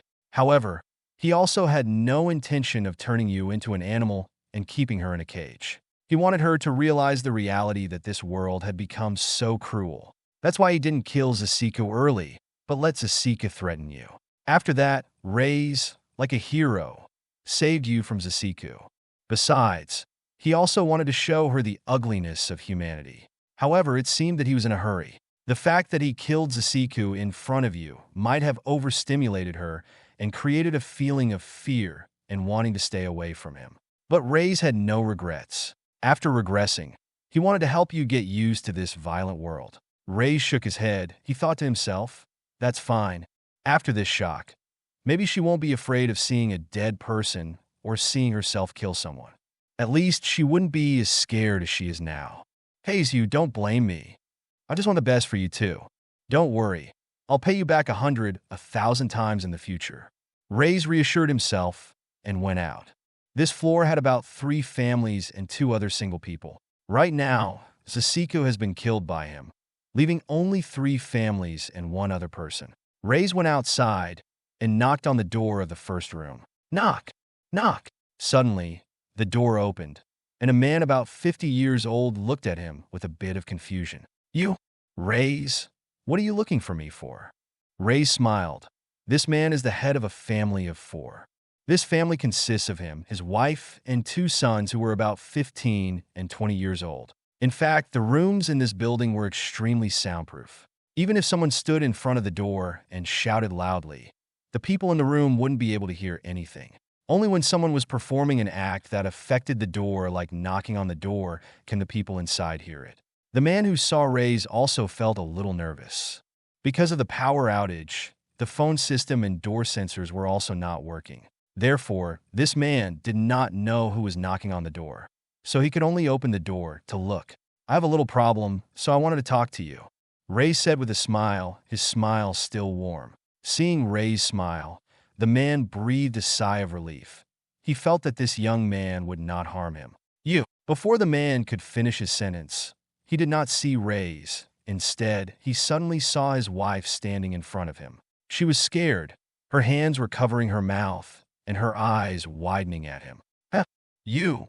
The man wanted to continue talking, but he suddenly felt the space in front of him darken. Afterward, no then. The man was dead, his head turned upside down, his body lying on the ground, in front of his wife. At the time of his death, he did not think that he would be killed by Ray's so easily. The middle-aged woman in the house, the other man's wife, wanted to scream, but fear and terror filled her whole mind. She was so scared that her legs softened, and she sat on the ground. From her lower body, a puddle of pale, yellow water gradually spread out. TKS. Dirty. Ray's clicked his tongue. He was so fast that he transformed into a gust of wind, appearing behind the woman. Crack. He also broke her neck, but at a 90-degree angle, not backwards like the other man. Don't blame me, because in a previous life, all the people living on this floor dared to compete for food with me and you. Even you tried to kill me and you to get food. That's why I have to kill you first. After that, all the people on this floor were killed by Ray's without any sound or screams being heard. Even a 10-year-old child was killed by him. He thought that since he already killed the child's parents, the child would not live long. Then he will help the family reunite in another place. That was the best ending for all. After killing them, he threw the bodies out the window, falling below. The zombies below had a great buffet. Ray's looked down. When he saw that more zombies were gathering, he didn't feel scared. On the contrary, he felt a little happy and excited. Good. Gather as many as you can. That way you don't have to spend a lot of time killing each zombie. Tadashi, Delmore, Layla, and Hikaru, I hope you can cheer me up a bit. Don't let this game get too boring. I forgot you, Grey Wolf. I hope you live until I find you. Elsewhere, Hikaru and Layla went to a supermarket. However, all the doors to get inside were locked. Hikaru said nothing as he swung his leg and kicked the door. Chong! There was a shrill sound, and shards of broken glass fell on the ground. The door is open.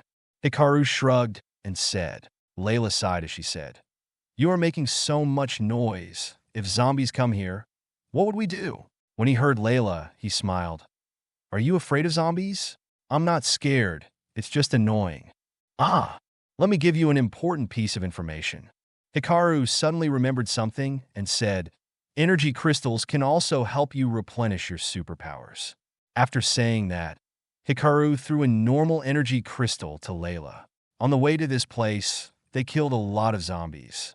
However, Hikaru didn't need to stop to find the energy crystals inside their heads, as he already had the skill, auto pickup, to do just that. Up to this point, he already possessed more than 100 energy crystals, F, and 1 energy crystal that was F+. Of course, in addition to the armored zombie guarding the gate and the special armored zombie, he did not encounter any other strange zombies. Layla held the energy crystal in her hand after clutching it. It then instantly disintegrated into dust particles that were absorbed inside her body. At this point, Layla felt as if her energy had recovered a little. Hurry up! Layla extended her hand towards Hikaru and licked her lips with a greedy face as he ordered, I want more. Hikaru, do you know that your words and actions can cause misunderstandings? He thought, what the hell are you doing? Suddenly, a voice came from inside the supermarket, interrupting Hikaru and Layla's conversation. Chapter 87 Kateb, bonus for 200p.s. Layla and Hikaru looked inside and saw a bunch of thugs. Their hair were dyed in a variety of colors like parrots doing a fashion show. The head of the thugs was a blonde, his body was a bit thin. However, Hikaru could see that he was shoving his hands in his pockets, and a confident smile adorned his face. Boss, that girl is really pretty. Yes, that girl is very beautiful. Big brother, if you catch her and enjoy her, you will surely be very happy. Haha, big brother, when you finish eating, pass her to us and let us have a taste. Ha, the thug said while laughing mockingly. The young man in charge smiled, seemingly not caring what the other thugs were saying. Oi, kid! Suddenly, another thug suddenly spoke up. Do you know who this is? Huh? This is Chovik, our big brother. He possesses special powers, and he is the owner of this supermarket.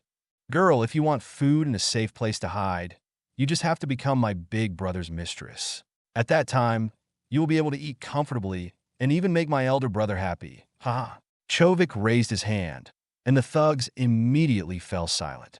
He looked at Layla and Hikaru and said, I'm only saying this once. That girl can stay. And you get out.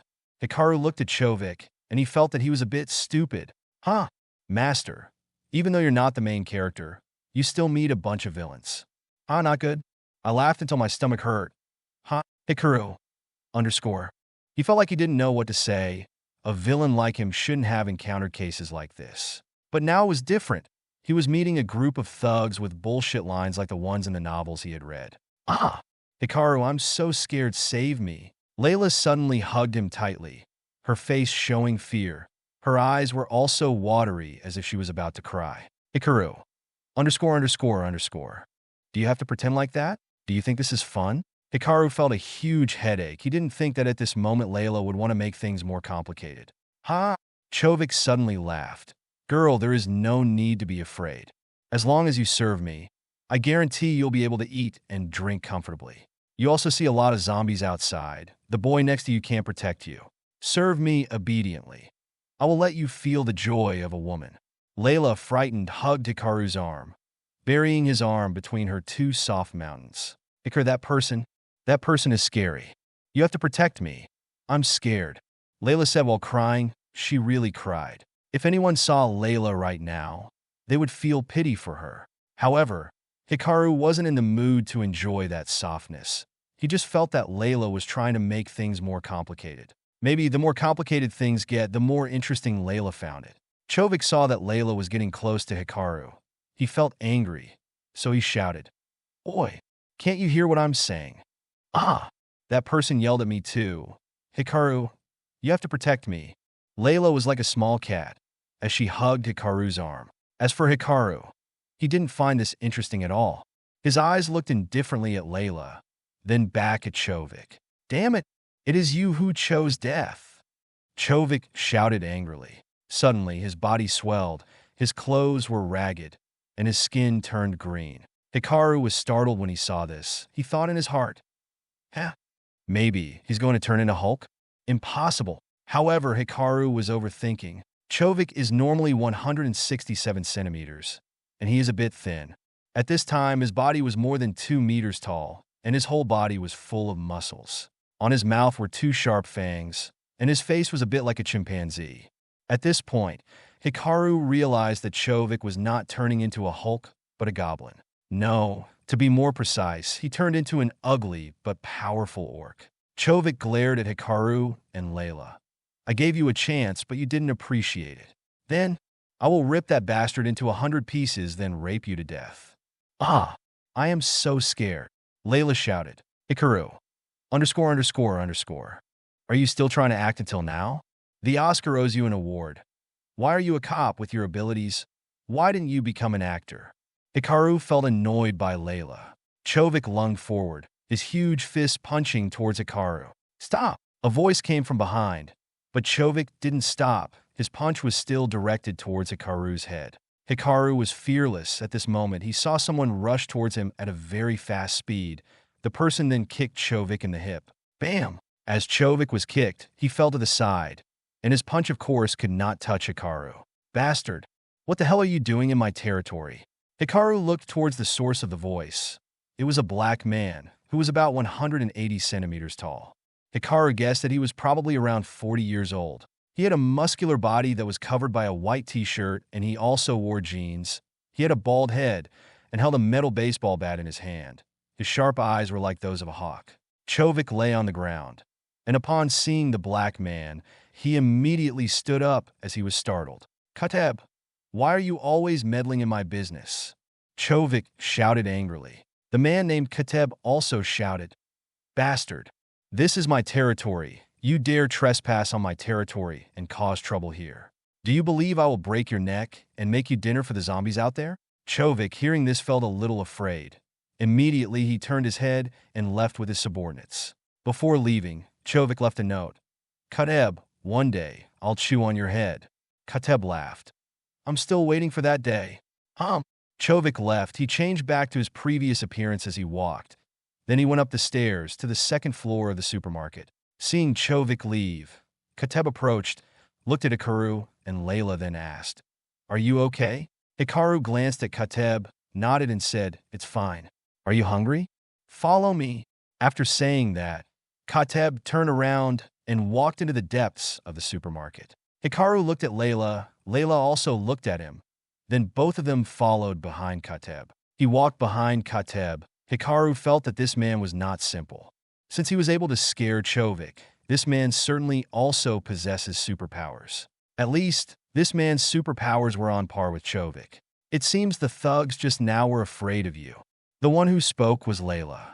Kateb laughed and said, Haha, because I also have superpowers, and besides, my strength is much greater than that Chovik bastard. Hearing that, Hikaru felt strange and asked, You are stronger than him. Why don't you chase him out of this place, but let him stay here? Kateb sighed. Hayes, even though he's a thug, he's also human. While zombies are everywhere, the living are our last hope against them. Although Chovik and his followers are a bunch of thugs, I think I can convince him to join me. Join you? Hikaru asked. Do you have any plans? Kateb nodded.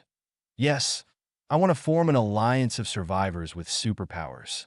The superpowered people will protect ordinary people, and ordinary people will grow food and do other jobs. That way, even if the army and the country fall apart, we can still continue to survive in this world. Hikaru felt a bit surprised hearing that. Although the apocalypse had just arrived, there were already people with such progressive thoughts. Perhaps this is the premise to form safe areas for survivors. Hikaru continued, Your idea is great. However, it is easy to say but difficult to do. For now, I don't think Chovik will cooperate with you. On the contrary, I am afraid that he and the other thugs will find an opportunity to kill you. I think you need to get rid of him before he harms you. Kateb suddenly stopped walking. He sighed and asked, My name is Kateb, and I am 45 years old. What's your name? My name is Hikaru. I'm 20 years old. 20 years old? Kateb suddenly mused. If my son were still alive, he would probably be the same age as you. Hikaru was a bit silent when he heard that. Then he asked, Did your son get killed by a zombie? Kateb smiled. He took a bottle of water from the shelf, opened the cap, and handed it to Hikaru. No, my son was killed. He had his arms and legs amputated and was tortured for 7 days. He was killed, and his body was dumped in a pond near his house. And the person who killed him was his teacher. Hikaru saw that Kateb's face was filled with pain and sadness. His eyes seemed as if he had seen hell. Do you know how I felt when I held my son's body? How much pain I was in? Hikaru shook his head. He didn't know, but he could feel that it was the worst pain to a father like Kateb. Kateb took a deep breath and said, That's why I don't want to kill people arbitrarily. even if there are no rules in the apocalypse. Because I know how painful it is for those who have lost loved ones. Hikaru, you are right. I can kill Chovik before he kills me. It's the best way we can ensure the safety of everyone else in this supermarket. Chovik may be a thug, but he also has parents. How would his parents feel if he was killed? They will suffer like me, so am I any different from a man who killed my son? Hikaru heard this and sighed. It seems Kateb's psyche was haunted by the death of his son. However, in the apocalypse, the lives of humans were like weeds, but it is precious to have someone who cherishes such a life. Hikaru was only afraid that Kateb's kindness would cost him. Wait! Hikaru suddenly realized something. He asked, "Are you saying there are other people in this supermarket?" Chapter 88. Okay. I will leave. Kateb nodded. That's right. Hikaru and Layla said nothing more as they followed behind Kateb. The deeper inside the supermarket they went, the darker it got. Kateb then pulled out a flashlight to light the way. He said, "There is no electricity. It's a bit dark in here. Be careful. However, you don't need to worry about this place being dangerous because the zombies in and around the supermarket have been dealt with by me." The three of them continued walking. At this point, Layla whispered to Hikaru, "Looks like I'm not the only one with superpowers, do I?" Hikaru nodded and said, "There are many who possess superpowers. However, your superpowers are still very strong. Even though Kateb or Chovik both possess superpowers with limited potential, it's probably just superpowers that help them increase their physical strength. Because their potential is not great, their rate of development is not high, so they can easily awaken and use those superpowers. However, in the future, when Esper possessors like you begin to awaken and develop, you will be stronger than those possessing physical superpowers." Layla heard that and smiled. "It seems you understand this world very well, don't you?" Hikaru didn't hide it either. He nodded and said, "That's right. If you want to know more, you have to pay a fee." Layla suddenly hugged his arm, burying it between two soft mountains, and with a cute voice she said, "Isn't this price enough? Hikaru, if you want more, I can't." "Hikaru, don't think I don't know that you're acting. I find it very strange. Why don't you work as an actor, but as a police officer? Why don't you get career guidance from adults? If you're an actor, I guarantee you'll win an Oscar." Layla pouted hearing that. "Huh, are you still a man? I am trying to be cute so that you will help me. Velis might be blind to love you." Even if Velis is blind, she's better than you." "Is she better than me?" "Better than me in what way?" "She is better than you in every way." Layla was angry. Her face was red. From the moment she was born, no man dared to speak to her like that. Almost every man flattered her. There were even some rich butlers who spent millions of dollars to organize a birthday party for her because of her smile. Yet, now, no matter how much Layla acted cute with Hikaru, he ignored her, and he even bullied her. Kateb saw Hikaru and Layla talking to each other. He smiled and shook his head and thought, "Youth energy is really amazing." Kateb led the two to a partition erected by shelves, and he pushed the shelves with force, revealing a small aisle. Around that aisle, there were many lit candles placed on the surrounding shelves, allowing them to clearly see everything inside. After everyone went inside, Kateb pushed the shelf back to its original position. Hikaru could only shake his head when he saw that. He knew why Kateb did it. Maybe it's to prevent those thugs from coming to this place or to stop zombies. However, whatever the reason, these shelves were only a temporary barrier. If Chovik wanted to, he could easily destroy this simple barrier. Suddenly, a scream filled with pain was heard, which surprised Hikaru and Layla. Kateb was filled with anxiety and said, "Hurry up, that woman is about to give birth." Kateb didn't wait for them to reply, as he immediately ducked through the shelves and went deeper. At this time, they came to a warehouse. Although it was a warehouse, the place was extremely large. A special feature of the warehouse is that to get inside, they had to go through two heavy metal doors. In the distance, about 10 meters away from them, was a group of about 12 people sitting or peering warily inside. The screams resounded again. At this time, someone felt uncomfortable and wanted to say something. But when they saw Kateb, they immediately fell silent. Kateb entered and quickly moved deeper. It was extremely dark there, and he had to use a flashlight to barely see the path. At this moment, Hikaru and Layla saw a barrier erected by crates. Kateb angrily shouted, "Damn it! Surely the others set it up." Hikaru and Layla found it difficult to understand. However, they just followed after Kateb, not interfering with their affairs. Kateb gently took each box that was blocking the exit and placed it on 2 shelves on either side. They then saw a woman lying at the end of the hallway, her back against the wall.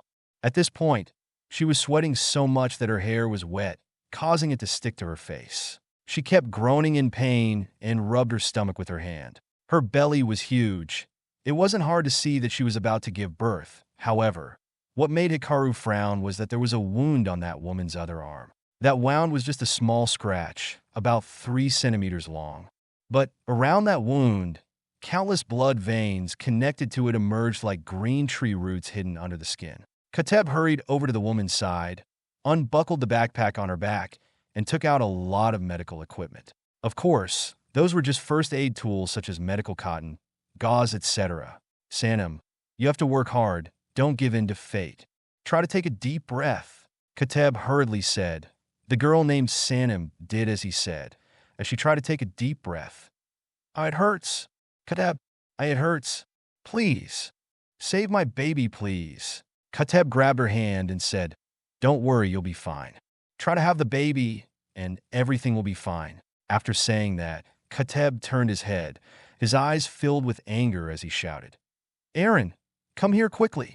If you keep hiding, I'll break your neck and throw it out to the zombies. I will count to 3. 1, 2, stop." A voice rang out, and a man rushed to this place. He stood in the distance, about 5 meters away from them. He was a man who was about 35 years old. He was wearing glasses, a shirt, and trousers. From the outside, you can tell that the man is a businessman or an office worker. Kateb angrily shouted, "You bastard! Your wife is about to give birth, so why are you hiding again? Are you still a man? Come here.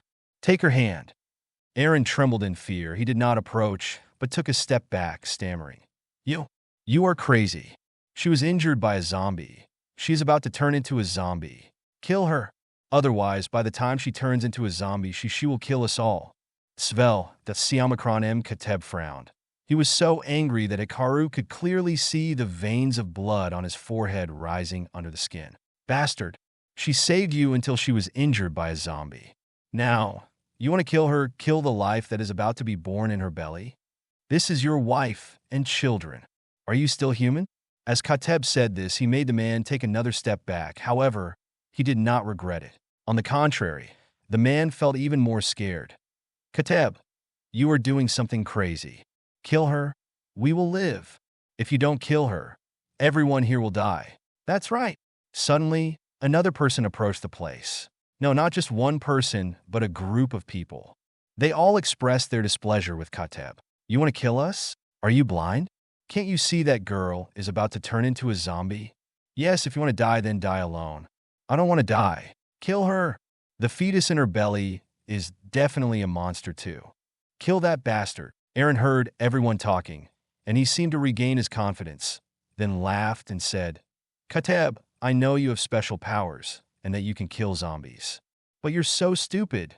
That bitch is about to turn into a zombie. What's the use of you helping her? If you can't do it, let me," Aaron said as he pulled a knife from his pocket. "Before she turns into a zombie, we can kill her easily." "Ah!" Sanem screamed in pain. Her tears and sweat were mixed in her anguished face. "Why? When we got married, you said you would protect me for the rest of your life. Why?" "Huh? Because you were stupid. Don't worry, I'll kill you and the baby in your belly, so you can be reunited in heaven," Aaron said while smiling coldly like a madman. "That's right, Kateb. Get out of the way. If you can't kill that bitch, leave me alone." The people behind Aaron shouted, then they took out knives and baseball bats. Kateb could see that their eyes were filled with hate and fear as they looked at Sanem. Sanem cried. The amniotic fluid and blood underneath came out so much that Kateb didn't know what to do. "Bastard!" Kateb gritted his teeth, his face filled with anger. "You guys are no longer human. Are you pointing weapons at a pregnant woman in danger? You should remember that I am the one who helped you survive here, as I killed all the zombies around this place." "So what?" Aaron shouted. Even if you kill the zombies, you are putting me and the people hiding in this place in danger. You keep bringing survivors to this place, and this causes the food to run out faster. Even now, you're protecting a bitch that's about to turn into a zombie. Do you think we'll listen to your orders, bastard?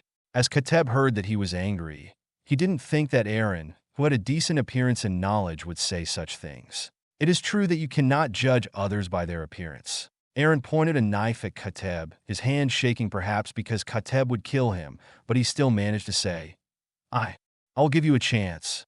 Kill that bitch or get out of here. You, that girl, and this kid. Aaron pointed the knife at Hikaru. But the girl can stay. Layla frowned, but suddenly, Hikaru put his hand on her shoulder. Layla turned to look at Hikaru and saw him shaking his head, signaling her not to act. Layla sighed, then crossed her arms, ignoring Aaron's words and treating him like a rabid dog barking. Kateb was different. He gritted his teeth, his red eyes filled with murderous intent as he looked at Aaron and the people behind him. Damn it, I didn't think you all were such a bunch of assholes. Then he turned his head to look at Sanem, who was crying from the pain of childbirth and the words of the others. Kateb clenched his fist, and after a while, he angrily said, Okay, I will leave. Chapter 89 Cancer. Aaron and the others laughed in satisfaction. The light from the candles and flashlights made their smiles appear as greedy and cold as the demons of hell. Kateb clenched his fists and furiously grit his teeth, but then he took a deep breath and released his hand. He looked at Sanem, bowed his head and said, Sorry, I can't protect you. Sanem shook her head, grit her teeth, and tried to endure the terrible pain that was tormenting her. After that, Kateb quickly put all the first aid tools in the backpack and put it on his back. He gently picked up Sanem and said, Sorry, you just have to endure it. He looked towards Hikaru and Layla and said, Sorry, I can't help you. Hikaru and Layla just silently followed Kateb. They didn't want to interfere. Anyway, they weren't so hungry that they had to beg. Wait, Aaron suddenly shouted. That girl can stay. You and the boy can go.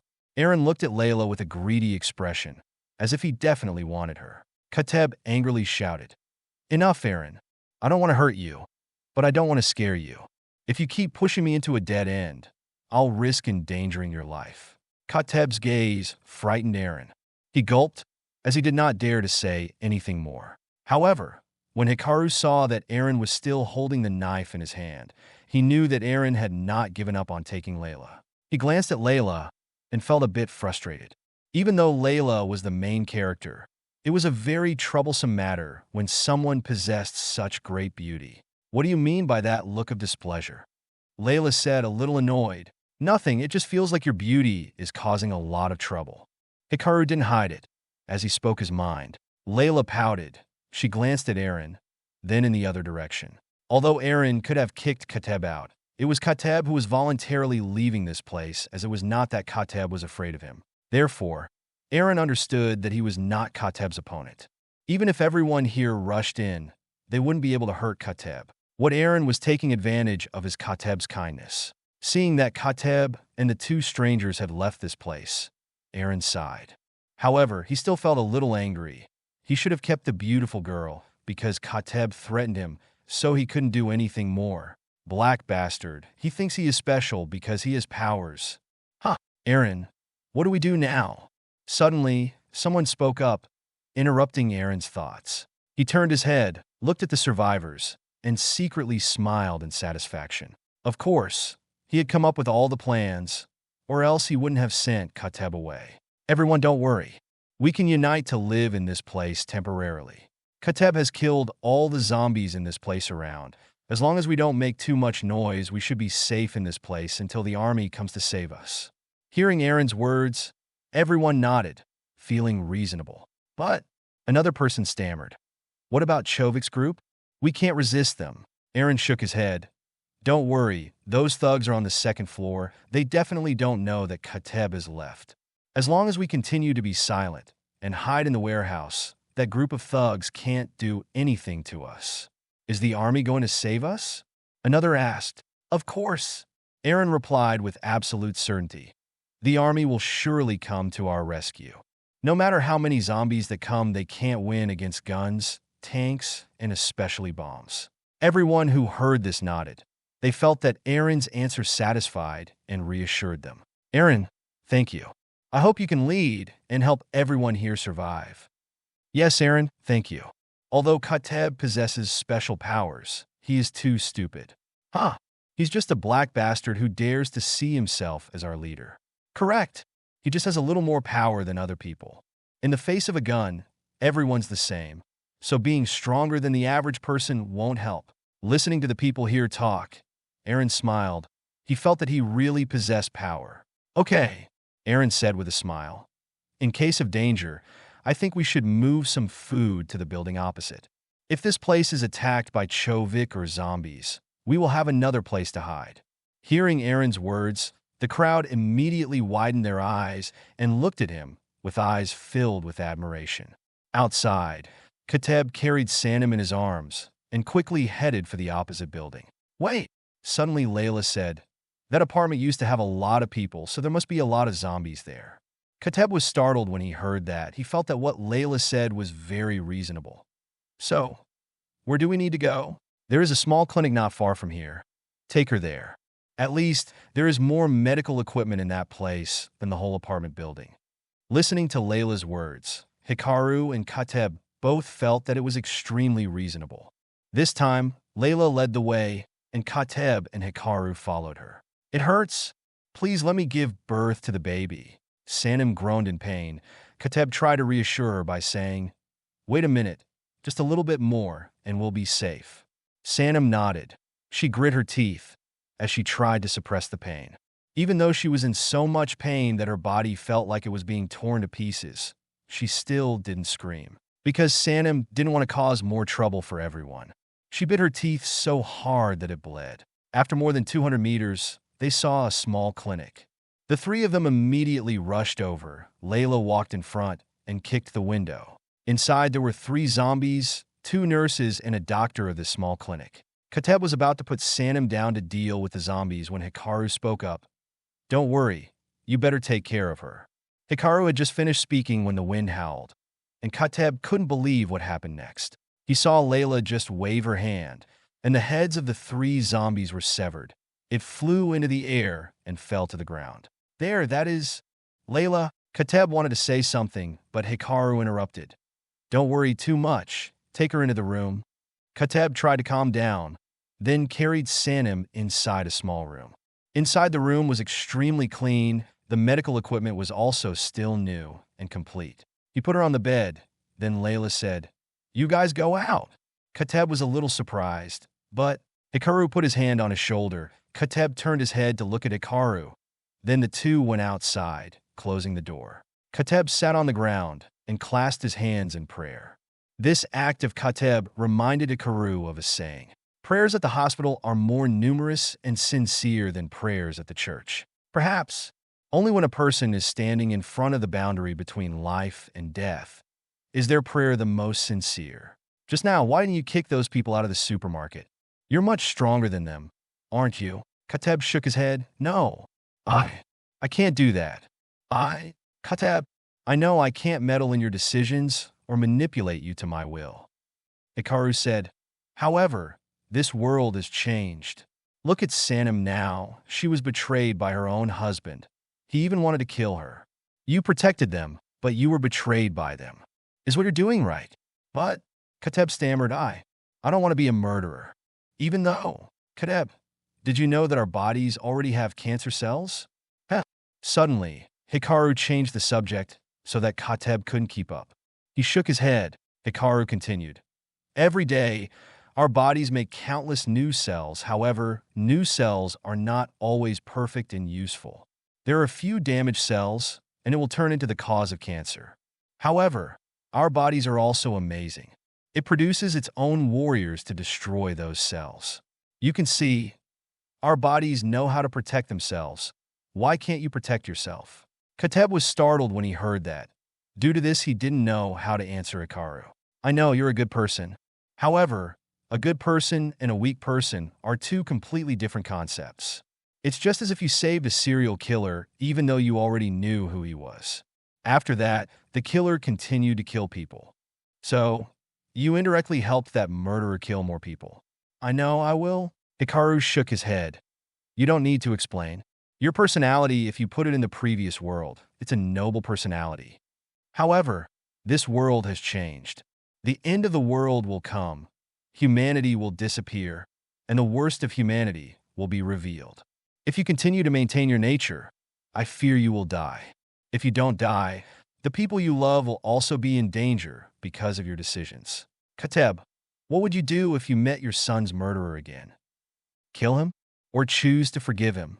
Kateb was silent. He didn't know what to choose. For many others, perhaps this was a simple matter, as they would certainly choose revenge. They would choose to kill those who endanger them so that they can be safe. However, sometimes the answer won't be so simple if it's someone with a special mentality. Kateb is that kind of person. He is very kind. His kindness is his character and even his Tao. To change Kateb's mind is extremely difficult.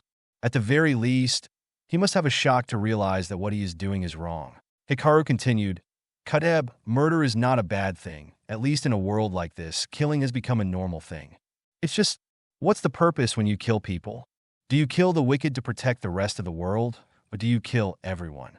It's like antibodies in our body that are killing cancer cells every day, every minute, every second. If we don't destroy the bad ones, they will gradually spread wider. At some point, the cancer will spread everywhere. Then you can only wait for death. Chapter 90 Tier. Kateb understood what Hikaru was trying to say, and because he understood, he could only keep quiet. Hikaru was right. Even his own body could protect itself, so why can't he protect himself? Kateb was silent for a long time. Oi! Oi! Oi! Suddenly, the sound of children crying broke the silence, startling Hikaru and Kateb. You go inside, I'll keep watch outside. A baby's cry will attract a lot of zombies. You. Kateb looked at Hikaru with a puzzled look. However, when he remembered that Layla had a superpower that could kill zombies more easily than he did, Kateb fell silent. He thought that maybe Hikaru also possessed superpowers on par with Layla. Kateb obeyed Hikaru's orders and walked to the front door. The door to the room opened, and Layla stood there and said, Come in, I'm done. The baby is saved. There is no sign of zombie poisoning. However, Sanem is... Kateb nodded, then went inside. Layla came out of the room, then closed the door. I didn't think you would know how to deliver babies. Hearing Hikaru's words, Layla smiled and replied, It's just a woman's instinct. However, you also trusted me unconditionally just now, right? Hikaru knew Layla was talking about the time when she was about to deliver Sanem's birth. In fact, he didn't think that Layla knew how to do it. However, as she was a main character, he believed that she would definitely succeed. Have you ever seen the main character fail? Certainly not. Even if forced to a dead end, the main character can still struggle and escape. He didn't trust Layla. He only believed in her lucky points. Hikaru glanced at Layla and asked Rika in his mind, Why is it that as I am staying with Layla, I am not getting any luck? Instead, I am only getting into trouble. Master, you are the villain, and she is the protagonist. Have you ever seen the villain and the protagonist cooperate or accompany each other? That is impossible. Even if your luck score is high, that doesn't mean you can become the main character or be as lucky as the protagonist. The bad luck of a villain remains. It will even increase with your luck. What the hell? So what do we need luck points for? Master, the villain is not as lucky as the protagonist. Your luck points can help you live longer or even become a villain. It also helps you to increase your odds of getting good items when drawing bonuses and many other good things. Of course, it also brings bad luck, such as increasing the odds of other protagonists meeting you. Increasing the odds that those around you also have bad luck or suppress the luck of those around you. The current Layla may not have become your ally. However, she is accompanying you, so she is overwhelmed by your bad luck. Then we just have to stay away from Layla, right? Do you think it will be that easy? The thread of your fate and hers is twisted. No matter where you are, she will be oppressed by your bad luck. Hearing that, Hikaru sighed. Oi, why are you looking at me with those pitiful eyes?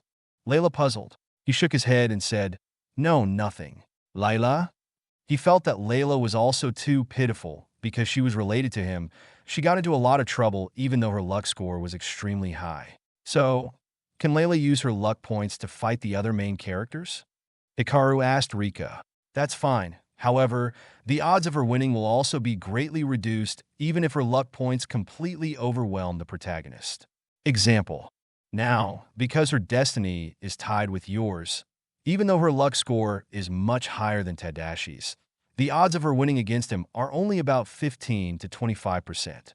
Hikaru heard that and let out a tired sigh. It seems, as long as the villain is involved, even the main character can't have a happy ending. He didn't want to think anymore. After all, he was just a passerby in this world.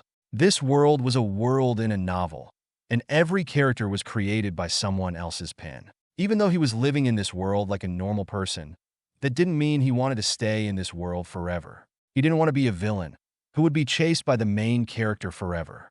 Hikaru wanted to go to the fantasy world. Although even if he goes to that world, he won't be the main character, but at least he wouldn't need to continue being the villain. He shook his head, as he did not want to think about it any longer. Hikaru picked up the backpack Kateb had left on the ground and placed some food from the Panara's space inside the backpack, then placed the backpack in front of the room door. Layla didn't ask much when she saw this. Now she was certain that Hikaru possessed some kind of superpower like a mobile warehouse. She suddenly looked away and did not pay any attention to Hikaru's actions. Layla felt like this was enough. She didn't need to be a curious kitten, which would only make him more wary of her. Hikaru looked towards the door for a moment, then left. Won't you go inside? Hearing Layla's question, he shook his head and said, No need. If you already know the outcome, you don't need to see it. Oh, looks like you're a rather sensitive person, aren't you? Hikaru didn't answer as he went out. Layla knew that there was only one end for Sanem and Kateb. Sanem would turn into a zombie, and Kateb would take the baby and leave for another safe place. Then what? With Kateb's personality, Hikaru and Layla both knew that Kateb will definitely not kill Sanem, even though she would turn into a zombie. It's just whether Kateb can take care of the other baby, or Kateb and that baby will become a meal in a zombie's mouth. However, Hikaru didn't care much. As he had thought before, this place was just a world in a novel.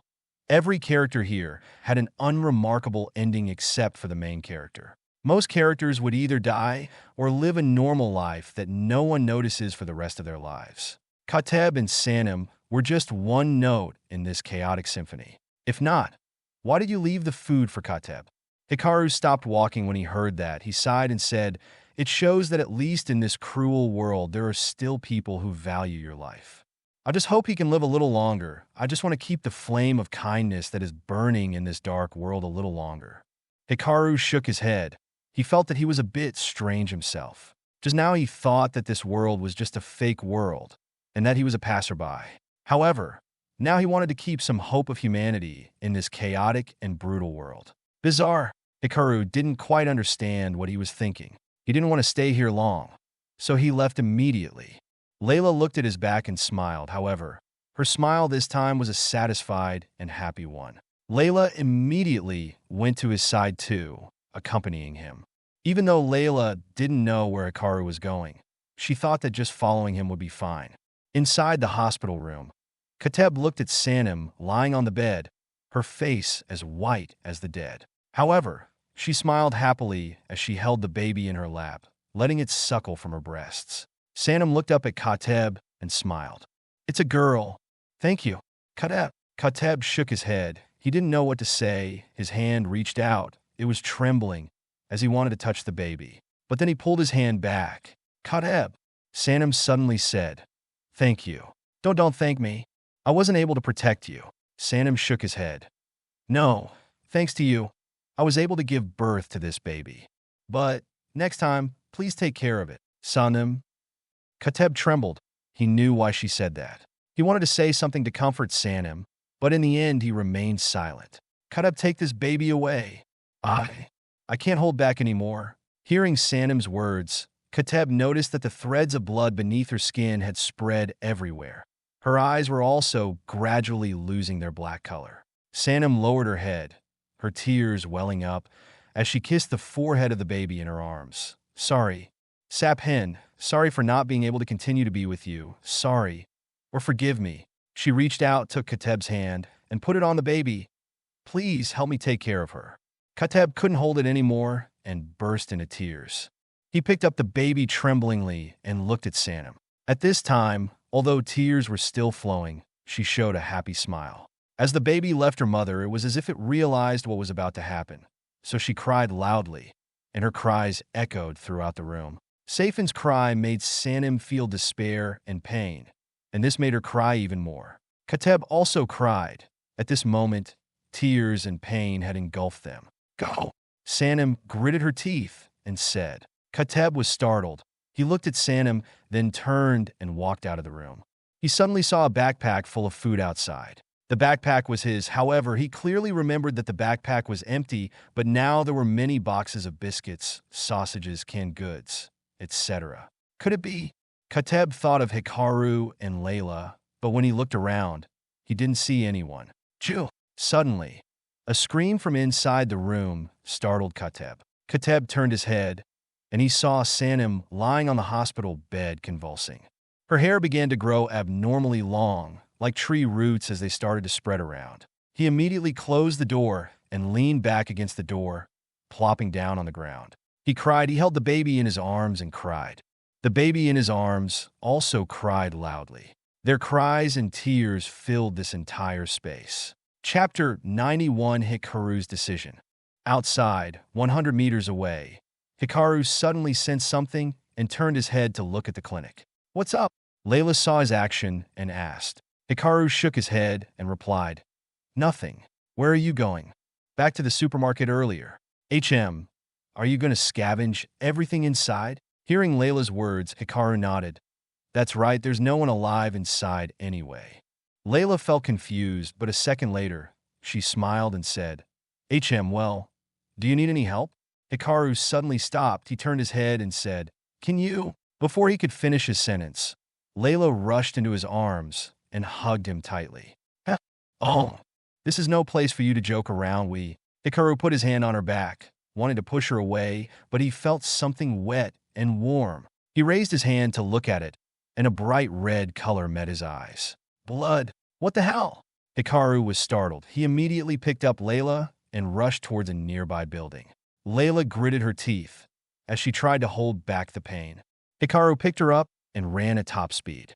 In less than 2 seconds, he covered more than 100 meters while carrying Layla in his arms. Hikaru swung his leg, and the tempered glass door was kicked by Hikaru as easily as a leaf. He rushed inside the building, ignoring the zombies that were slowly approaching him. Hikaru easily slipped through the zombies, then ran to the staff room and rushed inside and locked the door. He chose this room because it was located in the back, and it was also devoid of any windows so he could avoid being tracked. Hikaru sat Layla on the ground and carefully took off her shirt, revealing her snow-white skin and 2 huge mountains covered by a black lace bra that was extremely seductive. However, right now he didn't care about her beauty, he only cared about the wound on her back. Layla gasped in pain. She suddenly smiled and said, "Nah, would you like to see more?" Hikaru shouted angrily. "Do you not know when to joke and when not to joke? You!" Layla didn't get angry when she heard that. On the contrary, she smiled happily. "It seems you also care about me very much. Taking a bullet for you allowed me to see what's on your mind." "Silent," Hikaru shouted. He didn't understand how she could make fun of him in this situation. Suddenly, Layla put her hand behind her back. "What are you doing?" "Take off my bra, of course. Do you want me to keep wearing it while the bullet just went through the bra strap behind me?" Hearing Layla's words, Hikaru said nothing, but he moved behind her. Just as she said, on Layla's snow-white back, her bra straps overlapped with a bloody hole. That hole kept bleeding, and blood kept soaking her back. "Okay, take it off." Hearing Hikaru's words, Layla smiled. "You are so cute." Hikaru shook his head and sighed. He felt as if Layla didn't care about her life. Can you help me take it off? My back is injured. I can't wrap my arms around my back." When Hikaru heard that, he didn't feel amused. "Then why were you able to wrap your arms around your back when I was sitting across from you? Are you kidding me?" He silently scolded Layla in his heart. However, his hand did not hesitate as he slowly raised Layla's bra strap. Then, he gently pulled on the bra strap to unfasten the latch. Layla suddenly moaned. The sound was both pitiful and seductive, making him jump. What the hell are you whining about? Can you be quiet for a bit? But you touched my wound, it hurts. Hikaru, do you need to moan in such a seductive and stimulating way? You think I'm a herbivore? No, I am a carnivore. I'm very ferocious, and I will eat you. Of course, that was just his opinion, as he couldn't say those words. Hikaru, be gentle with me. Hikaru, are you testing my patience? Layla just smiled without saying anything. Hikaru shook his head. Hold on a little. I'll try to do it quickly. Don't do it too fast. Too fast is not good. Hikaru. If Hikaru did not see the wound, he would have wondered if Layla was really hit or not, as her expression was a bit eerie. Or was she shot in the head?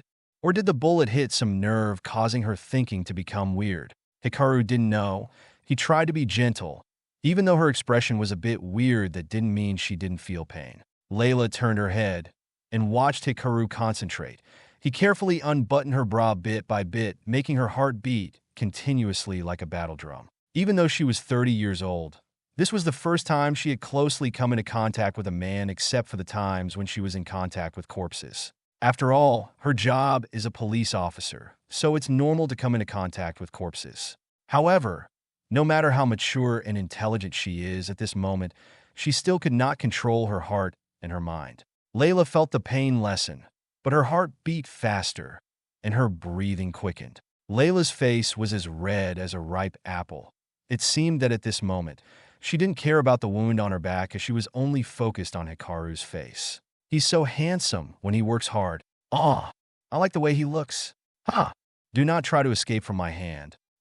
Hikaru suddenly shivered. He felt as if something extremely dangerous was approaching him. He looked around to check, and upon not seeing anything unusual, he breathed a sigh of relief. Then he unbuttoned her bra. It fell, revealing the wound, but Hikaru could see two soft, white moons that were half exposed on either side. Layla also knew what Hikaru was seeing, even though she spoke as if she was very bold. At this point, she felt a bit shy. However, when Layla saw Hikaru staring at her mountains, she didn't feel uncomfortable. On the contrary, was excited, her body heat up like she had a fever, and her heart beat faster, as if it was about to jump out of her chest. Hikaru shook his head and tried to focus on the wound on Layla's back. He gently placed his hand on her back. Layla felt the heat from Hikaru's hand on her back and groaned.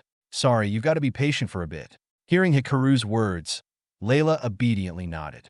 However, her next move was no different from seducing him. Layla pulled her hair up so he could easily see her wound and didn't let her hair touch the wound. However, when Hikaru saw Layla's rosy white cheeks, his throat felt a little dry, and his body also heated up.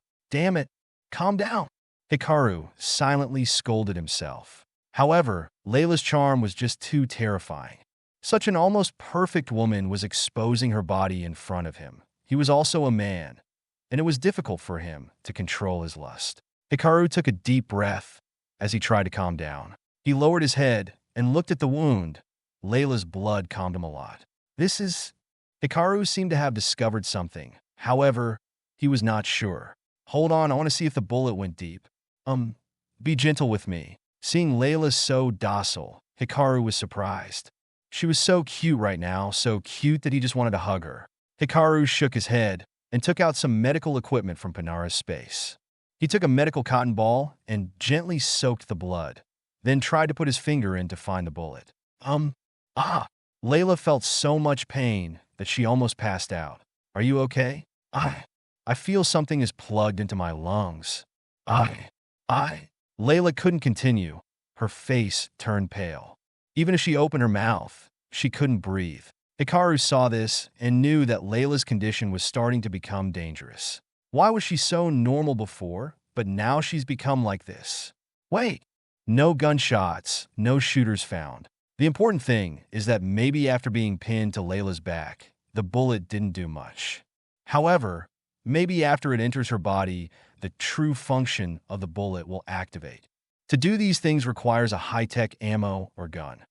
There is only one person who satisfies the above factors. Rockin'! Hikaru gritted his teeth in anger. He didn't think that the bastard would come back and shoot him. If it weren't for Layla who took the bullet for him, he was afraid the person in danger right now would be him. He watched as Layla struggled to breathe. Her face gradually became paler than before, as if she was about to die. Now, Hikaru was faced with two options. One, save Layla. However, he didn't know how to save her. Given Raken's careful nature, he must have thought of the case that someone would take out the bullet. So, Raken would definitely create some kind of command. When someone tried to take out the bullet, it would automatically trigger a certain function. In this case, he didn't dare to act rashly, otherwise, it would endanger Layla. To kill her. Yes, this was the best chance for him to kill a main character easily. Now, Layla was out of breath and seriously injured. If he took action and cut off her head, she wouldn't be able to resist him. So, Layla's 250,000 lucky points will be his. With that huge number of luck points, he can withdraw rewards and possess better items. He can even increase the kill rate of the other main characters. Hikaru's mind kept thinking, and within a second, countless thoughts appeared and disappeared. Suddenly, he gritted his teeth and made the final decision. System. Use 18,000 and use lucky points to withdraw rewards. Chapter 92. You're beautiful, but you're too smart. Master, do you really want to save Layla? You should remember this is your best chance to kill her. If you kill her now, you can take all of her luck points. Hikaru shook his head at that and said, She saved me. Then I will save her too. Ding! Start withdrawing. Don't talk nonsense. Are there any healing potions? Yes. Rika spoke up. At this moment, a small test tube appeared in his hand. Inside the test tube, there was a red liquid resembling blood. Hikaru didn't think much. He immediately opened the lid of the liquid bottle and brought it in front of Layla. Drink it. Layla couldn't hear anything right now.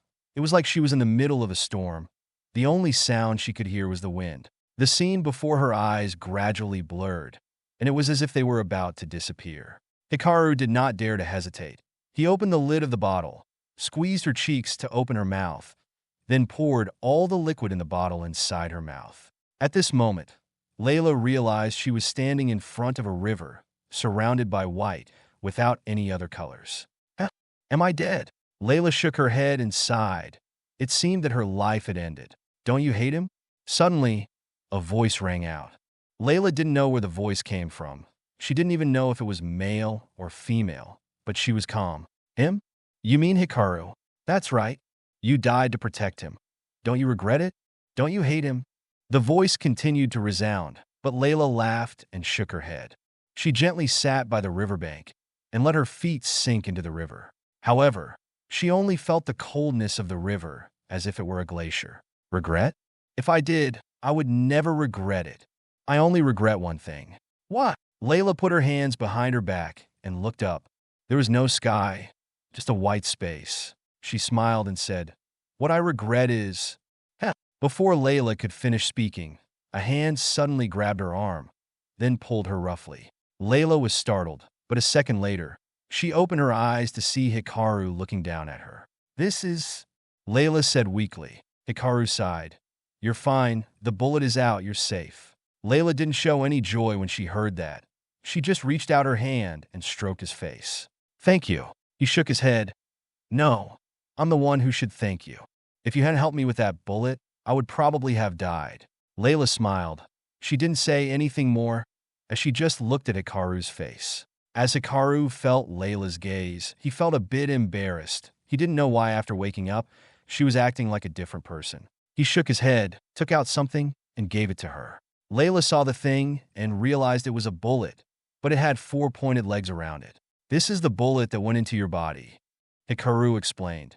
It's like a normal bullet. However, after entering your body, these 4 legs will open and release a terrible poison that will kill you.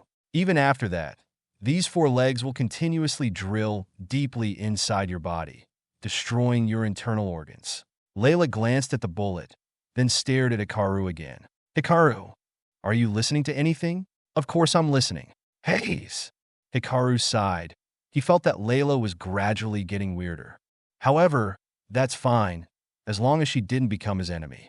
Layla smiled and said, Hikaru, did anyone tell you that you're handsome? Hikaru. He reached out and touched Layla's forehead. No heat, no fever. Or, Has the stimulant entered your nervous system? Layla pouted and said, Huh, isn't it okay to give you a little compliment? Hikau shook his head. I know I'm handsome. Even if you don't say it, I'm still handsome. Ah, you're overconfident. I didn't think that you would be a narcissist. Sorry for being so handsome. Ha ha. Layla tried to sit up. Suddenly, she realized she was shirtless right now. The only piece of cloth covering her was the jacket that Hikaru was wearing earlier. Just now, your shirt was dirty, and you were in critical condition, so I couldn't put your shirt back on. That's why, Layla suddenly put her index finger on his lips. She smiled, her face a little pink and full of charm. So, can I borrow your shirt? Layla held Hikaru's coat with her free hand and brought it to her nose.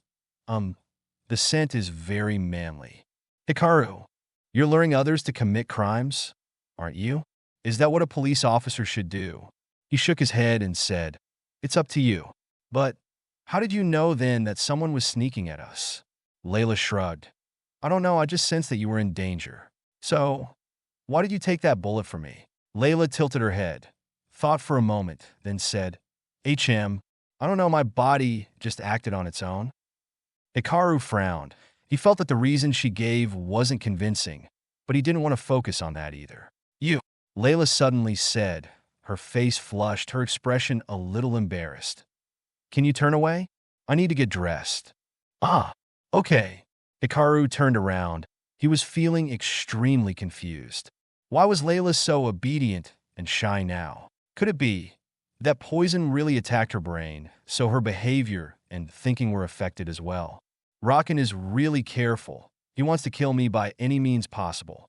Done. Layla's voice rang out. Hikaru turned his head to see Layla wearing his slightly oversized coat on her, which made her look adorable. The zipper had not been fully pulled, only stopping in the middle of her chest to reveal a piece of snow-white skin. The top was also decorated with a few drops of sweat.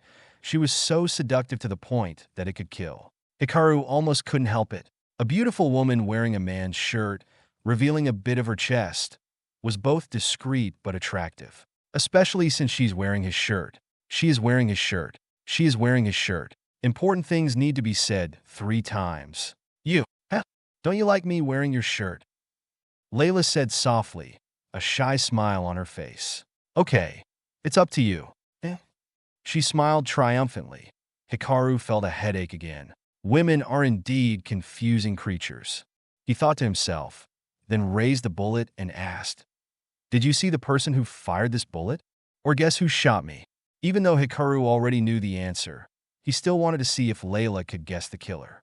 Layla held the bullet with a strange shape in her hand, then threw it behind her back. What the hell are you doing? Hikaru asked, confused. If you know how to fight, then why keep that bullet? Hearing Layla's words, he immediately asked, Who? Definitely the young man who owns the armored vehicle we met this morning. Why do you think that he is the one? Hikaru felt a little surprised that Layla was able to guess that the person who did this was Rakan. Layla crossed her arms over her chest as she explained. The drones he controls are of the kind we've never seen, so he certainly possesses some kind of advanced technology. Given the size of that bullet and the perception of my wound, it should be possible to shoot at a decent distance, about 200 to 300 meters. However, I did not see anyone or anything suspicious in that area. That proves he used some kind of drone, hid in the surrounding buildings, and fired that bullet. But to do that, he needs to know our exact location. Before Layla finished her sentence, she checked around Hikaru's coat and discovered a very small chip. That is, location chip. Layla frowned and said, Maybe when we were fighting the drones, he put these on us. At first, he was only about 80% sure, but now he was 100% sure that it was Rakan. Do you know that person? No. The car is an extremely advanced technology. Even the technology on that car is far beyond the technology that humanity possesses. He also has a younger sister, named Aiko. However, they're not siblings. Aiko was adopted by Rakan's parents from the orphanage when she was young. Hearing Hikaru's words, Layla smiled. Looks like what I guessed when we first met was correct.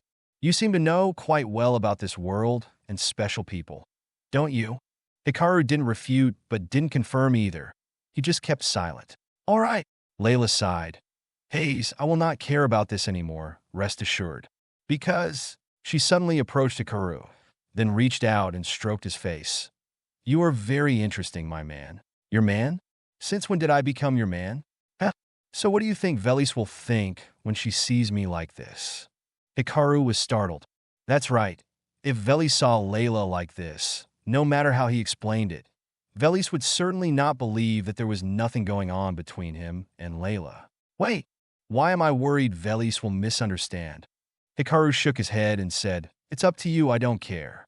Ah, you saw my whole body, now you are abandoning me. You really are a heartless man.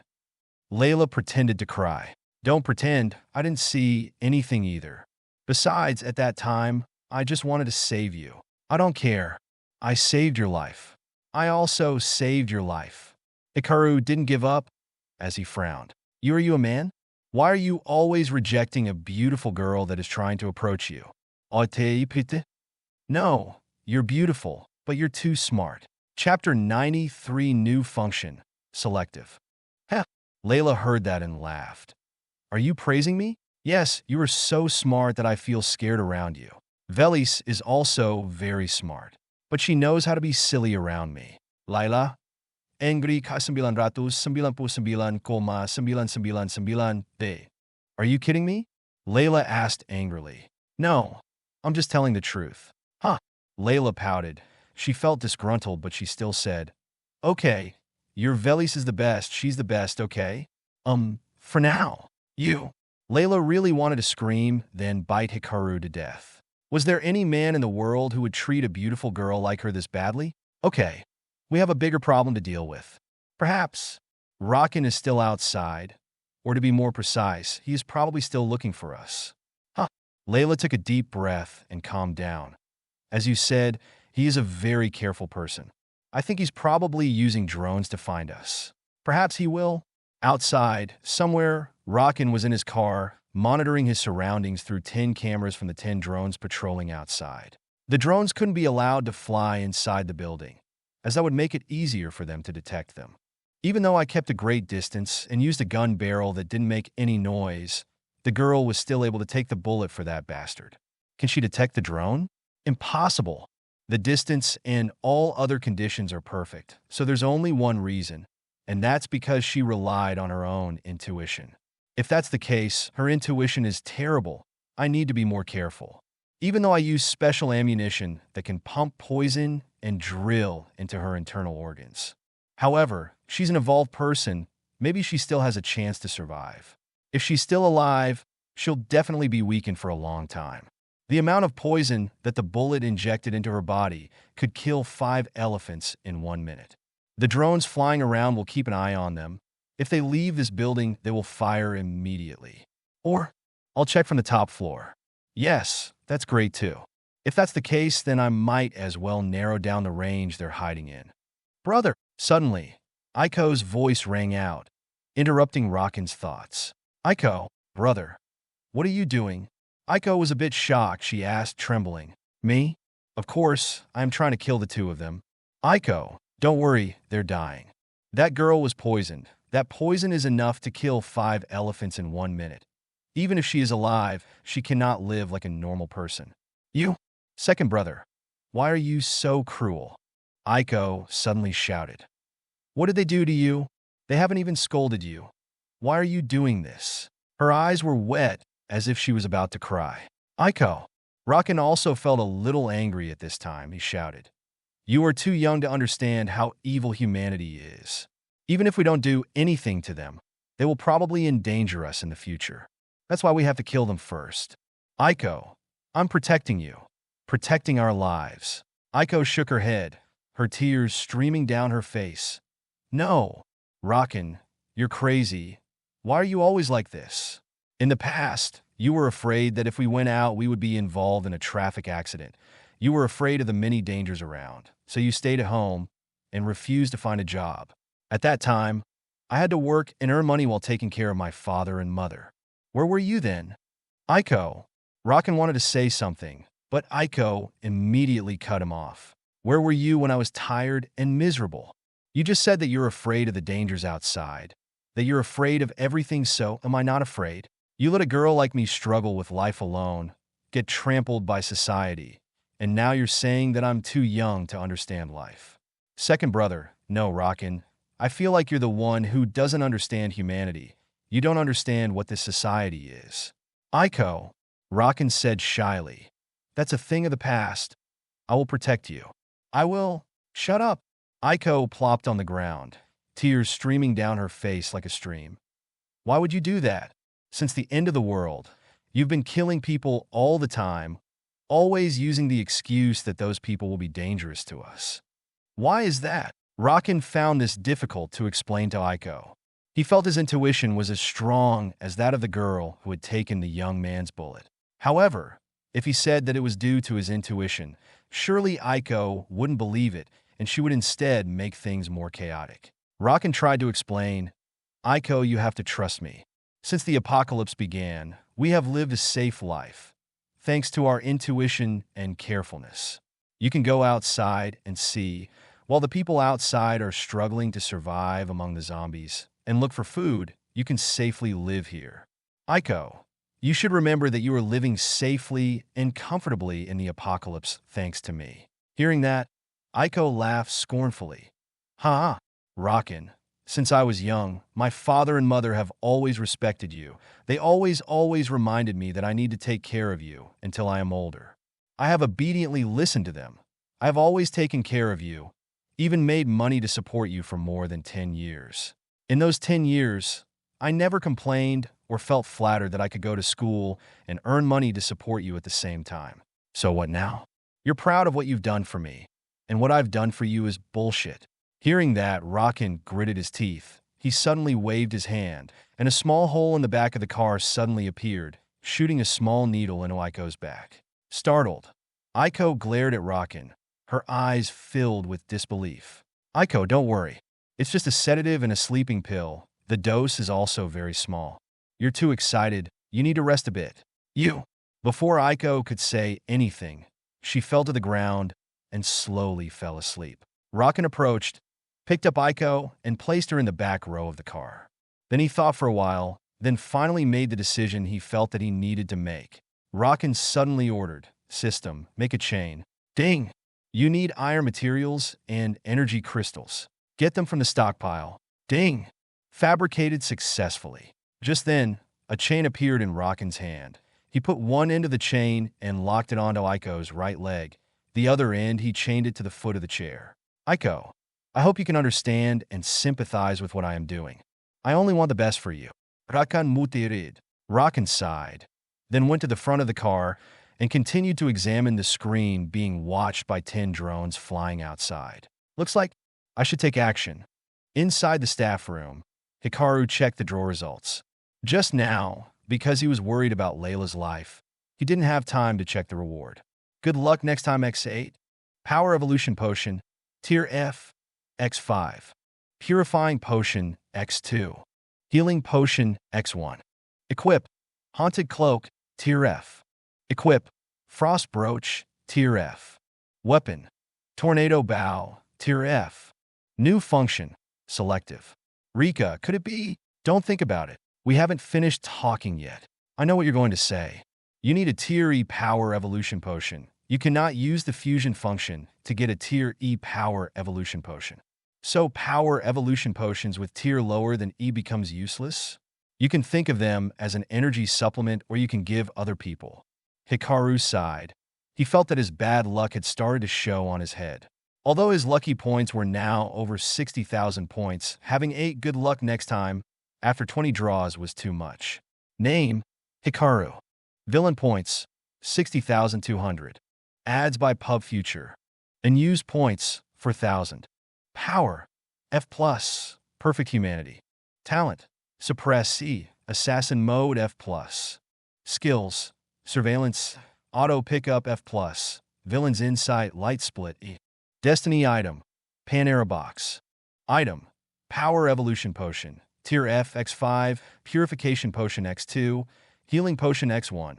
Haunted Cloak, Tier F, Frost Brooch, Tier F, Tornado Bow, Tier F. New Function, Selective. New Function, Selective. Description. You can choose the item you need to appear during the draw. The value and rate to receive the item will increase. However, you need to pay a corresponding amount of lucky points. Equipment. Haunted Cloak. Tier F. Description. When wearing this cloak, you can enter stealth for 5 seconds. If stealth is cancelled, you will cause creatures within 5 meters around you to panic for 0.5 seconds. Equipment. Frost Brooch. Tier F. Description. Female only and has the ability to use water or ice-type superpowers. Increases water and ice power by 20%. Weapon. Tornado Bow. Tier F. Description. Only for owners of wind-type superpowers. Can automatically turn the user's wind power into a bow and arrow.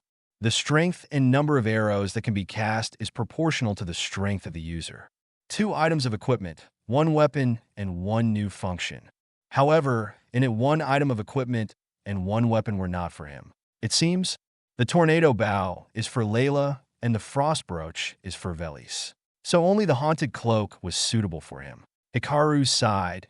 Even if the people around him didn't possess the system, they could still enjoy some things from him. What about him?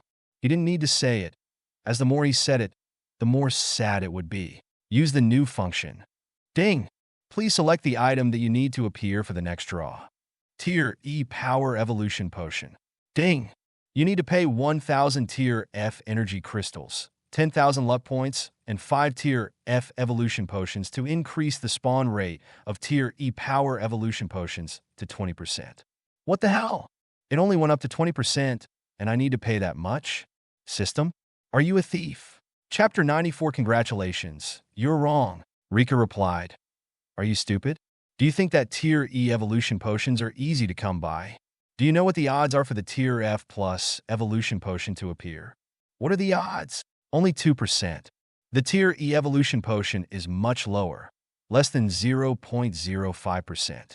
Is the increase from 0.05% to 20% more or less? Hikaru was silent. Answer me. Is it more or less? More, it's much more. Huh. Hikaru started sweating. He felt that Rika was frequently getting angry lately. Could it be? Has she reached menopause? F*CKU. You've just reached menopause. Your whole family is in menopause. Rika scolded angrily. Hikaru didn't answer, he just sighed. Although he possessed the auto-pickup skill, he currently only had about 300 more energy crystals. Wait, what if I have a high-level energy crystal? The system will convert it for you. For example, 1 F plus energy crystal is equivalent to 10 F energy crystals. Impossible. Armored zombies are so much stronger than normal zombies. Why is it only 10 F energy crystals? You can complain about this to the world will or system. Don't ask me. Act. He's sorry, lovely Rika. Don't be angry. Huh. Hikaru felt extremely dizzy. Layla gave him a headache. Now add Rika, and the headache had increased by 2 times. He glanced at Layla, who was also looking at him. The 2 of them looked at each other for a long time. Then Layla suddenly said, "What do you mean by looking at me like that?" She smiled teasingly. Hikaru felt that Layla's personality was like a book, and the back page was not the same as the previous one. Do you have multiple personalities?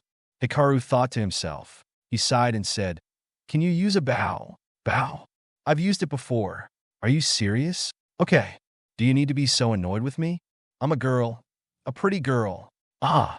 So you think I have an obligation to treat you well? If you don't treat me well, I'll take Velis from you and make her look in the other direction. Do you want to see the sight of Yuri? You. Hikaru gritted his teeth. He couldn't help but believe it was possible. She was a main character anyway, and even Velis trusted her a lot. If she really wanted to, he was afraid Velis would. Hikaru didn't dare to think about it. He had already put a lot of resources on Velis. If she disappeared, he was afraid he wouldn't be able to resist the other main characters. Huh. Have a little respect for me. I won't touch Velis, or else. Layla cut her throat. Hikaru could only sigh and shake his head when he saw that. He didn't want to talk to Layla anymore and took out a bow from the Panara's space. As the bow suddenly appeared in his hand, Layla was not surprised. However, when she saw the bow, she felt that the bow was made for her. Before Hikaru could say anything, Layla took the bow from his hand. Layla held it in her hand, and she felt the energy inside her body being directed by this bow. A gust of wind rose, centered on Layla, and blew around her. A gentle breeze blew everywhere, making the already cramped room even more chaotic because the contents inside were blown up. Hikaru was a little startled. Could it be that Layla can't control her energy when it combines with the tornado bow? Thinking of the worst-case scenario in his heart, he immediately prepared to stop Layla. However, the wind immediately disappeared. Every object in the room fell to the ground, turning the room into a dump. The bow in Layla's hand radiated a blue light, as if it was delighted to be held in her hand. It seems that Layla is indeed the main character. That bow is too good for her. When she was holding it, her power greatly increased. Hikaru didn't feel strange hearing Rika's voice either. He also felt that Layla's luck points affected his prize draw. That's why he got the bow. And of course, he had to give it to Layla because even if he kept it, he couldn't use it. Layla waved the bow in her hand. Smiling confidently, she said, your present is not bad, I love it. Hikaru, when did I say I gave it to you? However, he only dared to think about it. He did not dare to say it because he was afraid to see the Yuri scene between Layla and Velis. At this moment, in his heart, he didn't want to bring Layla to live in the same house with Velis. Hikaru sighed, then said, So, let's go out now and deal with Rakin. Do you know where he is? Given his personality, he must be hiding somewhere, and he will not reveal his whereabouts so easily. Hikaru didn't answer. He stared at the system information board and then smiled confidently. Don't worry, I know where he is. Ah, here. Hikaru threw Layla a Tier F evolution potion and said, Drink it. Layla pouted. Don't order me like that. Even though her words were filled with annoyance, she did as he said. Of course, Layla didn't suspect anything. She opened the lid and drank the entire contents. Then Layla smiled and licked her lips. Awesome. I'd like another one, and it would be great to have it with ice and some rum. Hikaru. In the car, Rakin waited patiently for Hikaru and Layla. No, to be more precise, he was waiting for Hikaru.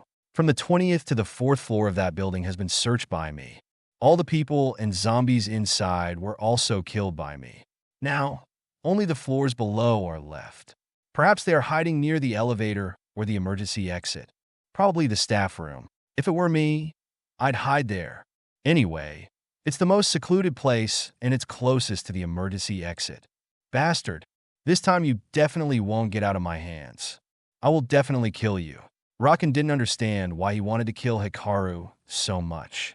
However, his intuition was saying that if he didn't kill Hikaru, then Hikaru would definitely kill him. Naturally, Rakin trusted his intuition. And given his careful nature, he would rather trust his intuition than let Hikaru live. Rakin, let go of me. Suddenly, a scream rang out from the back of the car. Rakin was not surprised. He turned his head to look at Aiko and sighed. Hey, Aiko, don't worry. That chain is long enough for you to go to the toilet. Ah, I won't peek. You can trust me. You're crazy. Aiko angrily shouted. Why are you treating me like this? Why? Rakin shook his head and said, Aiko, I'm afraid you won't calm down and that you will run out. You also know how dangerous it is outside right now. I'm only doing this for your own good. Aiko didn't answer him. She frantically pulled at the chain, trying to yank it off the foot of the chair. But in the end, she could only gasp as she sat in her chair, watching as her ankles were scraped by the chains. The blood oozing out contrasted with the white skin. Rakin also felt sorry for Aiko. However, if he unchained her, she would surely run away. He brought medical equipment used to treat Aiko's wounds. She took what he had just handed her and threw it at him. Get out! I don't need your pity. Aiko screamed and cried, her tears streaming down her pretty face. Aiko, you might hate me now, but later you'll understand why I did it. No, I don't understand. I don't understand. Release me. Rakin shook his head, then ignored Aiko. Ding! Subject has appeared. Suddenly, the sound of the system resounded. Rakin heard that and immediately sat in the driver's seat. He then watched the screen displayed on the system. On the screen, he saw a young man in a black coat, moving at the speed of the wind in the corridor. In just 2 seconds, he rushed to the door and ran out of the house. Only him. Drone number 4 immediately checked the other room. The other drones follow him. Keep a distance of 100 to 200 meters. Also turn on the gecko mode. At this moment, the hand-sized drone number 4 rushed into the staff room. Inside the room was a mess, as if a storm had just passed. Rockin frowned because he couldn't see the other girl anywhere. Turn on the infrared glasses. The infrared glass was turned on, but there was no dead corner in the room. However, Rockin clearly saw that no one was inside. Bizarre! What is happening? Could it be that girl went the other way? Impossible. She was badly injured. She should be unable to move on her own. Despite thinking like that, Rockin was still very careful. He ordered, Number 4, continue to check the emergency exit and the elevator well. After that, he continued to observe Hikaru. At this moment, Hikaru took the axe out and rushed to the parking lot in the distance. This place had countless cars lying around. Some of them were even burning. He saw Rockin's car and immediately swung his axe, slashing out a blinding streak of light. That streak of light immediately cut off all obstacles in its path, then collided with Rockin's car. A curtain of light surrounded the car. The light trail that touched the light curtain disappeared. However, a little power still went through the light curtain, slashing on the car. Bam! The terrible force from the slash made the car sway violently. On the car, there was a groove more than 20 centimeters long. Hikaru didn't stop. He rushed to the side of the car and slashed down with his axe. This time, he didn't use the skill light split. He used the axe blade to cut directly on the front of the vehicle. The blade of the axe touched the light curtain surrounding the car and easily penetrated it. The axe blade did not stop, as it continued aiming to cut the car in half. At this moment, Hikaru suddenly used all of his strength and shot out a streak of light from the blade of the axe. Shill! The sound of cutting resounded, and the car was immediately cut in half by the light streak. The split sides fell to the side. Hikaru smiled because he succeeded. If the curtain of light prevented the light split, then he used the axe blade to cut it directly. The axe blade could not be dissolved, and the sharpness of the axe was higher than that of the light split, so it could easily penetrate the barrier. After breaking through the barrier, he activated the light split and cut the vehicle in half. However, what caught Hikaru's eyes was not Rockin and Aiko, but a small box in which Rockin's voice rang out. Congratulations, you're wrong. What the hell? Boom! Chapter 95, Prepare for Action. BNCD for 200p.s. This is the bonus chapter for 200 Power Stone. Next BNCD is 500p.s. Thanks for your support. Smiley face. The box suddenly exploded. The explosion was no different from a normal grenade. Fortunately, Hikaru had evolved to F+. In that moment of danger, he jumped backwards, successfully dodging the explosion. If you can find me, then I will surrender. The fun has just begun. Rockin's voice rang out again. Then, in front of Hikaru were 5 identical cars, and of course they were all identical to Rockin's car. I am in one of these 5 cars. Find me. Those 5 cars immediately sped off in 5 different directions. Hikaru frowned and followed the car closest to him. The car was quite fast, with a speed of more than 80 kilometers per hour. The surrounding zombies were also moving towards this place because of the explosion just now. Damn it, he uses zombies to get in his way. Inside the car, Rockin smiled as he looked at the screen. On the screen was an image of Hikaru, both killing zombies in the way with ease while chasing car number 3. It seems that this young man's special abilities are physical strength and that weird axe. If I kill him, I can take that axe. Should I do it now or wait for him to get exhausted? No, I should wait until he's exhausted. He is also an evolved man. His intuition would probably also be terrible, so he should not be underestimated. Second brother, I'm begging you, please stop, Aiko said while crying.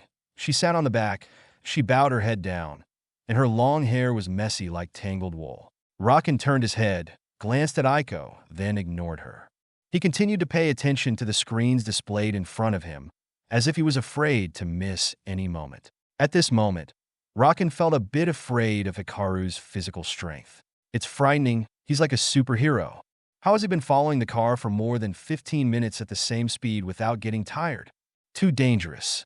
Such a person can't live. He will definitely endanger me. Drone number 4 has not found the girl. She is probably dead. No, even if she is dead, I must see her body. Drone number 1 and 2. Help number 4 find the whereabouts of that girl. Numbers 2 and 4 search inside the building. Number 1 look outside. The remaining drones continue to follow the young man.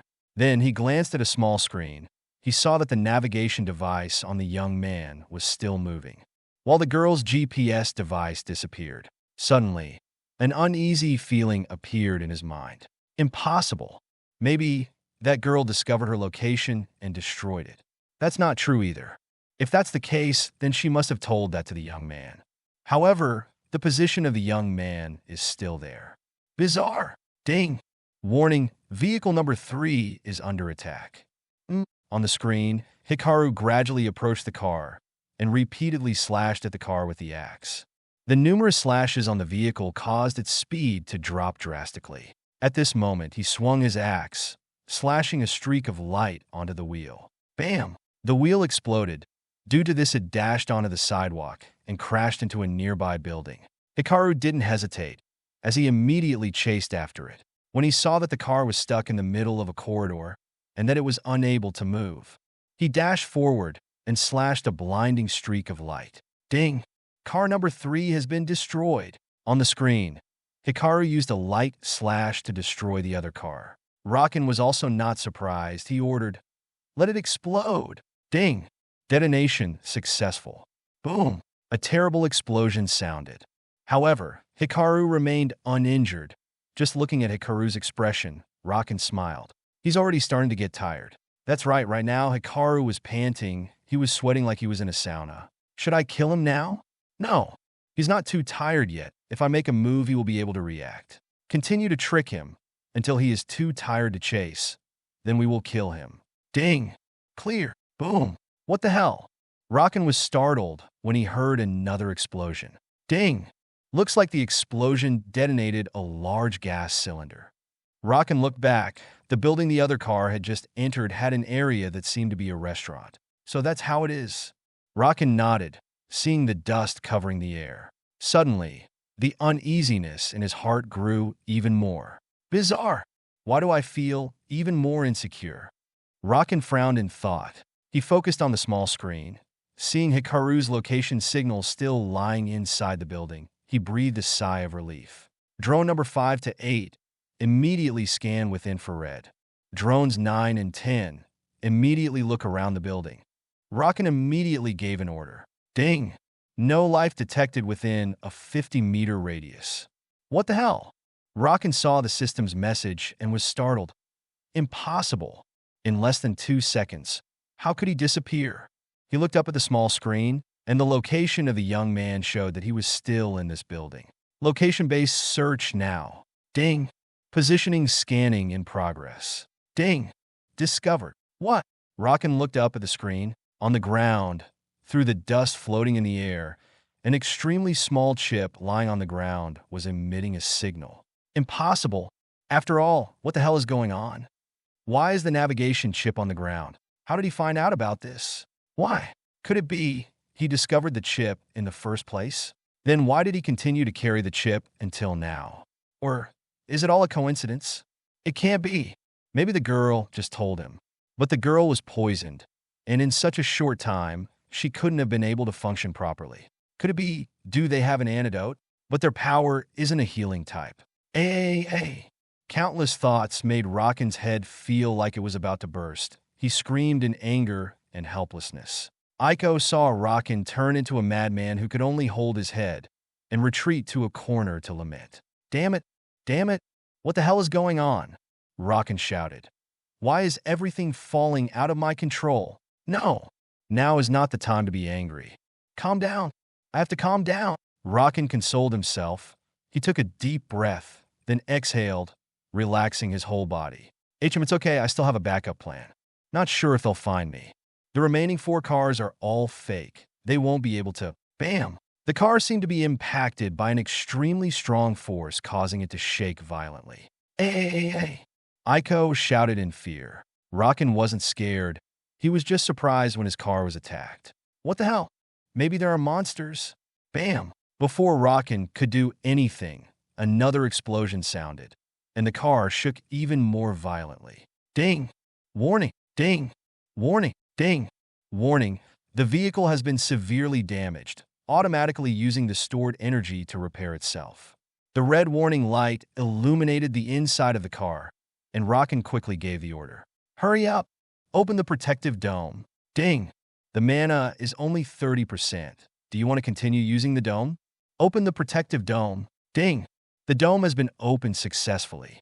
Bam! Bam! Bam! Outside, there was a continuous sound of explosions.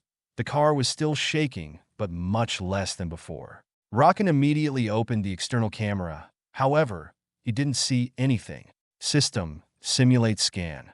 Ding! Start an emulator scan. A 3D simulation scene appeared in front of him.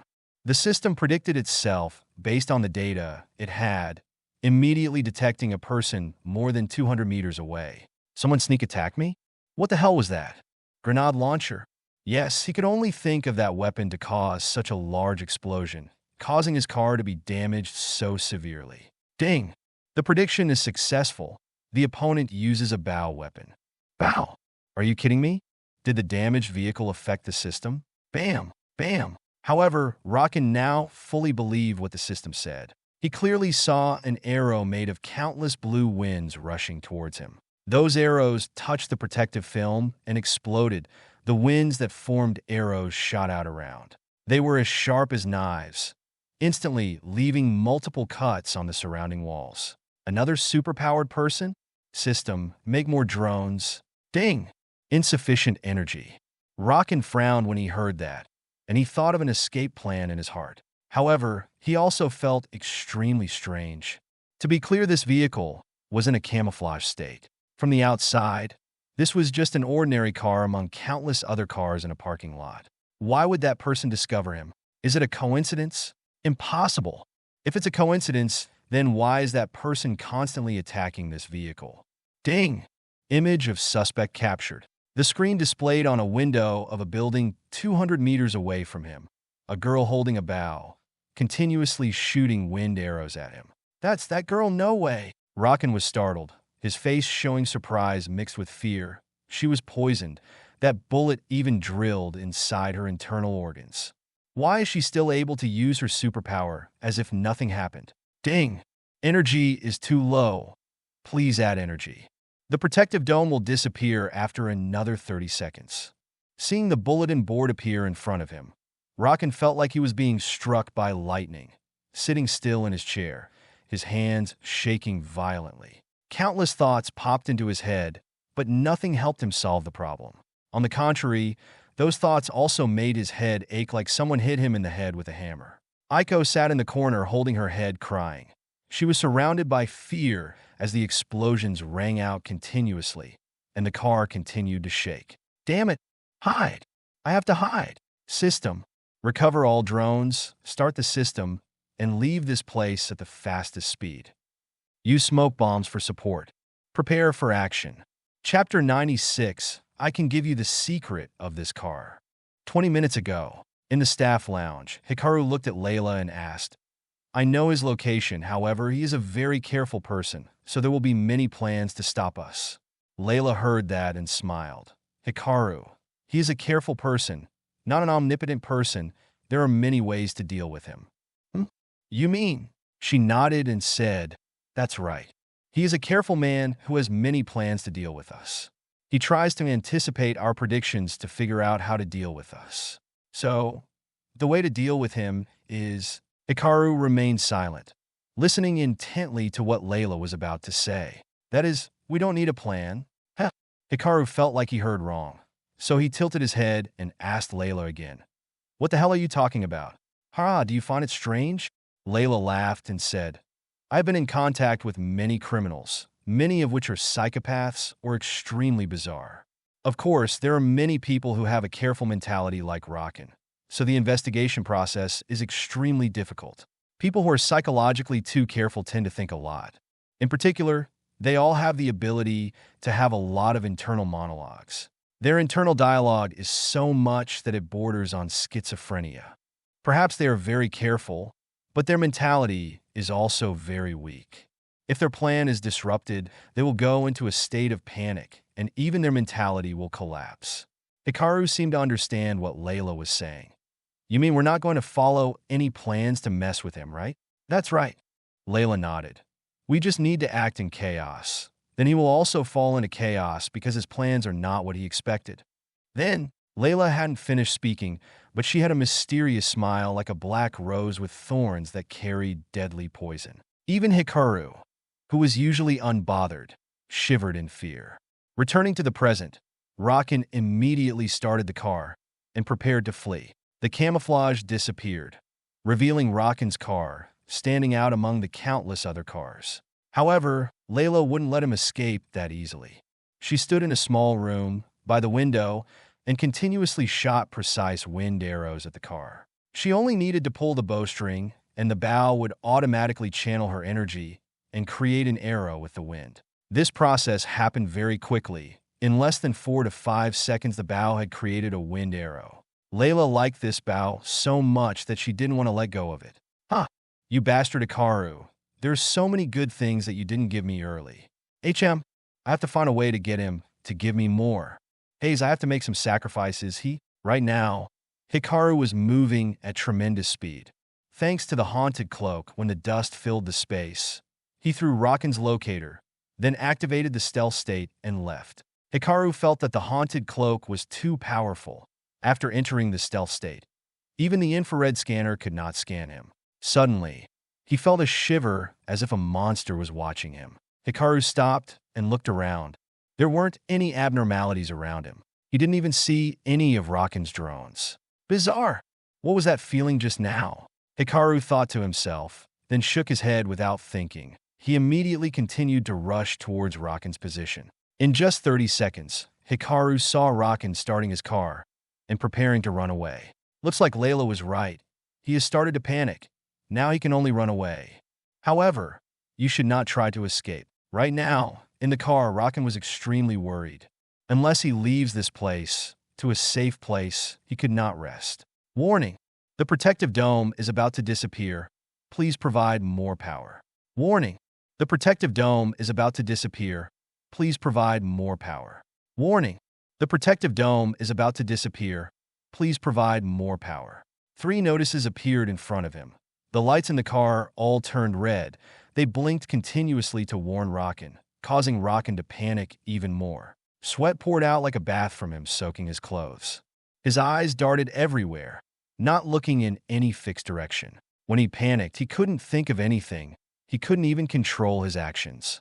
His body began to shake uncontrollably, and his mind became chaotic. Isekai'd sirens and cries caused his brain to overload even more. Every sound around him was like bells ringing in his head. Damn it! Damn it! Shut up! Shut up! Hey! Rakan shouted madly. He looked like a madman. Warning! The energy has run out. The dome is about to close. 5, 4, 3, 2, 1. Warning! The protective dome has disappeared. Bam! As soon as the protective dome disappeared, a terrible explosion was heard. The car was attacked by some strange force, causing it to shake violently.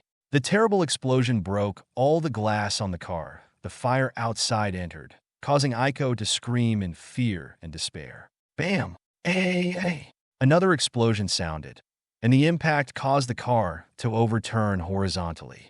If this car had not been armored and reinforced, it would have exploded into many pieces. Rakan saw everything around him spinning. Then everything went dark. Hikaru saw that the car was attacked by Layla so many times that the protective dome disappeared. As he saw this, he felt a little scared. Yes, he was scared, not happy. It must be known that he possesses a mysterious axe and a terrible light split skill that could not destroy the car's protective dome. But Layla was different. She just awakened her superpower. Her weapon was also only a tier F bow, but her attack power was extremely terrible.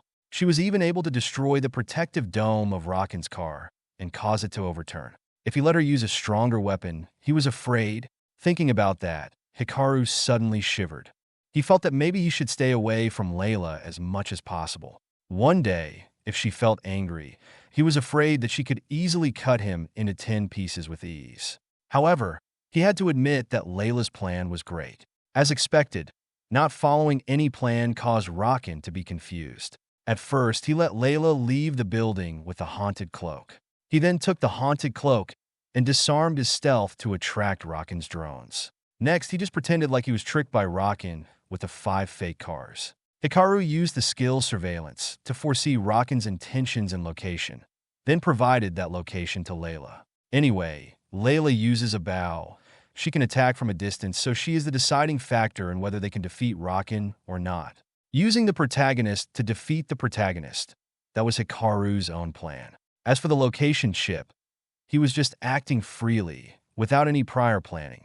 In the end, everything was just as Layla said. Rakan was in chaos, and he had no other choice but to run away. Hikaru approached the car, glanced at Layla hiding, and motioned for her to continue covering him. Even though Layla was almost 200 meters away from Hikaru, she had used his evolution potion, so her eyesight was much better than before. Hikaru approached the car and saw that it was overturned horizontally. The glass on the car was broken. There were also many holes in the car, probably caused by Layla's wind arrow. He did not dare to let down his guard. Holding the axe in his hand, he slashed out a streak of light that cut the car in half from the waist. Then he kicked the car with his foot to separate the two parts. Bam! His kick caused the front end of the car to be pushed away. Suddenly, Rakan rushed out from the rest of the car, holding a gun that was aimed precisely at Hikaru's head. His fingers were about to squeeze the trigger when he lost control of his body. Hey! Rakan screamed in pain because a wind arrow had just pierced his hands and the gun fell to the ground. Hikaru was also startled at this. Fortunately, he had Layla to support him, otherwise he would have been shot dead by Rakan. He did not dare to hesitate, as he immediately rushed towards Rakan and swung his axe. Although Rakan possessed a bizarre cube and an armored vehicle, he was still an ordinary person, and his strength and speed could not be compared with Hikaru. The axe blade swept over. Rakan's hands fell, blood spewed out like a stream from it, making Rakan scared and causing him to scream in despair. AAA. That hurts. That hurts. Ding. You cut off both of Rakan's arms. You have taken 50,000 of his luck points. Name, Hikaru. Villain point, 110,200. And used points, 54,000. Name, Rakan. Lucky points, 150,000 VND.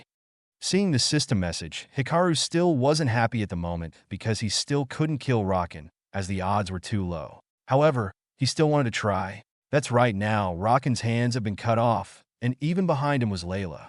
If he didn't kill Rakan now, he was afraid he wouldn't have another chance to do so. Hikaru took a deep breath, raised his axe, and aimed it at Rakan's head. Wait! Suddenly, a voice came from the back of the car.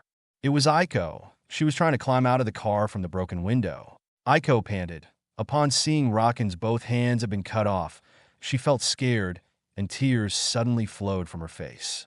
Hikaru frowned and thought in his heart. Could it be that Aiko has the ability to save Rakan? Impossible. Then I can't wait. Hikaru once again swung the axe. However, Aiko's next sentence brought him to a halt. I can give you the secret of this car. Chapter 97, Aiko's Past. Hikaru glanced at Aiko when he heard that. He smiled and said, The secret of this car? I think the one who knows it best is him, right? He said as he pointed at Rakan. If I kill him, then I can get that car, or to be more precise, the technology driving the car. I don't need to listen to you or deal with you. Rakan must die. That's inevitable. Aiko shed tears, but her face remained calm. The technology of this car is tied to his life. If you kill him, the car will self-destruct. Hikaru frowned upon hearing that while glancing at Rakan. Hikaru believed what Aiko had just said. Rakan was a careful person after all, and he will definitely have a plan that even if he dies, other people won't be able to get the cube. But you also said the car is linked with Rakan, so how can you help me get that technology? Aiko shook her head. No, I have a way to help you get the cube that is manipulating and modifying the car. No, Aiko, you're crazy, Rakan suddenly shouted. If he gets that, he'll kill us all, Hill. Bam! Hikaru kicked Rakan in the face. This one kick caused Rakan to break several of his teeth. But because his hands were severed by Hikaru, he couldn't use his hands to ease the pain. Rakan fell on the ground, The sand and other impurities fell on his wound, causing him to feel even more pain that he couldn't stand, causing him to only scream and cry. Aiko saw Rakan rolling around on the ground in pain. Her heart ached. She wanted to go and support him, but the chain still tied her legs to the car seat. She tried to pull hard. However, the chain couldn't be broken just by Aiko's weakness. It made her ankle bleed even more. Hikaru saw that her legs were chained and frowned, then looked at Rakan again and shook his head. Looks like this bastard was worried his sister would betray him or cause trouble, so he kept her locked up on purpose. He swung his axe, and a streak of light flashed, then disappeared in an instant. Aiko jumped. She felt that her legs were lighter. She lowered her head. It was true that the chain that bound her legs had broken without her even knowing it. Could it be that when the young man swung his axe, it was able to break the chain swiftly? Aiko thought in her heart, but she only saw a flash of light and then disappeared in the blink of an eye. Hikaru suddenly spoke up. "If you try to deceive me, you will end up like him." Aiko heard Hikaru's cold voice that sounded like it was coming from hell and trembled with fear. She gulped down her saliva, then nodded. Aiko struggled to climb out of the rear body of the vehicle, then went to the front body of the vehicle. Will you spare me and him?" Hikaru smiled at that. "Do you think I'll forgive him? But, he already had his hands cut off." Hikaru frowned and said in his heart, "I cut off his hands, but his luck was only reduced by 50,000 points. Rakan still has 150,000 luck. Do you think he won't pose a threat to me?" Even though he thought so in his heart, Hikaru just shook his head and said, "Sorry, I won't forgive the enemy. However, if you can help me get the cube you said, I can let him die comfortably." "You!" Aiko cried. She knelt on the ground, trembling, begging him. "I beg you, please spare my brother. I will do anything you want. Anything." Aiko's body trembled upon hearing that, but then, biting her lip until it bled, she gently nodded. "Yes, I will do whatever you say." "Aiko!" Rakan lay on the ground looking at Aiko and Hikaru, his eyes filled with anger as he shouted. "Don't! Aiko, don't listen to him.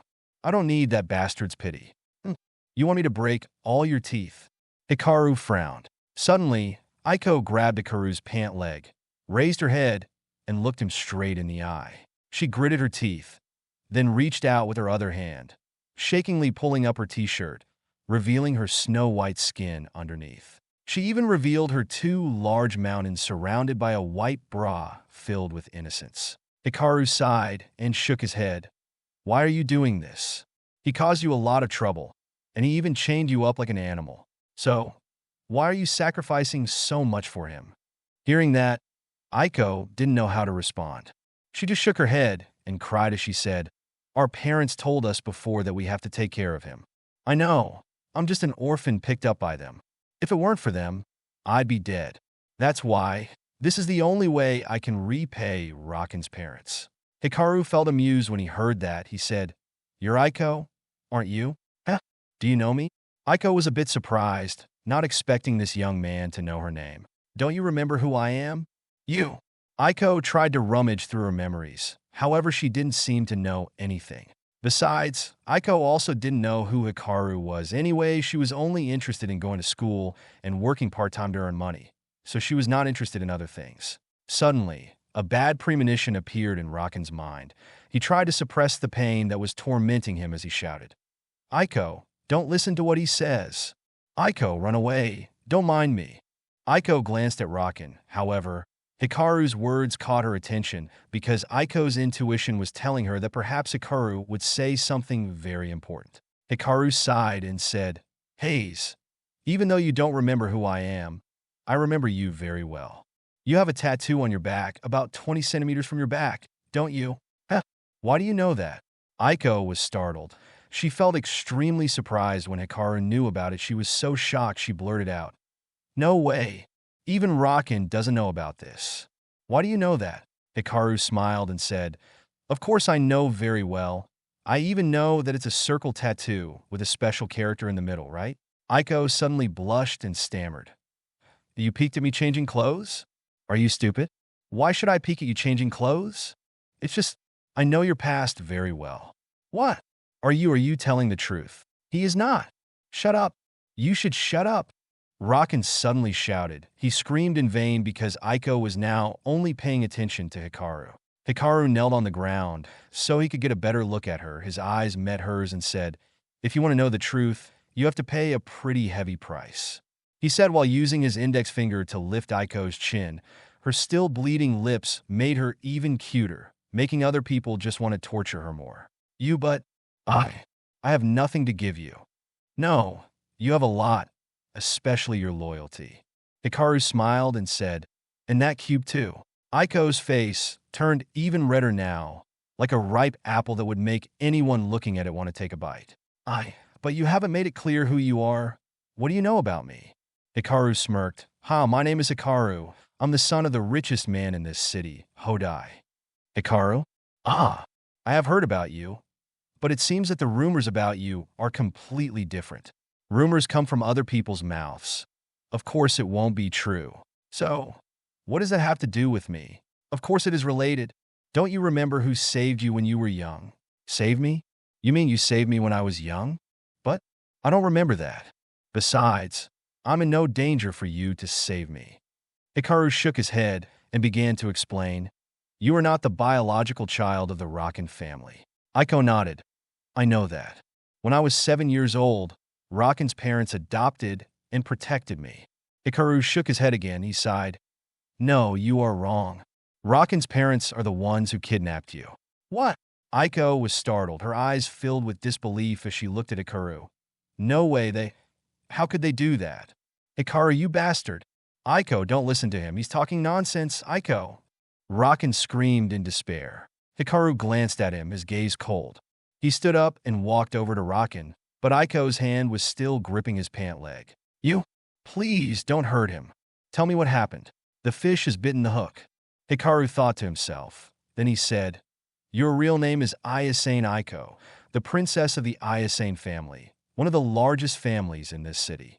However, when you were 6 years old, your family was exterminated by other clans, and you were lucky to survive along with the housekeeper of the Isekai'd family. But that housekeeper is a spy and also Rakan's father. He sold the information of the Isekai'd family to other clans, so your clan perished." "You are lying." Rakan shouted. "Aiko, don't listen to him. He is lying. He is taking advantage of your trust." Silence. Suddenly, Aiko shouted. That's right. The one who shouted was Aiko, not Hikaru. She looked at Hikaru, her lips trembling but couldn't say anything. "It's very hard to believe, isn't it? However, it is all true. My clan doesn't go to war because in my eyes, House Isekai'd is just a small, unimportant clan. However, any major family in this city knows that story very well." Aiko trembled, not knowing whether to believe Hikaru or not because the information was so horrible, it made her brain unable to think of anything. "You should believe me because you and I met at a party of the elite before." "You mean?" "That's right."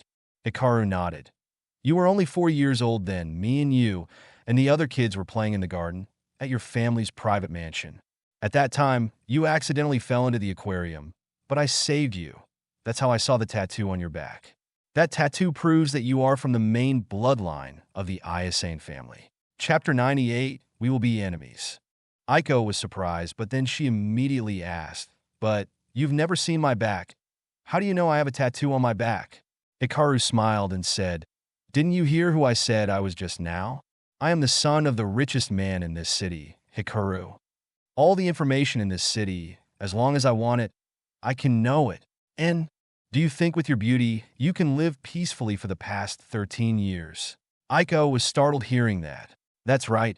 Aiko, despite her extremely beautiful beauty, has never used it as a tool to make money. Moreover, she never got into trouble even though she came home from work late at night. When her friends go to work with her as a waitress, someone would actively tease or flirt with them although they are not as pretty as her. But no one seems to notice her. Not even the thugs make fun of her. Did you realize it?" Hearing Hikaru's words, Aiko looked at him with eyes filled with confusion and surprise. Hikaru continued, "Besides, don't you think you're luckier than the people around you? You always find a good job. The salary is higher than others. Do you think all of that is due to your efforts? Could it be?" At this point, Aiko seemed to realize something. She asked, You help me? Hikaru nodded, then shook his head again. Not really. I'm just keeping you safe. I don't know about other things. Perhaps the other clans felt that you were pitiful, so they decided to support you, so that you could be a normal person for the rest of your life. Aiko felt like she didn't know what to do, what to say. She looked like she was struck by lightning, as she was unable to accept what Hikaru said. However, when she thought about it carefully, what he said made perfect sense. Her path was too easy. Even though her family is poor, she could easily get a good job with a high salary. Even in the process of working, she did not encounter any problems. Whether she broke the rules of the workplace or made a lot of mistakes, the managers in the places where she worked were very gentle with her. Is it everything is like what Hikaru just said? Was she really the daughter of the Isekai'd family? But, at least, Raken's father protected me and took care of me until I grew up. Even though he made a mistake, but then, Suddenly, Hikaru burst out laughing. You really are an idiot, Aiko. Do you think he really loves you because he takes care of you? What do you mean? Aiko suddenly trembled. Hikaru smiled and said, When your biological father and mother were about to die, they had to kneel at Raken's father's feet to pray for you to live. Even your father and mother agreed to give all of their remaining possessions to Raken's father just so you could live.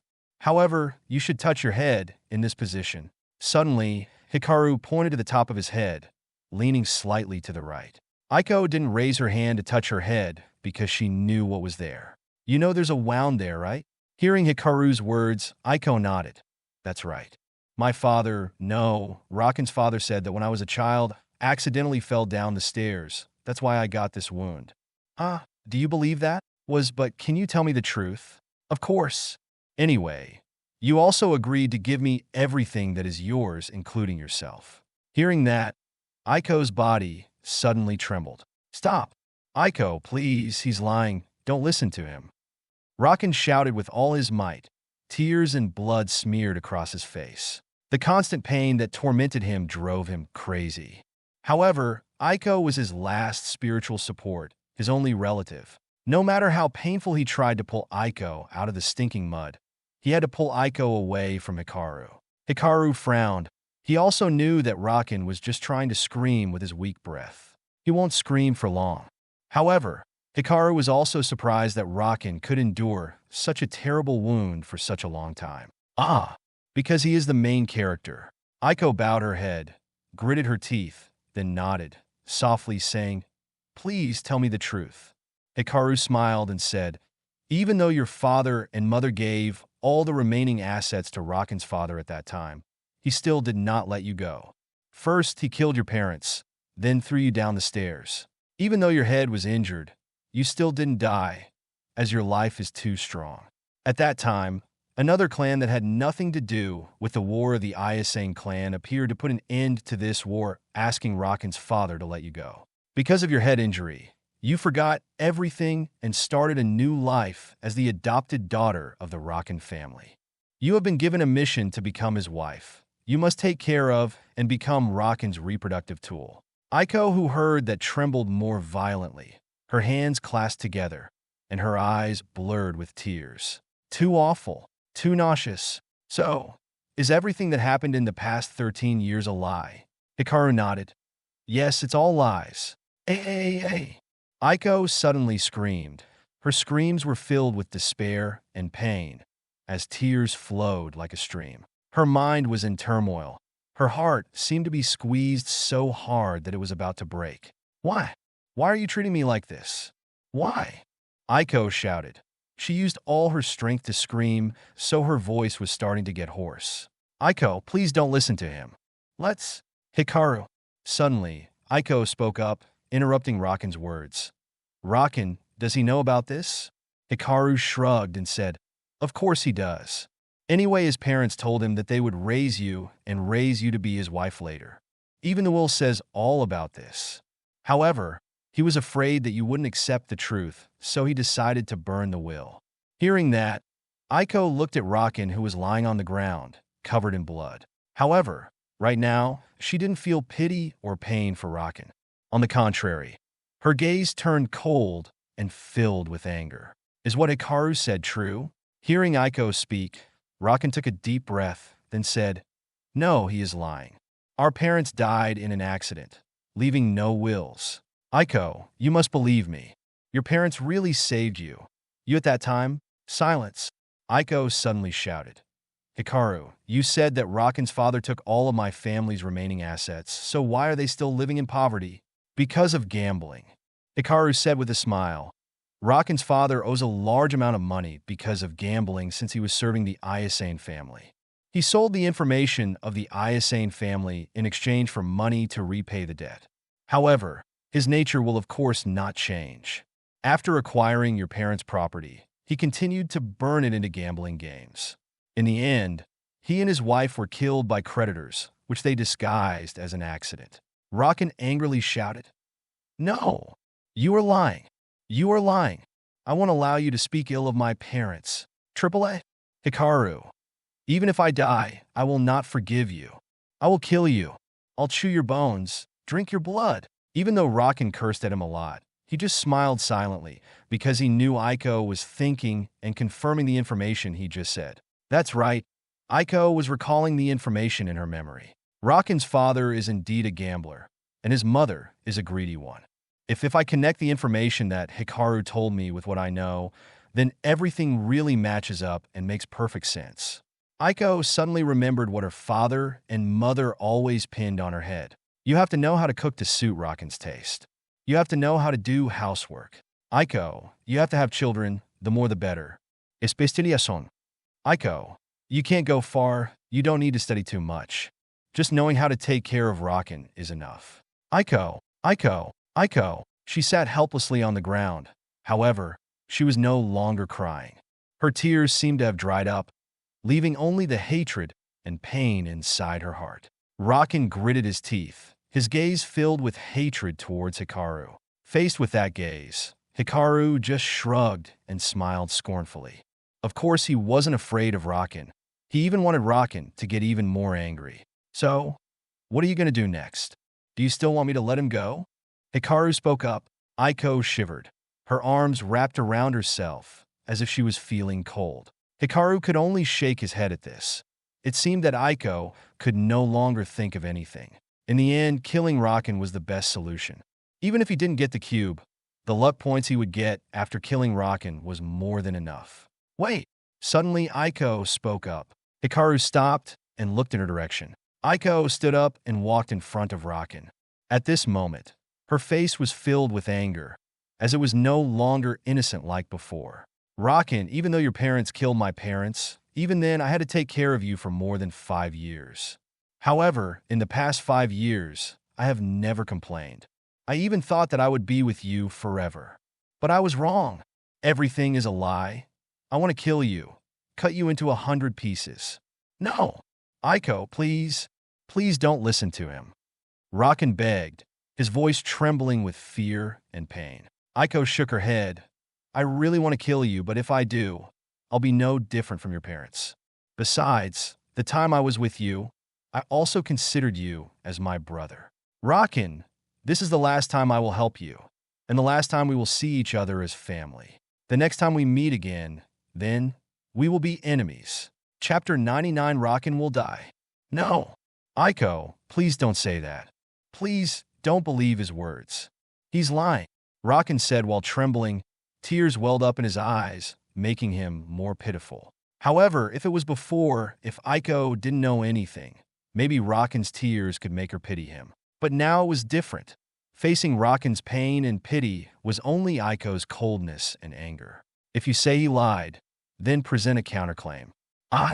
Rakan stammered he really didn't have any proof. "You don't have any proof?" Aiko's cold voice echoed again, like a knife slashing through his heart. "Wait! Aiko, listen to me," Rakan hastily explained.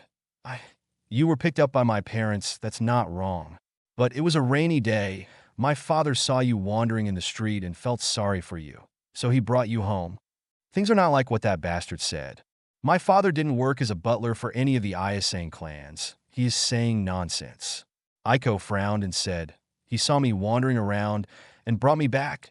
So, why didn't your father call the police at that time so they could find my parents, but brought me back to raise me?"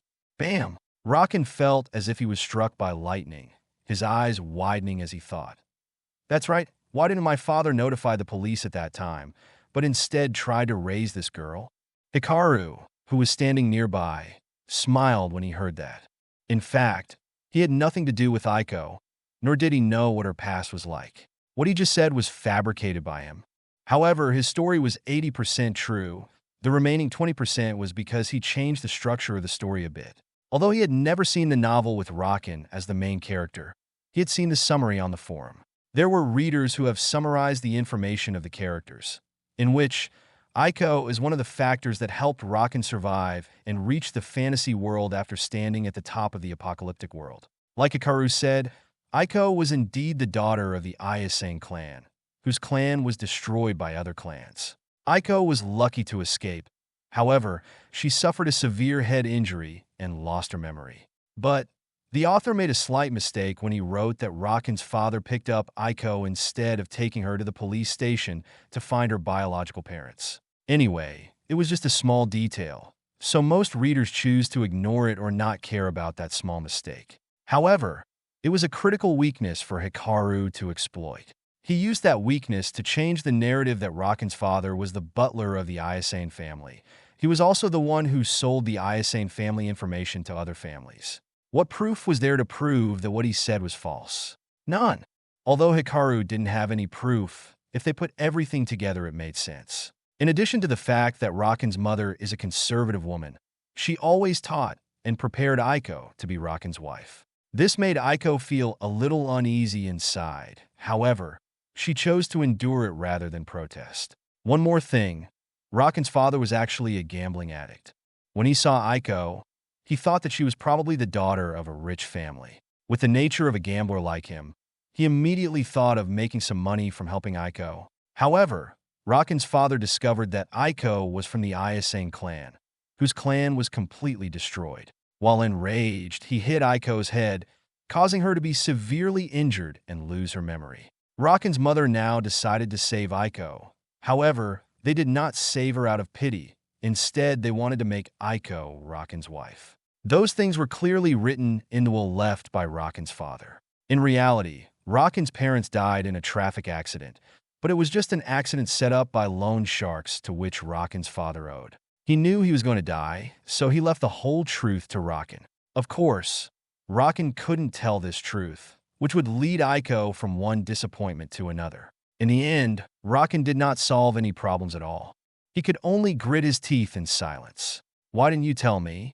Aiko asked with a frown, her voice so cold that Rakin didn't recognize her anymore. The innocent Aiko from before was probably dead. Now Aiko is filled with anger and hatred. Rakin shook his head. "Even if I told you, you won't believe me then. I hope you'll be happy with your choice. I just hope you can give me a chance to live." Aiko felt amused when she heard that. "Rakin, it seems in your eyes, I'm just an item for exchange. But I'm not like your parents and you. I said I would give you a chance to live, so I will definitely give you that chance." Rakin bowed his head, saying nothing more. However, he had other thoughts in his mind. Aiko shook her head and left, went to Hikaru's side and said, "Thank you for protecting me, for saving me." Hikaru shrugged. He of course had never met Aiko. Even the fact that she fell into the aquarium was his creation. However, who cares? As long as Aiko feels that everything makes sense, Rakin can't tell her the truth anyway. Aiko continued, "As I promised, I will help you get Rakin's cube. So, then, where are you going?" Hearing Hikaru's question, Aiko lowered her head, then shook her head again. "I don't know. But there is no place for me. Don't think too much. I said you and the cube are mine. You think you can leave me?" At this moment, Aiko's face suddenly turned red. She bit her lip lightly, nodded and said, "If you need me, I will follow you. But I'm just a weak and useless girl. I won't be of any help to you. Even you would also have to spend food on me. You should think carefully." Hikaru smirked. "Even if you're useless, you still have other uses."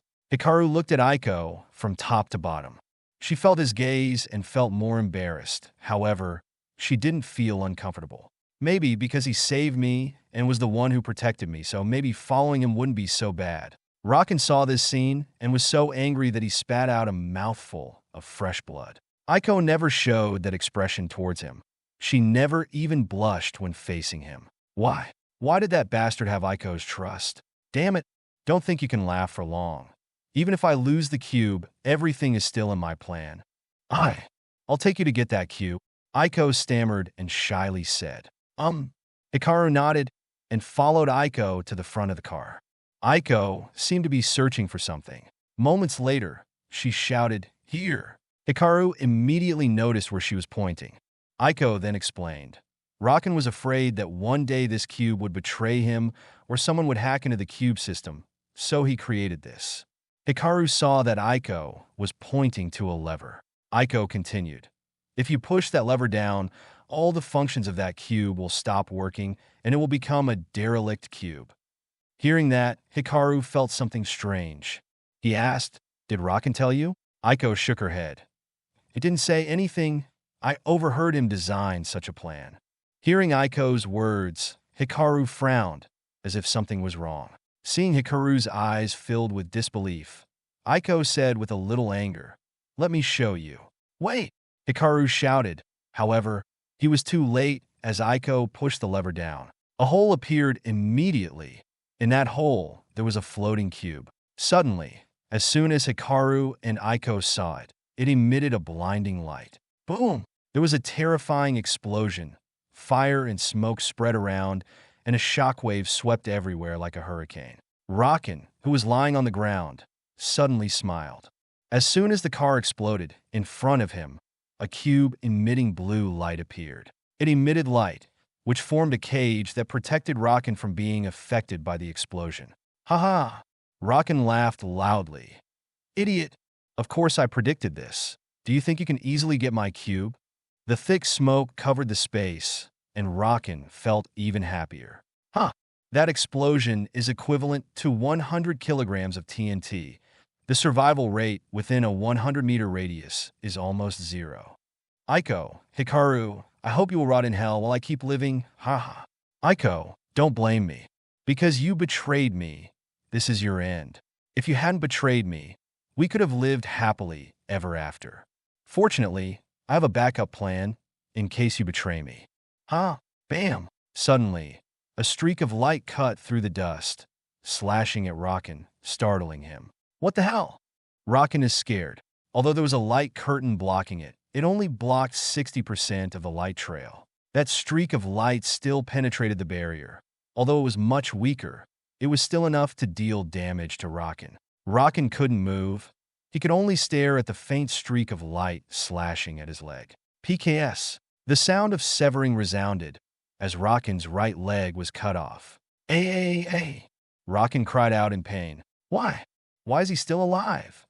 Raken silently screamed in his heart. From within the smoke and dust, Hikaru held Aiko with one hand, while on his other hand was his axe. He stepped out the smoke and looked at Raken. "AAA? Bastard." Raken saw Hikaru and Aiko and knew his plan had failed. However, he still laughed hysterically. Don't think I'm going to die here. We will meet again later. At that time, I will pay back what you did to me 100 times. Chapter 100. Aiko is so strange. When Hikaru heard that, he knew he wanted to escape and swung his axe, slashing out a blinding streak of light. However, before the streak of light could reach Raken, he disappeared as if he had never appeared. Only a little of his blood remained on the ground. Hikaru frowned, then sighed.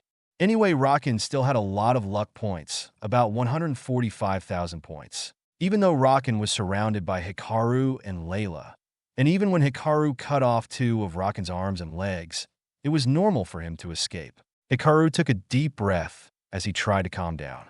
Yes, he must be calm. Just like fishing, even if the fish had bitten the hook, it was not certain that it would be caught.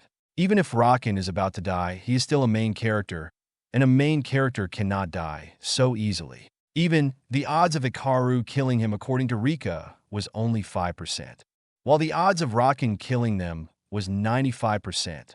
Even so, he injured Raken so badly that he almost died. Hikaru also separated Aiko from Raken, which is Hikaru's greatest success. Having finished comforting herself, Hikaru breathed a sigh of relief. Can you let go of me? Suddenly, Aiko spoke up. At this moment, Hikaru noticed that his right hand was holding her waist a little tightly, making her uncomfortable. Her face was also as red as blood. Hikaru saw this and let go of her. However, Aiko's gaze was a bit strange on him. It was a look of avoidance and annoyance. Aiko clasped her hands in front of her chest. It felt like she was disgusted by his touch. Hikaru frowned and said, "Now you're mine. No matter how you feel, you have to hold back and keep quiet, or I'll feed you to the zombies. Get it?" Aiko nodded slightly. Suddenly, she asked, "Why did you know that thing would explode? Why are you protecting me?" Huh. Hikaru smiled scornfully. Because Raken is a very careful person, he definitely won't let anyone eavesdrop on his plans unless he wants to let others know. Aiko, it seems he doesn't trust you either. Raken purposely let you hear his plans because he thinks you will betray him one day. If you push that lever without me, you will surely die. That explosion was as powerful as 100 kilograms of TNT. It was enough to wipe out everything within a 100-meter radius. You just need to look around to understand. Aiko heard that and looked around. The center of the explosion was a crater more than 1 meter deep. Cracks in the ground spread around more than 20 meters like a spider's web. About 100 meters away, the glass of the surrounding buildings was also cracked by the shockwave, and even the glass was broken. Aiko suddenly shivered. If it weren't for Hikaru, she would have turned into a pile of shredded meat. As for the reason I saved you, as I said, you are now my property. I certainly don't want my property damaged. Hikaru shrugged and said. Aiko nodded slightly. After that, he didn't pay any attention to Aiko's expression or thoughts either. Hikaru knew that perhaps Aiko was now wallowing in anger and hatred. She both hated Raken and him. Why does she hate him? Hikaru thought that there were two reasons. The first reason, he is the villain and Aiko is the heroine of the main character.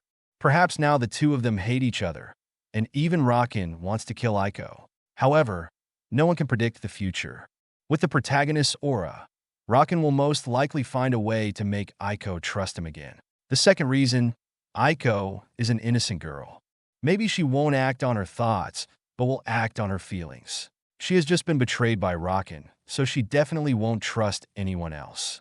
Hikaru also didn't want to pretend to be a good man and be comforting and making Aiko fall in love with him. No, he didn't have the time or effort to do such things. He only kept Aiko to steal Raken's luck points.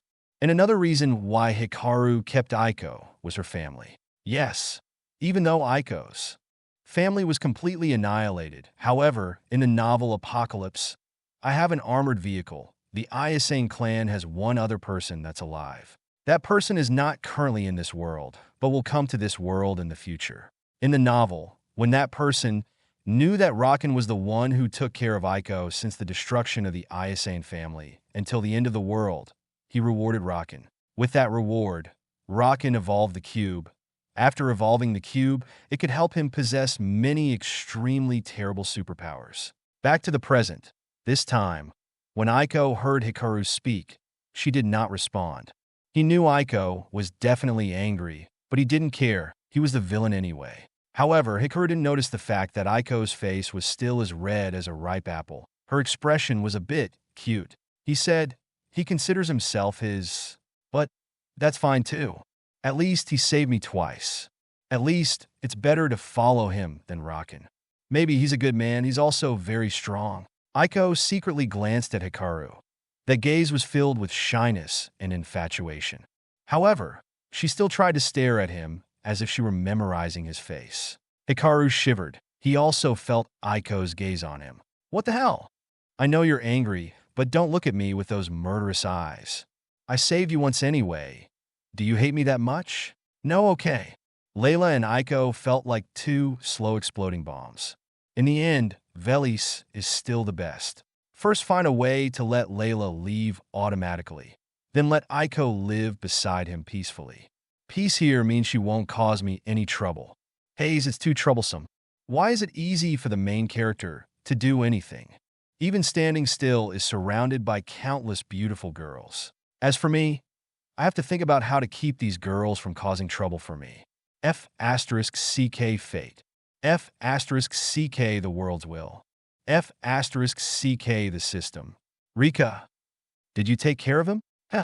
Hikaru was startled when he heard Layla's voice behind him. He turned his head and saw that Layla was actually standing behind him. Then he replied, "Since when did you come here?" Layla shook his head and said, "Since the car exploded, I immediately ran to this place." Huh. I was worried about you getting hurt, but when I came here I saw you flirting with another girl. Hikaru, you let me down. You've got Velis and me, and now you're flirting with other girls? You're greedy. Hearing Layla's words, Hikaru felt an extreme headache. Don't think about it. This girl is now our prisoner. Her brother Rakin has run away. We will hold her hostage. Aiko stood next to Hikaru, and upon seeing him talking so comfortably with Layla, she felt a little uncomfortable. That girl is so beautiful. Like a model, no. She's prettier than a model. That bow. Was she the one who shot the arrows that caused the car to overturn? A girl who is both beautiful and strong. Do I stand a chance? Wait, she just mentioned another girl. Velis? Is she his girlfriend too? Hey. Why does he have so many girlfriends? That's not it. I don't like him. What the hell am I thinking? That's right. I don't like him. Calm. Hey. Why am I angry when he talks intimately with another woman?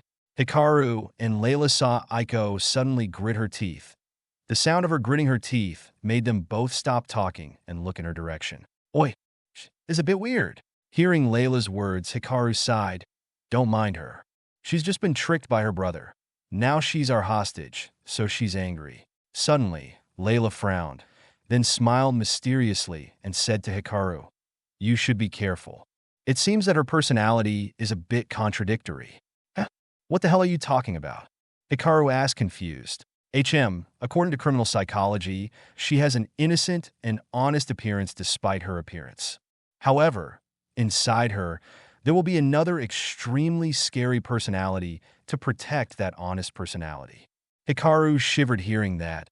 He felt a chill down his spine. Of course he understood what Layla just said. That meant that Aiko most likely suffered from schizophrenia. Or worse, she was probably a Yandere. No, okay. I can't keep her by my side like this. Or is... Hikaru glanced at Layla, then said, you know I have Velis too. If another girl comes with me, Velis will be jealous. Get to the point. Layla smirked. Can you hold her for me? No. Layla laughed and said, don't think that I don't know what you're thinking. You're looking for a way to throw that girl to me, and then chase me away, aren't you? What are you talking about? Hikaru forced a smile. I'm a single man anyway. How can I live with a girl like that? Oh, then why can you stay with Velis? Because All right, don't make excuses. I don't forbid you from flirting with other women. Don't worry, I will allow you to have multiple wives. What the hell are you talking about? I mean, okay, I understand. Come on, bring her back to your mansion. Velis will know how to deal with her. Stop. Impossible. Hikaru, you have to take responsibility for what you've done. Hikaru had a feeling he was going crazy. His peaceful mansion must contain 2 slow explosive bombs? At this moment, Aiko looked at him strangely. Of course, Layla also saw Aiko's eyes. But she said nothing, just smiled and licked her lips as she thought. Things are getting more interesting, haha. Chapter 101, Are You Thirsty? In another place, about 5 kilometers east of Hikaru's group. This place was an abandoned factory. Inside the warehouse, a saucer-like device lying on the ground suddenly emitted a blinding light. Immediately, Rakin appeared in this place. He lay on the ground, panting. The likelihood of him surviving was like a giant bell that was tied by a small thread. Whenever the thread breaks, the bell will fall, and Rakin's life will also end. Svel, that's C-Omicron M system, activate recovery mode. Ding! Initiate connection to prepared resources. Ding! Activate recovery mode. At this moment, the cube that was floating in front of Rakin suddenly stretched out, and countless tentacles emitting blue light headed towards the wall of the warehouse. Bam! The tentacles immediately smashed through the wall, revealing a secret room about 20 square meters. Inside that room were a lot of crates. The crates filled up that room. The tentacles seemed to know which crate they needed.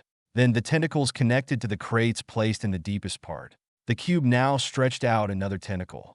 This tentacle had a sharp needle-like tip that pierced Raken's chest. Ah! Raken cried out in pain. However, at this moment, he suddenly remembered the scene of Hikaru holding Aiko in his arms. He remembered Aiko's eyes filled with contempt and disgust. Those memories made him so angry that he forgot the pain. Aiko, Hikaru, I will come back. I will do to you 100, 1,000 times what you did to me. Raken gritted his teeth. His face was terrifying. Moreover, the blood and sweat in his face made him look even more terrifying, like a demon. At this point, the liquids from inside those barrels went through the tentacles, turned into a strange liquid, and pumped into Raken's body. Ay! Raken cried out in pain, but his hatred helped him endure this terrible pain. Ding! Beginning the body's regeneration process. Ding! Preparing to join bones. Raken clenched his teeth and nodded. The 3 tentacles spewed out 3 joints that resembled prosthetic bones, hammering into Raken's severed bones. Ay! Although the cube had injected some anesthetic into his body, it was still not enough to completely eliminate the pain. Raken howled miserably, the pain making him feel like he was about to pass out. Ding! Please stay awake. If you lose consciousness, it will cause danger to your body. Raken heard the system speak and bit his lip, using another pain to keep himself awake. Moments later, the 3 joints were completely implanted in the bone where Hikaru had cut off. Sweat soaked Raken's clothes. He gasped, feeling like he was about to pass out from the pain and exhaustion. Things hadn't finished yet. The tentacles of the cube began to take the parts that were severed by Hikaru. During the explosion, the cube collected the body parts of Raken that were severed by Hikaru and preserved it very well. Tentacle fibers surrounded the wound, secreting extremely small filaments. After that, the tips of those tentacles turned into sewing needles, which started sewing his arms and legs. The process was less painful, and plus the anesthetic the cube had already injected, Raken felt much more relieved. About 10 minutes later, Raken's arms and legs were stitched together. Ding! Into body regeneration. However, the owner needs to rest for at least 15 days so that the joints of the bones and the flesh can heal. Ding! During this time period, every day, the system will pump some special nutrients into the body to maintain the owner's vital energy at maximum. Then, the cube's tentacles carried Raken inside the mysterious room. It automatically opened a crate. Inside, there was an air mattress. The air mattress unfurled, and the tentacles gently placed him on top of the air mattress. Raken breathed a sigh of relief.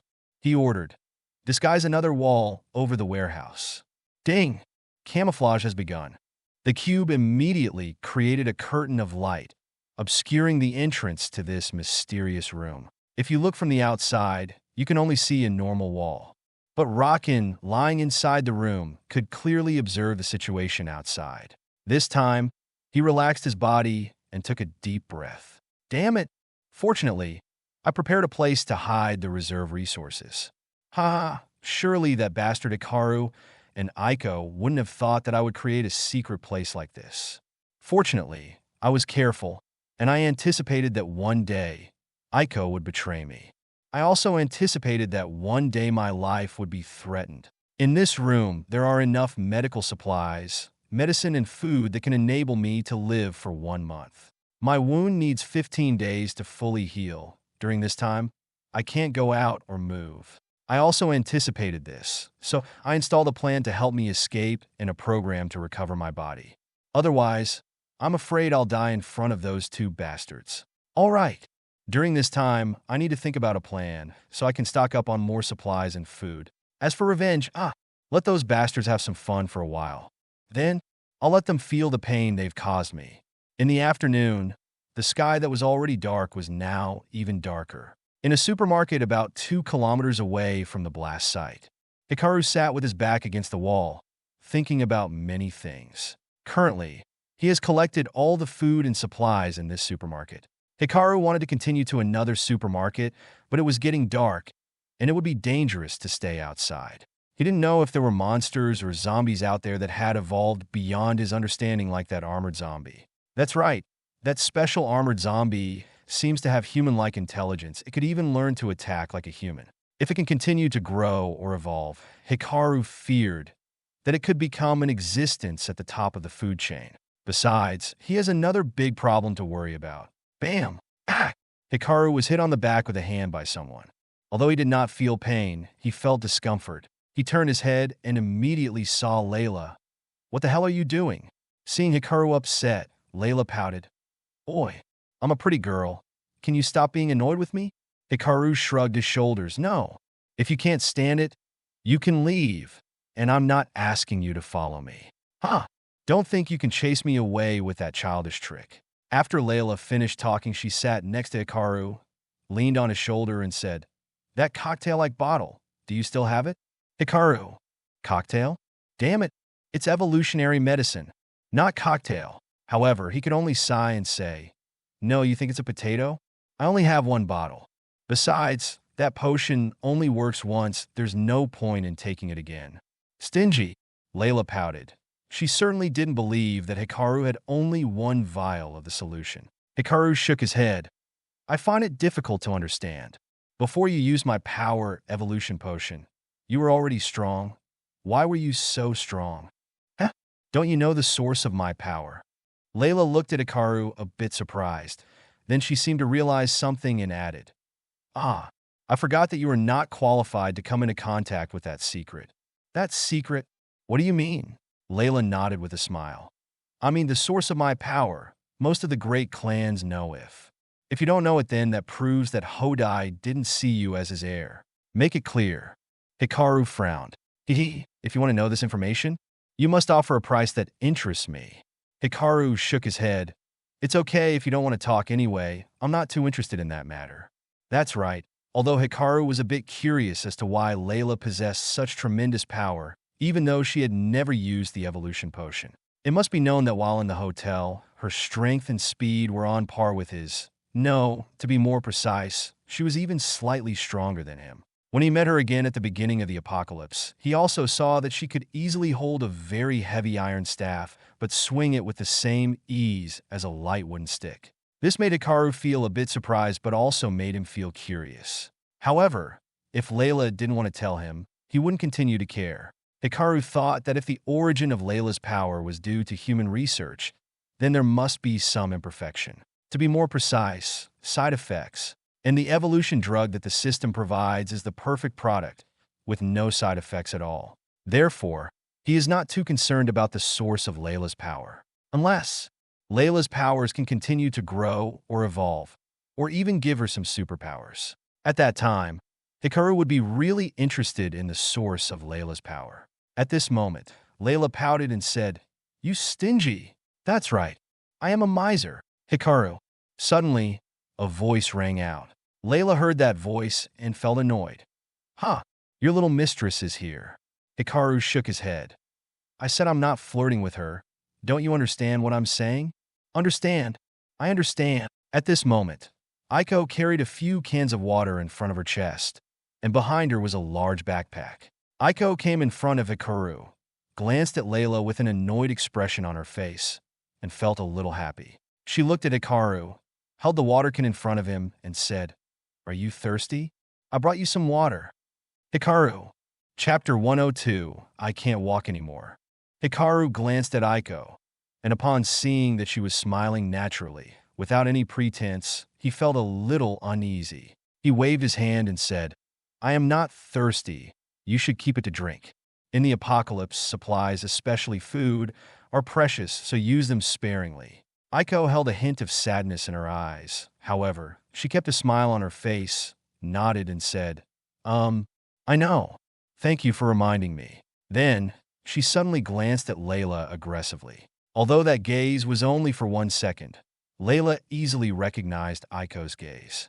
No one would have thought that a girl with an innocent appearance like Aiko would have such sharp eyes like a murderer. She shook her head and sighed, stood up and said, "You sit with him. I'll patrol around a bit." Hikaru was confused when he heard that this was not the place he wanted to stay.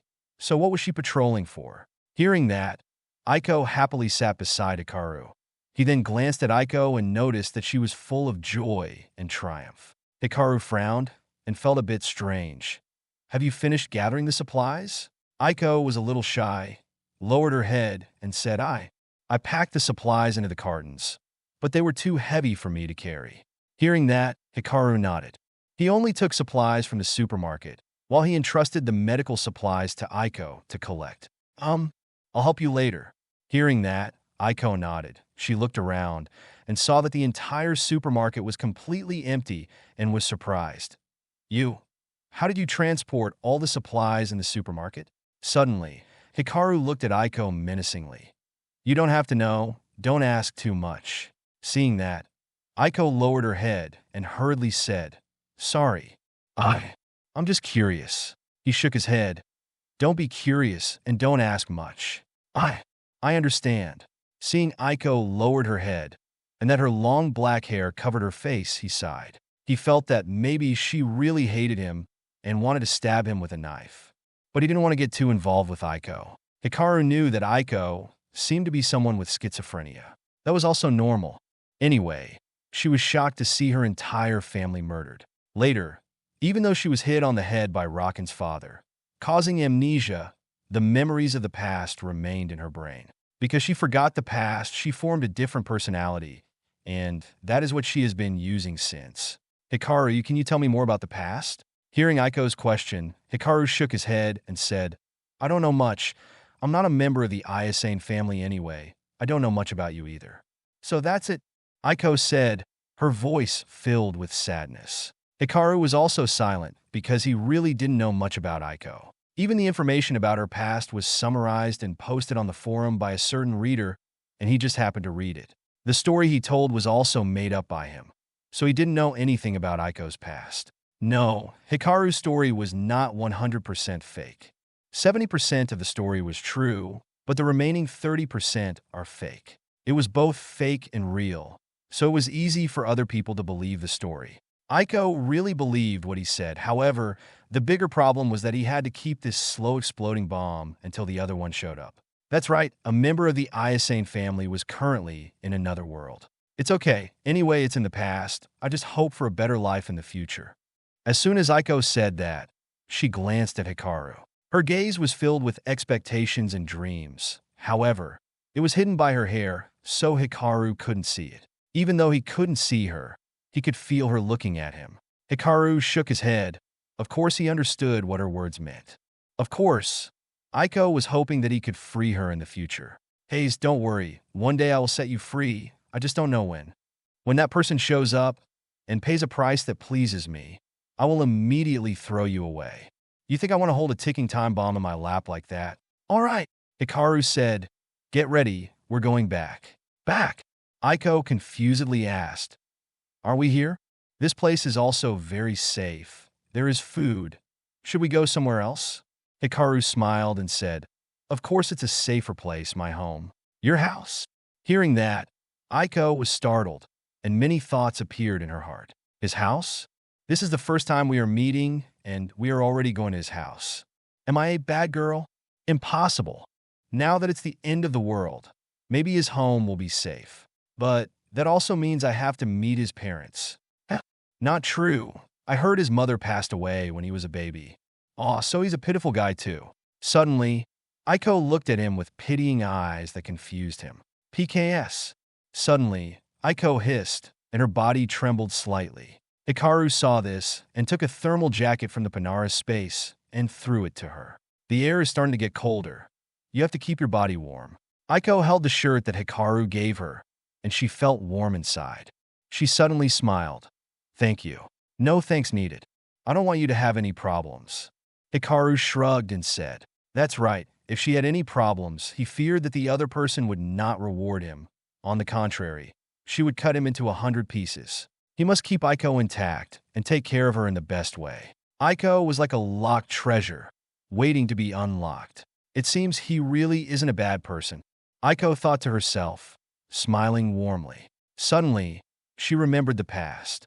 When she was young, when it was cold, Rockin's parents only cared about Rockin. She could only endure the cold with her thin skirt.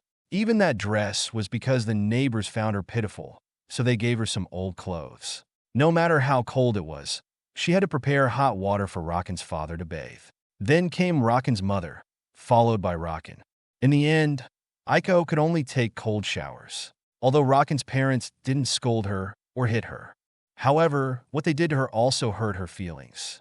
At that time, Aiko endured everything because she thought she was an orphan, and thanks to Raken's parents, she was able to live. Because of that, her previous purpose of living was to repay Raken's parents. She even had the thought of becoming Raken's wife and taking care of him for the rest of her life. But now it was different. After learning the truth, all the suffering and anger from living in Raken's family now exploded like a bomb.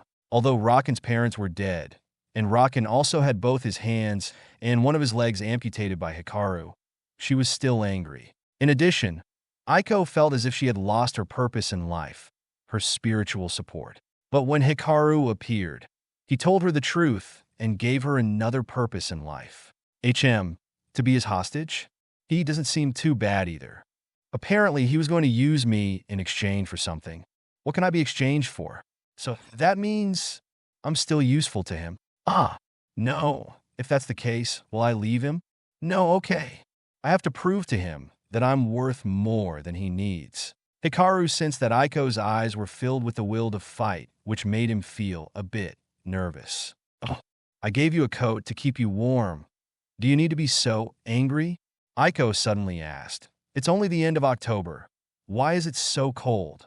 Hearing that, Hikaru shook his head and said, It's not because of the weather. It's because the clouds are covering the sky. Because the sun cannot warm the earth, the temperature will drop drastically.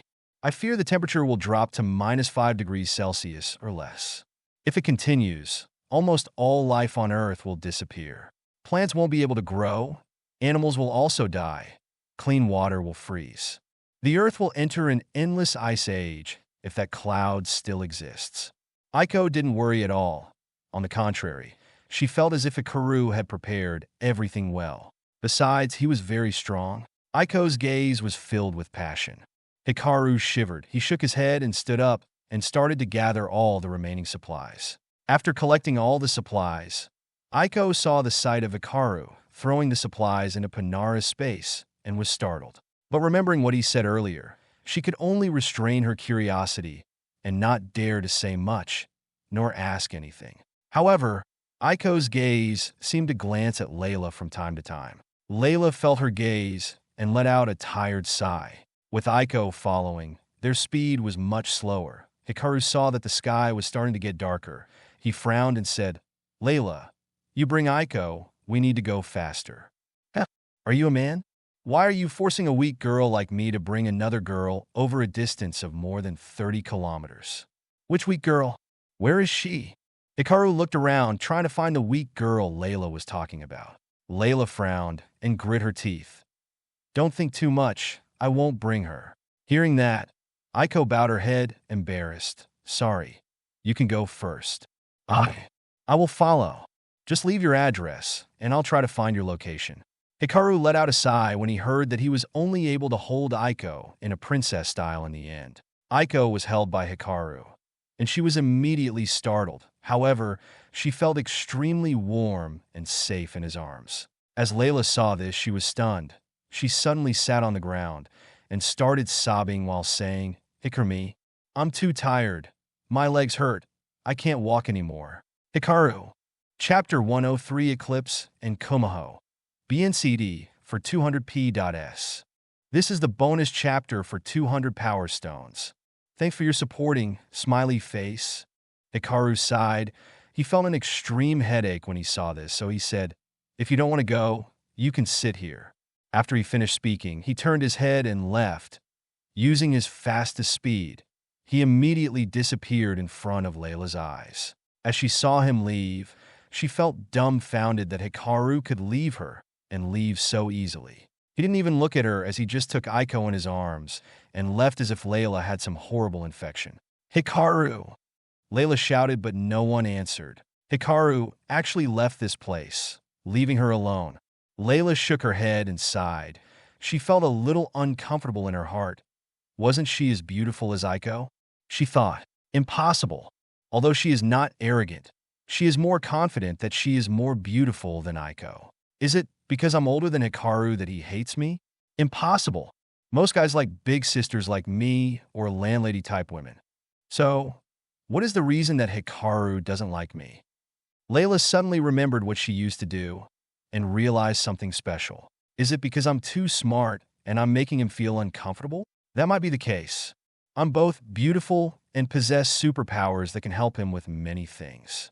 If he doesn't like me, it's probably because he's afraid of me. Men don't like women who are smarter than them. Maybe Hikaru doesn't either. Hayes, being too smart isn't good either. Okay, maybe I should hold back a bit. If Hikaru knew Layla's thoughts right now, he would surely laugh until his teeth fell out. However, he certainly didn't know what Layla was thinking. Right now, he was feeling a little happy that Layla wasn't following him. Suddenly, he felt Aiko's body tremble a little, so he lowered his head to observe her for a bit. Because he was moving at a tremendous speed, like a car traveling at more than 60 kilometers per hour, Aiko's hair was scattered, covering her face. Aiko's ears gripped the shirt in front of his chest like she was extremely scared. Hikaru then realized he was moving too fast and said, "Do you want me to move a little slower?" Having said this, Hikaru suddenly felt a bit embarrassed. This statement is very easy for others to misunderstand. However, Aiko shook her head, saying nothing. Hikaru could only sigh. A woman's psyche was like the ocean, unexplorable and filled with countless mysteries. He also didn't want to care much about Aiko, because he was not the type of villain who thinks with his head underneath. Although Aiko was very beautiful, she didn't like him. He didn't like her either. He was just using her to get to meet her relative. She also had a safe place to live thanks to him. According to the summary that the mysterious reader once posted on the forum, Aiko seems to be the most useless girl in Raken's harem. It seems that Aiko didn't have any superpowers or the ability to survive in the apocalypse. Her job was just to follow Raken and live a normal life. However, after reaching the stage where Raken was about to stand on the top of the apocalypse, the fantasy world appeared and merged with the apocalyptic world. Only then did Aiko reveal her true potential and help Raken advance even faster in the fantasy world. Although Hikaru did not know when the fantasy world appeared, he knew that the person he was waiting for appeared only when this world merged with the fantasy world. Aiko was in Hikaru's arms, but she didn't feel any discomfort. On the contrary, she felt extremely safe and warm. Never before had she felt so safe and warm. However, the shame stimulated her body, making her shiver a little. The cold wind blowing past made her more alert, no longer enamored with that sense of security. Aiko knew that maybe Hikaru didn't like her because of Raken's existence. To be more precise, as long as Raken was alive, then she couldn't have any hope for Hikaru. Suddenly, a thought appeared in her mind. If Hikaru knew that thought, he would probably also be extremely scared. Elsewhere, no, to be more precise, another world. In a large garden, many unknown animals live. In the middle of the garden is a lake with a diameter of about 1,000 meters. In the middle of the lake is a small hut. However, there are not any bridges that lead to the huts. In the hut, a girl was sitting on a stone chair. She wore a white dress, and she had 2 white fox ears on her head. Underneath her skirt was an extremely soft white fox tail. Even though her face couldn't be seen because it was covered by a fox face mask, it was still attractive to see the curves of her body. Suddenly, the surrounding space vibrated like water, the small waves spreading around. Svel.Siamacronim, long time no see, eclipse. At this time, another girl appeared, wearing a black dress like a shadow. Her face was as beautiful as an angel's, but seemed to be covered with a layer of cold ice. She stood on the water, as if she were standing on normal ground. She walked over, then sat on the stone bench across from the girl. Eclipse frowned and said, "Komaho, I don't have time to talk nonsense with you. If it's important, you can say it. Otherwise," Eclipse's gaze was as sharp as a knife, as if she would cut off Komaho's head if she didn't make Eclipse happy. However, Komaho was not afraid. She just smiled softly and said, "Ha! Eclipse, you are still the same as before. Don't be in a hurry. Haven't you always wanted to know information about that girl?" Eclipse heard that and frowned. The surrounding space suddenly became cold. The lake's surface began to freeze. With the hut as the centerpiece, the freezing began to spread around. "What do you mean?" Eclipse said, voice extremely cold. Komaho shook her head. I don't want anything. I just wanted to help you with this. Hara, help me? Eclipse smiled scornfully. My enemy wants to help me again. Are you telling jokes, Kumaho? Kumaho sighed. Hayes, believe it or not, it's up to you. However, you also know that I have the ability to see the river of fate. What do you see? Eclipse frowned. It was not unusual for Kumaho to be able to see the river of fate. On the contrary, that's what makes Kumaho even more terrifying. I see your fates intersecting with each other. Even our fates are intersecting with the girl. You mean that girl is the one I'm looking for, Aiko? That's right. Seeing Kumaho nod and say firmly. Eclipse relaxed her body. The freezing process also stopped, and the space returned to normal. Make it clear, Kumaho did not speak immediately, but took out a small talisman from her wide sleeve. The eerie characters on the talisman exuded a magical light. The talisman in Kumaho's hand slowly disintegrated into countless particles of light and disappeared into the air. Eclipse wasn't scared or surprised. She just sat still, as she indifferently looked at everything. Suddenly, the space around them changed, turning into a night with countless stars floating around them. However, the strange thing was that between the stars that were flying around them, there were countless threads connecting them together. This is... Kumaho nodded. Each star represents a destiny. However, everyone's destiny is not the same. Look at the stars over there. Eclipse looked in the direction where Kumaho's finger was pointing at. In that direction, there was a cluster of stars emitting an extremely blinding light. However, those stars all have strings connected to a small star with a faint light as if it was about to go out. The brighter the stars, the greater their destiny, the more people it affects. Simply put, they are the ones who are protected by the will of the world. Those strings are their relationships, which directly affect their development or life. Eclipse, seeing the shining stars, frowned and said, in that case, the stars that shine brighter than all the others are those protected by the will of the world. Why are they so much? As far as I know, it's very difficult for such a person to appear in 1,000 years or so. Kumaho smiled and said, look closely again. Do you see those bright stars connecting with a star whose light seems to be dying out? Eclipse nodded. So, do you see a small star next to the weak one? Eclipse nodded again. Then she asked, what does that have to do with the person we're looking for? Hayes, you are always hot-tempered and hasty. Kumaho explained slowly. That little star is the representative of Aiko, who you are looking for. Eclipse frowned upon hearing that. However, she said nothing and continued to listen silently. Kumaho continued. If those shining stars are chosen by the will of the world, then what is the weak star? Why, even though it's so weak, is it related to those shining stars? Besides, Kumaho waved her hand, and the space changed to another distant space. In this region of space, there were also countless brilliant stars that are connected to each other by strings like threads of light. Look closely, those stars all have a link. Those ropes still have no destination and are still floating in this endless space.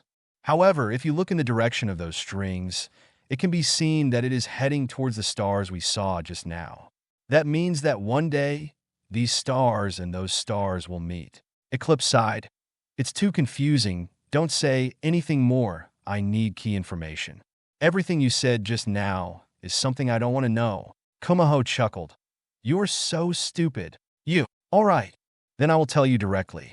These stars are located in the sector that represents our world.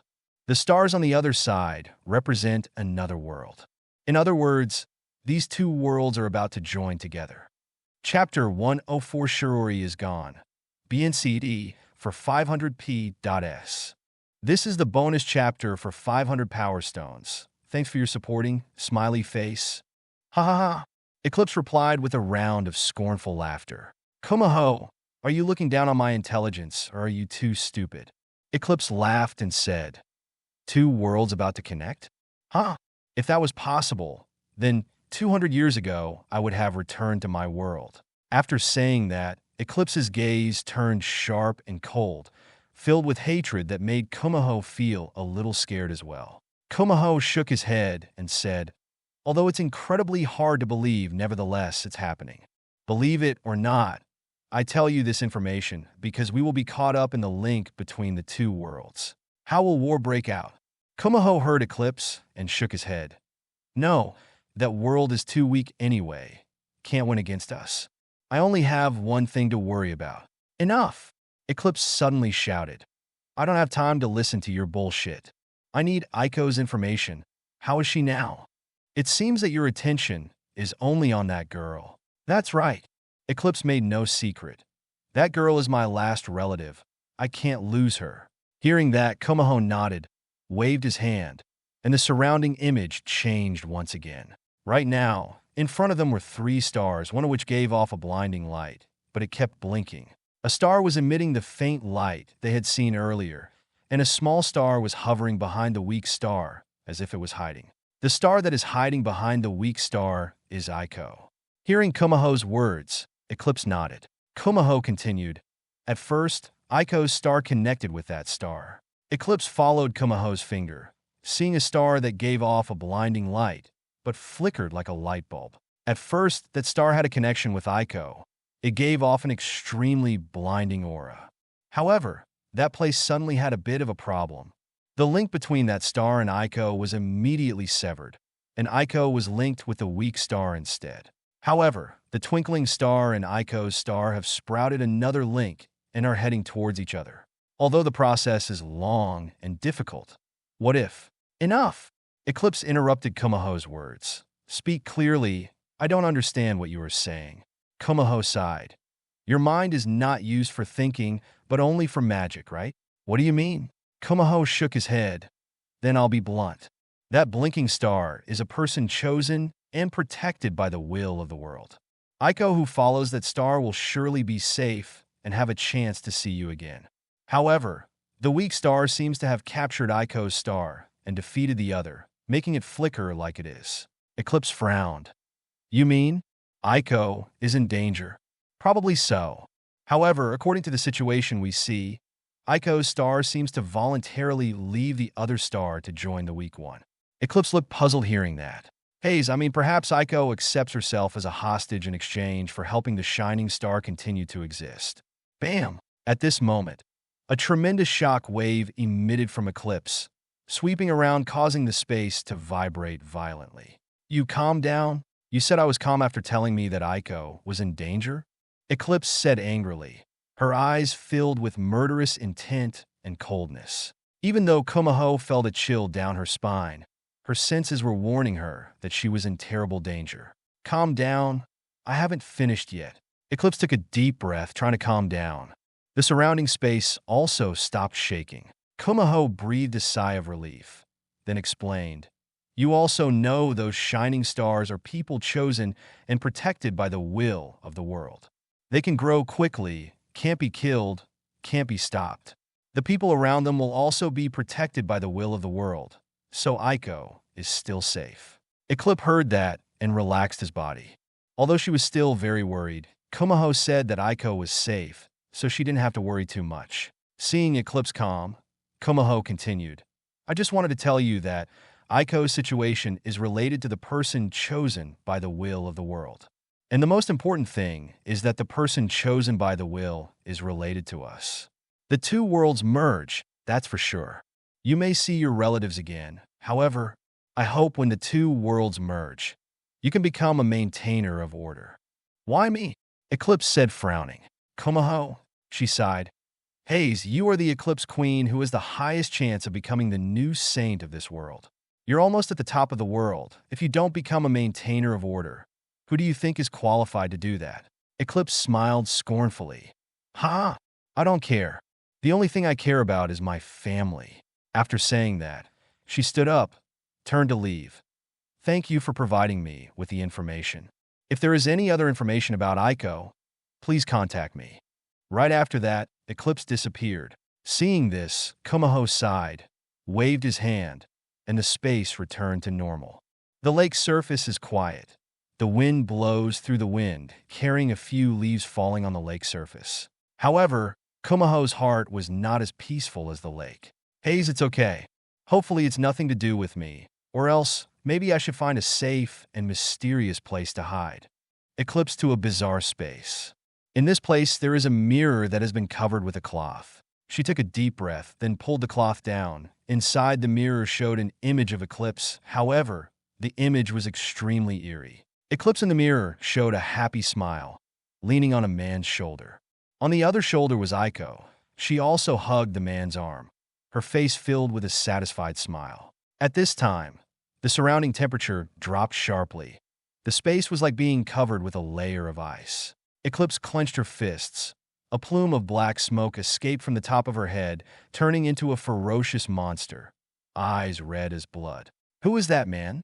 He dared to touch me and Aiko with that dirty hand. Damn it!" Eclipse suddenly remembered the flashing star Kumaho had said. Could it be? Is he the one chosen by the will of the world? Huh! Even if you are the one protected by the will of the world, but you dare to touch me or Aiko, I will make you regret your existence in this world. Back to the world Hikaru was living in, he brought Aiko back to the Noak mansion when the sky was already dark. However, upon seeing the mansion lit up, Hikaru felt a bit surprised. It must be known that now all electrical equipment is no longer usable, so electric light bulbs cannot be used. Hikaru stood outside. Because the wall and door were covered with steel, so he couldn't see the situation inside. However, he could still see the light coming from inside the mansion. Hikaru frowned as he approached the door, then took Aiko and jumped inside. He also doesn't need to open the door, because this door is a fake door in case someone or zombie ambushes. If they climbed inside, Veli standing on top of the watchtower would immediately notice. Hikaru also did not find the real door to enter inside. He was able to jump over this wall over 3 meters high. Inside, he immediately saw sparks floating in space like ghosts lighting up the entire surrounding space. Aiko, seeing this scene, was frightened and immediately hugged Hikaru with both hands. "You don't be afraid. That's Veli's superpower." Yes, he knew for certain that it was Veli's superpower. Only she can use fire like this. Veli's. When Aiko heard that name, she remembered the conversation between Hikaru and Layla. It seems that the girl named Velis is staying with Hikaru. She is also his girlfriend. Suddenly, a feeling of jealousy appeared in Aiko's mind. She lowered her head, saying nothing. "Hikaru, welcome home." Velis ran over at this time, she happily said. But seeing Hikaru carrying another girl, she felt a little confused and looked at Hikaru. He sighed and said, "This girl is our hostage. You should arrange for her a normal room, or let her share with Shirori." Suddenly, Veli's face changed slightly, as if she was feeling uncomfortable or had something difficult to say. Hikaru also felt a little embarrassed in his heart. Although he and Velis have not officially become lovers, he still likes her very much. Now, he brings another girl home and asks Velis to let her stay here. If he was Velis, he would surely be extremely disappointed and miserable. Aiko also looked at Velis at this moment, and immediately, she was surprised by her beauty.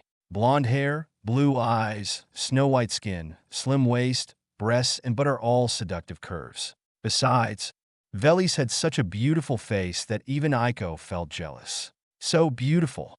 Is that girl Hikaru's girlfriend? So, what is my chance? Suddenly, Hikaru spoke up. "Velis, don't misunderstand. I are not." Velis shook his head, cutting off his words. She forced a smile. "Hikaru, I said I don't care how many women you have. As long as there's a place in your heart for me, that's enough." Hikaru sighed. It seemed Velis didn't trust him. "However, I have something to tell you. I hope you don't get angry." When Velis finished speaking, her body trembled slightly, her hands clasped together. Hikaru frowned. A feeling of uneasiness appeared in his heart. "It's okay, Velis. Is something wrong?" Velis nodded. After a while, she took a deep breath and said, "Sorry, Hikaru. Shirori is gone."